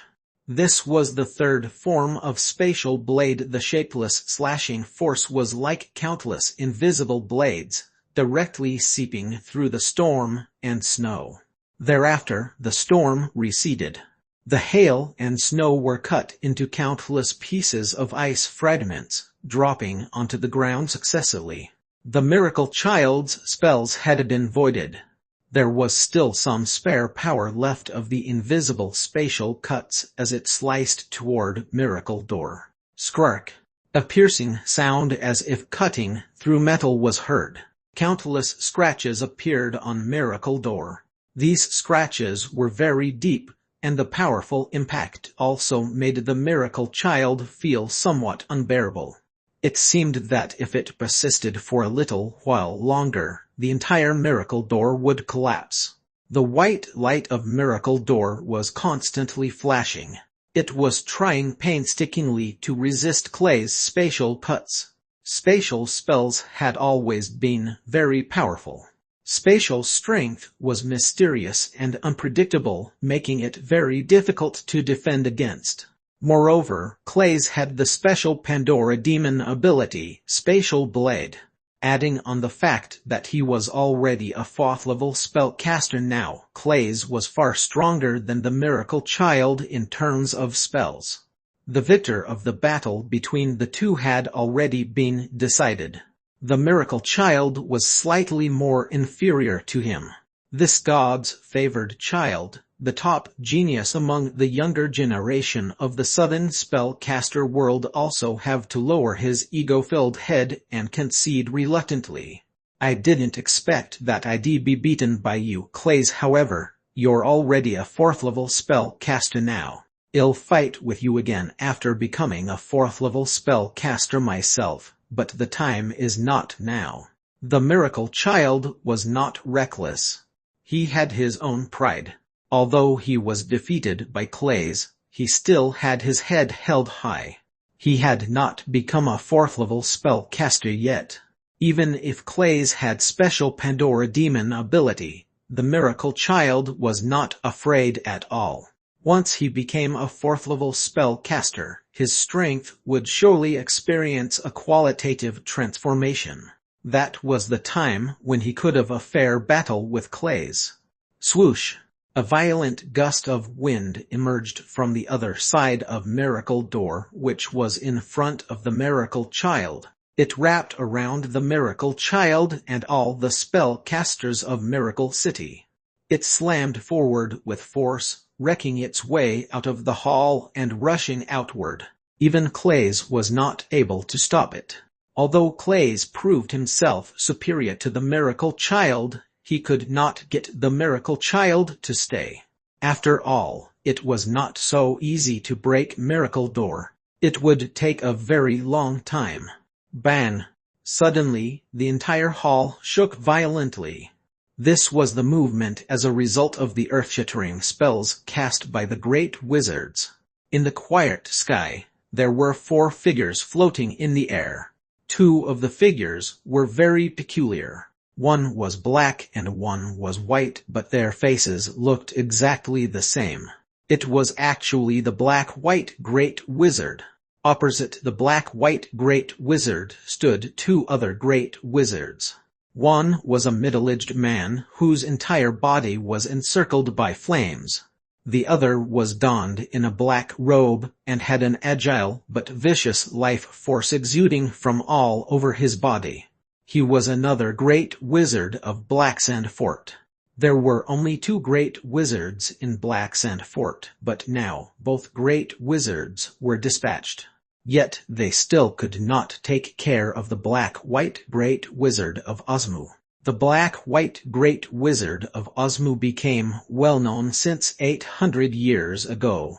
He single-handedly restrained 4 great wizards from several large spellcasters' organizations. Although the Black-White Great Wizard incurred great damage in the end, the battle record of 4 great wizards still made the Black-White Great Wizard a household name. The reason why the Black-White Great Wizard could hold down many great wizards was that he was a great wizard who had profoundly studied alchemy. He had actually cultivated an alchemy clone, which had a strength almost the same as him. The only thing that set them apart was the robes on them. The original was generally dressed in a white robe, known as the White Robe Wizard, and the alchemy clone wore a black robe, known as the Black Robe Wizard. With this special means, the Black-White Wizard broke through the scene and became a powerful spellcaster. Perhaps the Black-White Great Wizard's strength was far from strong among all great wizards. However, when it came to restraining and restricting spellcasters, the Black-White Great Wizard was considered to be one of the best. Therefore, even Osmu had only sent the Black-White Great Wizard here alone this time. Otto, this Black-White Great Wizard is a big nuisance. If we keep on dragging like this, I'm afraid we Blacks and Fort will sustain a heavy loss. Don't hesitate anymore, bring out the Holy Fort Guardian Spirit. On seeing the mayhem in Blacks and Fort, Wizard Tumen, one of the only 2 great wizards of Blacks and Fort, knew that wizards of Osmu had infiltrated Blacks and Fort. They must have begun butchering the various spellcasters' organizations who were invited to Blacks and Fort. With its strength, the wizards sent by Osmu this time must be the elite among the elites. They were fully prepared for this. If they continue delaying matters, the entire southern spellcaster world surely suffer from substantial losses. Thus, the only thing left to do was to pull off the greatest attack from Blacks and Fort. Chapter 386 The Inevitable Battle I. Chapter 386 The Inevitable Battle I. Blacks and Fort was a large spellcasters organization that specialized in refining casting tools. In the spellcasters' most glorious era, some casting tools were powerful enough to rival great wizards. Blacks and Fort had exactly such a casting tool known as the Holy Fort Guardian Spirit. Although the Holy Fort Guardian Spirit was very powerful, under normal circumstances, Blacks and Fort would not be willing to activate it because the cost of each launch was too great. With the ability of a large spellcasters organization like Blacks and Fort, each time it was called into action, within an hour, decades worth of resources of Blacks and Fort would be consumed. Blacks and Fort could not afford to use such a terrible power-hungry entity rashly. It was not surprising that it had not been activated before this. It was not until Wizard Otto and Wizard Tumen found that it was impossible to defeat the Black-White Great Wizard in a short time that they were willing to activate it now. Holy Fort Guardian Spirit, wake up! Wizard Tumen and Wizard Otto repeatedly showcased some complex runic handprints and channeled them into the ground below Blacks and Fort. Suddenly the entire ground began to quake violently, especially at the open area in Blacks and Fort. Initially, many spellcasters from Blacks and Fort could not wrap their heads around what such a large open area was left for. Now, spellcasters who were present to witness the changes that happened here finally understood why. In this open area, the ground began to shake violently, and huge cracks began to form. It was just like a huge turtle shell, as the cracks on the ground were full of a crisscross patterns as though the ground would break at any moment. Boom! Finally, the ground had broken apart entirely, revealing a huge area under the ground. In the dark, an enormous creature slowly started moving. First, it revealed its huge back, and then its long legs, which were taller than a 5-story tower. 1, 2, 3, 8 legs. A total of 8 black, metallic lustrous legs supported a large, sturdy body that looked just like a black spider. This was the Holy Fort Guardian Spirit of Blacksand Fort, a peak-level alchemy product. It was left over from the spellcaster's most glorious era, and it represented one of the highest achievements in alchemy. In addition to the metallic luster of its body, which gave off a faint glow, 2 sharp horns extended from this odd gigantic spider's forehead too. It seemed a little nondescript. Since the appearance of the Holy Fort Guardian Spirit, the entire Blacksand Fort seemed to be quaking incessantly. Swoosh! All of a sudden, the Holy Fort Guardian Spirit, whose eyes were originally closed, opened its eyes abruptly. Its 2 eyes were actually deep and hollow, and there were no eyeballs at all. However, a trace of coldness flashed from the hollow eyes, which made both Wizard Utto and Wizard Tumen shudder inexplicably. Nonetheless, the gaze of the Holy Fort Guardian Spirit was not directed at Utto and Tumen, but at the pair of black and white wizards, the Black-White Great Wizard. Many spellcasters gathered in the hall while the entrance was blocked by a man carrying a silver sword and another tall and thin wizard. Both of them looked at all the spellcasters in the hall with a hostile gaze.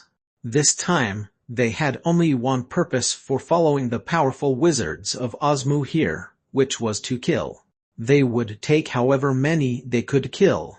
Blacksand Fort had gathered the vast majority of spellcasters, organizations, or spellcaster clans in the southern spellcaster world this time. If they were indeed united together, it would pose a huge threat to Osmu. Thus, Osmu raided Blacksand Fort. Although the number of wizards sent was not many, they were all true geniuses. They had almost no rivals at the same level.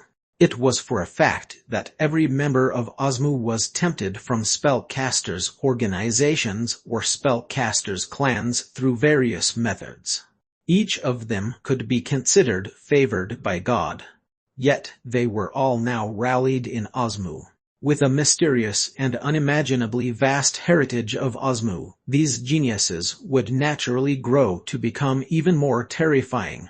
This time, though Osmu had only sent a great wizard, it was the notorious Black-White Great Wizard who was capable of containing 2 great wizards of Blacksand Fort. It was evident that they were well prepared and had a very thorough plan.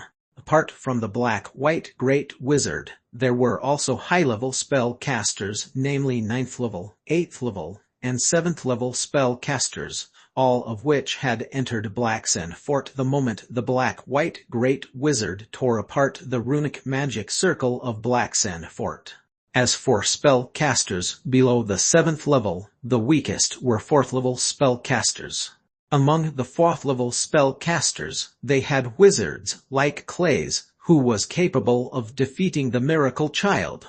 Even if they were inferior to Clays, the damage would be horrible because they could rival 6th level spellcasters. With such a group of spellcasters invading Blacksand Fort, it was simply an unimaginable disaster. Pom pom pom. Intense elemental fluctuations had also emanated from the inner court of Blacksand Fort. The inner court was where spellcasters of the 4th level to the 6th level of various major spellcasters organizations who participated in the summit held their competitions. Besides, most spellcasters of the spellcasters organizations from the 7th level to the 9th level also entered the inner court. Only the competition of the spellcasters in the inner court could pique some interest in the 7th level or higher spellcasters, especially spellcasters like Leo, whom some of the 7th level and 8th level wizards were very fearful of. However, at this moment, intense elemental fluctuations radiated from the inner court. There were obviously powerful spellcasters fighting each other, indicating that powerful wizards from Osmu had most likely made their way into the inner court and were now in a fierce battle. A few smart spellcasters had already sensed a huge crisis coming their way. They knew that if they could not get out of the hall, they would be in real danger. Therefore, they started a commotion in the crowd. All eyes stared at the entrance of the hall. They braced themselves to break through Osmu's line of defense and rushed out of the hall. "We'll only have a chance to survive if we rush out of the hall. Stop hesitating, everyone. If we don't leave now, there won't be another chance." Yes, now we could only try to rush out of the hall and quickly leave Black Sand Fort. This time, the wizards from Osmu were fully prepared, and they won't leave empty-handed. They plan to make a clean sweep of all the elites of our southern spellcaster world. This time, those who were able to attend the summit are surely all geniuses of the various spellcasters' organizations.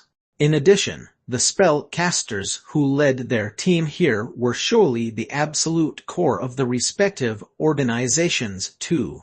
If they are lost, I fear that most of the southern spellcasters' organizations would suffer heavy losses and be deprived of part of their power. In the future, Osmu would become even more unscrupulous.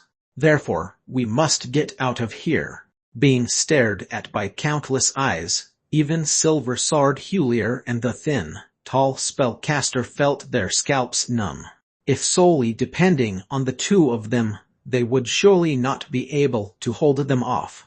Kill them, then leave the hall. Nobody knew who screamed from within the crowd.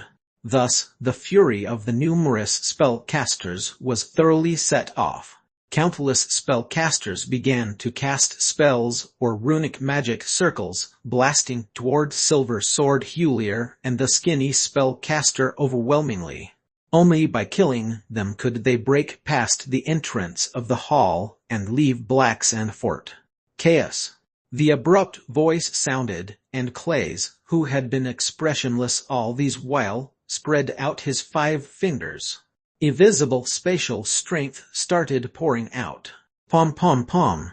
At the forefront, the bodies of the few third-level spellcasters who dashed forward the fastest instantly burst into a bloody mist. Fresh blood splattered all around, splashing onto the entire ground. A strong bloody stench exuded in the entire hall. Though everyone could see how powerful Clays was from his battle with a miracle child before this, nobody thought that he was actually so haunting. His opponent had not arrived, and there was no obvious sense of any elemental fluctuations, but the body had instantly exploded into a bloody fog. It was virtually impossible to defend against it. At the same time, looking at the spell attacks which covered the entire sky, Clays flipped his hand over and took out a silver-white runic magic disc from his ring. Silver net runic magic circle, go. In Clays' hands, mysterious runes danced wildly and were engraved into the runic magic disc. Then, traces of silvery light surged skyward. The countless runes from the silver runic magic circle swiftly formed a silvery light veil. To everyone's shock, the light veil shrouded the entire hall entrance. While Clays, Silver Sword Hulier, and the skinny spellcaster were also protected in the runic light veil. Pom pom pom. Numerous powerful spells were all bombarded at the runic light veil. This layer of the runic light veil was the silver net runic magic circle that Clays had laid out. It was a purely defensive runic magic circle, and it was also very powerful. Clays had studied the fields of potion brewing, alchemy, and runology in the dark magic region back then.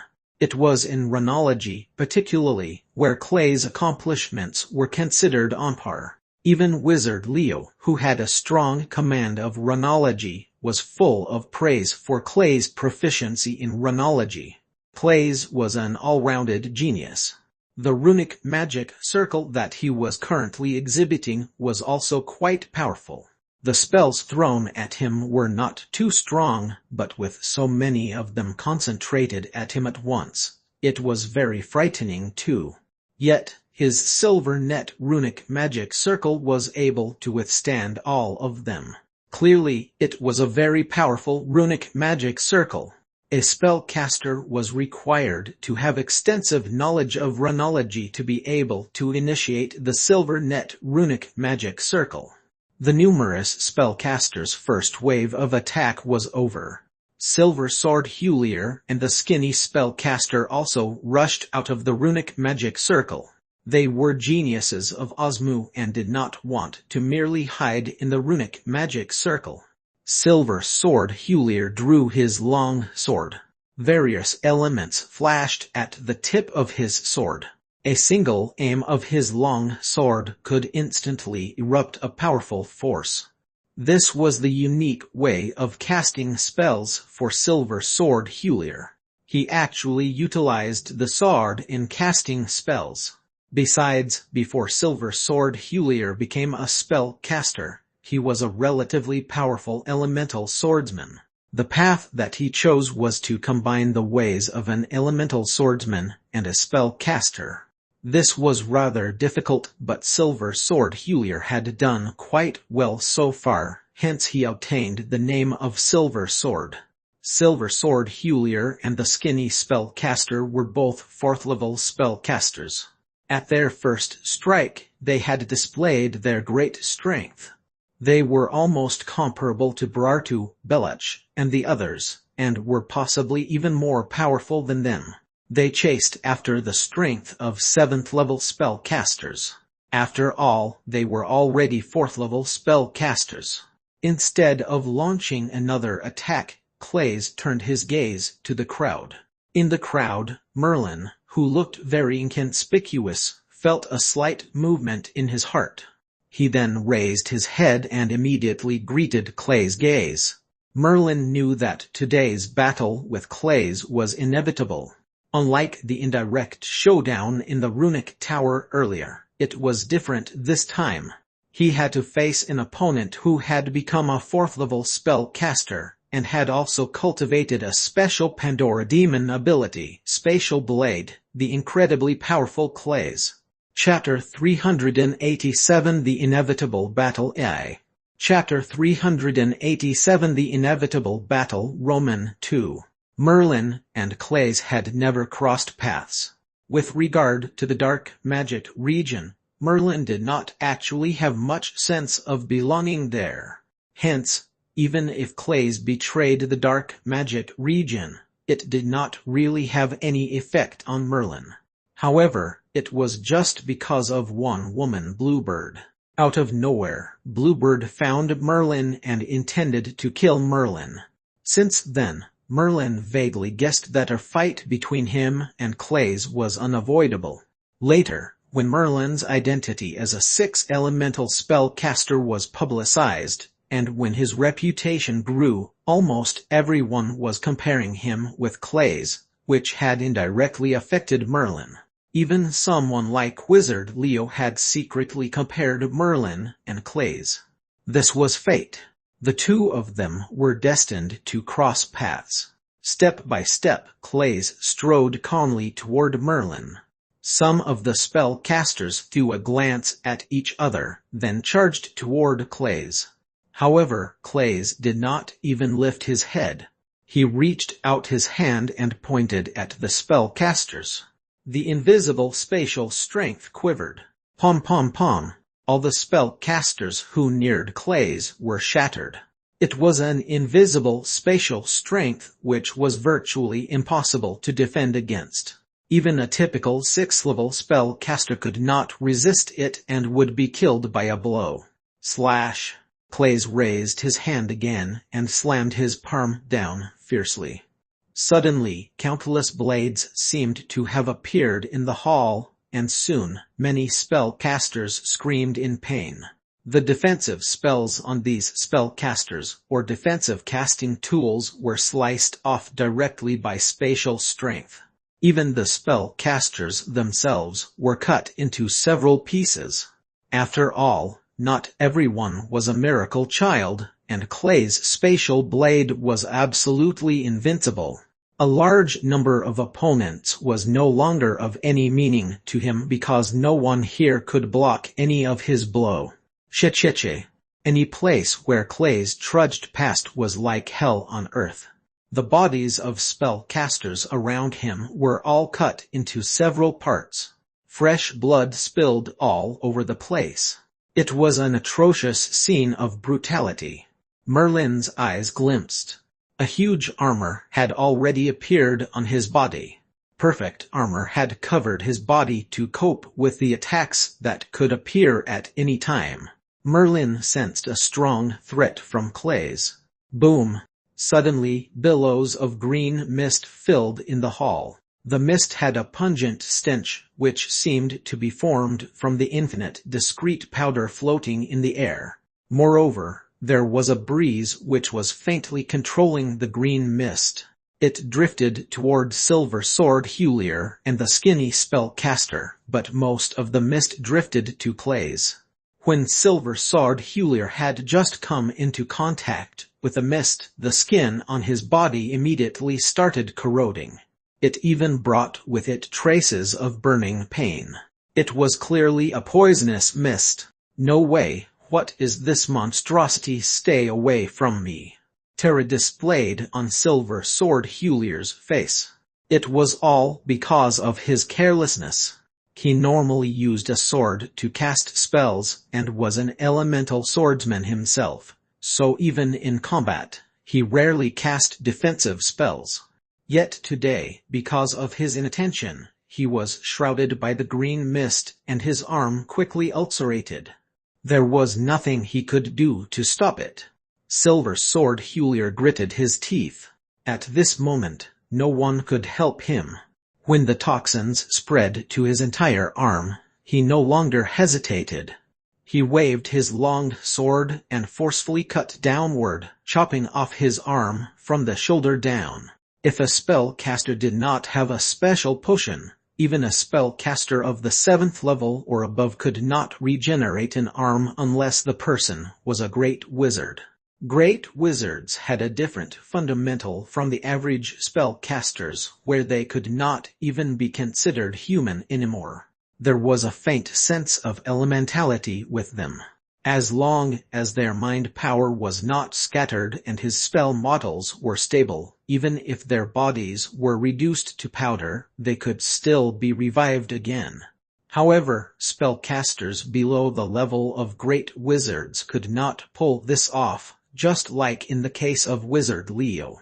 When he was hunting Ossus previously, he had lost an arm, and until now, the arm had not recovered yet.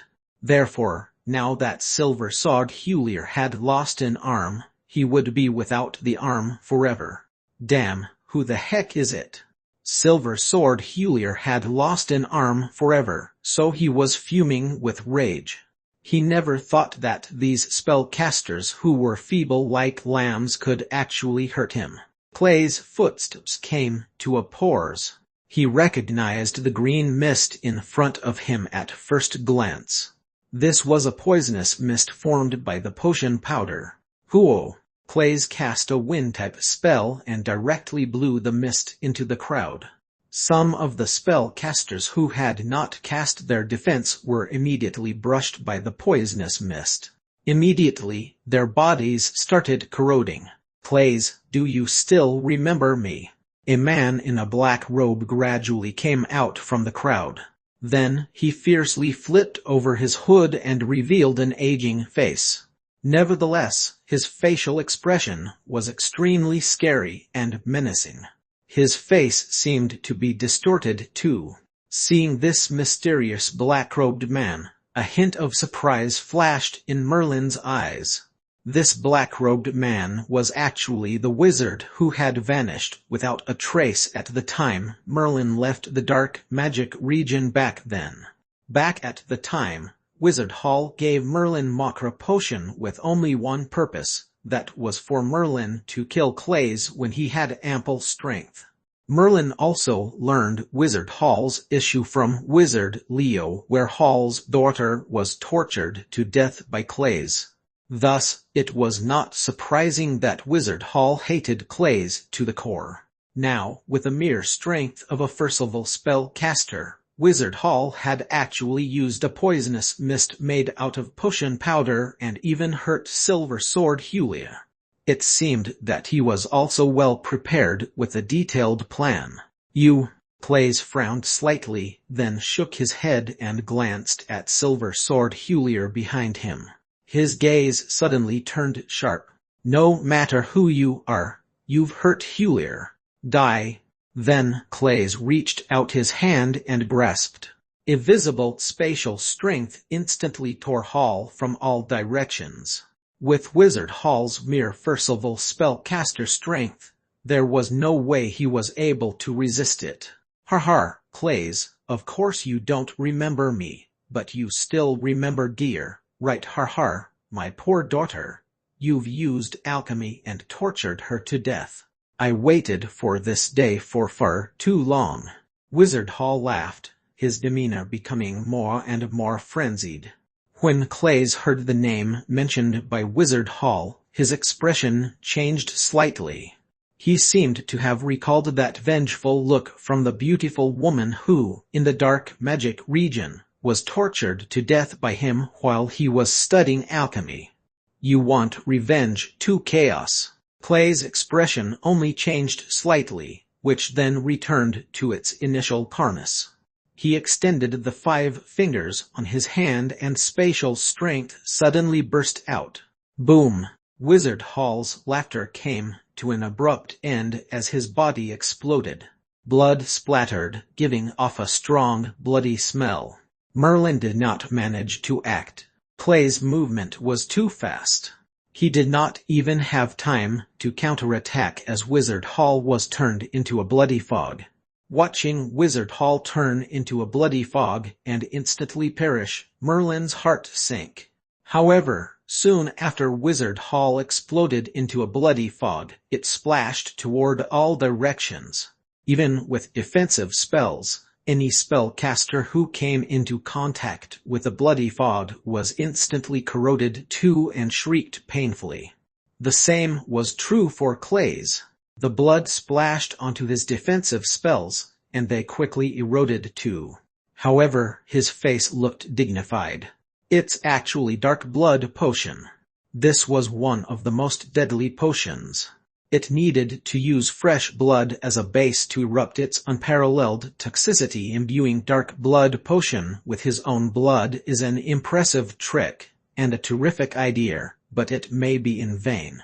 I happen to have a few antidotes in hand which could reverse the poison of dark blood potion. There was a smile on Clays' face. Thereafter, he quickly took out a few potions from his ring, raised his hand in the air and waved, sprinkling a puff of pale yellow potion powder in the air. The pale yellow potion powder quickly drifted towards Silver Sword Julia and the skinny spellcaster, which removed the dark blood potion off them. Merlin was relatively further away, so he had not been affected by the dark blood potion. Still, deep down, he was very astonished. A mere forcible spellcaster had actually dealt a little threat on a powerful spellcaster like Clays by using a venomous potion. The splattering blood seemed to be totally unstoppable. Even if one had a 7th-level defensive spell, it could also be infiltrated. However, it was obviously too difficult to brew such a potion, and it was also necessary to use fresh blood as a base. Wizard Hall must have put in a lot of thought and effort. This time, he was prepared to embrace his demise. He voluntarily wanted to be killed by Clays too, so he could splash the dark blood potion on Clays. Unfortunately, Clays was also an apothecary.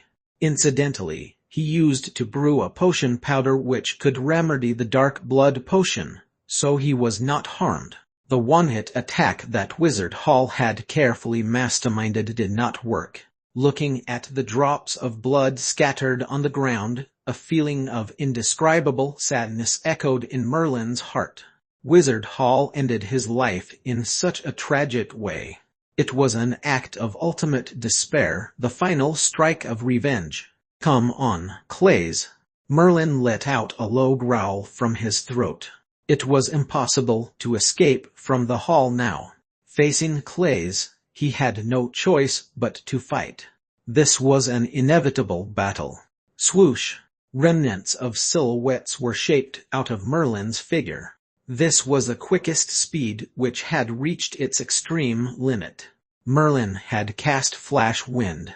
In terms of speed, he could almost be deemed the fastest among the many spellcasters here. At the same time, Merlin had cast Darkness Vortex. He did not believe that Clay's mind power had reached the 7th level. As long as it had not reached the 7th level, he would not be able to withstand the illusion of Darkness Vortex. Slash! Clays slowly raised his hand as if he did not see Merlin at all, and waved unceremoniously. Kai! A soft noise was heard. Before Merlin's Darkness Vortex, which worked well everywhere else, had yet to form, it was actually crushed by the invisible spatial strength. Merlin was astounded. It was the first time that Darkness Vortex had been forcibly broken. In the past, those who broke his Darkness Vortex had only persisted by relying on strong mind power. Only Clays was able to directly crush Darkness Vortex. This is the genius of the dark magic region who has been claimed to be able to match me too weak. A taunt seemed to have come from the edge of Clay's lips.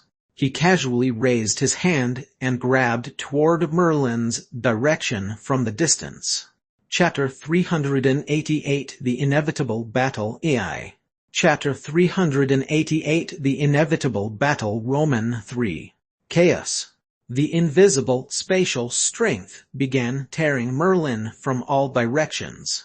Now, Merlin finally realized how much pain the other spellcasters were in when facing Clay's spatial strength, and how much pressure they had endured. Merlin also had the protection of perfect armor, but under this invisible spatial strength, it seemed so fragile.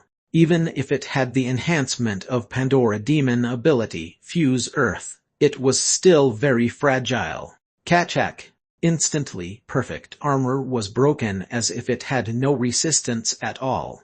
Moments after, Merlin's bones and even internal organs began to quiver. From every direction, the invisible spatial strength was pulling Merlin apart. If not for Merlin's far above average physique compared to an average spellcaster, which even a high-level elemental swordsman could not match, he would have been torn apart into several chunks just like other spellcasters. Merlin knew that Clays in front of him was far from what he was able to defeat now.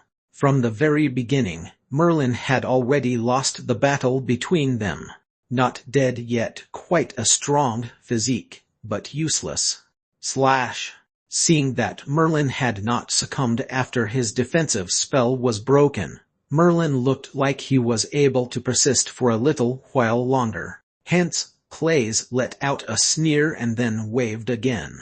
The invisible spatial strength slashed at Merlin directly. Although the mysterious spatial strength was not seen, Merlin's sharp senses immediately picked up a huge, dangerous life force. It was the life force of death. Merlin had not felt it for too long. The word death had evaded far away from Merlin.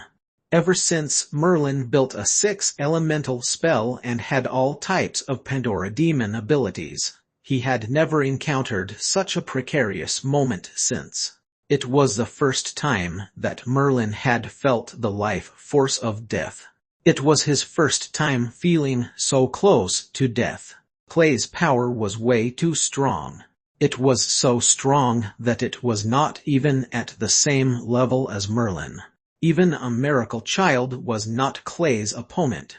He was a 6-elemental spell caster proficient in runology, potion, alchemy, and also had a special Pandora demon ability, Spatial Blade. Besides, he was a 4th level spell caster, which was an extremely vast difference compared to a 3rd level spell caster. The Clays now was worthy enough to walk among the ranks of powerful spellcasters. Darkness Eye Dispel. Merlin did not have the slightest resistance at all in facing Clay's spatial slashing. Death was incredibly close to him. Suddenly, a familiar voice was heard. From the inner court, a thin, frail spellcaster who looked like a bag of bones fiercely stepped forward. His entire face was wrinkled like a bark, which looked very terrifying. It was Wizard Leo. Che. Wizard Leo directly displayed the 3rd form of Darkness Eye, dispelling force at the same time. Clay's spatial slash was also the 3rd form. Whether it was Darkness Eye or Spatial Blade, both had 7 forms, all of which were special Pandora demon abilities created by great legendary wizards. The clash of 2 Pandora demon abilities was destined to be a very intense encounter. This clash was indirect, but it set off repercussions. The chaotic spatial strength spread in all directions. Even Merlin, who had just lost focus for a brief moment, had half of his palm cut off. Lacerations appeared on his legs too, as well as his abdomen, and many other areas. The numerous gashes looked just like they had been cut by thousands of blades. The harsh reality dawned on Merlin. He knew that this was merely a repercussion, but it was already such a horror. If they did not have the shielding of Wizard Leo's Darkness Eye, they would not have survived. Swoosh! Merlin hastily took a step back and cast Flash Wind, quickly retreating behind Wizard Leo. Only half of his palm was cut off, but that excruciating pain made Merlin's face turn pale. For an ordinary spellcaster, when half of a palm was cut, it would sadly never recover for a lifetime. The victim would even die because of excessive blood loss. However, Merlin was not the same. Even if that arm of Wizard Leo which was cut off could not regrow, Merlin could do it. He could now clearly feel that, while the palm was hurting, there was a feeling of numbness as well. It was a feeling which he felt when he was practicing the posture of the golden relief sculpture, where the wound was healing quickly. In addition, this healing was also very frightening. It almost healed at a speed visible to the naked eye. Half a palm might be very complex, and would have more complicated healing, but at this speed, it would only take a few hours to grow back a new half of the palm. This kind of astonishing recovery shocked even Merlin. This was already beyond his comprehension, and beyond the knowledge of most spellcasters too. A typical spell or potion would not be able to achieve this effect.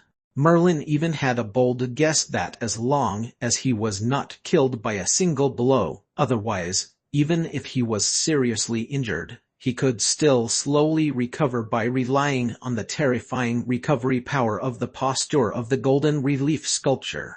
The thought in his mind flashed past, then immediately vanished. Merlin turned his gaze toward Clays and Wizard Leo again. Clays had a dignified look on his face. A pale color was faintly revealed on his face. Beads of perspiration appeared on his forehead as well. It was unlike Clay's previous invincible demeanor where everything was under his control. At this moment, in face of Wizard Leo, Clays was clearly at a disadvantage. Clays, back then, did you hide in the dark magic region just so you could learn runology? Step by step, Wizard Leo edged closer to Clays. The vertical bloodshot eye in his forehead glowed with a blood-red light. Every shot of the blood-red light could crumble the attacks from Clays. Perhaps the invisible spatial strength was very powerful and very peculiar, but under the illumination of Darkness Eye, even a mysterious power could not remain hidden. which was also the special characteristic of Darkness Eye.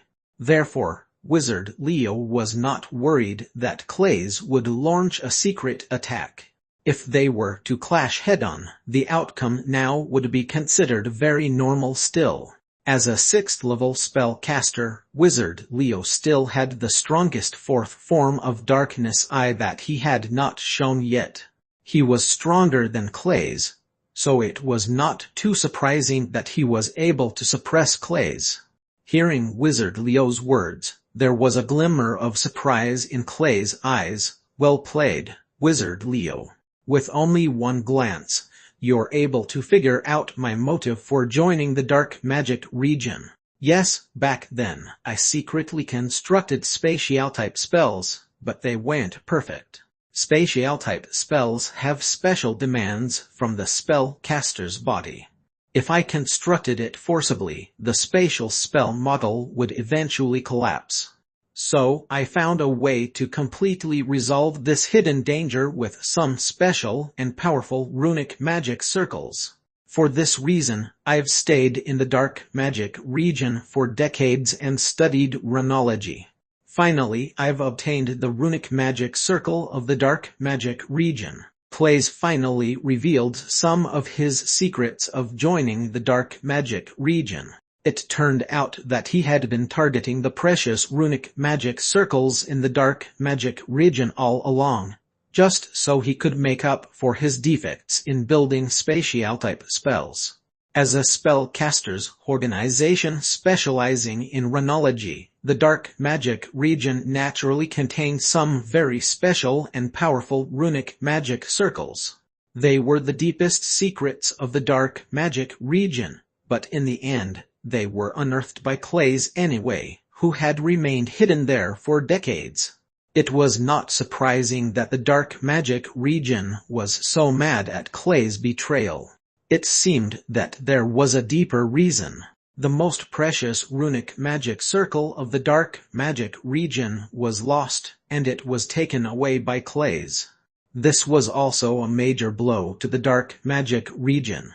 The blood-red light of the bloodshot vertical eye in Leo's forehead was getting more and more grand, and the life force contained in it was getting more and more haunting. It almost made Clays incapable of handling it. If Leo had not cared, and directly displayed the 4th form of Darkness Eye with force, Clay's situation might have been very perilous. Clays, you really should die. Not only have you betrayed the dark magic region, but also gave the runic magic circle to Osmu, damn you. Clearly, Wizard Leo knew some insider information. After hearing Clays personally admitting his treachery, the murderous intent on Wizard Leo became even stronger. Kachak. The repercussions of the battle between Clays and Wizard Leo directly slashed off the stone pillars in the hall, which began to falter. Swoosh! Seeing that he was not her match, Clays abruptly retreated backward. Then, he let Silver Sword Hulier open the main door. Clays stared deadly at Wizard Leo. Darkness Eye is really powerful. It's indeed a special Pandora demon ability that can match Spatial Blade. However, today's not the time for an all-out battle. We'll meet again. After he finished speaking, Clays flew out of the hall with Silver Sword Hulier and the others. To Merlin's surprise, Wizard Leo looked dignified too and did not intend to pursue them at all. He hurriedly asked Wizard Leo, what exactly happened in the inner court? Wizard Leo glanced at the inner court, and then a baleful aura flashed on his body. Heavy loss the wizards from Osmu have prepared meticulously. Those who rushed into the inner court were all above the 7th level.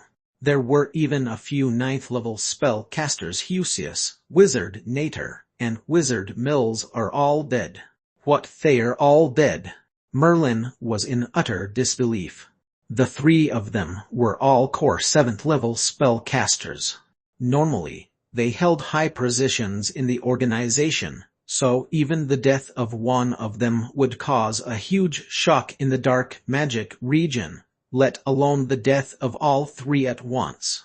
Let's go, it's not safe here anymore. Wizard Leo threw a glance at the top of the hall. It was obviously going to collapse. Thus, he led the remaining spellcasters from the dark magic region out of the place. He opened a clear path with Darkness Eye and they rushed out of the hall right away. Bang! All wizards rushed out of the hall, their faces completely soiled in the dust. However, the first thing that greeted their eyes was a shocking sight. On the ground, there was an incredibly humongous spider crouching on Black Sand Fort. Its body trembled a little, which also made Black Sand Fort vibrate in resonance. What's this? Wizard Envir had seen many things, but at this moment, he too could not help but wonder. He had never seen such an appalling scene. The giant spider, which was as massive as a mountain, had two sharp horns on its head. Indeed, it seemed rather unsettling and weird. The bloodshot vertical eye in Leo's forehead blinked slightly. It saw the giant spider too. Wizard Leo had a somewhat complicated look on his face as he whispered, "This is the Holy Fort Guardian Spirit of Black Sand Fort. It's an alchemy product, comparable to a great wizard. It's the first time after so many years that Black Sand Fort has called it into action." Merlin nodded thoughtfully. He had long guessed that it was an alchemy product. After all, the metallic luster on the giant spider was very conspicuous. Nevertheless, it was Merlin's first sighting of such a huge alchemy product, which could rival a great wizard. He had never even heard of one before too. Hence, he could not imagine how anyone could produce such a petrifying alchemy product. Chapter 389 Bloodshed Beginnings I. Chapter 389 Bloodshed Beginnings I. In the air, the black-white great wizard's face was slightly gloomy. Although he had heard of Holy Fort Guardian Spirit of Black Sand Fort, he had never seen it with his very eyes. Now that he saw the Holy Fort Guardian Spirit, he could feel an enormous threat. Black-white great wizard, your Osmo plotted to weaken the strength of our southern spellcaster world. Today, I'll make sure that none of you gets to go back alive.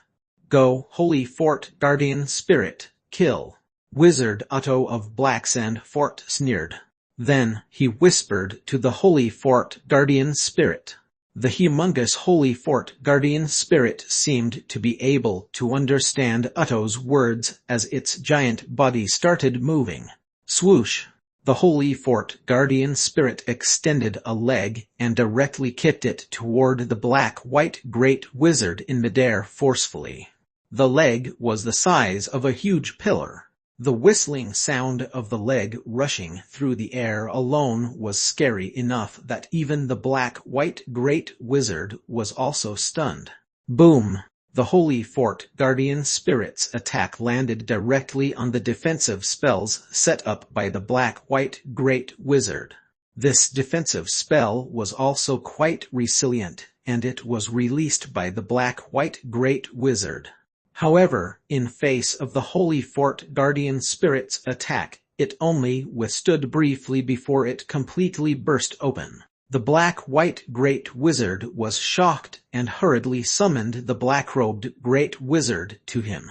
The black-robed great wizard was his alchemy clone, and it was very powerful. Every time he was in danger, the black-white great wizard would make his alchemy clone block in front of him. Pi! Dense spikes appeared on the Holy Fort Guardian Spirit's thick legs. It pierced the body of the black-robed alchemy clone easily. In the past, the alchemy clone was able to withstand any force, but now, it seemed so fragile. The black-white great wizard was astonished. Even Osmu and he himself had far underestimated the power of Black Sand Fort. Nobody expected the Holy Fort Guardian Spirit to be so terrifying. Besides, Osmu had only sent one great wizard to Black Sand Fort. Even if Osmu sent 2 great wizards, it would still not guarantee that they could inflict any damage on Blacksand Fort. Every large spellcaster's organization had its own trump card, which was a heritage that was inherited for millenniums, far from what ordinary forces could match.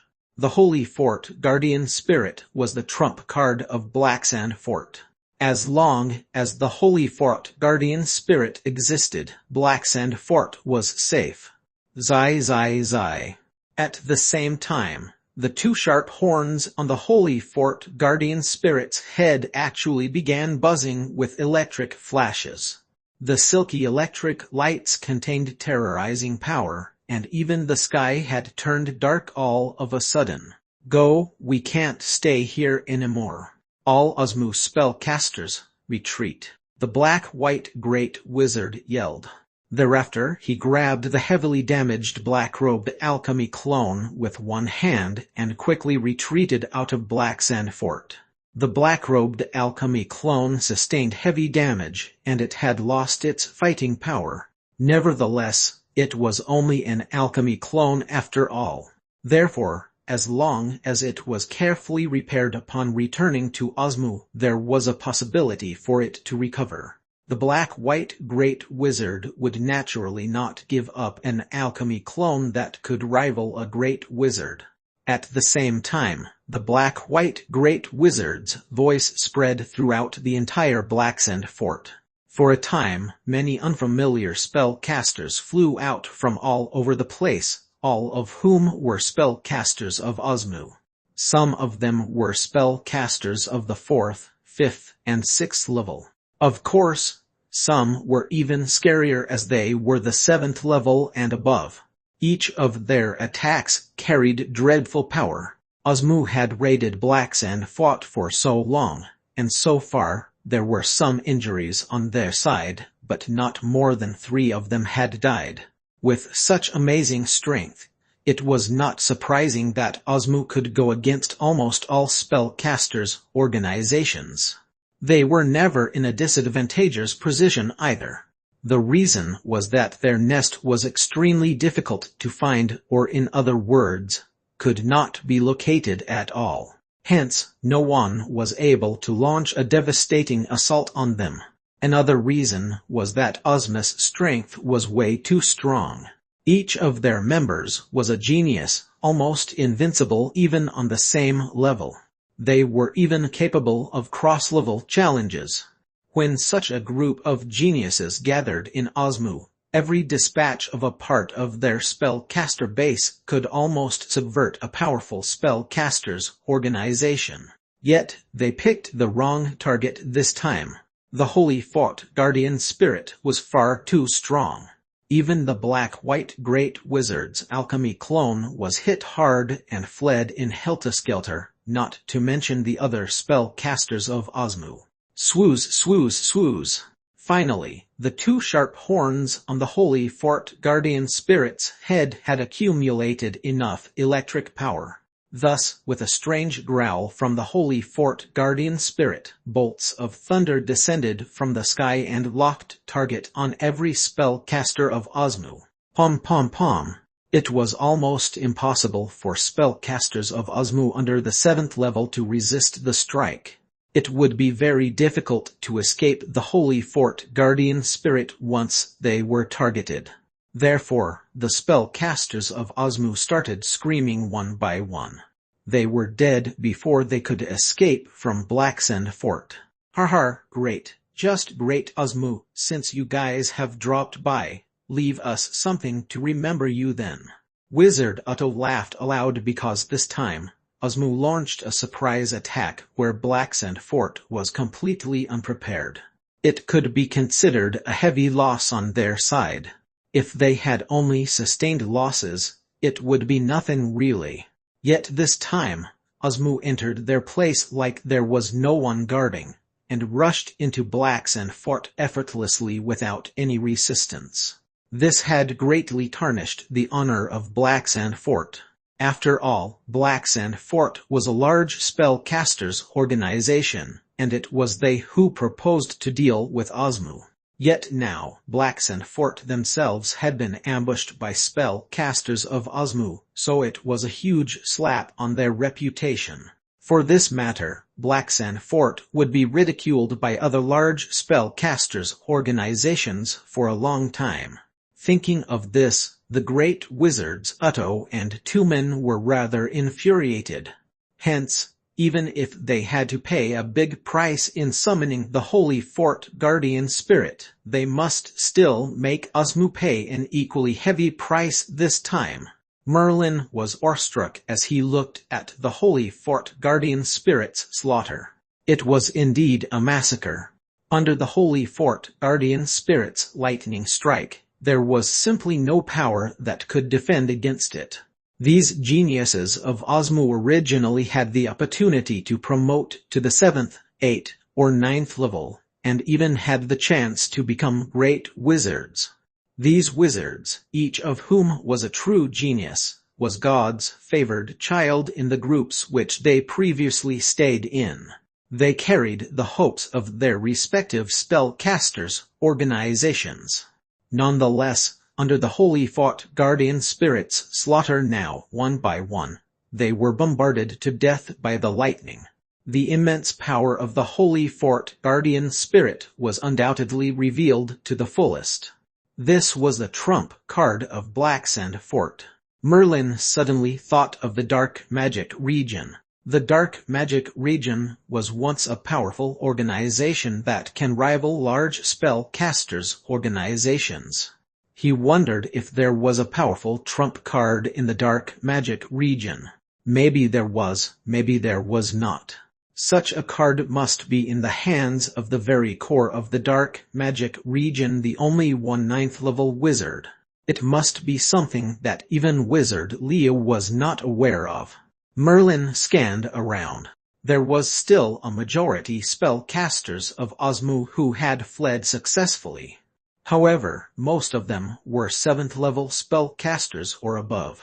As for the spellcasters below the 7th level and those who did not have time to retreat, they were directly killed by the Holy Fort Guardian Spirit. However, among these wizards, Merlin did not see Clay's figure. Clearly, Clays had already retreated from Blacks and Fort from the very beginning and had dodged the attack.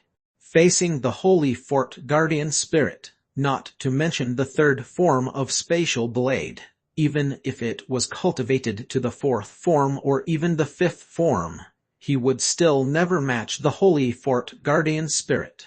Pandemonium reigned in the entire Blacks and Fort. There were some 9th level spellcasters of Blacks and Fort who came out to restore order, but after Osmu wreaked such havoc, it was only futile. In addition, the wizards in so many spellcasters' organizations had been killed, so no matter how the spellcasters of Blacks and Fort assured them, it would still not rid those wizards of their worries. Wizard Leo, what do we do now? Continue to stay in Blacks and Fort or return to the Dark Magic region? Merlin hesitated for a moment, but he still asked softly. Wizard Leo started pondering. After a moment he spoke, well, leave Blacks and Fort first. The mayhem here will probably last for a while. Osmus' sudden attack had also been planned for a long time. This time, even Blacks and Fort themselves are in a huge mess. The entire southern spellcaster world will continue to be chaotic for some time. If the situation isn't controlled, I'm afraid that Osmus' plan will succeed. There's no way that the southern spellcaster could be united to deal with Osmu now, but these were rather unrelated to us. If the 3 major large-scale spellcasters organizations can unite and take control of the situation, then they'll naturally inform us about it. If they can't control the situation, it'll suffice for us to return to the Dark Magic region and not participate in any of it. Wizard Leo's action was very appropriate. At present, it was necessary for them to rush back to the Dark Magic region. After all, The dark magic region had lost 3 7th-level wizards, which could be deemed as a heavy loss. They could no longer continue taking part in this matter. All right, since you're leaving, then we Blacks and Fought will not stop you. Open the runic magic circle entirely. Finally, the spellcasters of Blacks and Fort decided to completely open the runic magic circle. There must be many among them who had similar thoughts as Wizard Leo.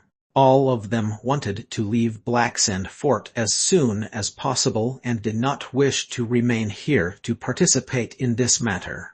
Osmu had left, and the loopholes in the runic magic circle of Blacks and Fort had also been fixed.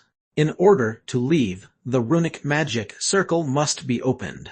There were so many spellcasters asking to leave, so Blacks and Fort naturally could not force them to stay.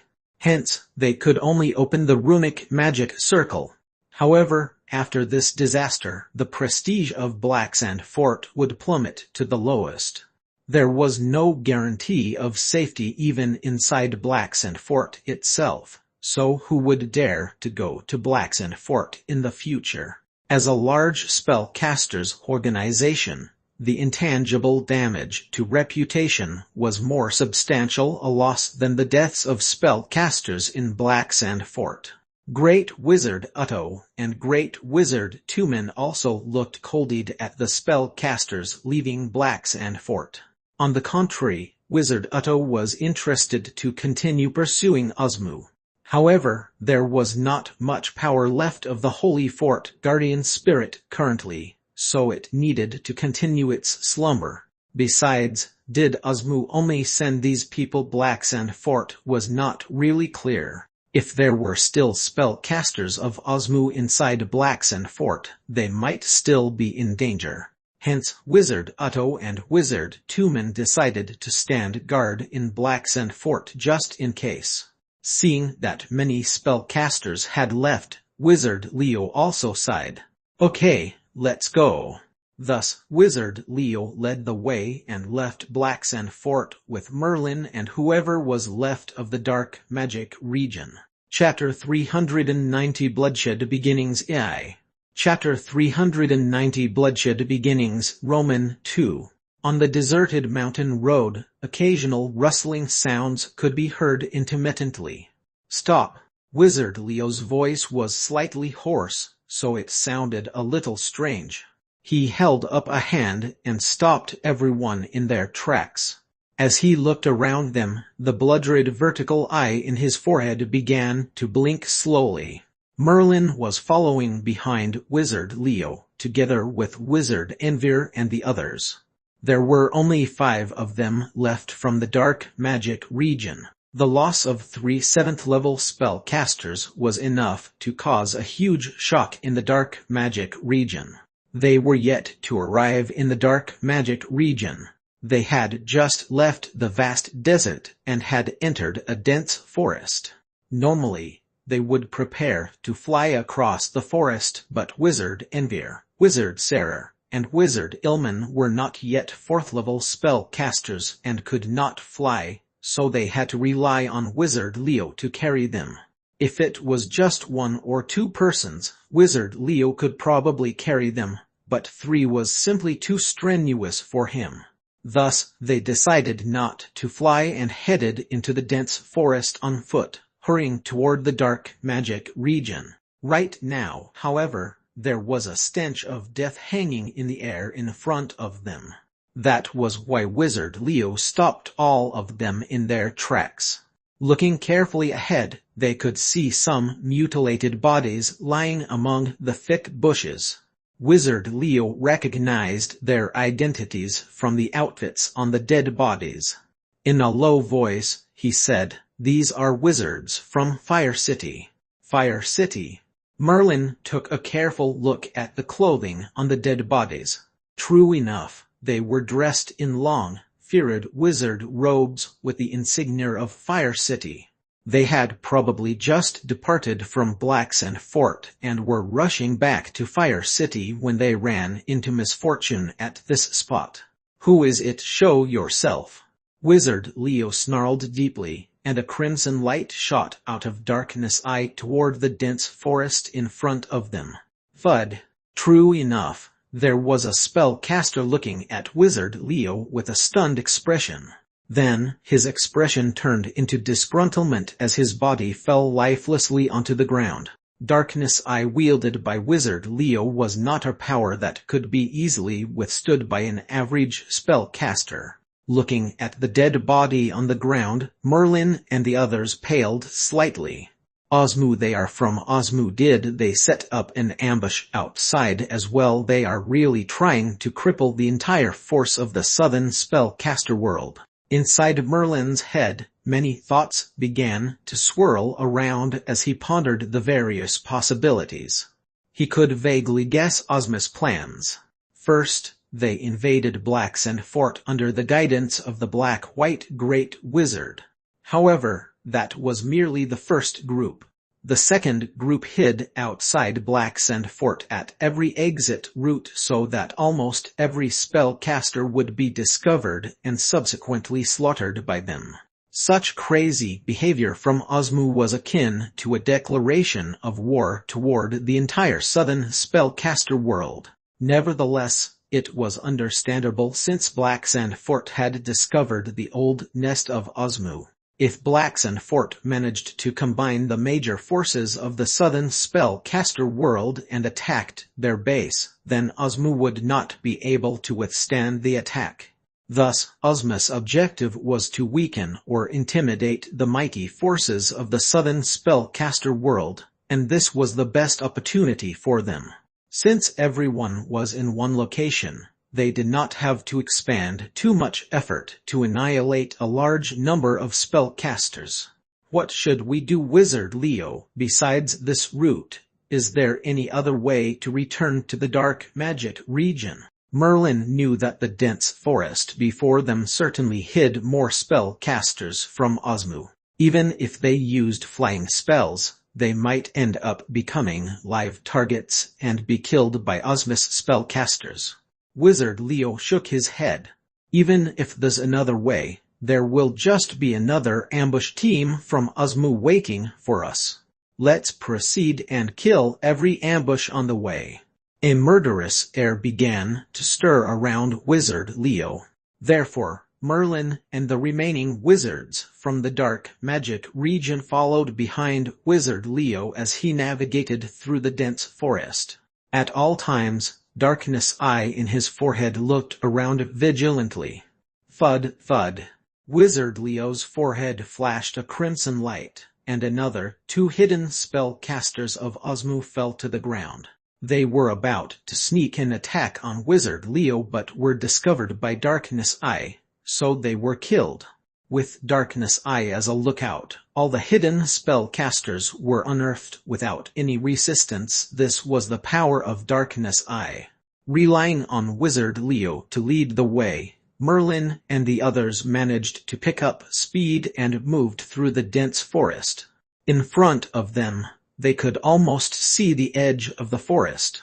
As long as they exited the forest, there should be no more ambushes by Osmu.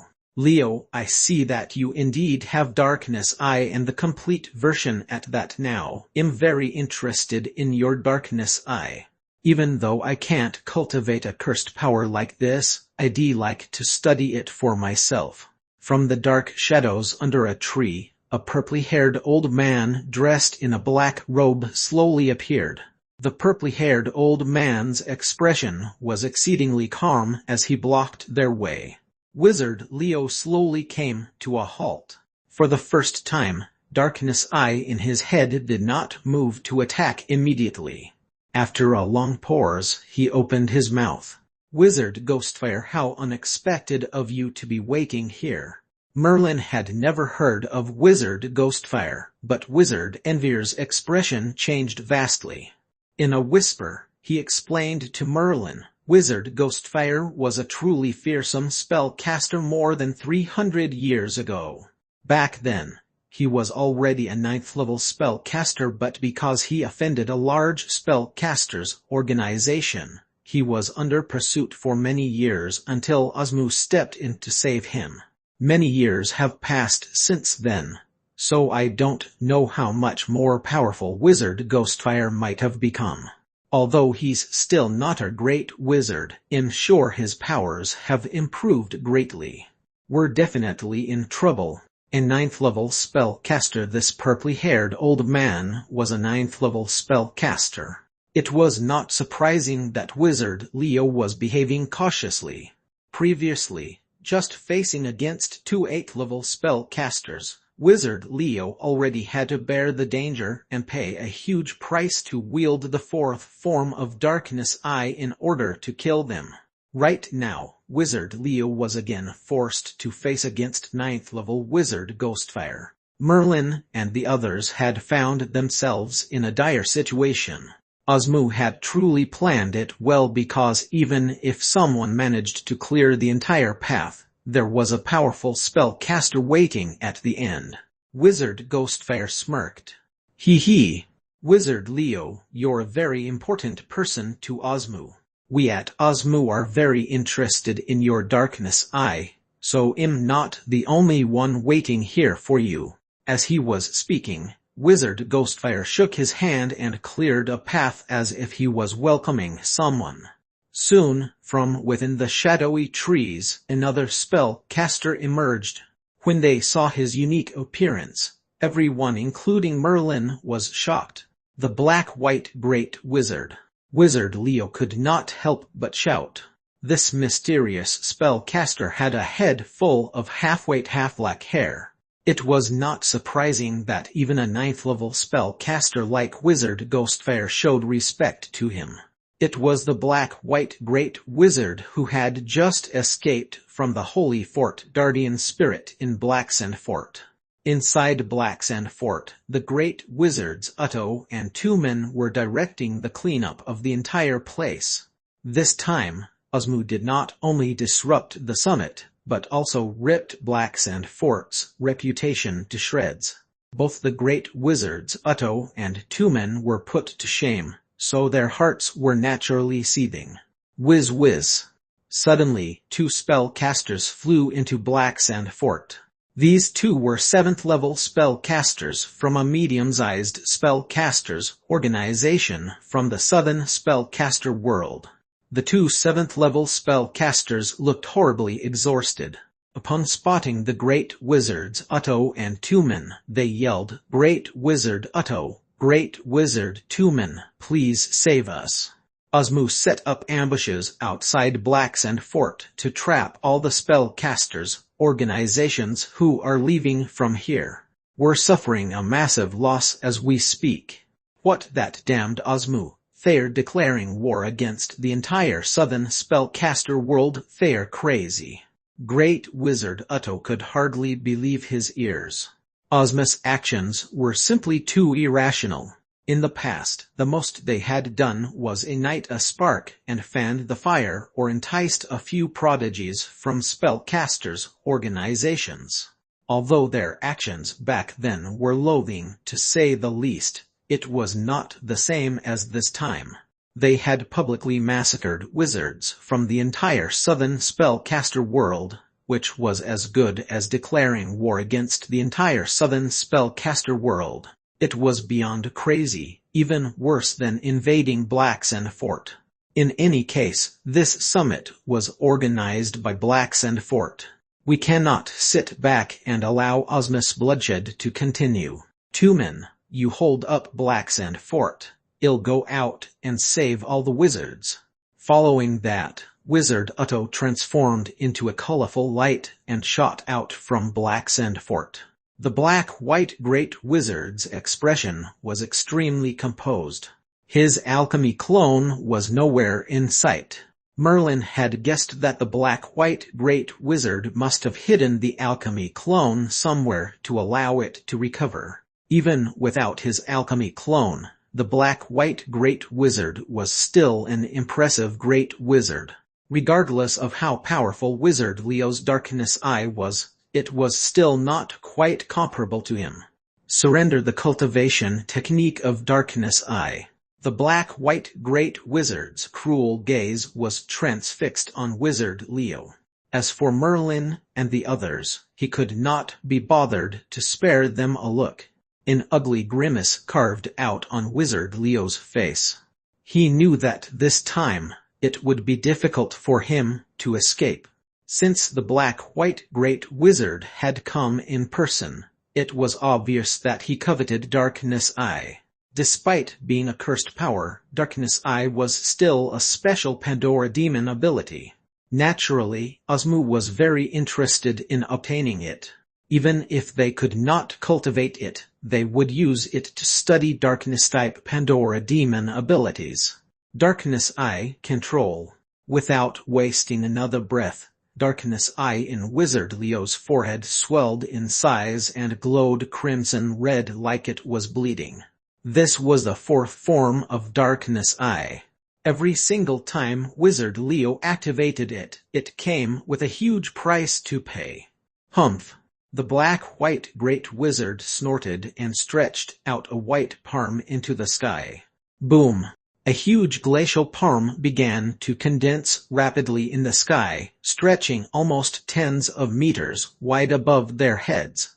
The cold air could be felt by Merlin and the rest of them far below, suffocating them. Retreat, hurry! Without a moment of hesitation, Merlin yelled loudly. Dragging Wizard Envir and the others with him, he quickly retreated a few hundred meters away, all the while staring at the gigantic glacial palm in the sky. With a howl, the glacial palm sped downward. Despite that, Wizard Leo did not move an inch.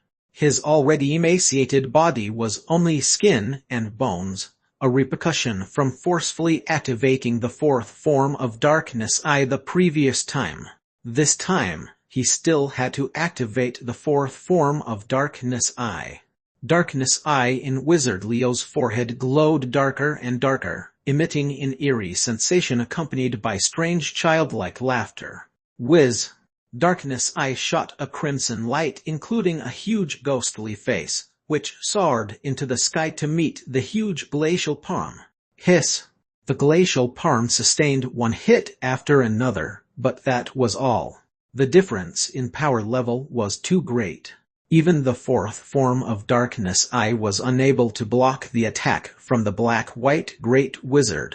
The huge ghostly face was smashed into smithereens by the glacial palm as it continued to descend with a loud howl. Wizard Leo appeared to age significantly.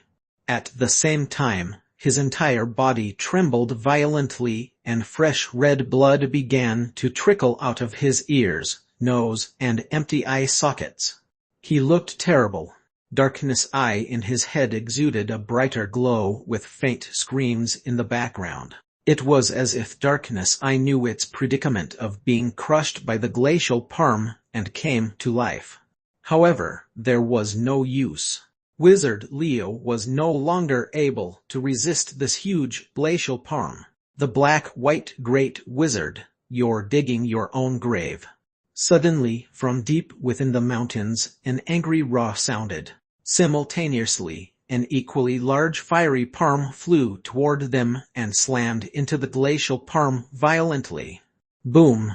As a result, there was a huge collision, and Wizard Leo was thrown a few hundred feet back. Merlin and the others quickly ran forward to help him up.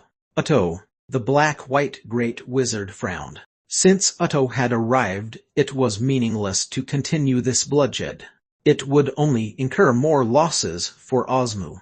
Therefore, the black-white Great Wizard did not linger. Once he saw Wizard Otto approaching, he quickly led all his men away. For a moment, the sky was filled with spellcasters who were previously hiding in the dense jungle. If not for the arrival of the Great Wizard Otto, it was probable that all the spellcasters' organizations and spellcaster clans would be massacred by Osmu. Nevertheless, even with the Great Wizard Otto's intervention, the entire southern spellcaster world still suffered a massive loss.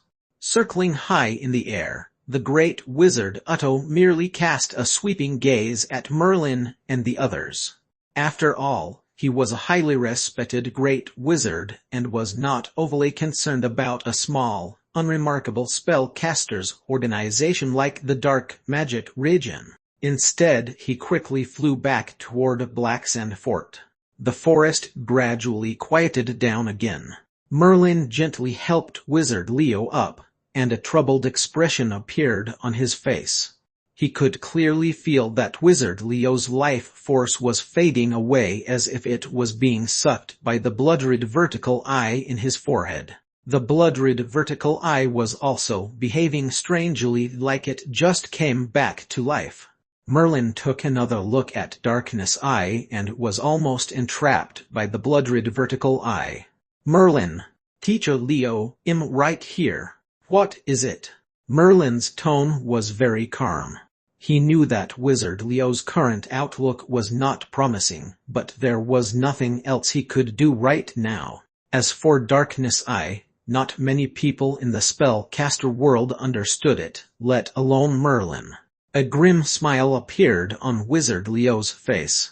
"Merlin, I knew that this day would come eventually. Darkness Eye is indeed a cursed power, though I don't regret cultivating it. Even if I didn't forcefully activate the fourth form of Darkness Eye this time, I don't have much longer to live. The cultivation technique of Darkness Eye is in my ring. Take it. However, that's not important. The important thing is, I can pass Darkness Eye to you, but remember that it's alive. Don't ever let it come back to life. You must always be able to suppress it, otherwise the curse will strike you. The reason I'm suffering this outcome today is perhaps due to the curse, like all the other wizards who had cultivated Darkness Eye before this. The decision whether or not to cultivate Darkness Eye is yours to make, but before I die, I won't allow Darkness Eye to achieve its goal. I'll seal the third and fourth forms of Darkness Eye. If you decide to cultivate Darkness Eye, don't open the seals of the third and fourth forms before you have absolute confidence of controlling it." Once he finished speaking, Wizard Leo's face flushed, and he slammed his bony hand forcefully against the huge blood-red vertical eye in his forehead. It was indeed huge because the blood-red vertical eye started swelling in size. "Hoo hoo hoo!" Darkness Eye cried out sorrowfully like a child, seemingly begging for Wizard Leo not to seal it. However, Wizard Leo was unmoved, and darkness elements started to swirl all over his body. Phew! Finally, after an unknown period of time, the darkness elements dissipated. When Merlin took another look at Wizard Leo, he discovered that the blood-red vertical eye was no longer in his forehead. All that was left there was a bloody gaping hole. In Wizard Leo's hands rested a demonic-looking, blood-red vertical eyeball. Chapter 391 Battle Again I. Chapter 391 Battle Again I. The demonic blood-red vertical eye laid quietly in Wizard Leo's palm, which Merlin gently picked up. He could feel that a strange power was sealed inside, like it was trying to break free from the demonic blood-red vertical eye. This strange power was probably the third and fourth forms that were forcibly sealed by Wizard Leo. In other words, the demonic blood-red vertical eye was alive. The moment Merlin touched Darkness Eye, he could clearly feel that it was alive. At the same time, several illusions began to appear before his eyes. Fortunately, he had Darkness Heart, so he was not susceptible to illusions. Darkness Eye, Merlin whispered softly. When he raised his head to look at Wizard Leo again, there was no more breath of life left in him. His body looked like a withered corpse, but at least his expression appeared serene. Wizard Leo was dead. Merlin had always been very grateful to Wizard Leo, and even regarded him as a real teacher. It was truly a pity that Wizard Leo had not been able to break the curse of Darkness Eye or become a 7th-level spellcaster, and had died with many regrets. The Black-White Great Wizard. Merlin looked up into the sky. He would remember this name until the end of time. Wizard Envier and the others kept silent as Wizard Leo's death also weighed heavily in their hearts. After a few moments, he asked Merlin in a low voice, "Wizard Merlin, what do we do now?" Merlin slowly stood up and stowed Wizard Leo's ring away securely. With a gentle wave of his hand, pale white flames appeared and started burning on Wizard Leo's body. Soon, the blazing flames engulfed Wizard Leo's entire body and burned it to ashes. A light breeze wafted past, scattering his ashes into the dense forest. "Let's go back to the dark magic region," Merlin said in a sunken voice. Since the wizards of Osmu had left, it was safe for them to leave now. They would have to first make their way back to the dark magic region and report what had happened in Blacksand Fort. As for Darkness Eye, Merlin had no plans to cultivate it right now. Instead, he would first obtain the techniques of cultivating Darkness Eye from Wizard Leo's ring. Back then, Wizard Leo had accidentally stumbled across the technique to activate Darkness Eye, but he paid a steep price for it. His eyes were blinded forever, and he suffered a horrible curse. He was unable to become a 7th-level spellcaster. Even consuming the Tear of God failed to help him. The cultivation techniques contained in the ring were truly complicated, but the foremost consideration was still the negative energy that Darkness Eye demanded from its host, such as negative emotions, acts of murder, the stench of death, and many more. Cultivating every single form of Darkness Eye would require a large amount of these negative energy. Therefore, cultivating Darkness Eye was extremely dangerous. Under the influence of a large amount of negative energy, Darkness Eye would be extremely powerful. However, if the negative energy was not controlled properly, it could potentially backfire. Precisely because Wizard Leo had forcefully activated the 4th form of Darkness Eye, he had suffered its backlash. If it was only once, he might have been able to endure it, but instead he had activated it twice. This time, he was unable to endure the backlash and ended up being consumed by Darkness Eye. Thus, in his last moments, Wizard Leo had forcefully sealed the 3rd and 4th forms of Darkness Eye.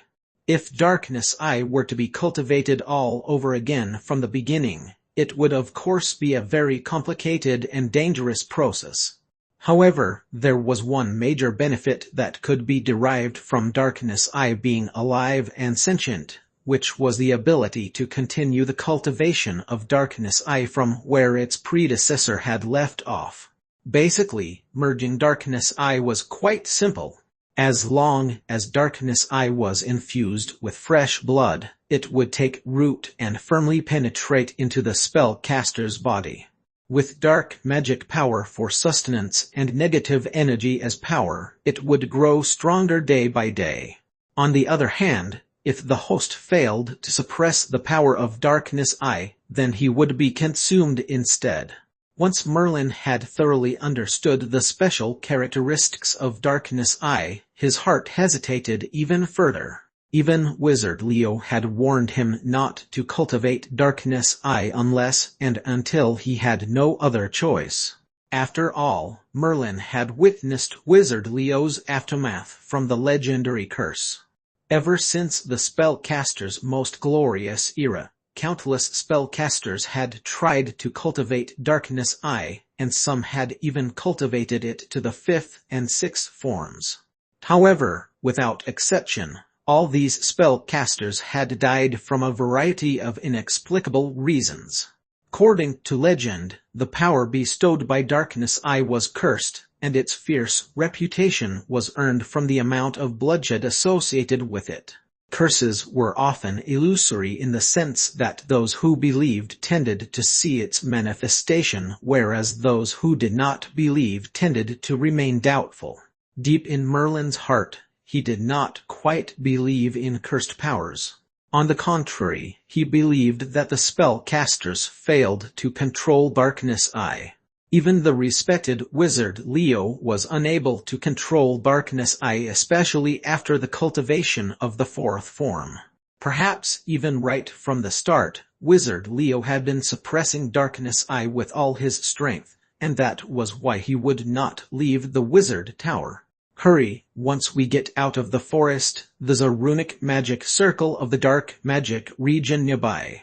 We can use the runic magic circle to return to the dark magic region directly. Wizard Enver led the way as he was more familiar with this area, especially the runic magic circle which was close by. He had been through this route, so naturally his guidance was trusted by the others. Suddenly, Wizard Enver stopped walking and his expression turned thunderous. He fixed his gaze on a figure standing outside the forest. Under the sunlight, his entire body looked as if it was covered in a sheen of light.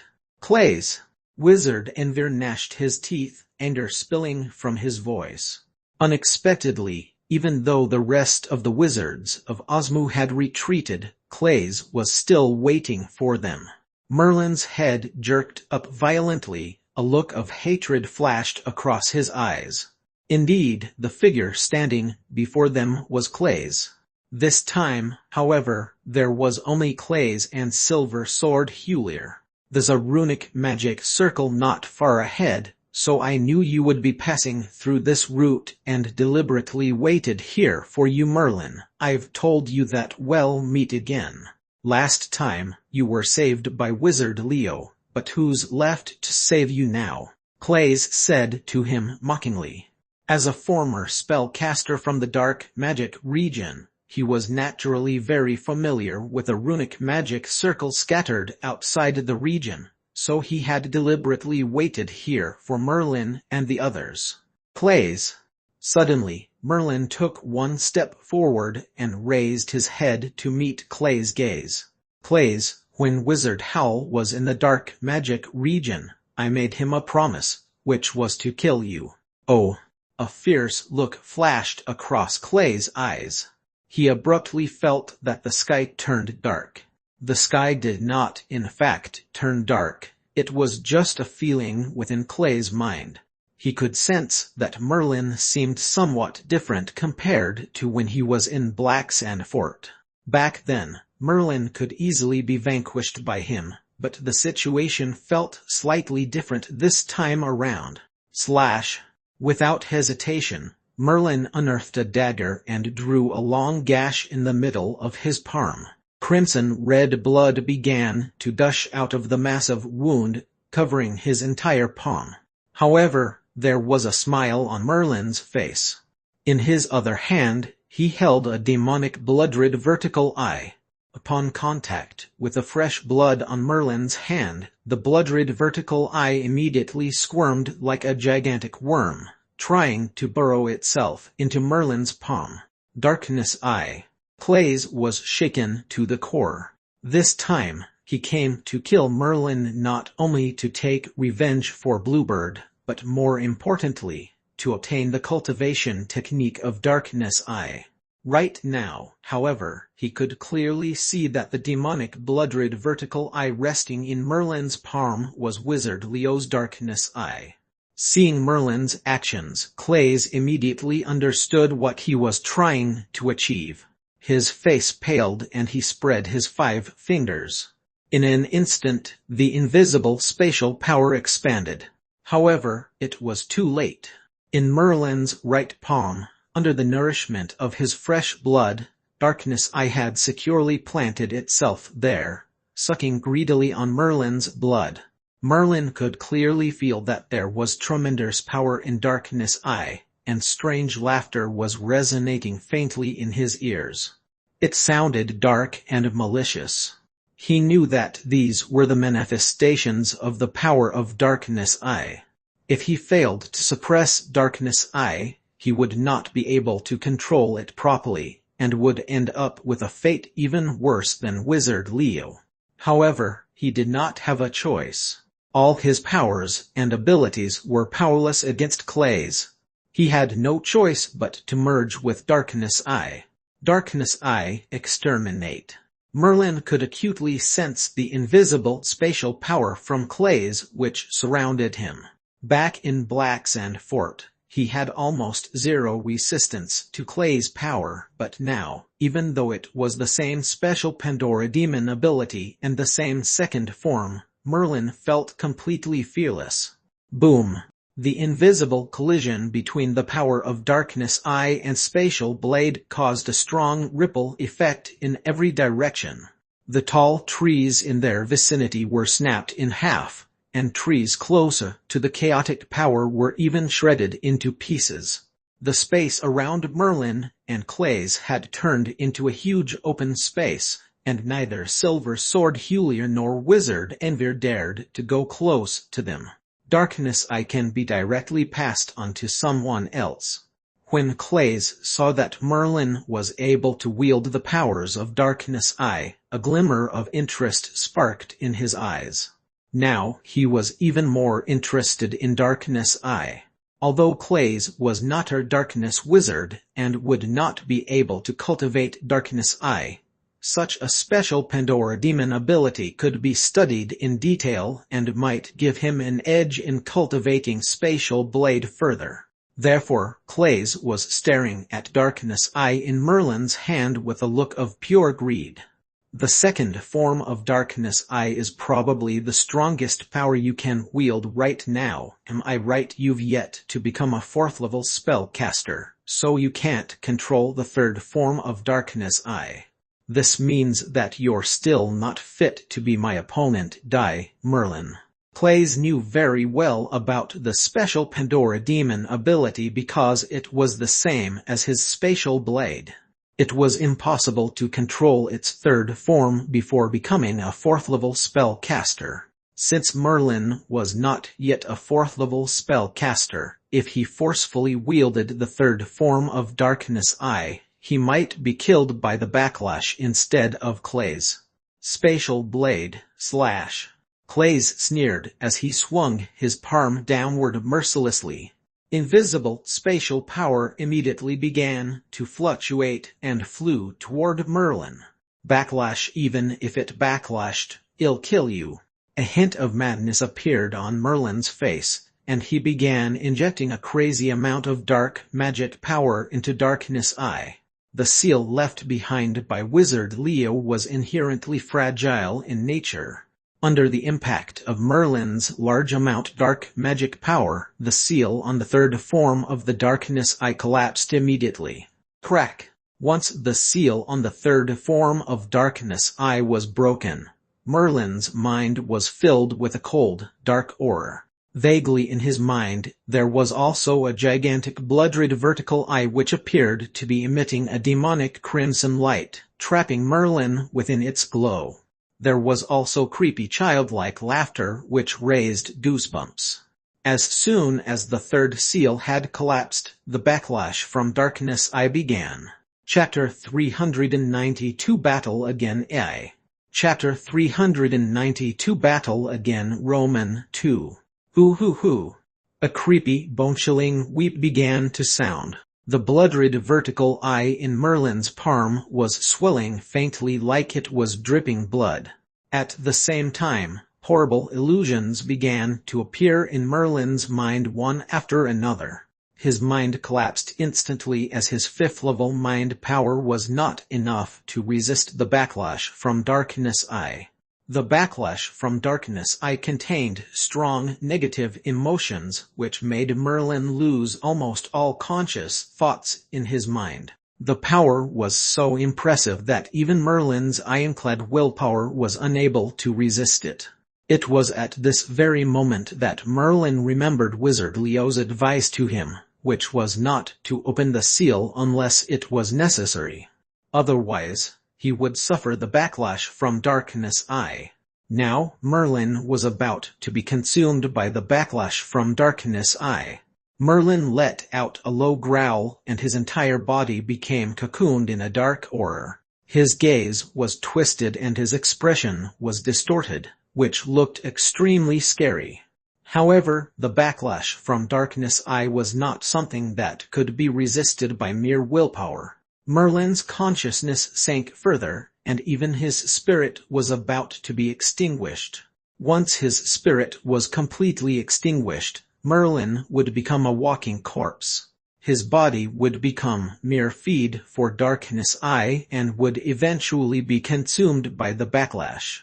Most of the spell casters who had cultivated Darkness Eye died due to the backlash from Darkness Eye. Flick. Suddenly, inside Merlin's awareness, the previously inert flame maxim flickered slightly. Its flame burned steadily, illuminating his entire awareness with a bright light. That was not all. The quiet, unassuming strength of the flame maxim also extended to Darkness Eye, causing all the negative emotions released by Darkness Eye to dissipate in an instant. It was as if the negative emotions were being burned away by the flames, releasing waves after waves of ear-piercing shrieks. At this moment, horrible ghostly faces were appearing one after another in Merlin's mind. The ghostly faces looked and sounded like they were being tortured, with distorted expressions and ear-splitting shrieks. Around Merlin, a burning hot aura rose like a layer of ferocious flames covering his body. The dark, cold aura of Darkness Eye disappeared instantly. Merlin's consciousness was restored. When he saw the brightly burning flame maxim inside his awareness, he immediately realized the implications. The flame maxim can suppress Darkness Eye. The backlash from Darkness Eye was truly formidable. Merlin's consciousness had almost sunk to the bottom, and was close to turning him into a walking corpse until he was completely consumed by Darkness Eye. However, with the appearance of the flame maxim, it appeared to be capable of suppressing Darkness Eye. In addition to saving Merlin, it also allowed him to easily control the third form of Darkness Eye. O Darkness Eye, disintegrate. Merlin did not have time to think. The time that he had spent trying to defeat the backlash from Darkness Eye might have seemed like a long time, but in reality, it was only a short moment. This meant that Clay's spatial blade was about to fluctuate into Merlin's body. Thus, Merlin immediately wielded the third form of Darkness Eye.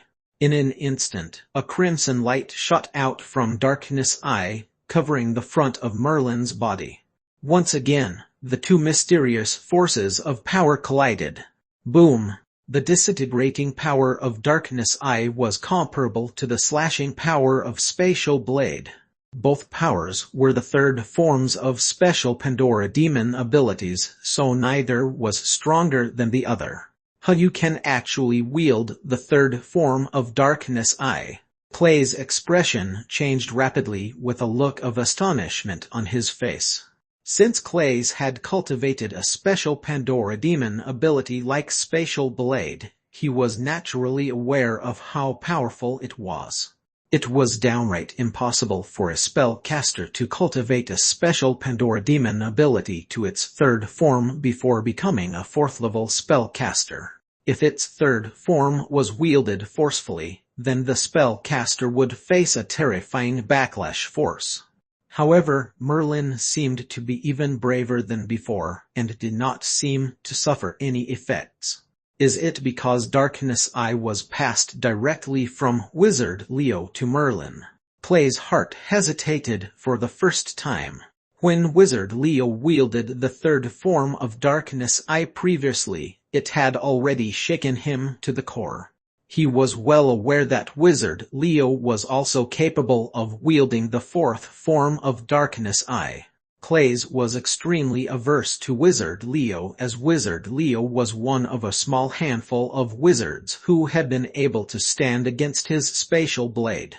The reality of Merlin's situation was hard-pressed even for an experienced spellcaster to interpret, as no one in his wildest dreams would have guessed that a mere third-level spellcaster possessed a flame maxim inside his awareness.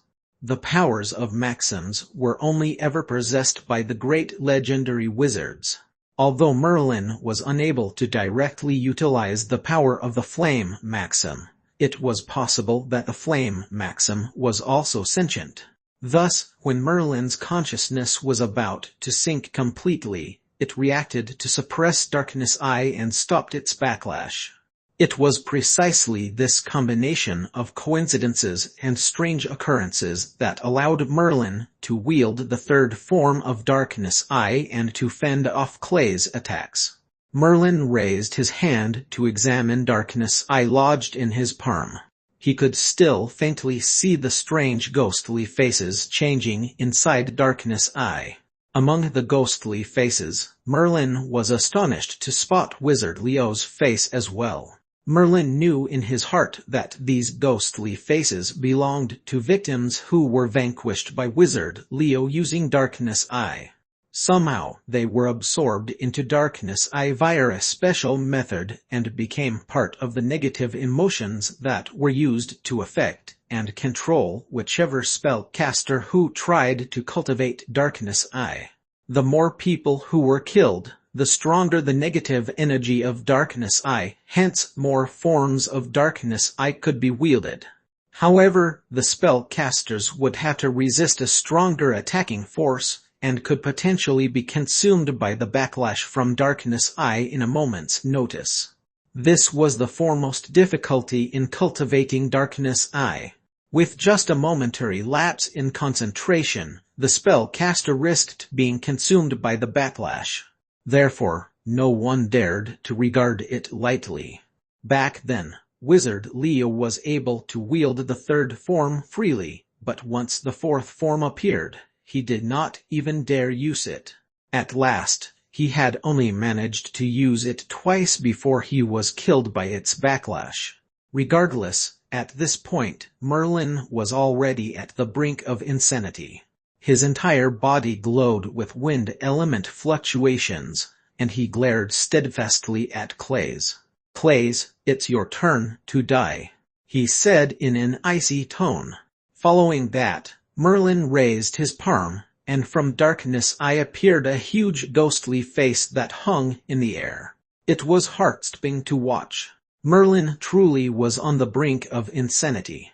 Leveraging on the opportunity while the flame maxim was suppressing Darkness Eye, he intended to break open the seal placed by Wizard Leo on the fourth form. The fourth form of Darkness Eye was exceedingly strong. Even Merlin could not be sure that he would be able to walk away unscathed. With his current abilities, without the suppression of the flame maxim, he would be consumed by the backlash from Darkness Eye in an instant. Even with the suppression from the flame maxim, the fourth form was a completely different beast, so Merlin was not entirely sure whether the flame maxim would be able to suppress it. His desire to kill Clay's was too strong that Merlin threw away all rational thoughts and decided to risk one more time. "The fourth form, you're crazy." Finally, on Clay's calm face, a trace of horror appeared. He had always liked to be in control of the situation, so he had full confidence in every battle no matter the opponent. Even the miracle child was not a noteworthy opponent. This time, facing against a crazed Merlin who was wielding the fourth form of Darkness Eye without any regard for his own safety, Clay's began to consider retreating from the battle. He remembered that Wizard Leo's powers were far stronger than him even without wielding the fourth form of Darkness Eye. Clay's was extremely familiar with the fourth forms of special Pandora demon abilities. Even though he was already a fourth-level spellcaster and possessed above-average abilities, still he did not dare wield the fourth form of Spatial Blade. Therefore, this time, Clay's retreated. Whoosh! Clay's retreated quickly due to his proficiency in spatial spells. Among all types of spells, spatial spells were considered the most secretive and the most special of all. Even during the spellcaster's most glorious era, spatial wizards were rarely found. Therefore, following Clay's use of a strange spatial spell, both he and Silver Sword Hulier slowly faded away like a thin veil of smoke. Soon, both their figures had disappeared completely. All that was left was a disembodied voice from the forest. Darkness Eye is a cursed power, Merlin. You've lost the chance to become a 7th level spell caster, much less a great wizard. You're no longer worthy to be my opponent. The voice reverberated continuously in the dense forest but was still inexplicably clear to their ears. TSSS. Merlin's movement also came to a screeching halt. A look of pain flashed on his face and he took in deep breaths. Now that Clays was no longer a threat to him, he also stopped trying to remove Wizard Leo's seal on the 4th form of Darkness Eye. That was a power that even Wizard Leo could not control. He only managed to wield the 4th form twice before he died. Forcefully using Darkness Eye without grasping its power properly would only lead to horrible after effects. Fortunately, Merlin's magic power was slightly weaker than the seal placed by Wizard Leo on the 4th form. Otherwise, if the seal was broken, and the 4th form of Darkness Eye was released, Merlin would have to rely fully on the Flame Maxim to suppress its backlash. If the Flame Maxim was not enough to suppress Darkness Eye, then once the Flame Maxim was exhausted, Merlin would be consumed by the backlash from Darkness Eye. Merlin checked the seal on the 4th form of Darkness Eye. It was not broken yet, but there was a slight crack, and Merlin could already sense the horrifying power awaiting inside the 4th form of Darkness Eye which was slipping through the cracks. Just this small trace of leaked power was enough to shake Merlin to the core. It was not surprising that even Wizard Leo had failed to withstand the backlash from the 4th form of Darkness Eye. The 4th forms of special Pandora demon abilities could only be wielded safely by spellcasters who were the 7th level and above without being affected by the backlash.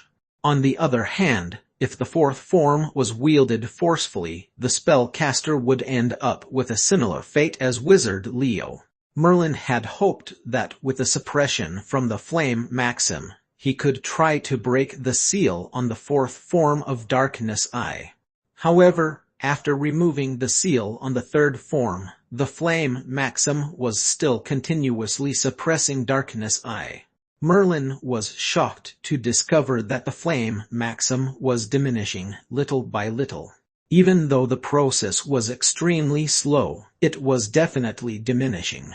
It was the price to pay for using the Flame Maxim to suppress the 3rd form of Darkness Eye.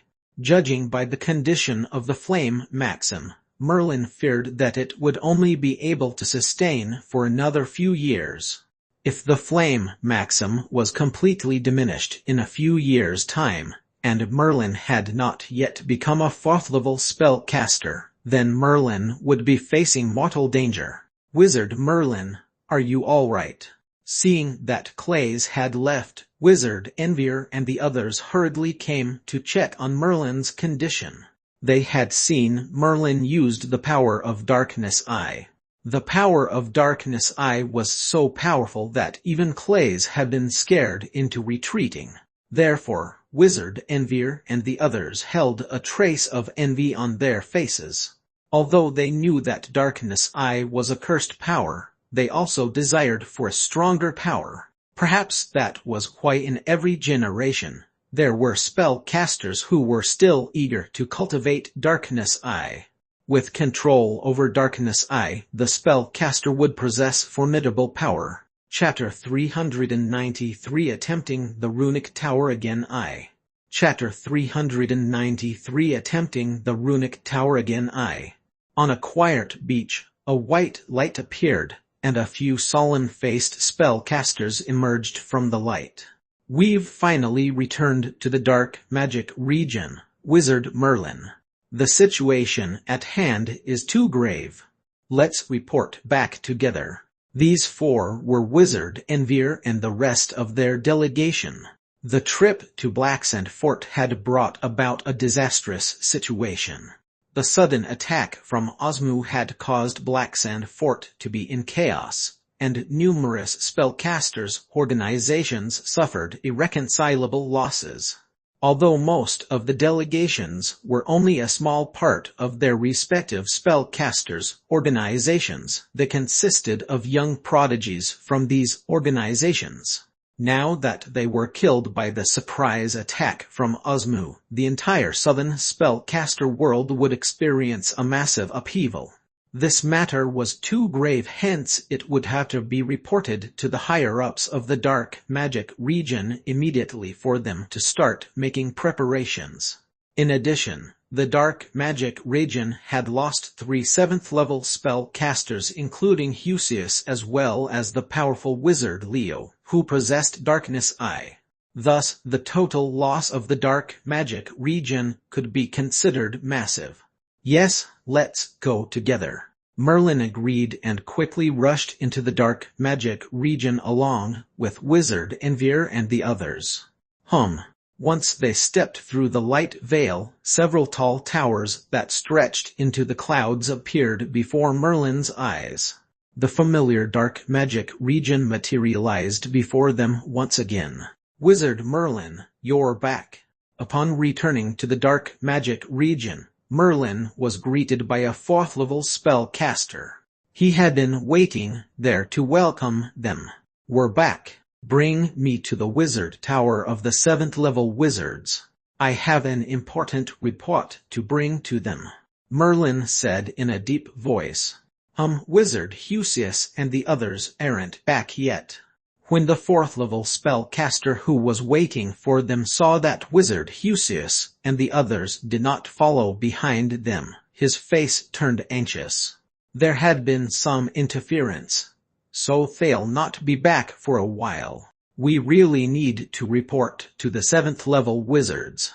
Wizard Envir stepped forward and said with a somber expression. This 4th-level spellcaster was only a follower of the 7th-level wizards, and was aware that Merlin was highly valued by the higher-ups of the dark magic region. In that sense, Merlin outranked him, therefore he nodded and immediately led Merlin and the others toward the 7th-level wizard's tower. Since Wizard Envir did not have a flying spell, the 4th-level spellcaster flew very slowly, huffing and puffing all the way as he transported Wizard Envir and the others to the 7th-level wizard's tower. "Please wait here. I'll inform Sir Wizard Morse." Subsequently, the 4th-level spellcaster disappeared, leaving Merlin and the others to wait alone in the wizard tower. After a moment, an elderly but rosy-looking and burly spellcaster appeared from the depths of the wizard tower. "Merlin, you have something to report." This wizard was a 7th-level spellcaster of the dark magic region. Similar to Wizard Husius, he was one of the core strengths of the dark magic region.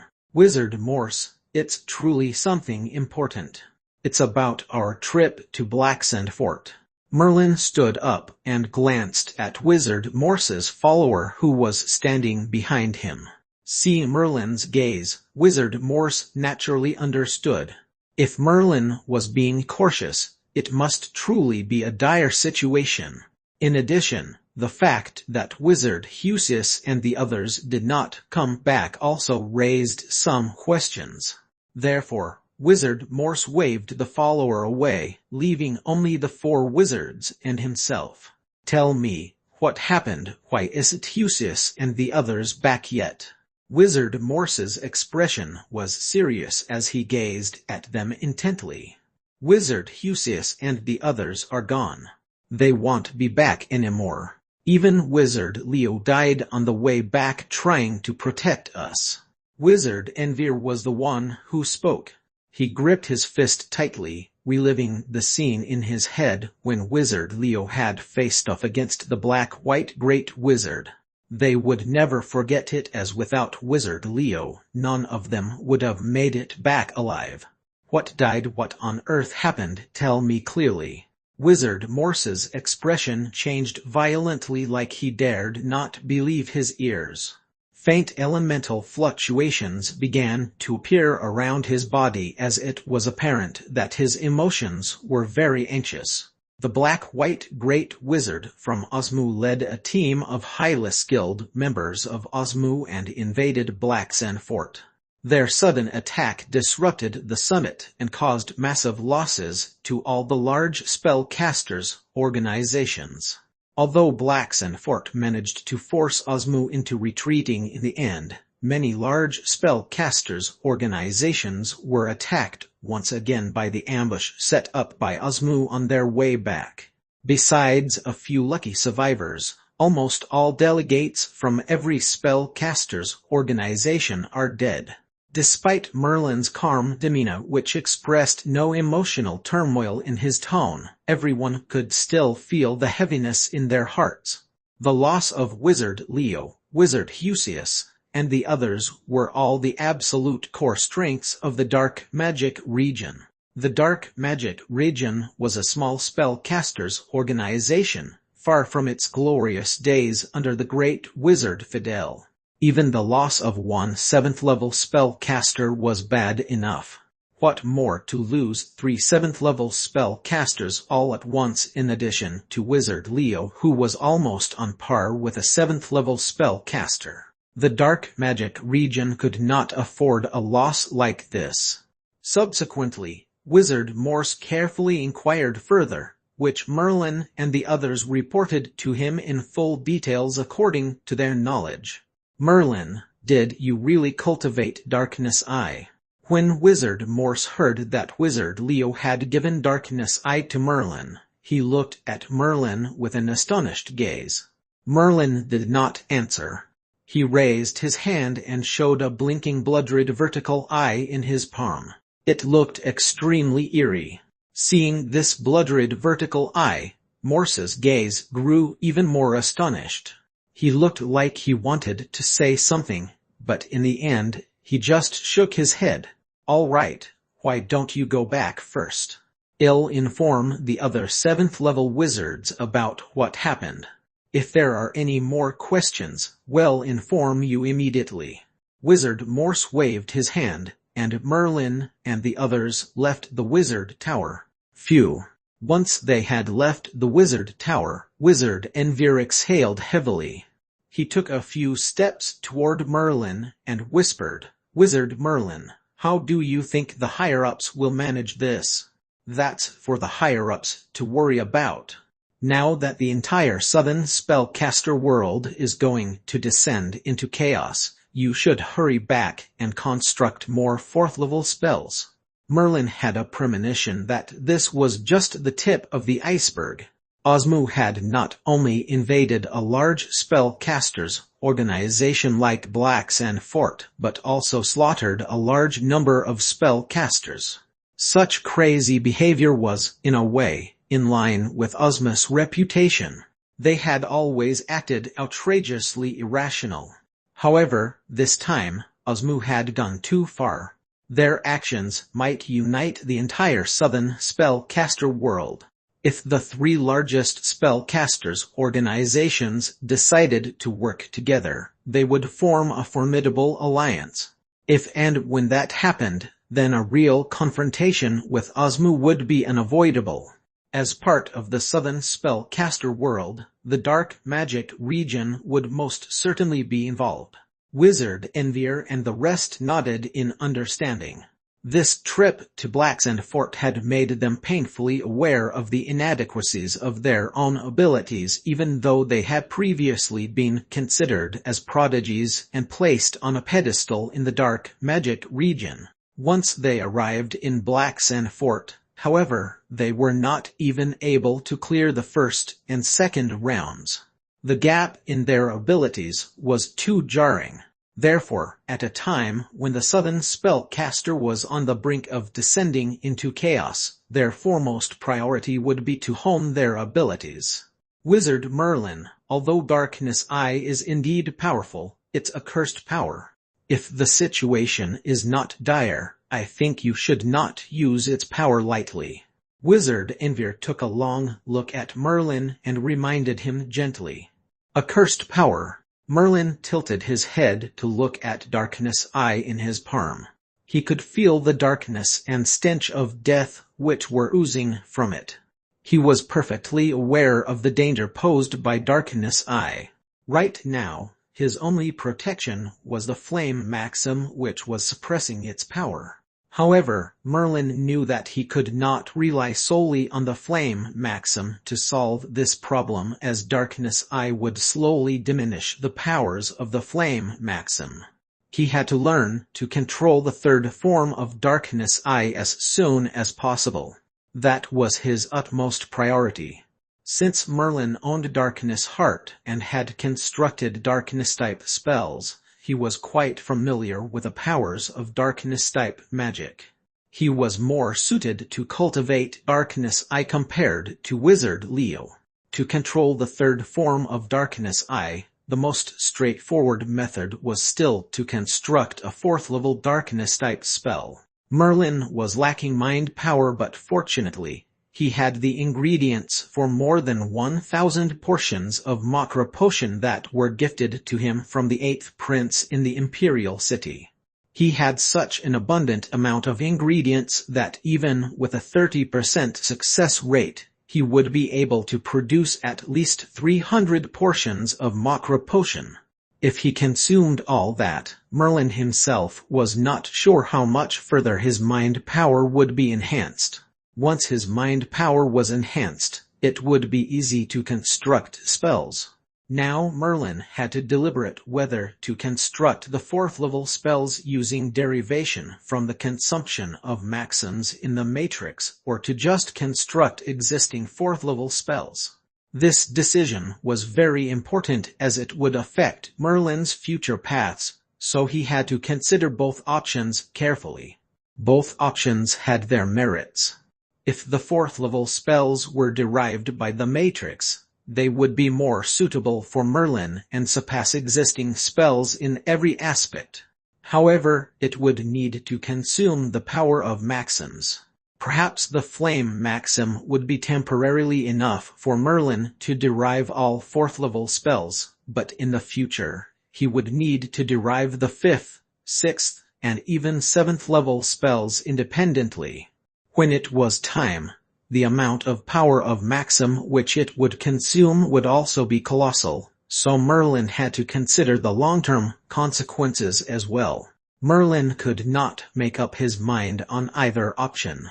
However, before he started constructing fourth-level spells, Merlin had another place to go: the Runic Tower. Previously, Merlin was not able to clear the 7th floor, but now, with Darkness Eye, he was confident to make another attempt on the Runic Tower.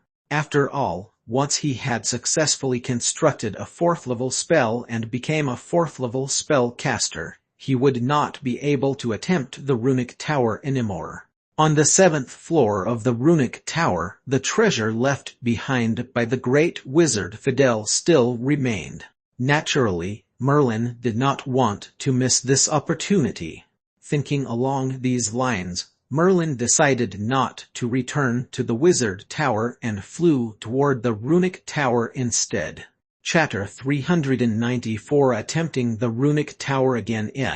Chapter 394: Attempting the Runic Tower Again. Roman 2.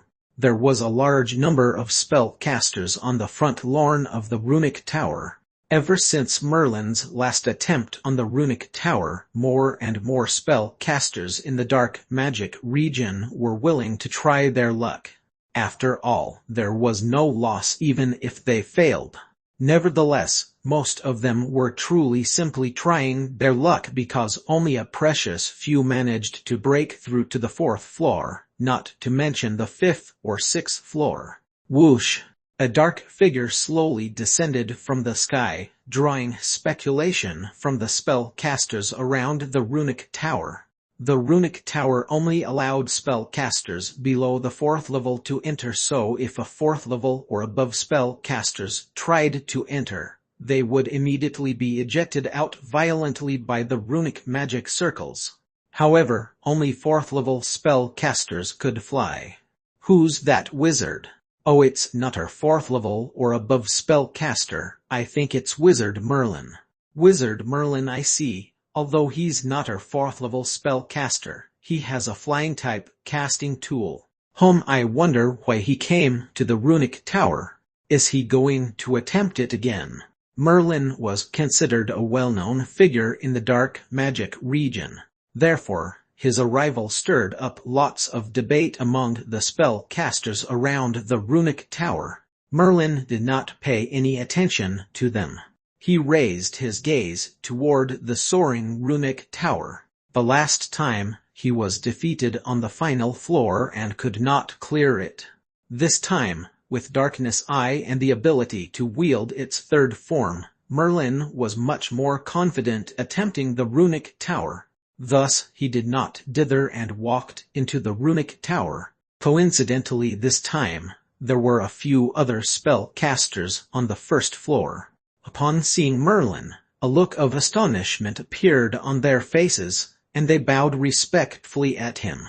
Merlin nodded his head genially and continued his stride until he came to the guardian spirit on the first floor. With a light wave of his hand, fierce flames began pouring out. The guardian spirit on the first floor was completely unable to withstand it. First floor, second floor, third floor. Merlin progressed like a hot knife through butter. Soon, he was already on the sixth floor. The guardian spirit of the sixth floor, Wizard Ephdal, slowly appeared. When he saw Merlin, he was momentarily stunned. With a weird expression, he asked, "Why are you here again? It hasn't been that long since you last cleared the sixth floor, but now you're making another attempt. If you're here to claim the prize on the sixth floor, then you're sorely mistaken." Wizard Ephdal had already made a rule that every person can only claim one treasure on each floor. Merlin had not even remembered the treasure chest on the sixth floor until Wizard Ephdal's reminder. It seemed that Wizard Ephdal had it all thought out so that the runic tower would not be misused by a single person to claim all his treasure. "I came to attempt the seventh floor of the runic tower." Merlin bowed his head at Wizard Ephdal and headed toward the overlapping runic magic circles. These overlapping runic magic circles required at least the ultimate power limit of the sixth level to be broken. Merlin was extremely familiar with the challenge after his last runic tower attempt. He did not activate Darkness Eye, but instead released the strongest form of fiery collapse. Boom! It felt like the entire runic tower was rumbling. Following the explosion of the ultimate power limit of the sixth level, the overlapping runic magic circles collapsed in an instant. The seventh floor. Merlin's figure was wrapped in a white light and reappeared on the seventh floor. This was his second time on the seventh floor, also the top floor of the runic tower. Someone else managed to break through to the seventh floor again. Merlin had just gotten here not too long ago the last time, and now someone else is here. The dark magic region must be sprouting a good crop recently. Upon arriving on the seventh floor, Merlin saw the familiar black cat Didymos again. Novel full. "Sir Didymos, we meet again." Merlin was the first to speak. The black cat Didymos stared at Merlin with a trace of astonishment shining through his bright, glassy cat eyes. He asked, "Wizard Merlin, it has only been a short while since your last attempt on the runic tower. Are you truly confident that you can clear the seventh floor?" "It doesn't matter whether I can clear it or not. I'm just here to try." Merlin also knew that the seventh floor of the runic tower required powers that were on par with a seventh-level spellcaster, which was extremely difficult to achieve for spellcasters below the fourth level. In the entire southern spellcaster world, the only spellcaster below the fourth level who was able to stand against and vanquish a seventh-level spellcaster was the Miracle Child. Of course, Merlin now had the help of Darkness Eye, especially one that was being suppressed by the Flame Maxim, allowing him to wield its third form freely. Therefore, the list must now include Merlin because he could use the third form of Darkness Eye to vanquish a seventh-level spellcaster. It was also because of the powerful darkness eye that Merlin chose to come to the runic tower to make another attempt on the 7th floor. The black cat Didymos nodded daintily and continued its graceful pace in the air. Very well, if you want to try, then so be it. You'll still choose to fight with the power level of a 7th level spellcaster. Certainly.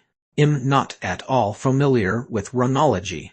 I choose the power level of a 7th level spellcaster. Previously, Merlin was defeated from the runic tower because he was struck by Didymos' runic thunder. The runic thunder wielded by the black cat Didymos was equivalent to the power level of a 7th level spellcaster, and thus, Merlin's perfect armor was not able to withstand it. This time, Merlin had come prepared. The black cat Didymos gave Merlin an assessing look. Slowly, he said, "The runic magic circle here that releases runic thunder as powerful as a 7th level spell. If you can break the runic magic circle, then you'll clear the 7th floor." The rule was simple enough, which was to break the runic magic circle.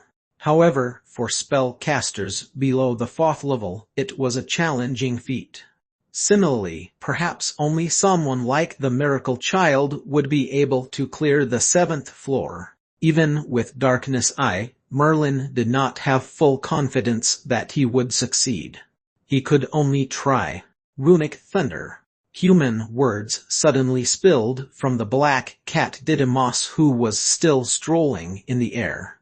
Immediately, a bolt of lightning as thick as a man's arm appeared and flew toward Merlin. Merlin could sense the intimidating power contained inside the lightning bolt.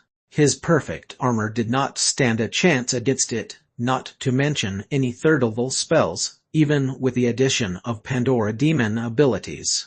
In this situation, his only chance was to wield the 3rd form of Darkness Eye. Darkness Eye Dispel. Merlin unfurled his fingers and revealed Darkness Eye in his palm. The slow-blinking blood-red eye radiated an overwhelming amount of power as a crimson ray shot out. Boom! The runic thunder seemed to have collided with an invisible force. With a loud explosion, it sizzled and dispersed. Even though it packed the power of a 7th level spell, it could not go anywhere near Merlin. Leo's Darkness Eye. Furthermore, it's the 3rd form. The black cat Didymos was very familiar with the dark magic region, as he was one of the oldest beings in existence. He had been created back when the great wizard Fidel was still alive. Since then, many years had passed, and the black cat Didymos witnessed the slow descent of the dark magic region from its glory days to its current state of despair. The era right now could be considered hitting rock bottom, with only one 9th level spellcaster left. Thus, the black cat Didymos naturally knew about Wizard Leo and his circumstances, especially Darkness Eye. Additionally, it was a famous special Pandora demon ability, so the black cat Didymos was quite familiar with it. Crack crack. The runic magic circle on the 7th floor began to crumble. Once Merlin wielded the 3rd form of Darkness Eye, the black cat Didymos immediately knew that he would be able to clear the 7th floor. The treasure on the 7th floor would finally be obtained by Merlin. The black cat Didymos took a deep gaze at Merlin. At last, he brandished a cat claw at the wreckage that was once the runic magic circle and grinned. "You can stop wielding Darkness Eye. The runic magic circle has been broken into pieces. You've already cleared the 7th floor." Tusk. What an unexpected outcome. Wizard Fidel invested all his effort to pass on his lifetime knowledge of runes to a spellcaster proficient in runes so that runology could be expanded and advanced further. With this turn of events, I guess the great wizard Fidel's grandeur plans will all be for naught. The sole purpose of building the runic tower was to select a spellcaster who was highly proficient in runes to continue the life work of the great wizard Fidel in runology. It was unfortunate that in the end, the spellcaster who managed to clear all 7 floors turned out to be the rune-illiterate Merlin. The one question that a black cat Didymus could not figure out was how did Merlin, a third-level spellcaster, wield the third form of Darkness Eye. However, the black cat Didymus instinctively knew that it was a secret, so he did not ask further. After all, he was only a guardian spirit, albeit one who was truly ancient and had a life force. He was still tied to the rules set by the great wizard Fidel in the beginning. Rumble. The black cat Didymus opened a small room inside the 7th floor, then he said to Merlin, "Wizard Merlin, come on in. You've cleared the 7th floor of the runic tower. The great wizard Fidel's life work lies inside this room. That's the treasure prepared for you."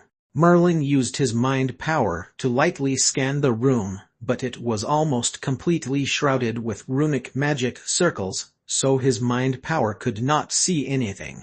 In order to find out the treasure left behind by the great wizard Fidel, Merlin would have to enter the room himself. With that in mind, Merlin took a deep breath and slowly reeled in the power of Darkness Eye. He gave a small bow to the black cat Didymus as a sign of respect. Following that, Merlin stepped in. The room, shrouded in runic magic circles, shook gently like ripples on water, like it was completely cut off from the outside world. At the same time, Merlin's figure disappeared from the 7th floor. Chapter 395 Runic Heartprint. Chapter 395 Runic Heartprint. On the 7th floor, Merlin entered a small room that was completely isolated. He could not see anything outside, and the people outside also could not see anything inside. Even the black cat Didymus, the spirit of the runic magic circle, could not see anything in the small room. Therefore, Merlin could look at the treasures left by the great wizard Fidel in the small room with ease. The treasures on the 7th floor were the great wizard Fidel's most precious treasures. Merlin was also full of curiosity. For so many years, no one had been able to conquer the 7th floor of the runic tower. Besides the great wizard Fidel himself, no one knew exactly what treasures there were here. The decoration in the small room was very simple. Merlin swept his gaze around and immediately concentrated at an area which was emitting white light. There was a huge mysterious rune in this area. It floated in the white light, rolling incessantly, looking incredibly mysterious. Whoosh! Suddenly, a figure loomed out from within the white light, looking just like the guardian spirit of the 6th floor of the runic magic circle, Ephitel. Ephitel looked exactly like the great wizard Fidel. Naturally, this figure was not Ephitel, so there was only one explanation: it was left behind by the great wizard Fidel. Finally, someone has conquered the 7th floor of the runic tower. What's your name? The great wizard Fidel calmly looked at Merlin.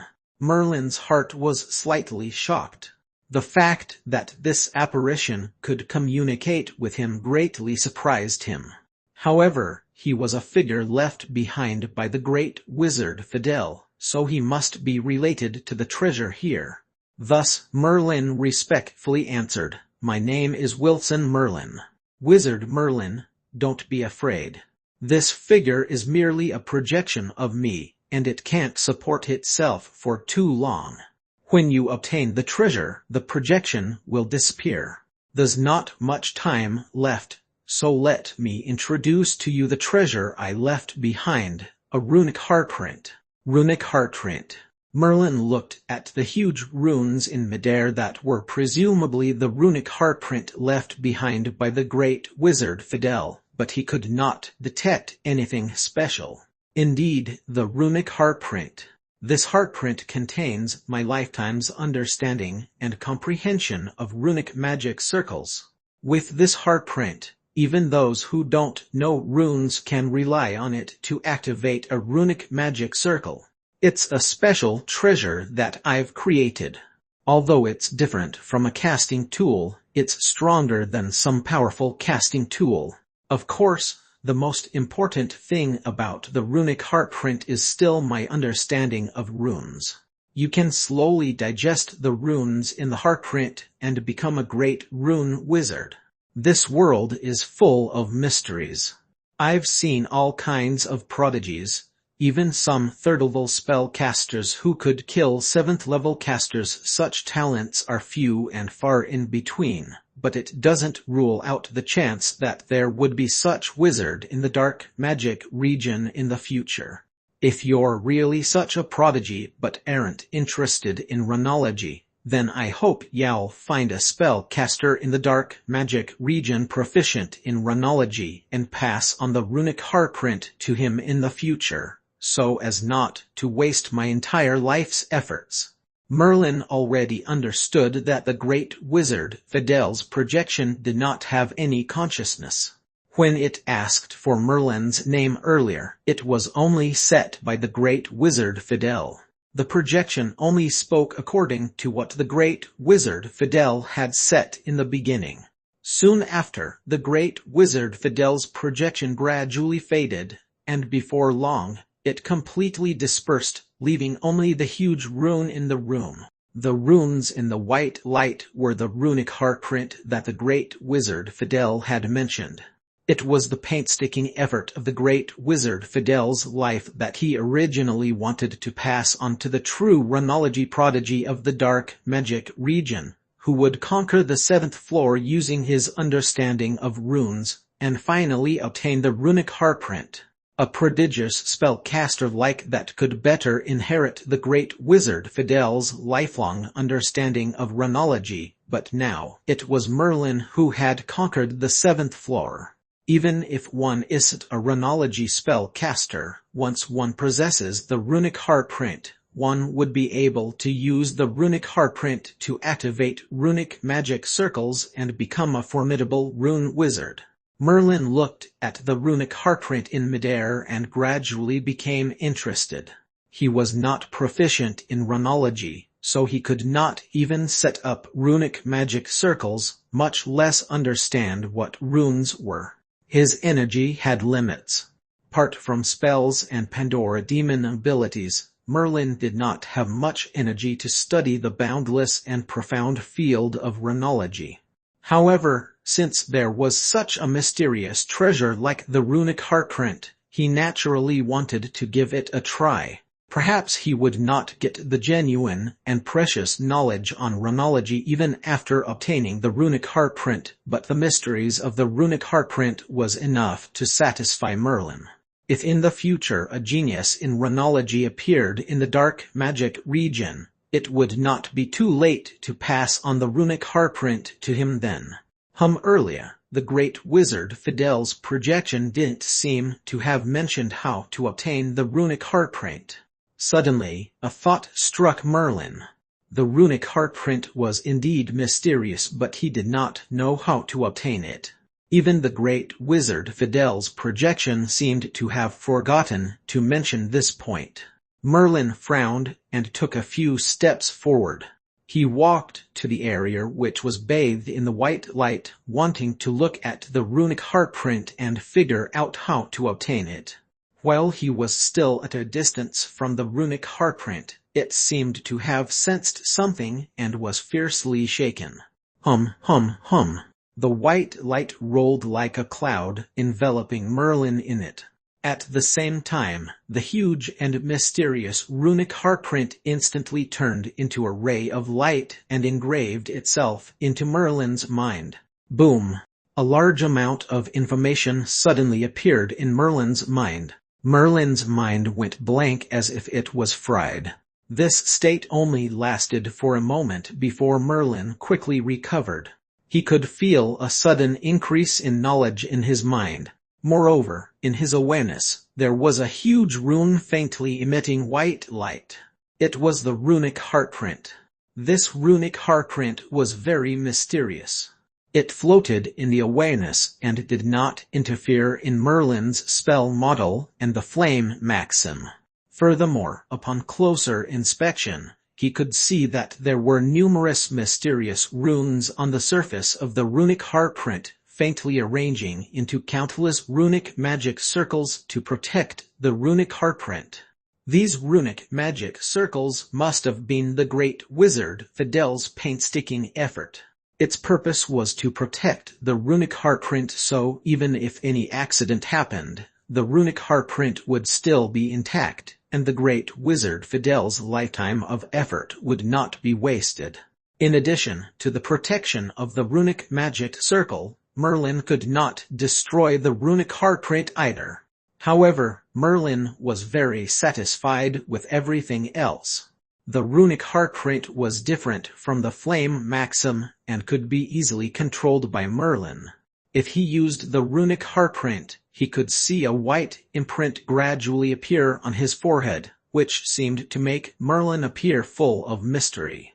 The runic heartprint indeed had a great deal of knowledge regarding runology, which was incredibly valuable.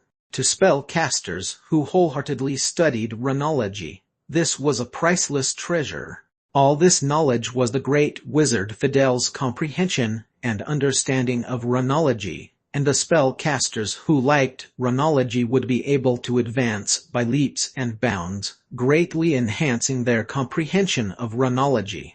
However, to Merlin, there was not much use. What he really took a fancy to was that the runic heartprint would be able to help Merlin master runes.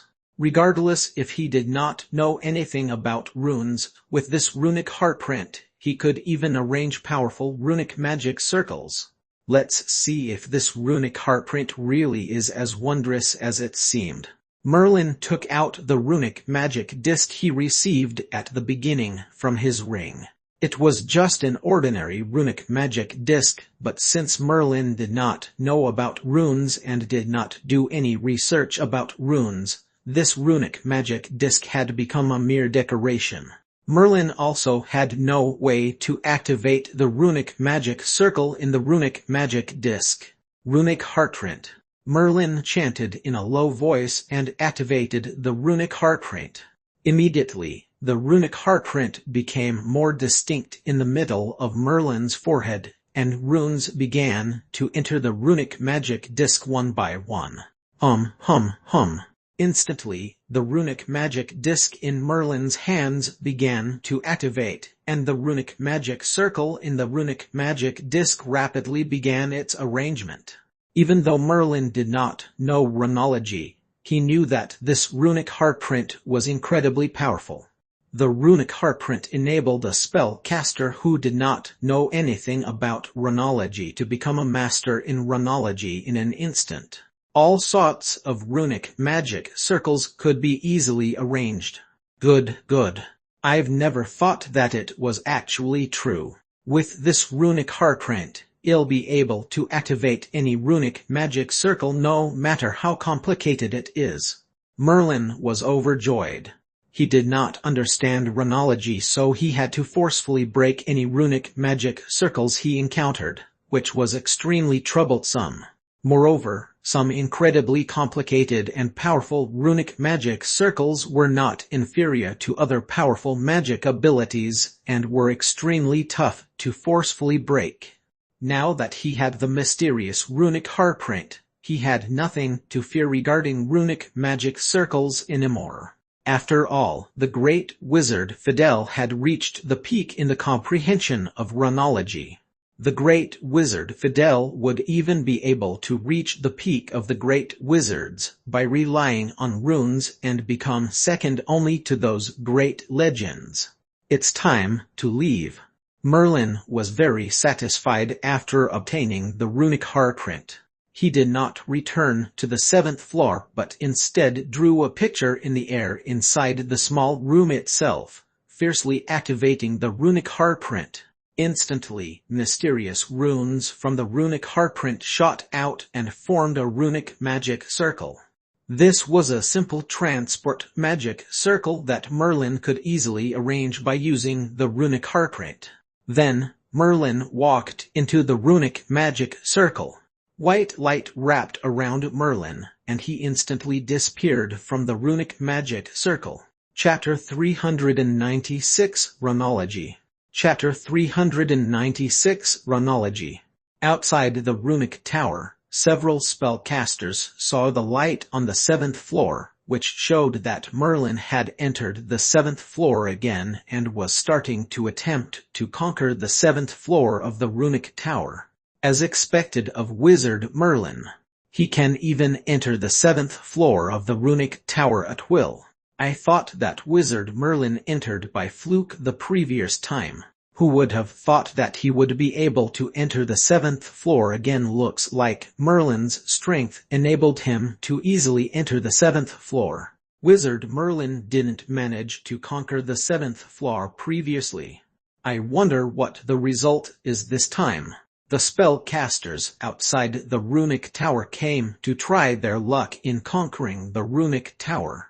However, now that Merlin had entered the 7th floor, they simply watched the outcome from the outside. Rumble. Suddenly, the entire runic tower began to shake. Many spellcasters were shocked and did not know what was happening. However, it stopped just as suddenly as it had started.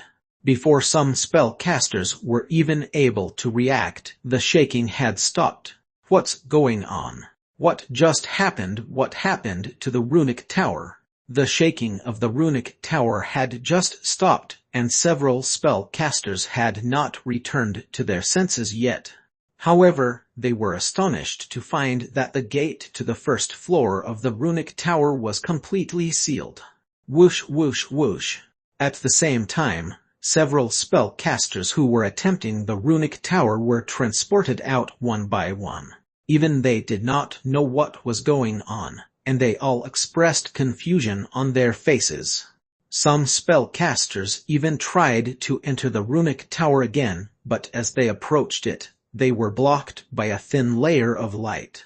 There was no way to enter. Even if they wanted to break this layer of light, they would not be able to do so even with several 7th-level spellcasters. Oh, the runic tower must be sealed. The runic tower is sealed. It'll only seal after someone conquers the 7th floor. Are you saying that someone conquered the 7th floor and obtained the treasure that the great wizard Fidel left behind? Wizard Merlin must conquered the 7th floor. It was only speculation at first. But as more and more spellcasters recalled the information about the runic tower, they came to the realization that the treasure of the 7th floor of the runic tower had been taken away by someone. Besides Wizard Merlin, no one in the dark magic region could conquer the 7th floor of the runic tower. Whoosh whoosh whoosh. Many wizards were guessing and speculating outside the runic tower when a white light suddenly appeared outside Wizard Leo's tower. A figure staggered out from the white light. It really can transport me here. The figure that walked out of the white light was Merlin, who had just left the runic tower. He used the runic heartprint to arrange a runic magic circle which directly transported him outside Wizard Leo's tower. This had also helped him avoid several unnecessary troubles. Merlin looked at the direction of the runic tower.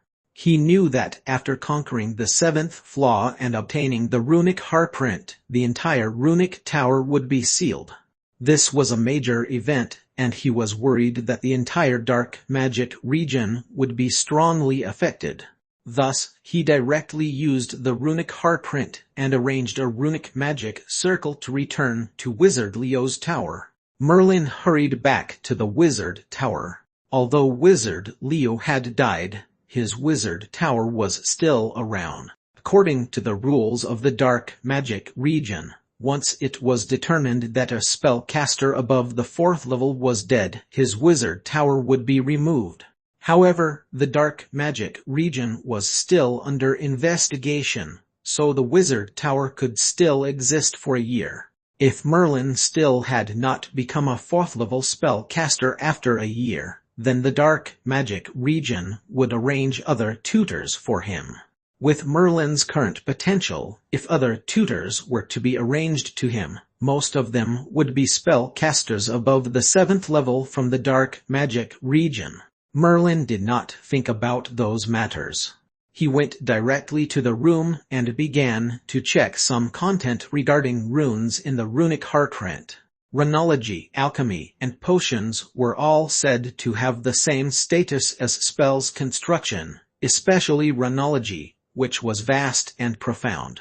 A spellcaster proficient in runology could even challenge many powerful spellcasters, which was incredibly unfathomable. Merlin was not clear before, but looking at the introduction of the runic hardprint now, he slowly began to gain an understanding of runology. The core and the most fundamental source of power in runology was mind power. Mind power was illusory.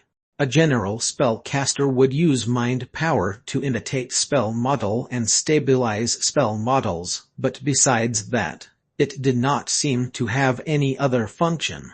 However, if one wanted to research runology and arrange runic magic circles, mind power was essential. Runes were, in fact, more like mysterious imprints. These imprints were activated by mind power in a special way, and then combined and arranged to form mysterious runic magic circles.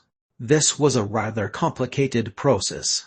Mind power was illusory, and only the spellcaster himself would be able to control it. Even Merlin's matrix was unable to control the illusory mind power. Since the matrix could not control mind power, Merlin naturally could not rely on the matrix to learn and research runology. However, after conquering the 7th floor of the runic tower and obtaining the great wizard Fidel's runic hardprint, Merlin could be considered to have a systematic understanding of runology. Runology relied on mind power to activate runes. Originally, these runes were also illusory and could not interfere with matter. However, when countless runes were arranged in a specific way, changes could be formed. Different runic magic circles could use the power of different elements such as runic thunder and runic wind, which used runic magic circles to grasp the power of the elements. Thus, their power was not inferior to spells or even Pandora demon abilities.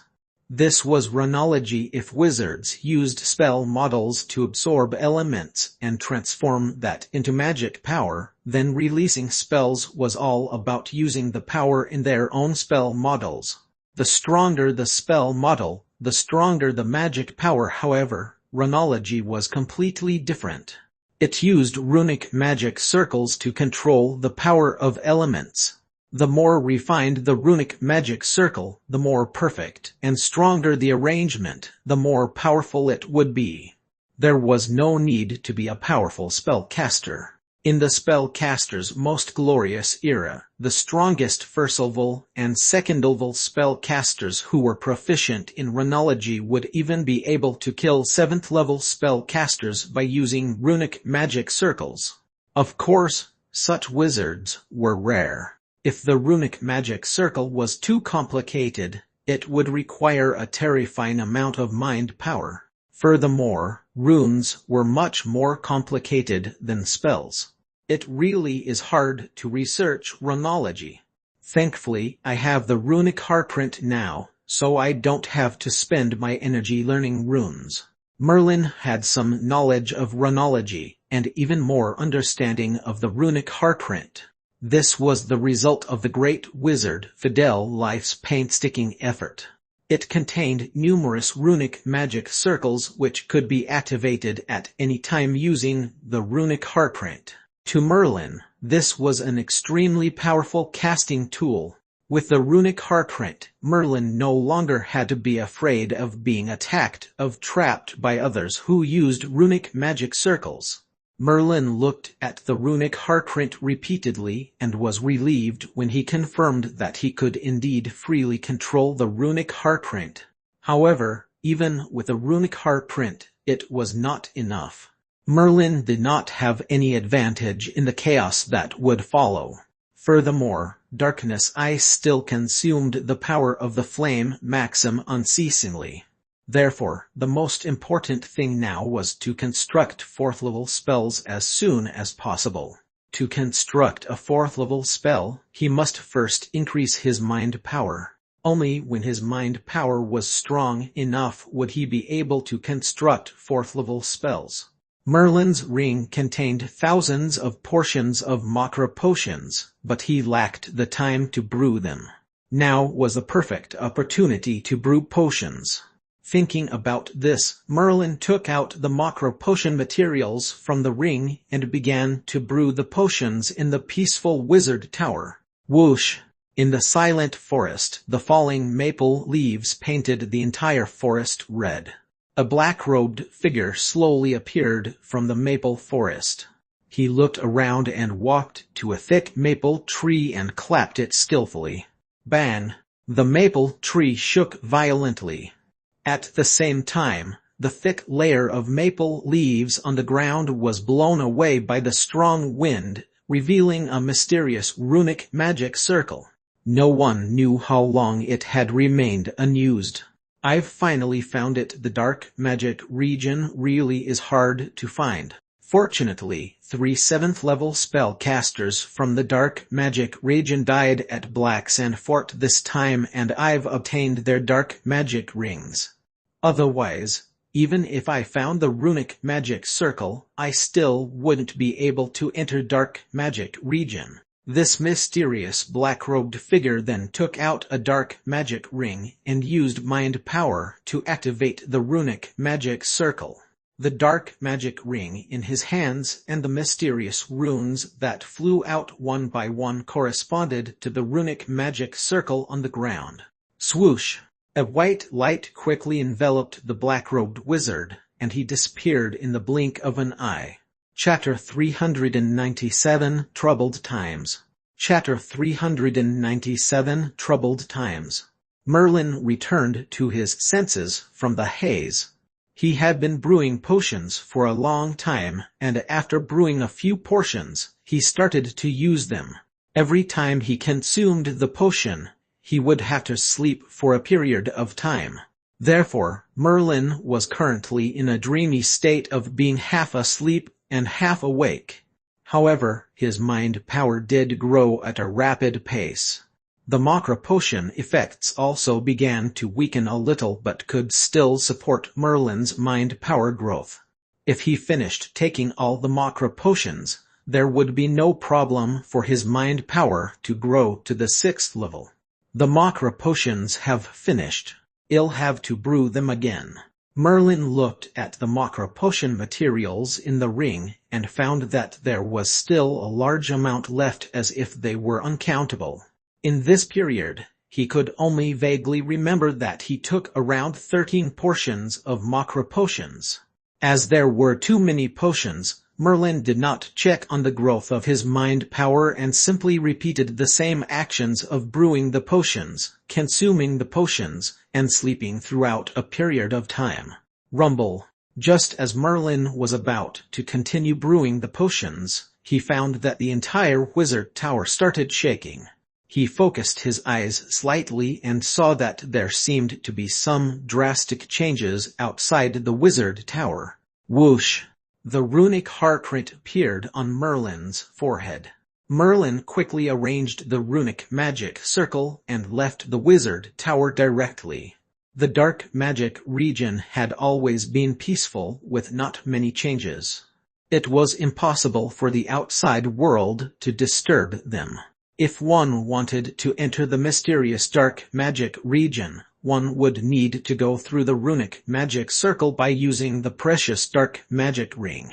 Besides the official members of the dark magic region who had the dark magic ring, outsider spellcaster would not have the dark magic ring at all. Without the dark magic ring, it was impossible to enter the dark magic region.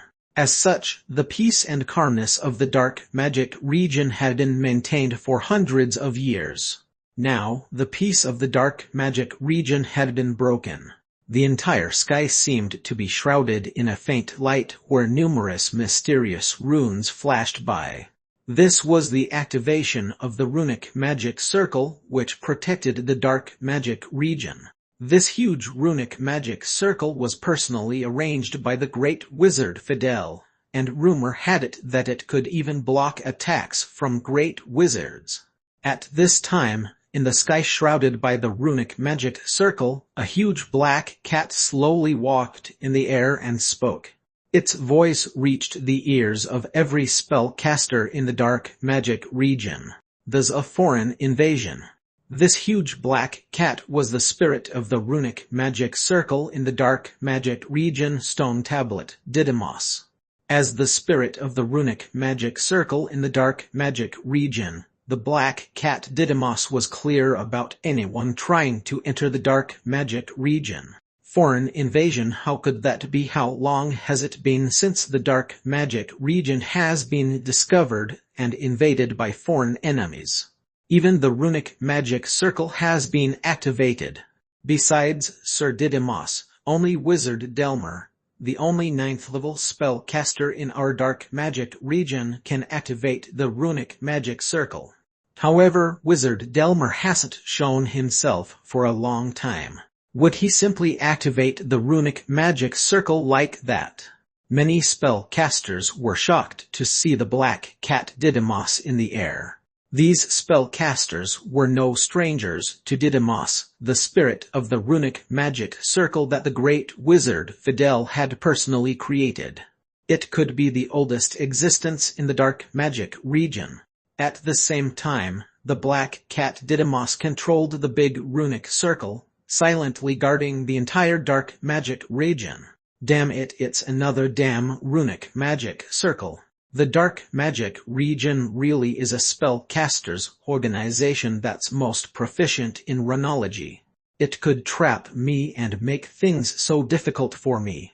A black-robed spellcaster stood out conspicuously under the runic magic circle. He had been firmly locked up by the runic magic circle. The runic magic circle controlled by Didymos could bring out the greatest power. Even great wizards would not be able to break it, much less this mysterious spellcaster. The fluctuations on this mysterious spellcaster was only the 7th level at best. He entered the dark magic region for an unknown reason and had caught the attention of the black cat Didymos. Low-level spellcasters were easily ignored by Didymos, but spellcasters of the 7th level and above were very important to the black cat Didymos. After all, there were only a few spellcasters of the 7th level and above in the entire dark magic region, and Didymos also knew who all of them were. However, this mysterious and unfamiliar spellcaster was a 7th level spellcaster, and also had the dark magic ring, so it was natural that it would arouse Didymos' suspicion. Whoosh whoosh whoosh. Several 7th level spellcasters flew out from the highest wizard tower in the dark magic region, including Wizard Morse. However, they did not know what was going on and could only see the black-robed spellcaster currently imprisoned in midair. The black-robed man imprisoned in the air had a sullen expression. Then he sneered, took a deep breath, and shouted, "I'm a 7th level wizard from Shadowthorn, Wizard Tom." Shadowthorn. Perhaps the lower-level wizard did not know about Shadowthorn, but after hearing the declaration from the spellcaster of Shadowthorn as well as seeing his black wizard robe and logo, the spellcasters of the 7th level and above were very clear. It really is a spellcaster from Shadowthorn. What is he doing in our dark magic region? How did a wizard from Shadowthorn enter? There were many questions, but under Didymos' oppression, the power of the runic magic circle was gradually about to crush Tom. At this time, Wizard Tom finally put away his arrogance and continued. "I was sent here by the Grand Elder to invite Wizard Delmer from the dark magic region. If you ask Wizard Delmer to come out, everything will become clear." Wizard Delmer. The 7th level spellcasters were stunned, but their expressions quickly became heavy. The lower level spellcasters, including Merlin, did not know who Wizard Delmer was. Wizard Delmer, I've never heard of him before, but judging by the attitude of those 7th level wizards, he must be an important person in the dark magic region. Could he be the one and only 9th level wizard in the dark magic region? Countless thoughts flashed past Merlin's mind.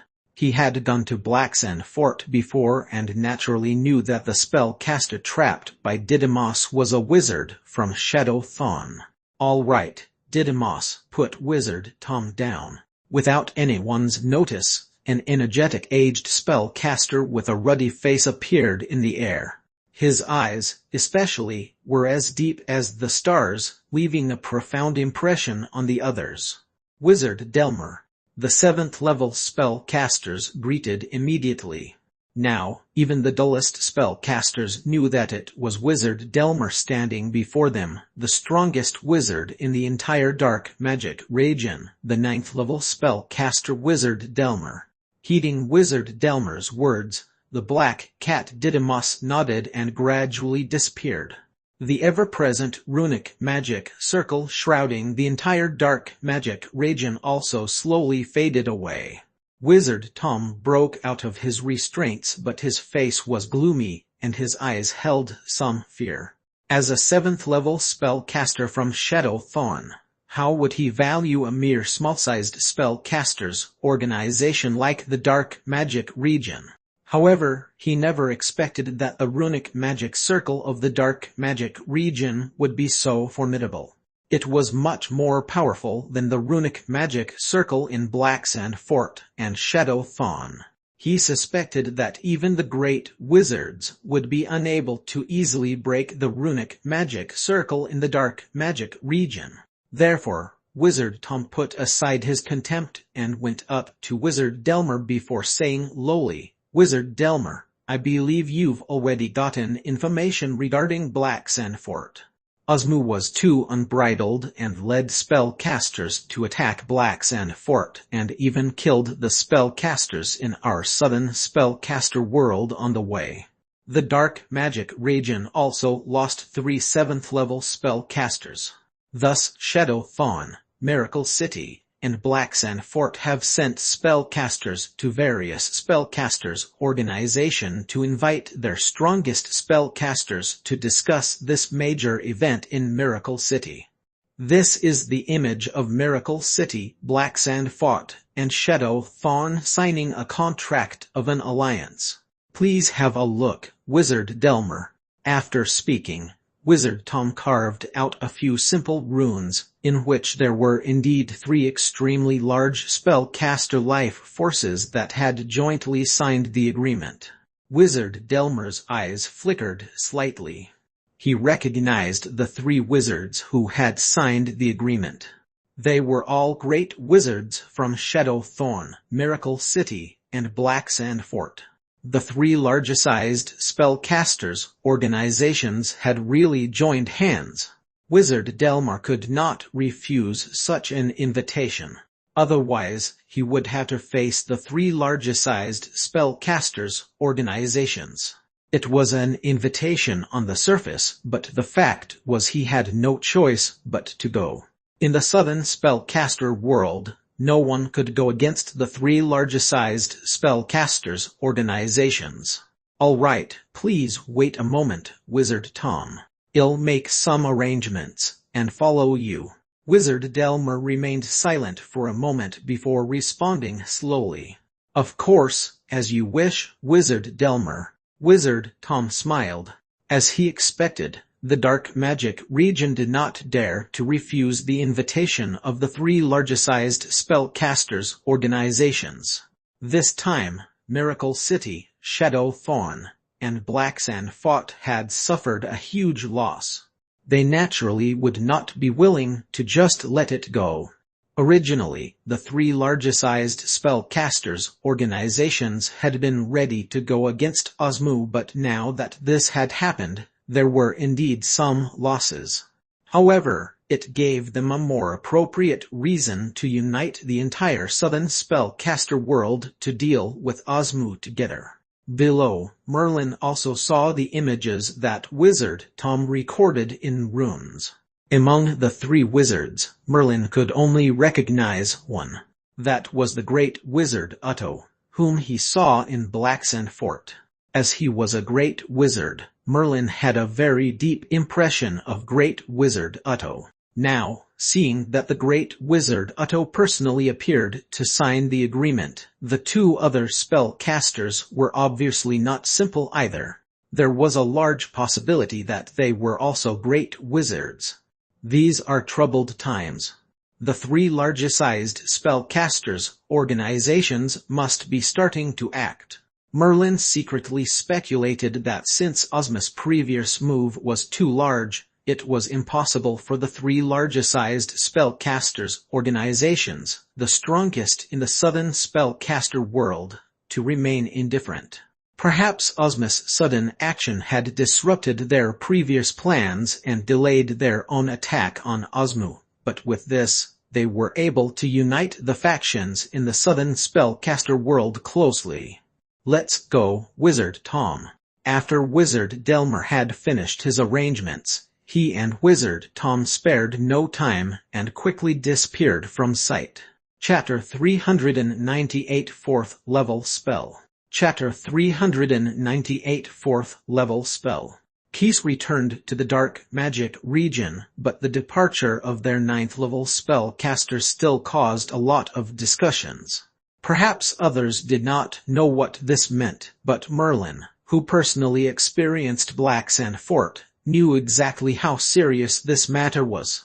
9th level spellcasters were invited, and the three large spellcasters' organizations have signed an agreement. They're really going to act against Osmu.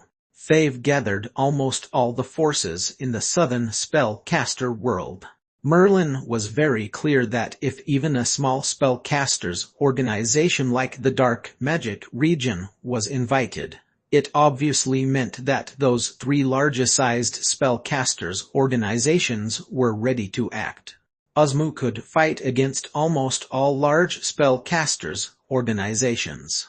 Although it had great strength, the deeper reason laid in the fact that Osmus' old nest was too hidden. Even if large spellcasters' organizations wanted to destroy it, they could not, as they cannot find the place.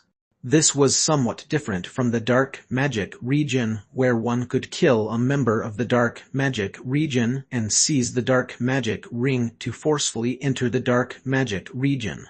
However, no one knew where Osmus' old nest was located, as it was incredibly mysterious. This time, it was different.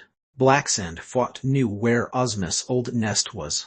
Perhaps it was because of this that Osmu became reckless and decided to send spellcasters led by the Black-White Great Wizard to attack Blacksand Fort. Fortunately, Blacksand Fort also had a hidden trump card, which was a powerful guardian spirit that even the Black-White Great Wizard was no match against. The chaos in Blacksand Fort had instead brought together the forces in the southern spellcaster world. Novel full chaos is coming. I have to hurry and increase my mind power. Merlin returned to the wizard tower. This time, he frantically brewed potions day and night. As Merlin grasped the fire handling of potion making and became more skillful, his success rate of brewing macro potions also increased. What was originally a 30% success rate was increased to a nearly 40% success rate. Merlin was overjoyed by such a high success rate. Macro potions were extremely valuable, and although its effects had decreased now, it was still much more effective than the Bell Space and other potions. He prepared several portions of macro potions daily and used the next several days to consume the potion to increase his mind power. Thus, Merlin's mind power very quickly rose to the beginning stage of the 5th level, then to the middle stage of the 5th level, and continued to grow, gradually reaching the peak of the 5th level. At this time, more than a month had passed. Wizard Delmer never returned even once, and the southern spellcaster world remained peaceful as always. However, Merlin knew that behind the peace, a huge storm was brewing. Peak of the 5th level. I can try constructing 4th level spells now. Merlin finally stopped brewing macro potions. He had consumed almost half of the macro potions that he had prepared, and his mind power had reached the peak of the 5th level. A large amount of accumulation was needed to increase one's mind power from the 5th level to the 6th level, and it was impossible to do so in a short amount of time. Hence, Merlin did not continue brewing macro potions and chose to construct spells instead. At Merlin's current mind power level, it was not difficult to construct 4th level spells at all. He could construct several 4th level spells. Although it was unlikely that he could successfully construct 6 elemental spells, there was no problem constructing the most powerful 4th level spells. The difference was that the 4th level spells that needed to be constructed were, in the end, ordinary 4th level spells that used the maxim as well as consumed the power of the flame maxim to derive a completely new 4th level spell. Matrix, derive new 4th level fire-typed spell model. Merlin activated the Matrix and started to check the 200 and more 4th level fire-type spell models derived after he consumed the flame maxim. In the beginning, due to Merlin's insufficient mind power, he did not construct these fire-type 4th level spells. However, it was different now. Merlin's mind power had reached the peak of the 5th level and was enough to construct several 4th level spells. Most of the 200 or so spell models had very high compatibility. They were all at least 90% and above, and there were even some with 100% compatibility. The biggest difference between the derived spell models and ordinary spell models was compatibility. Moreover, by deriving a new spell model according to the previously constructed spell models, the compatibility could reach 100%. Now, Merlin had to choose a spell model with 100% compatibility. He would only be able to fully bring out the power of a spell model that way. Merlin looked closely at the fire-type spell model which he had constructed before.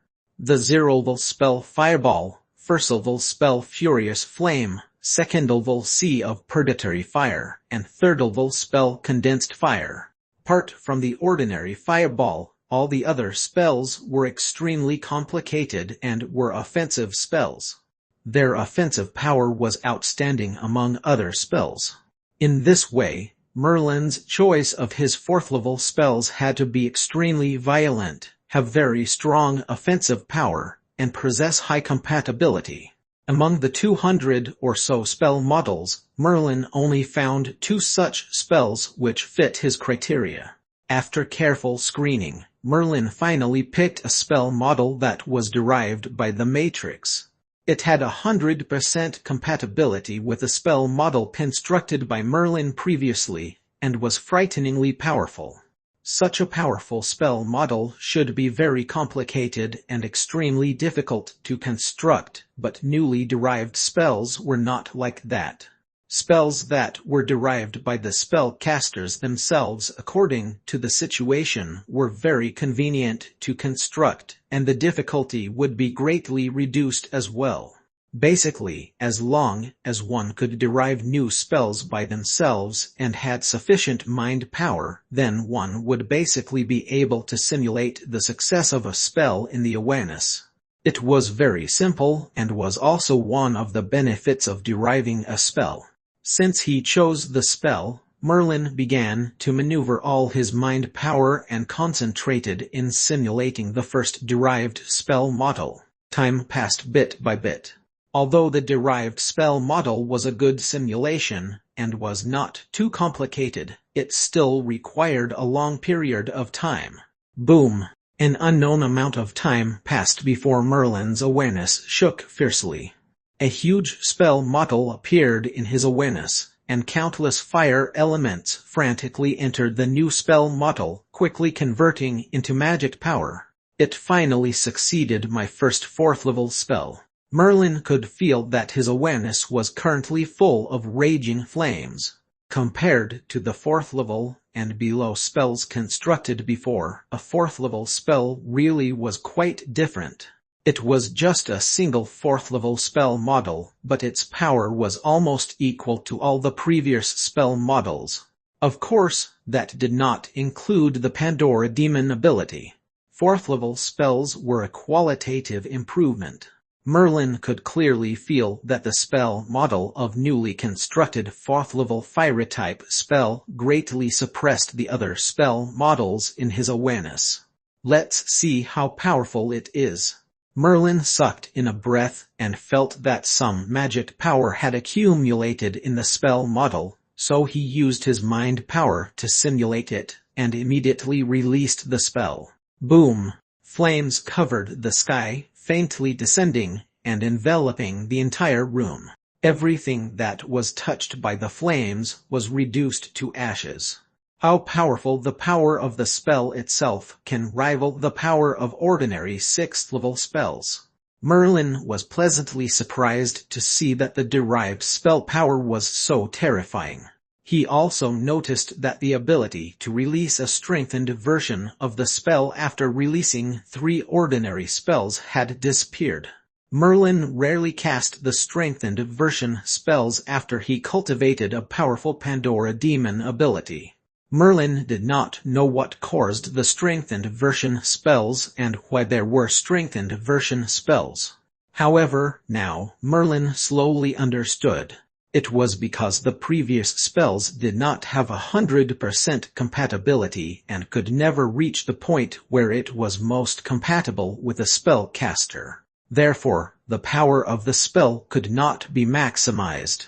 Previously, the strengthened spells helped Merlin to bring out the true power of the spell into play. Now, after the new spell was derived by the matrix using data integration, the compatibility became almost 100%, reaching the point of perfect compatibility. Therefore, the 4th level fire-type spell which Merlin had constructed could be used to its full power at any time. There was naturally no strengthened version of the spell because the spell itself was already at the pinnacle of its power. I never thought that derived spells would be able to use its full power. The spell was able to burn everything in the room into ashes. With this formidable power, this completely new 4th level spell shall be called Incinerating Fire. Merlin named this brand new 4th level spell. Henceforth, there was a new 4th level spell in the world, Incinerating Fire. Even in the future, Merlin could pass down Incinerating Fire, and make it a powerful spell unique to the Wilson clan. Seeing the might of Incinerating Fire, it was indeed very powerful and could rival 6th level spells. However, it was not enough just by relying on the strength of the spell. There were still fire-type Pandora Demon abilities. Presently, Merlin only had Fiery Collapse, which strength was also quite strong. Although it was a Pandora Demon ability that could not be combined with spells, it was suppressed by the Flame Maxim and forcefully fused into the Fire-type spells. So it also played a role in making the spells incredibly powerful. Now, Merlin wanted to try and see if he could fuse Fiery Collapse into his newly constructed, brand new 4th level spell, Incinerating Fire. This kind of attempt was extremely important. Once successful, the power of Incinerating Fire would increase multiple folds. Thinking about this, Merlin no longer hesitated and started to control Fiery Collapse. Fuse. Merlin immediately tried to fuse Fiery Collapse with Incinerating Fire. Chapter 399 Derivation. Chapter 399 Derivation. Incinerating Fire was a 4th level spell that had 100% compatibility with Merlin's previous spells. As for Fiery Collapse, it was a powerful Pandora Demon ability. Merlin now had a slight understanding of Pandora demon abilities. This mysterious and formidable power did not have to be specifically under certain spells but compatibility. This kind of compatibility was virtually the same as the compatibility between spells. There was also compatibility between Pandora demon abilities and spells. For example, it was absolutely impossible for Glacial Finger to be compatible with Fire-type spells. They were basically two different elements and two different powers. However, Glacial Finger could be compatible with Ice-type spells. Certain Ice-type spells had extremely high compatibility with Glacial Finger. Therefore, with high compatibility, the Pandora demon ability could be successfully cultivated. Merlin had now constructed a brand new 4th-level spell. Its prominent characteristic was that it conformed to Merlin's own characteristics as well as the characteristics of the spells he constructed in the past. As long as he successfully cultivated Pandora demon abilities for the previous spells, then there was no problem cultivating a Pandora demon ability for a 4th-level spell with 100% compatibility.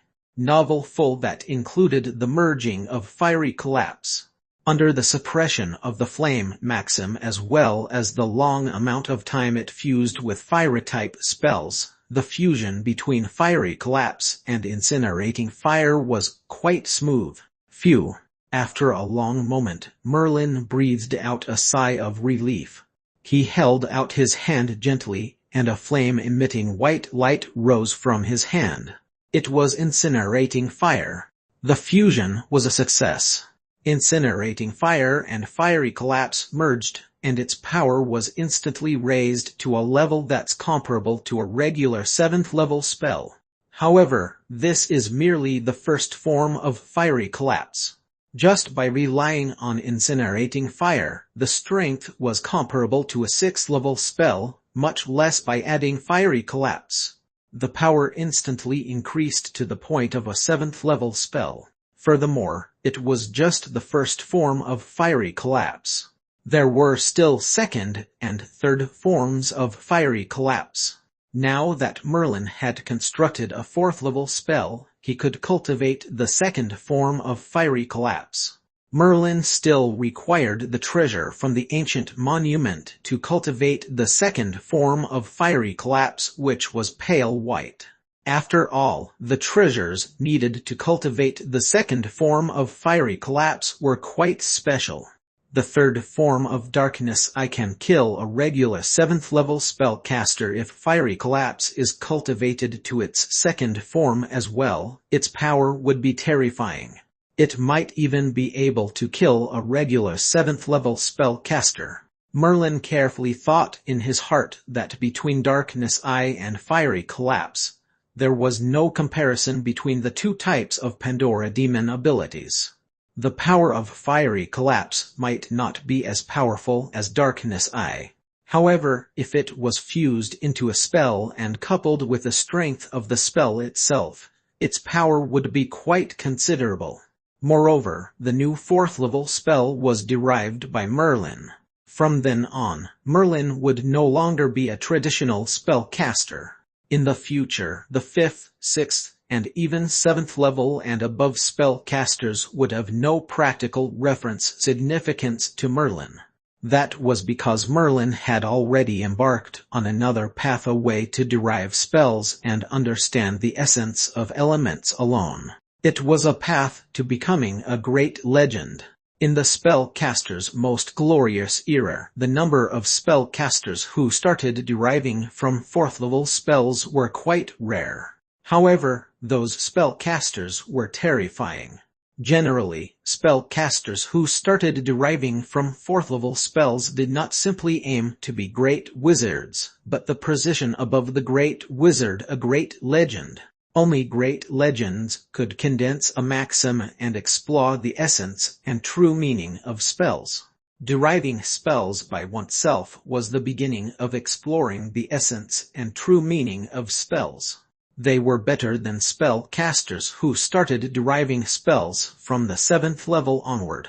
The probability of becoming a legendary wizard after starting to derive from 4th level spells was quite high. Even Merlin himself could vaguely feel that the spells from ordinary wizard were no longer suitable for him.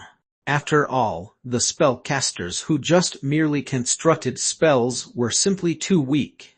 In the spellcaster's most glorious era, ordinary wizard used a combination of spells and Pandora demon abilities which could burst into incomparable power. That was the true strength of wizards. Unfortunately, the number of spellcasters were rare now. All sorts of inheritances had been submerged in the long river of history. One of the most common Pandora demon abilities could make many spellcasters go crazy. It simply could not be compared to the spellcaster's most glorious era. Even in the spellcaster's most glorious era, only Merlin was a wizard who was extremely valiant and had unlimited potential. The fusion of incinerating fire and fiery collapse was successful, but that did not mean the end. On the contrary, it was just the beginning. His mind power was enough to support him in constructing several new 4th level spells. He'll need to consume some power of the Maxim to derive the spells. Although the power of the Maxim is extremely valuable, it's not my own power.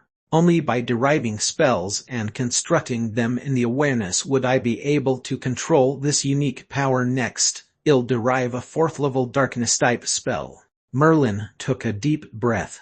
This time, he wanted to derive a 4th level darkness type spell. Currently, Merlin had 0th level spell Dark Mist, 1st level Dark Light Realm, 2nd level Darkness Tide, and 3rd level Darkness Vortex. These were all hallucinating spells. If Merlin wanted to derive a new darkness type spell, he should move in that direction if he wanted it to obtain 100% compatibility. Originally, Merlin already obtained a 4th level darkness type spell Darkness Nightmare in Abyss Fort. He even had 5th and 6th level darkness type spells.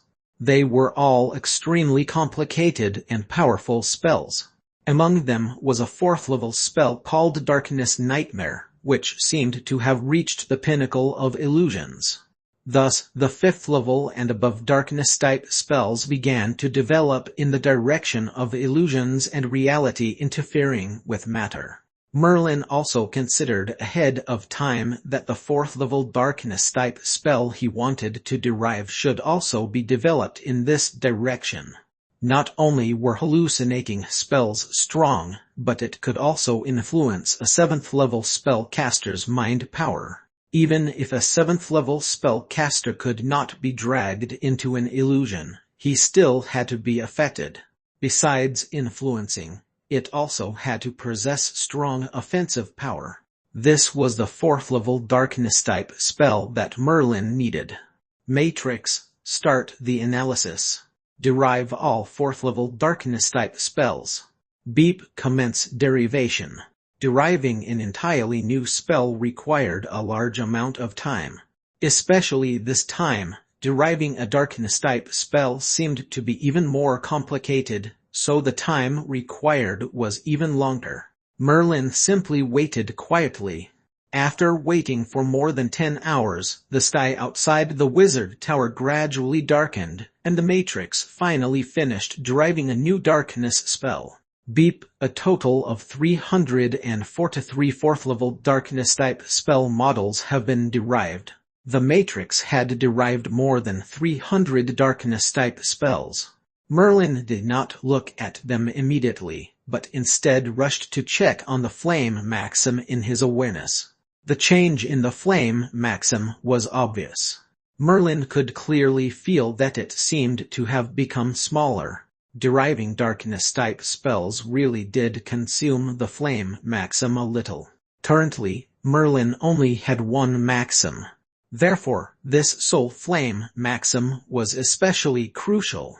Every little loss could not be recovered. Only 2 more 4th level skill can be derived. Otherwise, I'm afraid the flame maxim will really be exhausted. Merlin secretly decided in his heart that after darkness-type spells, he would only derive 2 other 4th-level spells and no more. The Flame Maxim could be used, but it could not be completely exhausted. He would leave a little to better suppress Darkness Eye as well as Fiery Collapse, just in case of any accidents. After looking at the Flame Maxim, Merlin focused his attention on the 4th-level spells derived by the Matrix.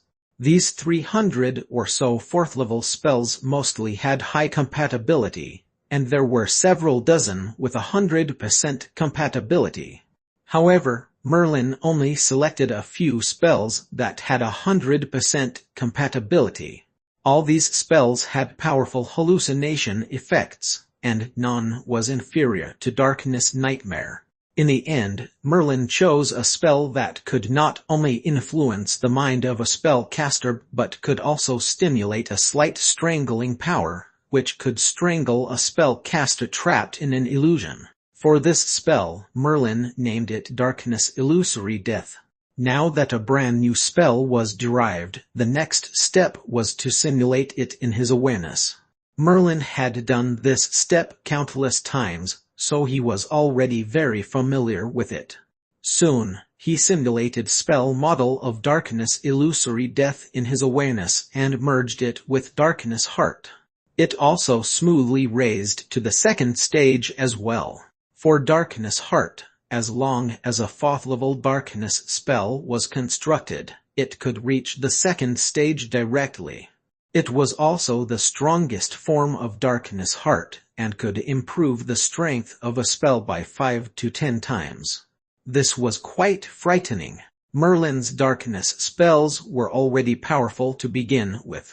Their destructive power could not be compared to fiery-type spells, but when it came to the degree of bizarreness and the effects of dealing with spellcasters, darkness spells were definitely the most powerful.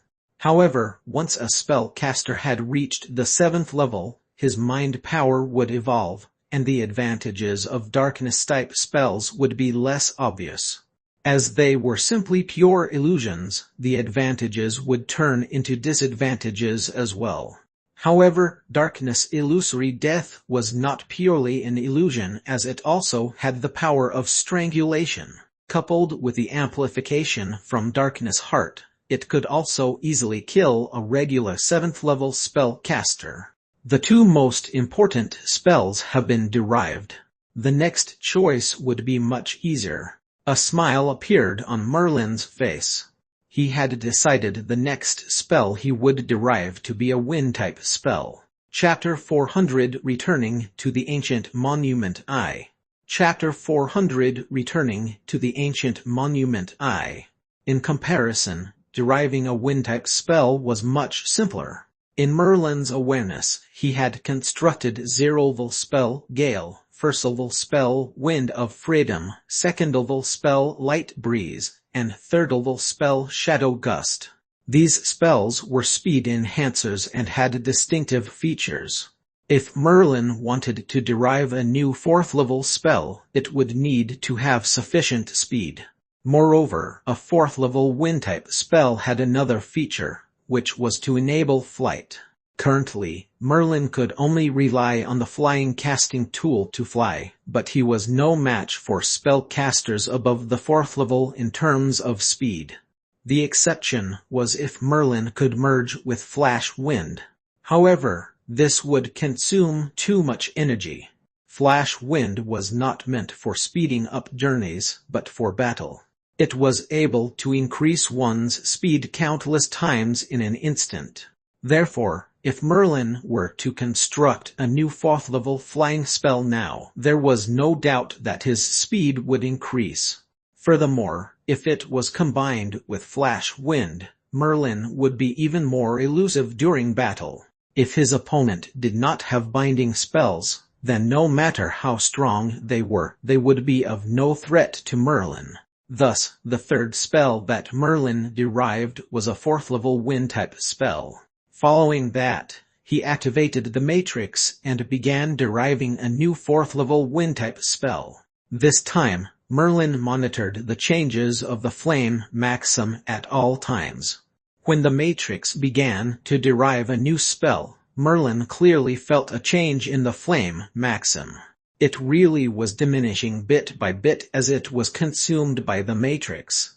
Presently, the flame maxim was simply being used as an energy to support the derivation of a new spell by the Matrix. The flame maxim was not used up too much. It was the same as when he derived darkness-type spells. The maxim shrank a little, and the fourth-level wind-type spells were derived. Merlin selected the spell with 100% compatibility, which had greater speed and enabled flight. He named it Rainbow Wind because once it was cast along with Flash Wind, it was like a rainbow beam of astonishing speed. These newly derived spells had never been created by any spellcaster before. Being unique, they belonged only to Merlin.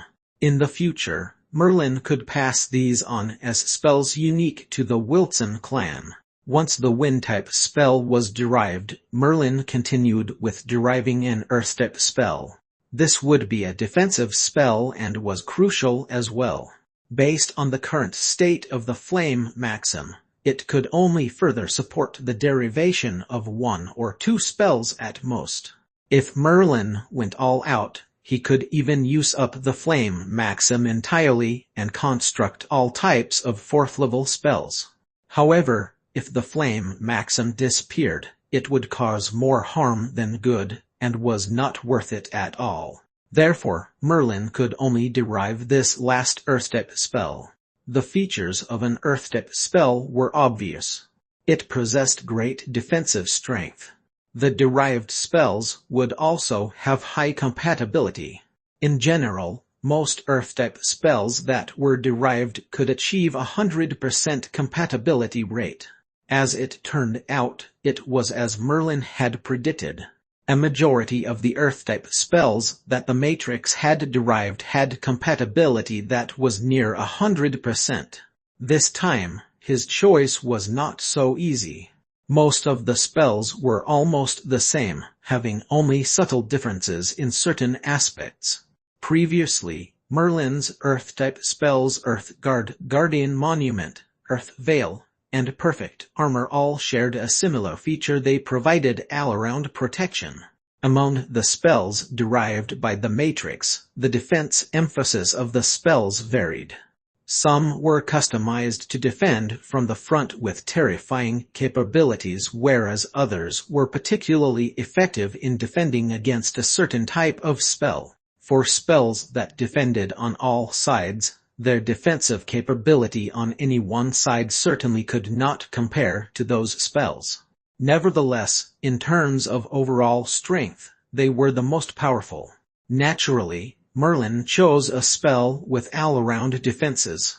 He gave it the name Rippling Armor. The reason for this was that the spell had a similar appearance to a suit of armor. Moreover, once rippling armor sustained a blow, ripples would spread across the armor as if it was water. Each layer of these ripples would reduce the power of the attack by a margin. Through the progressive diminishing caused by the innumerable ripples, the force of the attack would dwindle unceasingly until it finally disappeared. This was the greatest feature of rippling armor. Furthermore, if it was combined with Pandora Demon ability Fuse Earth, even the peak of the 7th level strength would have no way of overcoming Merlin's rippling armor. Phew! Merlin let out a long sigh at last. He had now derived and constructed Incinerating Fire, Darkness, Illusory Death, Rainbow Wind, and Rippling Armor for 4th level spells in total. These were all derived by the Matrix through the consumption of the flame maxim. There was just a small ball left of the flame maxim. Merlin decided that before he obtained a new maxim, he would not exploit the flame maxim to derive the remaining thunder-type and ice-type spells. Although Merlin was currently still not a 4th level spellcaster, he had already constructed 4 newly derived spells. Merlin's abilities were greatly improved. All 4 spells could be merged with a Pandora Demon ability. If Merlin were to battle with Clays once more, he did not have to worry even without activating the 3rd form of Darkness Eye. At the standard of 4th level spells, Merlin's utilization of the Matrix to derive spells was truly the greatest advantage. He had become frightening once more. Even if Clays had cultivated a scary special Pandora Demon ability, he was likewise still at the stage of the 4th level. Merlin, even without Darkness Eye, was not inferior to Clays. This was the double effect of Merlin's derivation of new spells and his Pandora Demon abilities. Of course, if Clays was able to successfully cultivate the 4th form of Spatial Blade, Merlin would be no match for him. However, only spellcasters above the 7th level would be able to cultivate the 4th form of a special Pandora Demon ability. Otherwise, one would end up like Wizard Leo, who had forcibly activated the 4th form of Darkness Eye and died from the backlash. Merlin sorted out his abilities. In the past, his powers were in a disorder, for he had spells, Pandora Demon abilities, the Flame Maxim, and even his fortified body. These strengths were all scattered. As for now, Merlin had gradually brought together spells and Pandora Demon abilities, completely merging them. The outstanding quality of power in Merlin's spells was developed to the fullest. Even Clays could not compare to the spells Merlin had constructed in terms of 4th level spells. Thus, by adding his Pandora Demon abilities, Merlin could enhance the might of his spells to the peak of the 7th level. Of course, this only applied to Wind-type, Darkness-type, and Earth-type spells. As for Fire-type Fiery Collapse, it was still at its 1st form. At best, it was equivalent to an average 7th level spell and was still far from the peak of the 7th level. The 2nd form of Fiery Collapse, it's time for another trip to the ancient monument. Back then, Merlin clearly recalled that when he left the ancient monument, the flame sprite mentioned that if he wanted to cultivate the 2nd and 3rd form of Fiery Collapse, he would have to visit the ancient monument once more. This was because the treasures that enabled the cultivation of the 2nd and 3rd form of Fiery could only be found there. As he thought of this, Merlin stood up immediately and left the tower. The dark magic region was as tranquil as before, with no trace of a tense atmosphere, for it could be considered very isolated. Other than the spellcasters above the 7th level at the higher ranks, not many spellcasters knew about the situation outside. Most spellcasters stayed silently in the dark magic region. Here, there were various cultivation resources such as spells, potions, runology, and so on. Naturally, not many spellcasters would head out voluntarily, and outsiders who came in were undoubtedly uncommon in the dark magic region. As a result, most spellcasters of the dark magic region had no knowledge of what the situation outside was like. Only the 7th level spellcasters of the higher levels would occasionally leave the dark magic region to inquire about the developments outside. In particular, during recent times, even the sole 9th level spellcaster in the dark magic region, Wizard Delmer, had left the dark magic region. Obviously, a great change was brewing, so the higher-ups of the dark magic region would frequently go outside to get updates. Although Merlin had not left the dark magic region, he knew that chaos was imminent. The great change in the entire southern spellcaster world and the battle with Osmu was not as simple as one might imagine. The entire southern spellcaster world would be altered, and every spellcaster would be embroiled in the conflict. Buzz, buzz, buzz. The runic heartprint appeared on his forehead. Within the runic heartprint, Merlin instantly created a runic magic circle. These runic magic circles were originally left behind in the runic heartprint. Now that Merlin controlled it, he was able to control the runic magic circles within. The mysterious runic magic circle began to gradually twinkle with white light, following which it rapidly engulfed Merlin. A powerful pulling force immediately absorbed Merlin into the runic magic circle. Whoosh! In the blink of an eye, Merlin's figure had disappeared from the dark magic region. In the dense mountain forest, lush towering trees grew branches heavy with leaves. Birds in flight landed on the canopy and flitted around playfully, chirping constantly. Swoosh! A white ray suddenly flickered. Soon, a black-robed figure stepped out from the white light, descending firmly onto the ground. There's a runic magic circle here too. How many of these did the dark magic region set up in the beginning? This figure was Merlin, who had just left the dark magic region. He had followed the runic magic circle of the runic heartprint, roughly determined the direction of the ancient monument, then selected a runic magic circle that was in the general direction.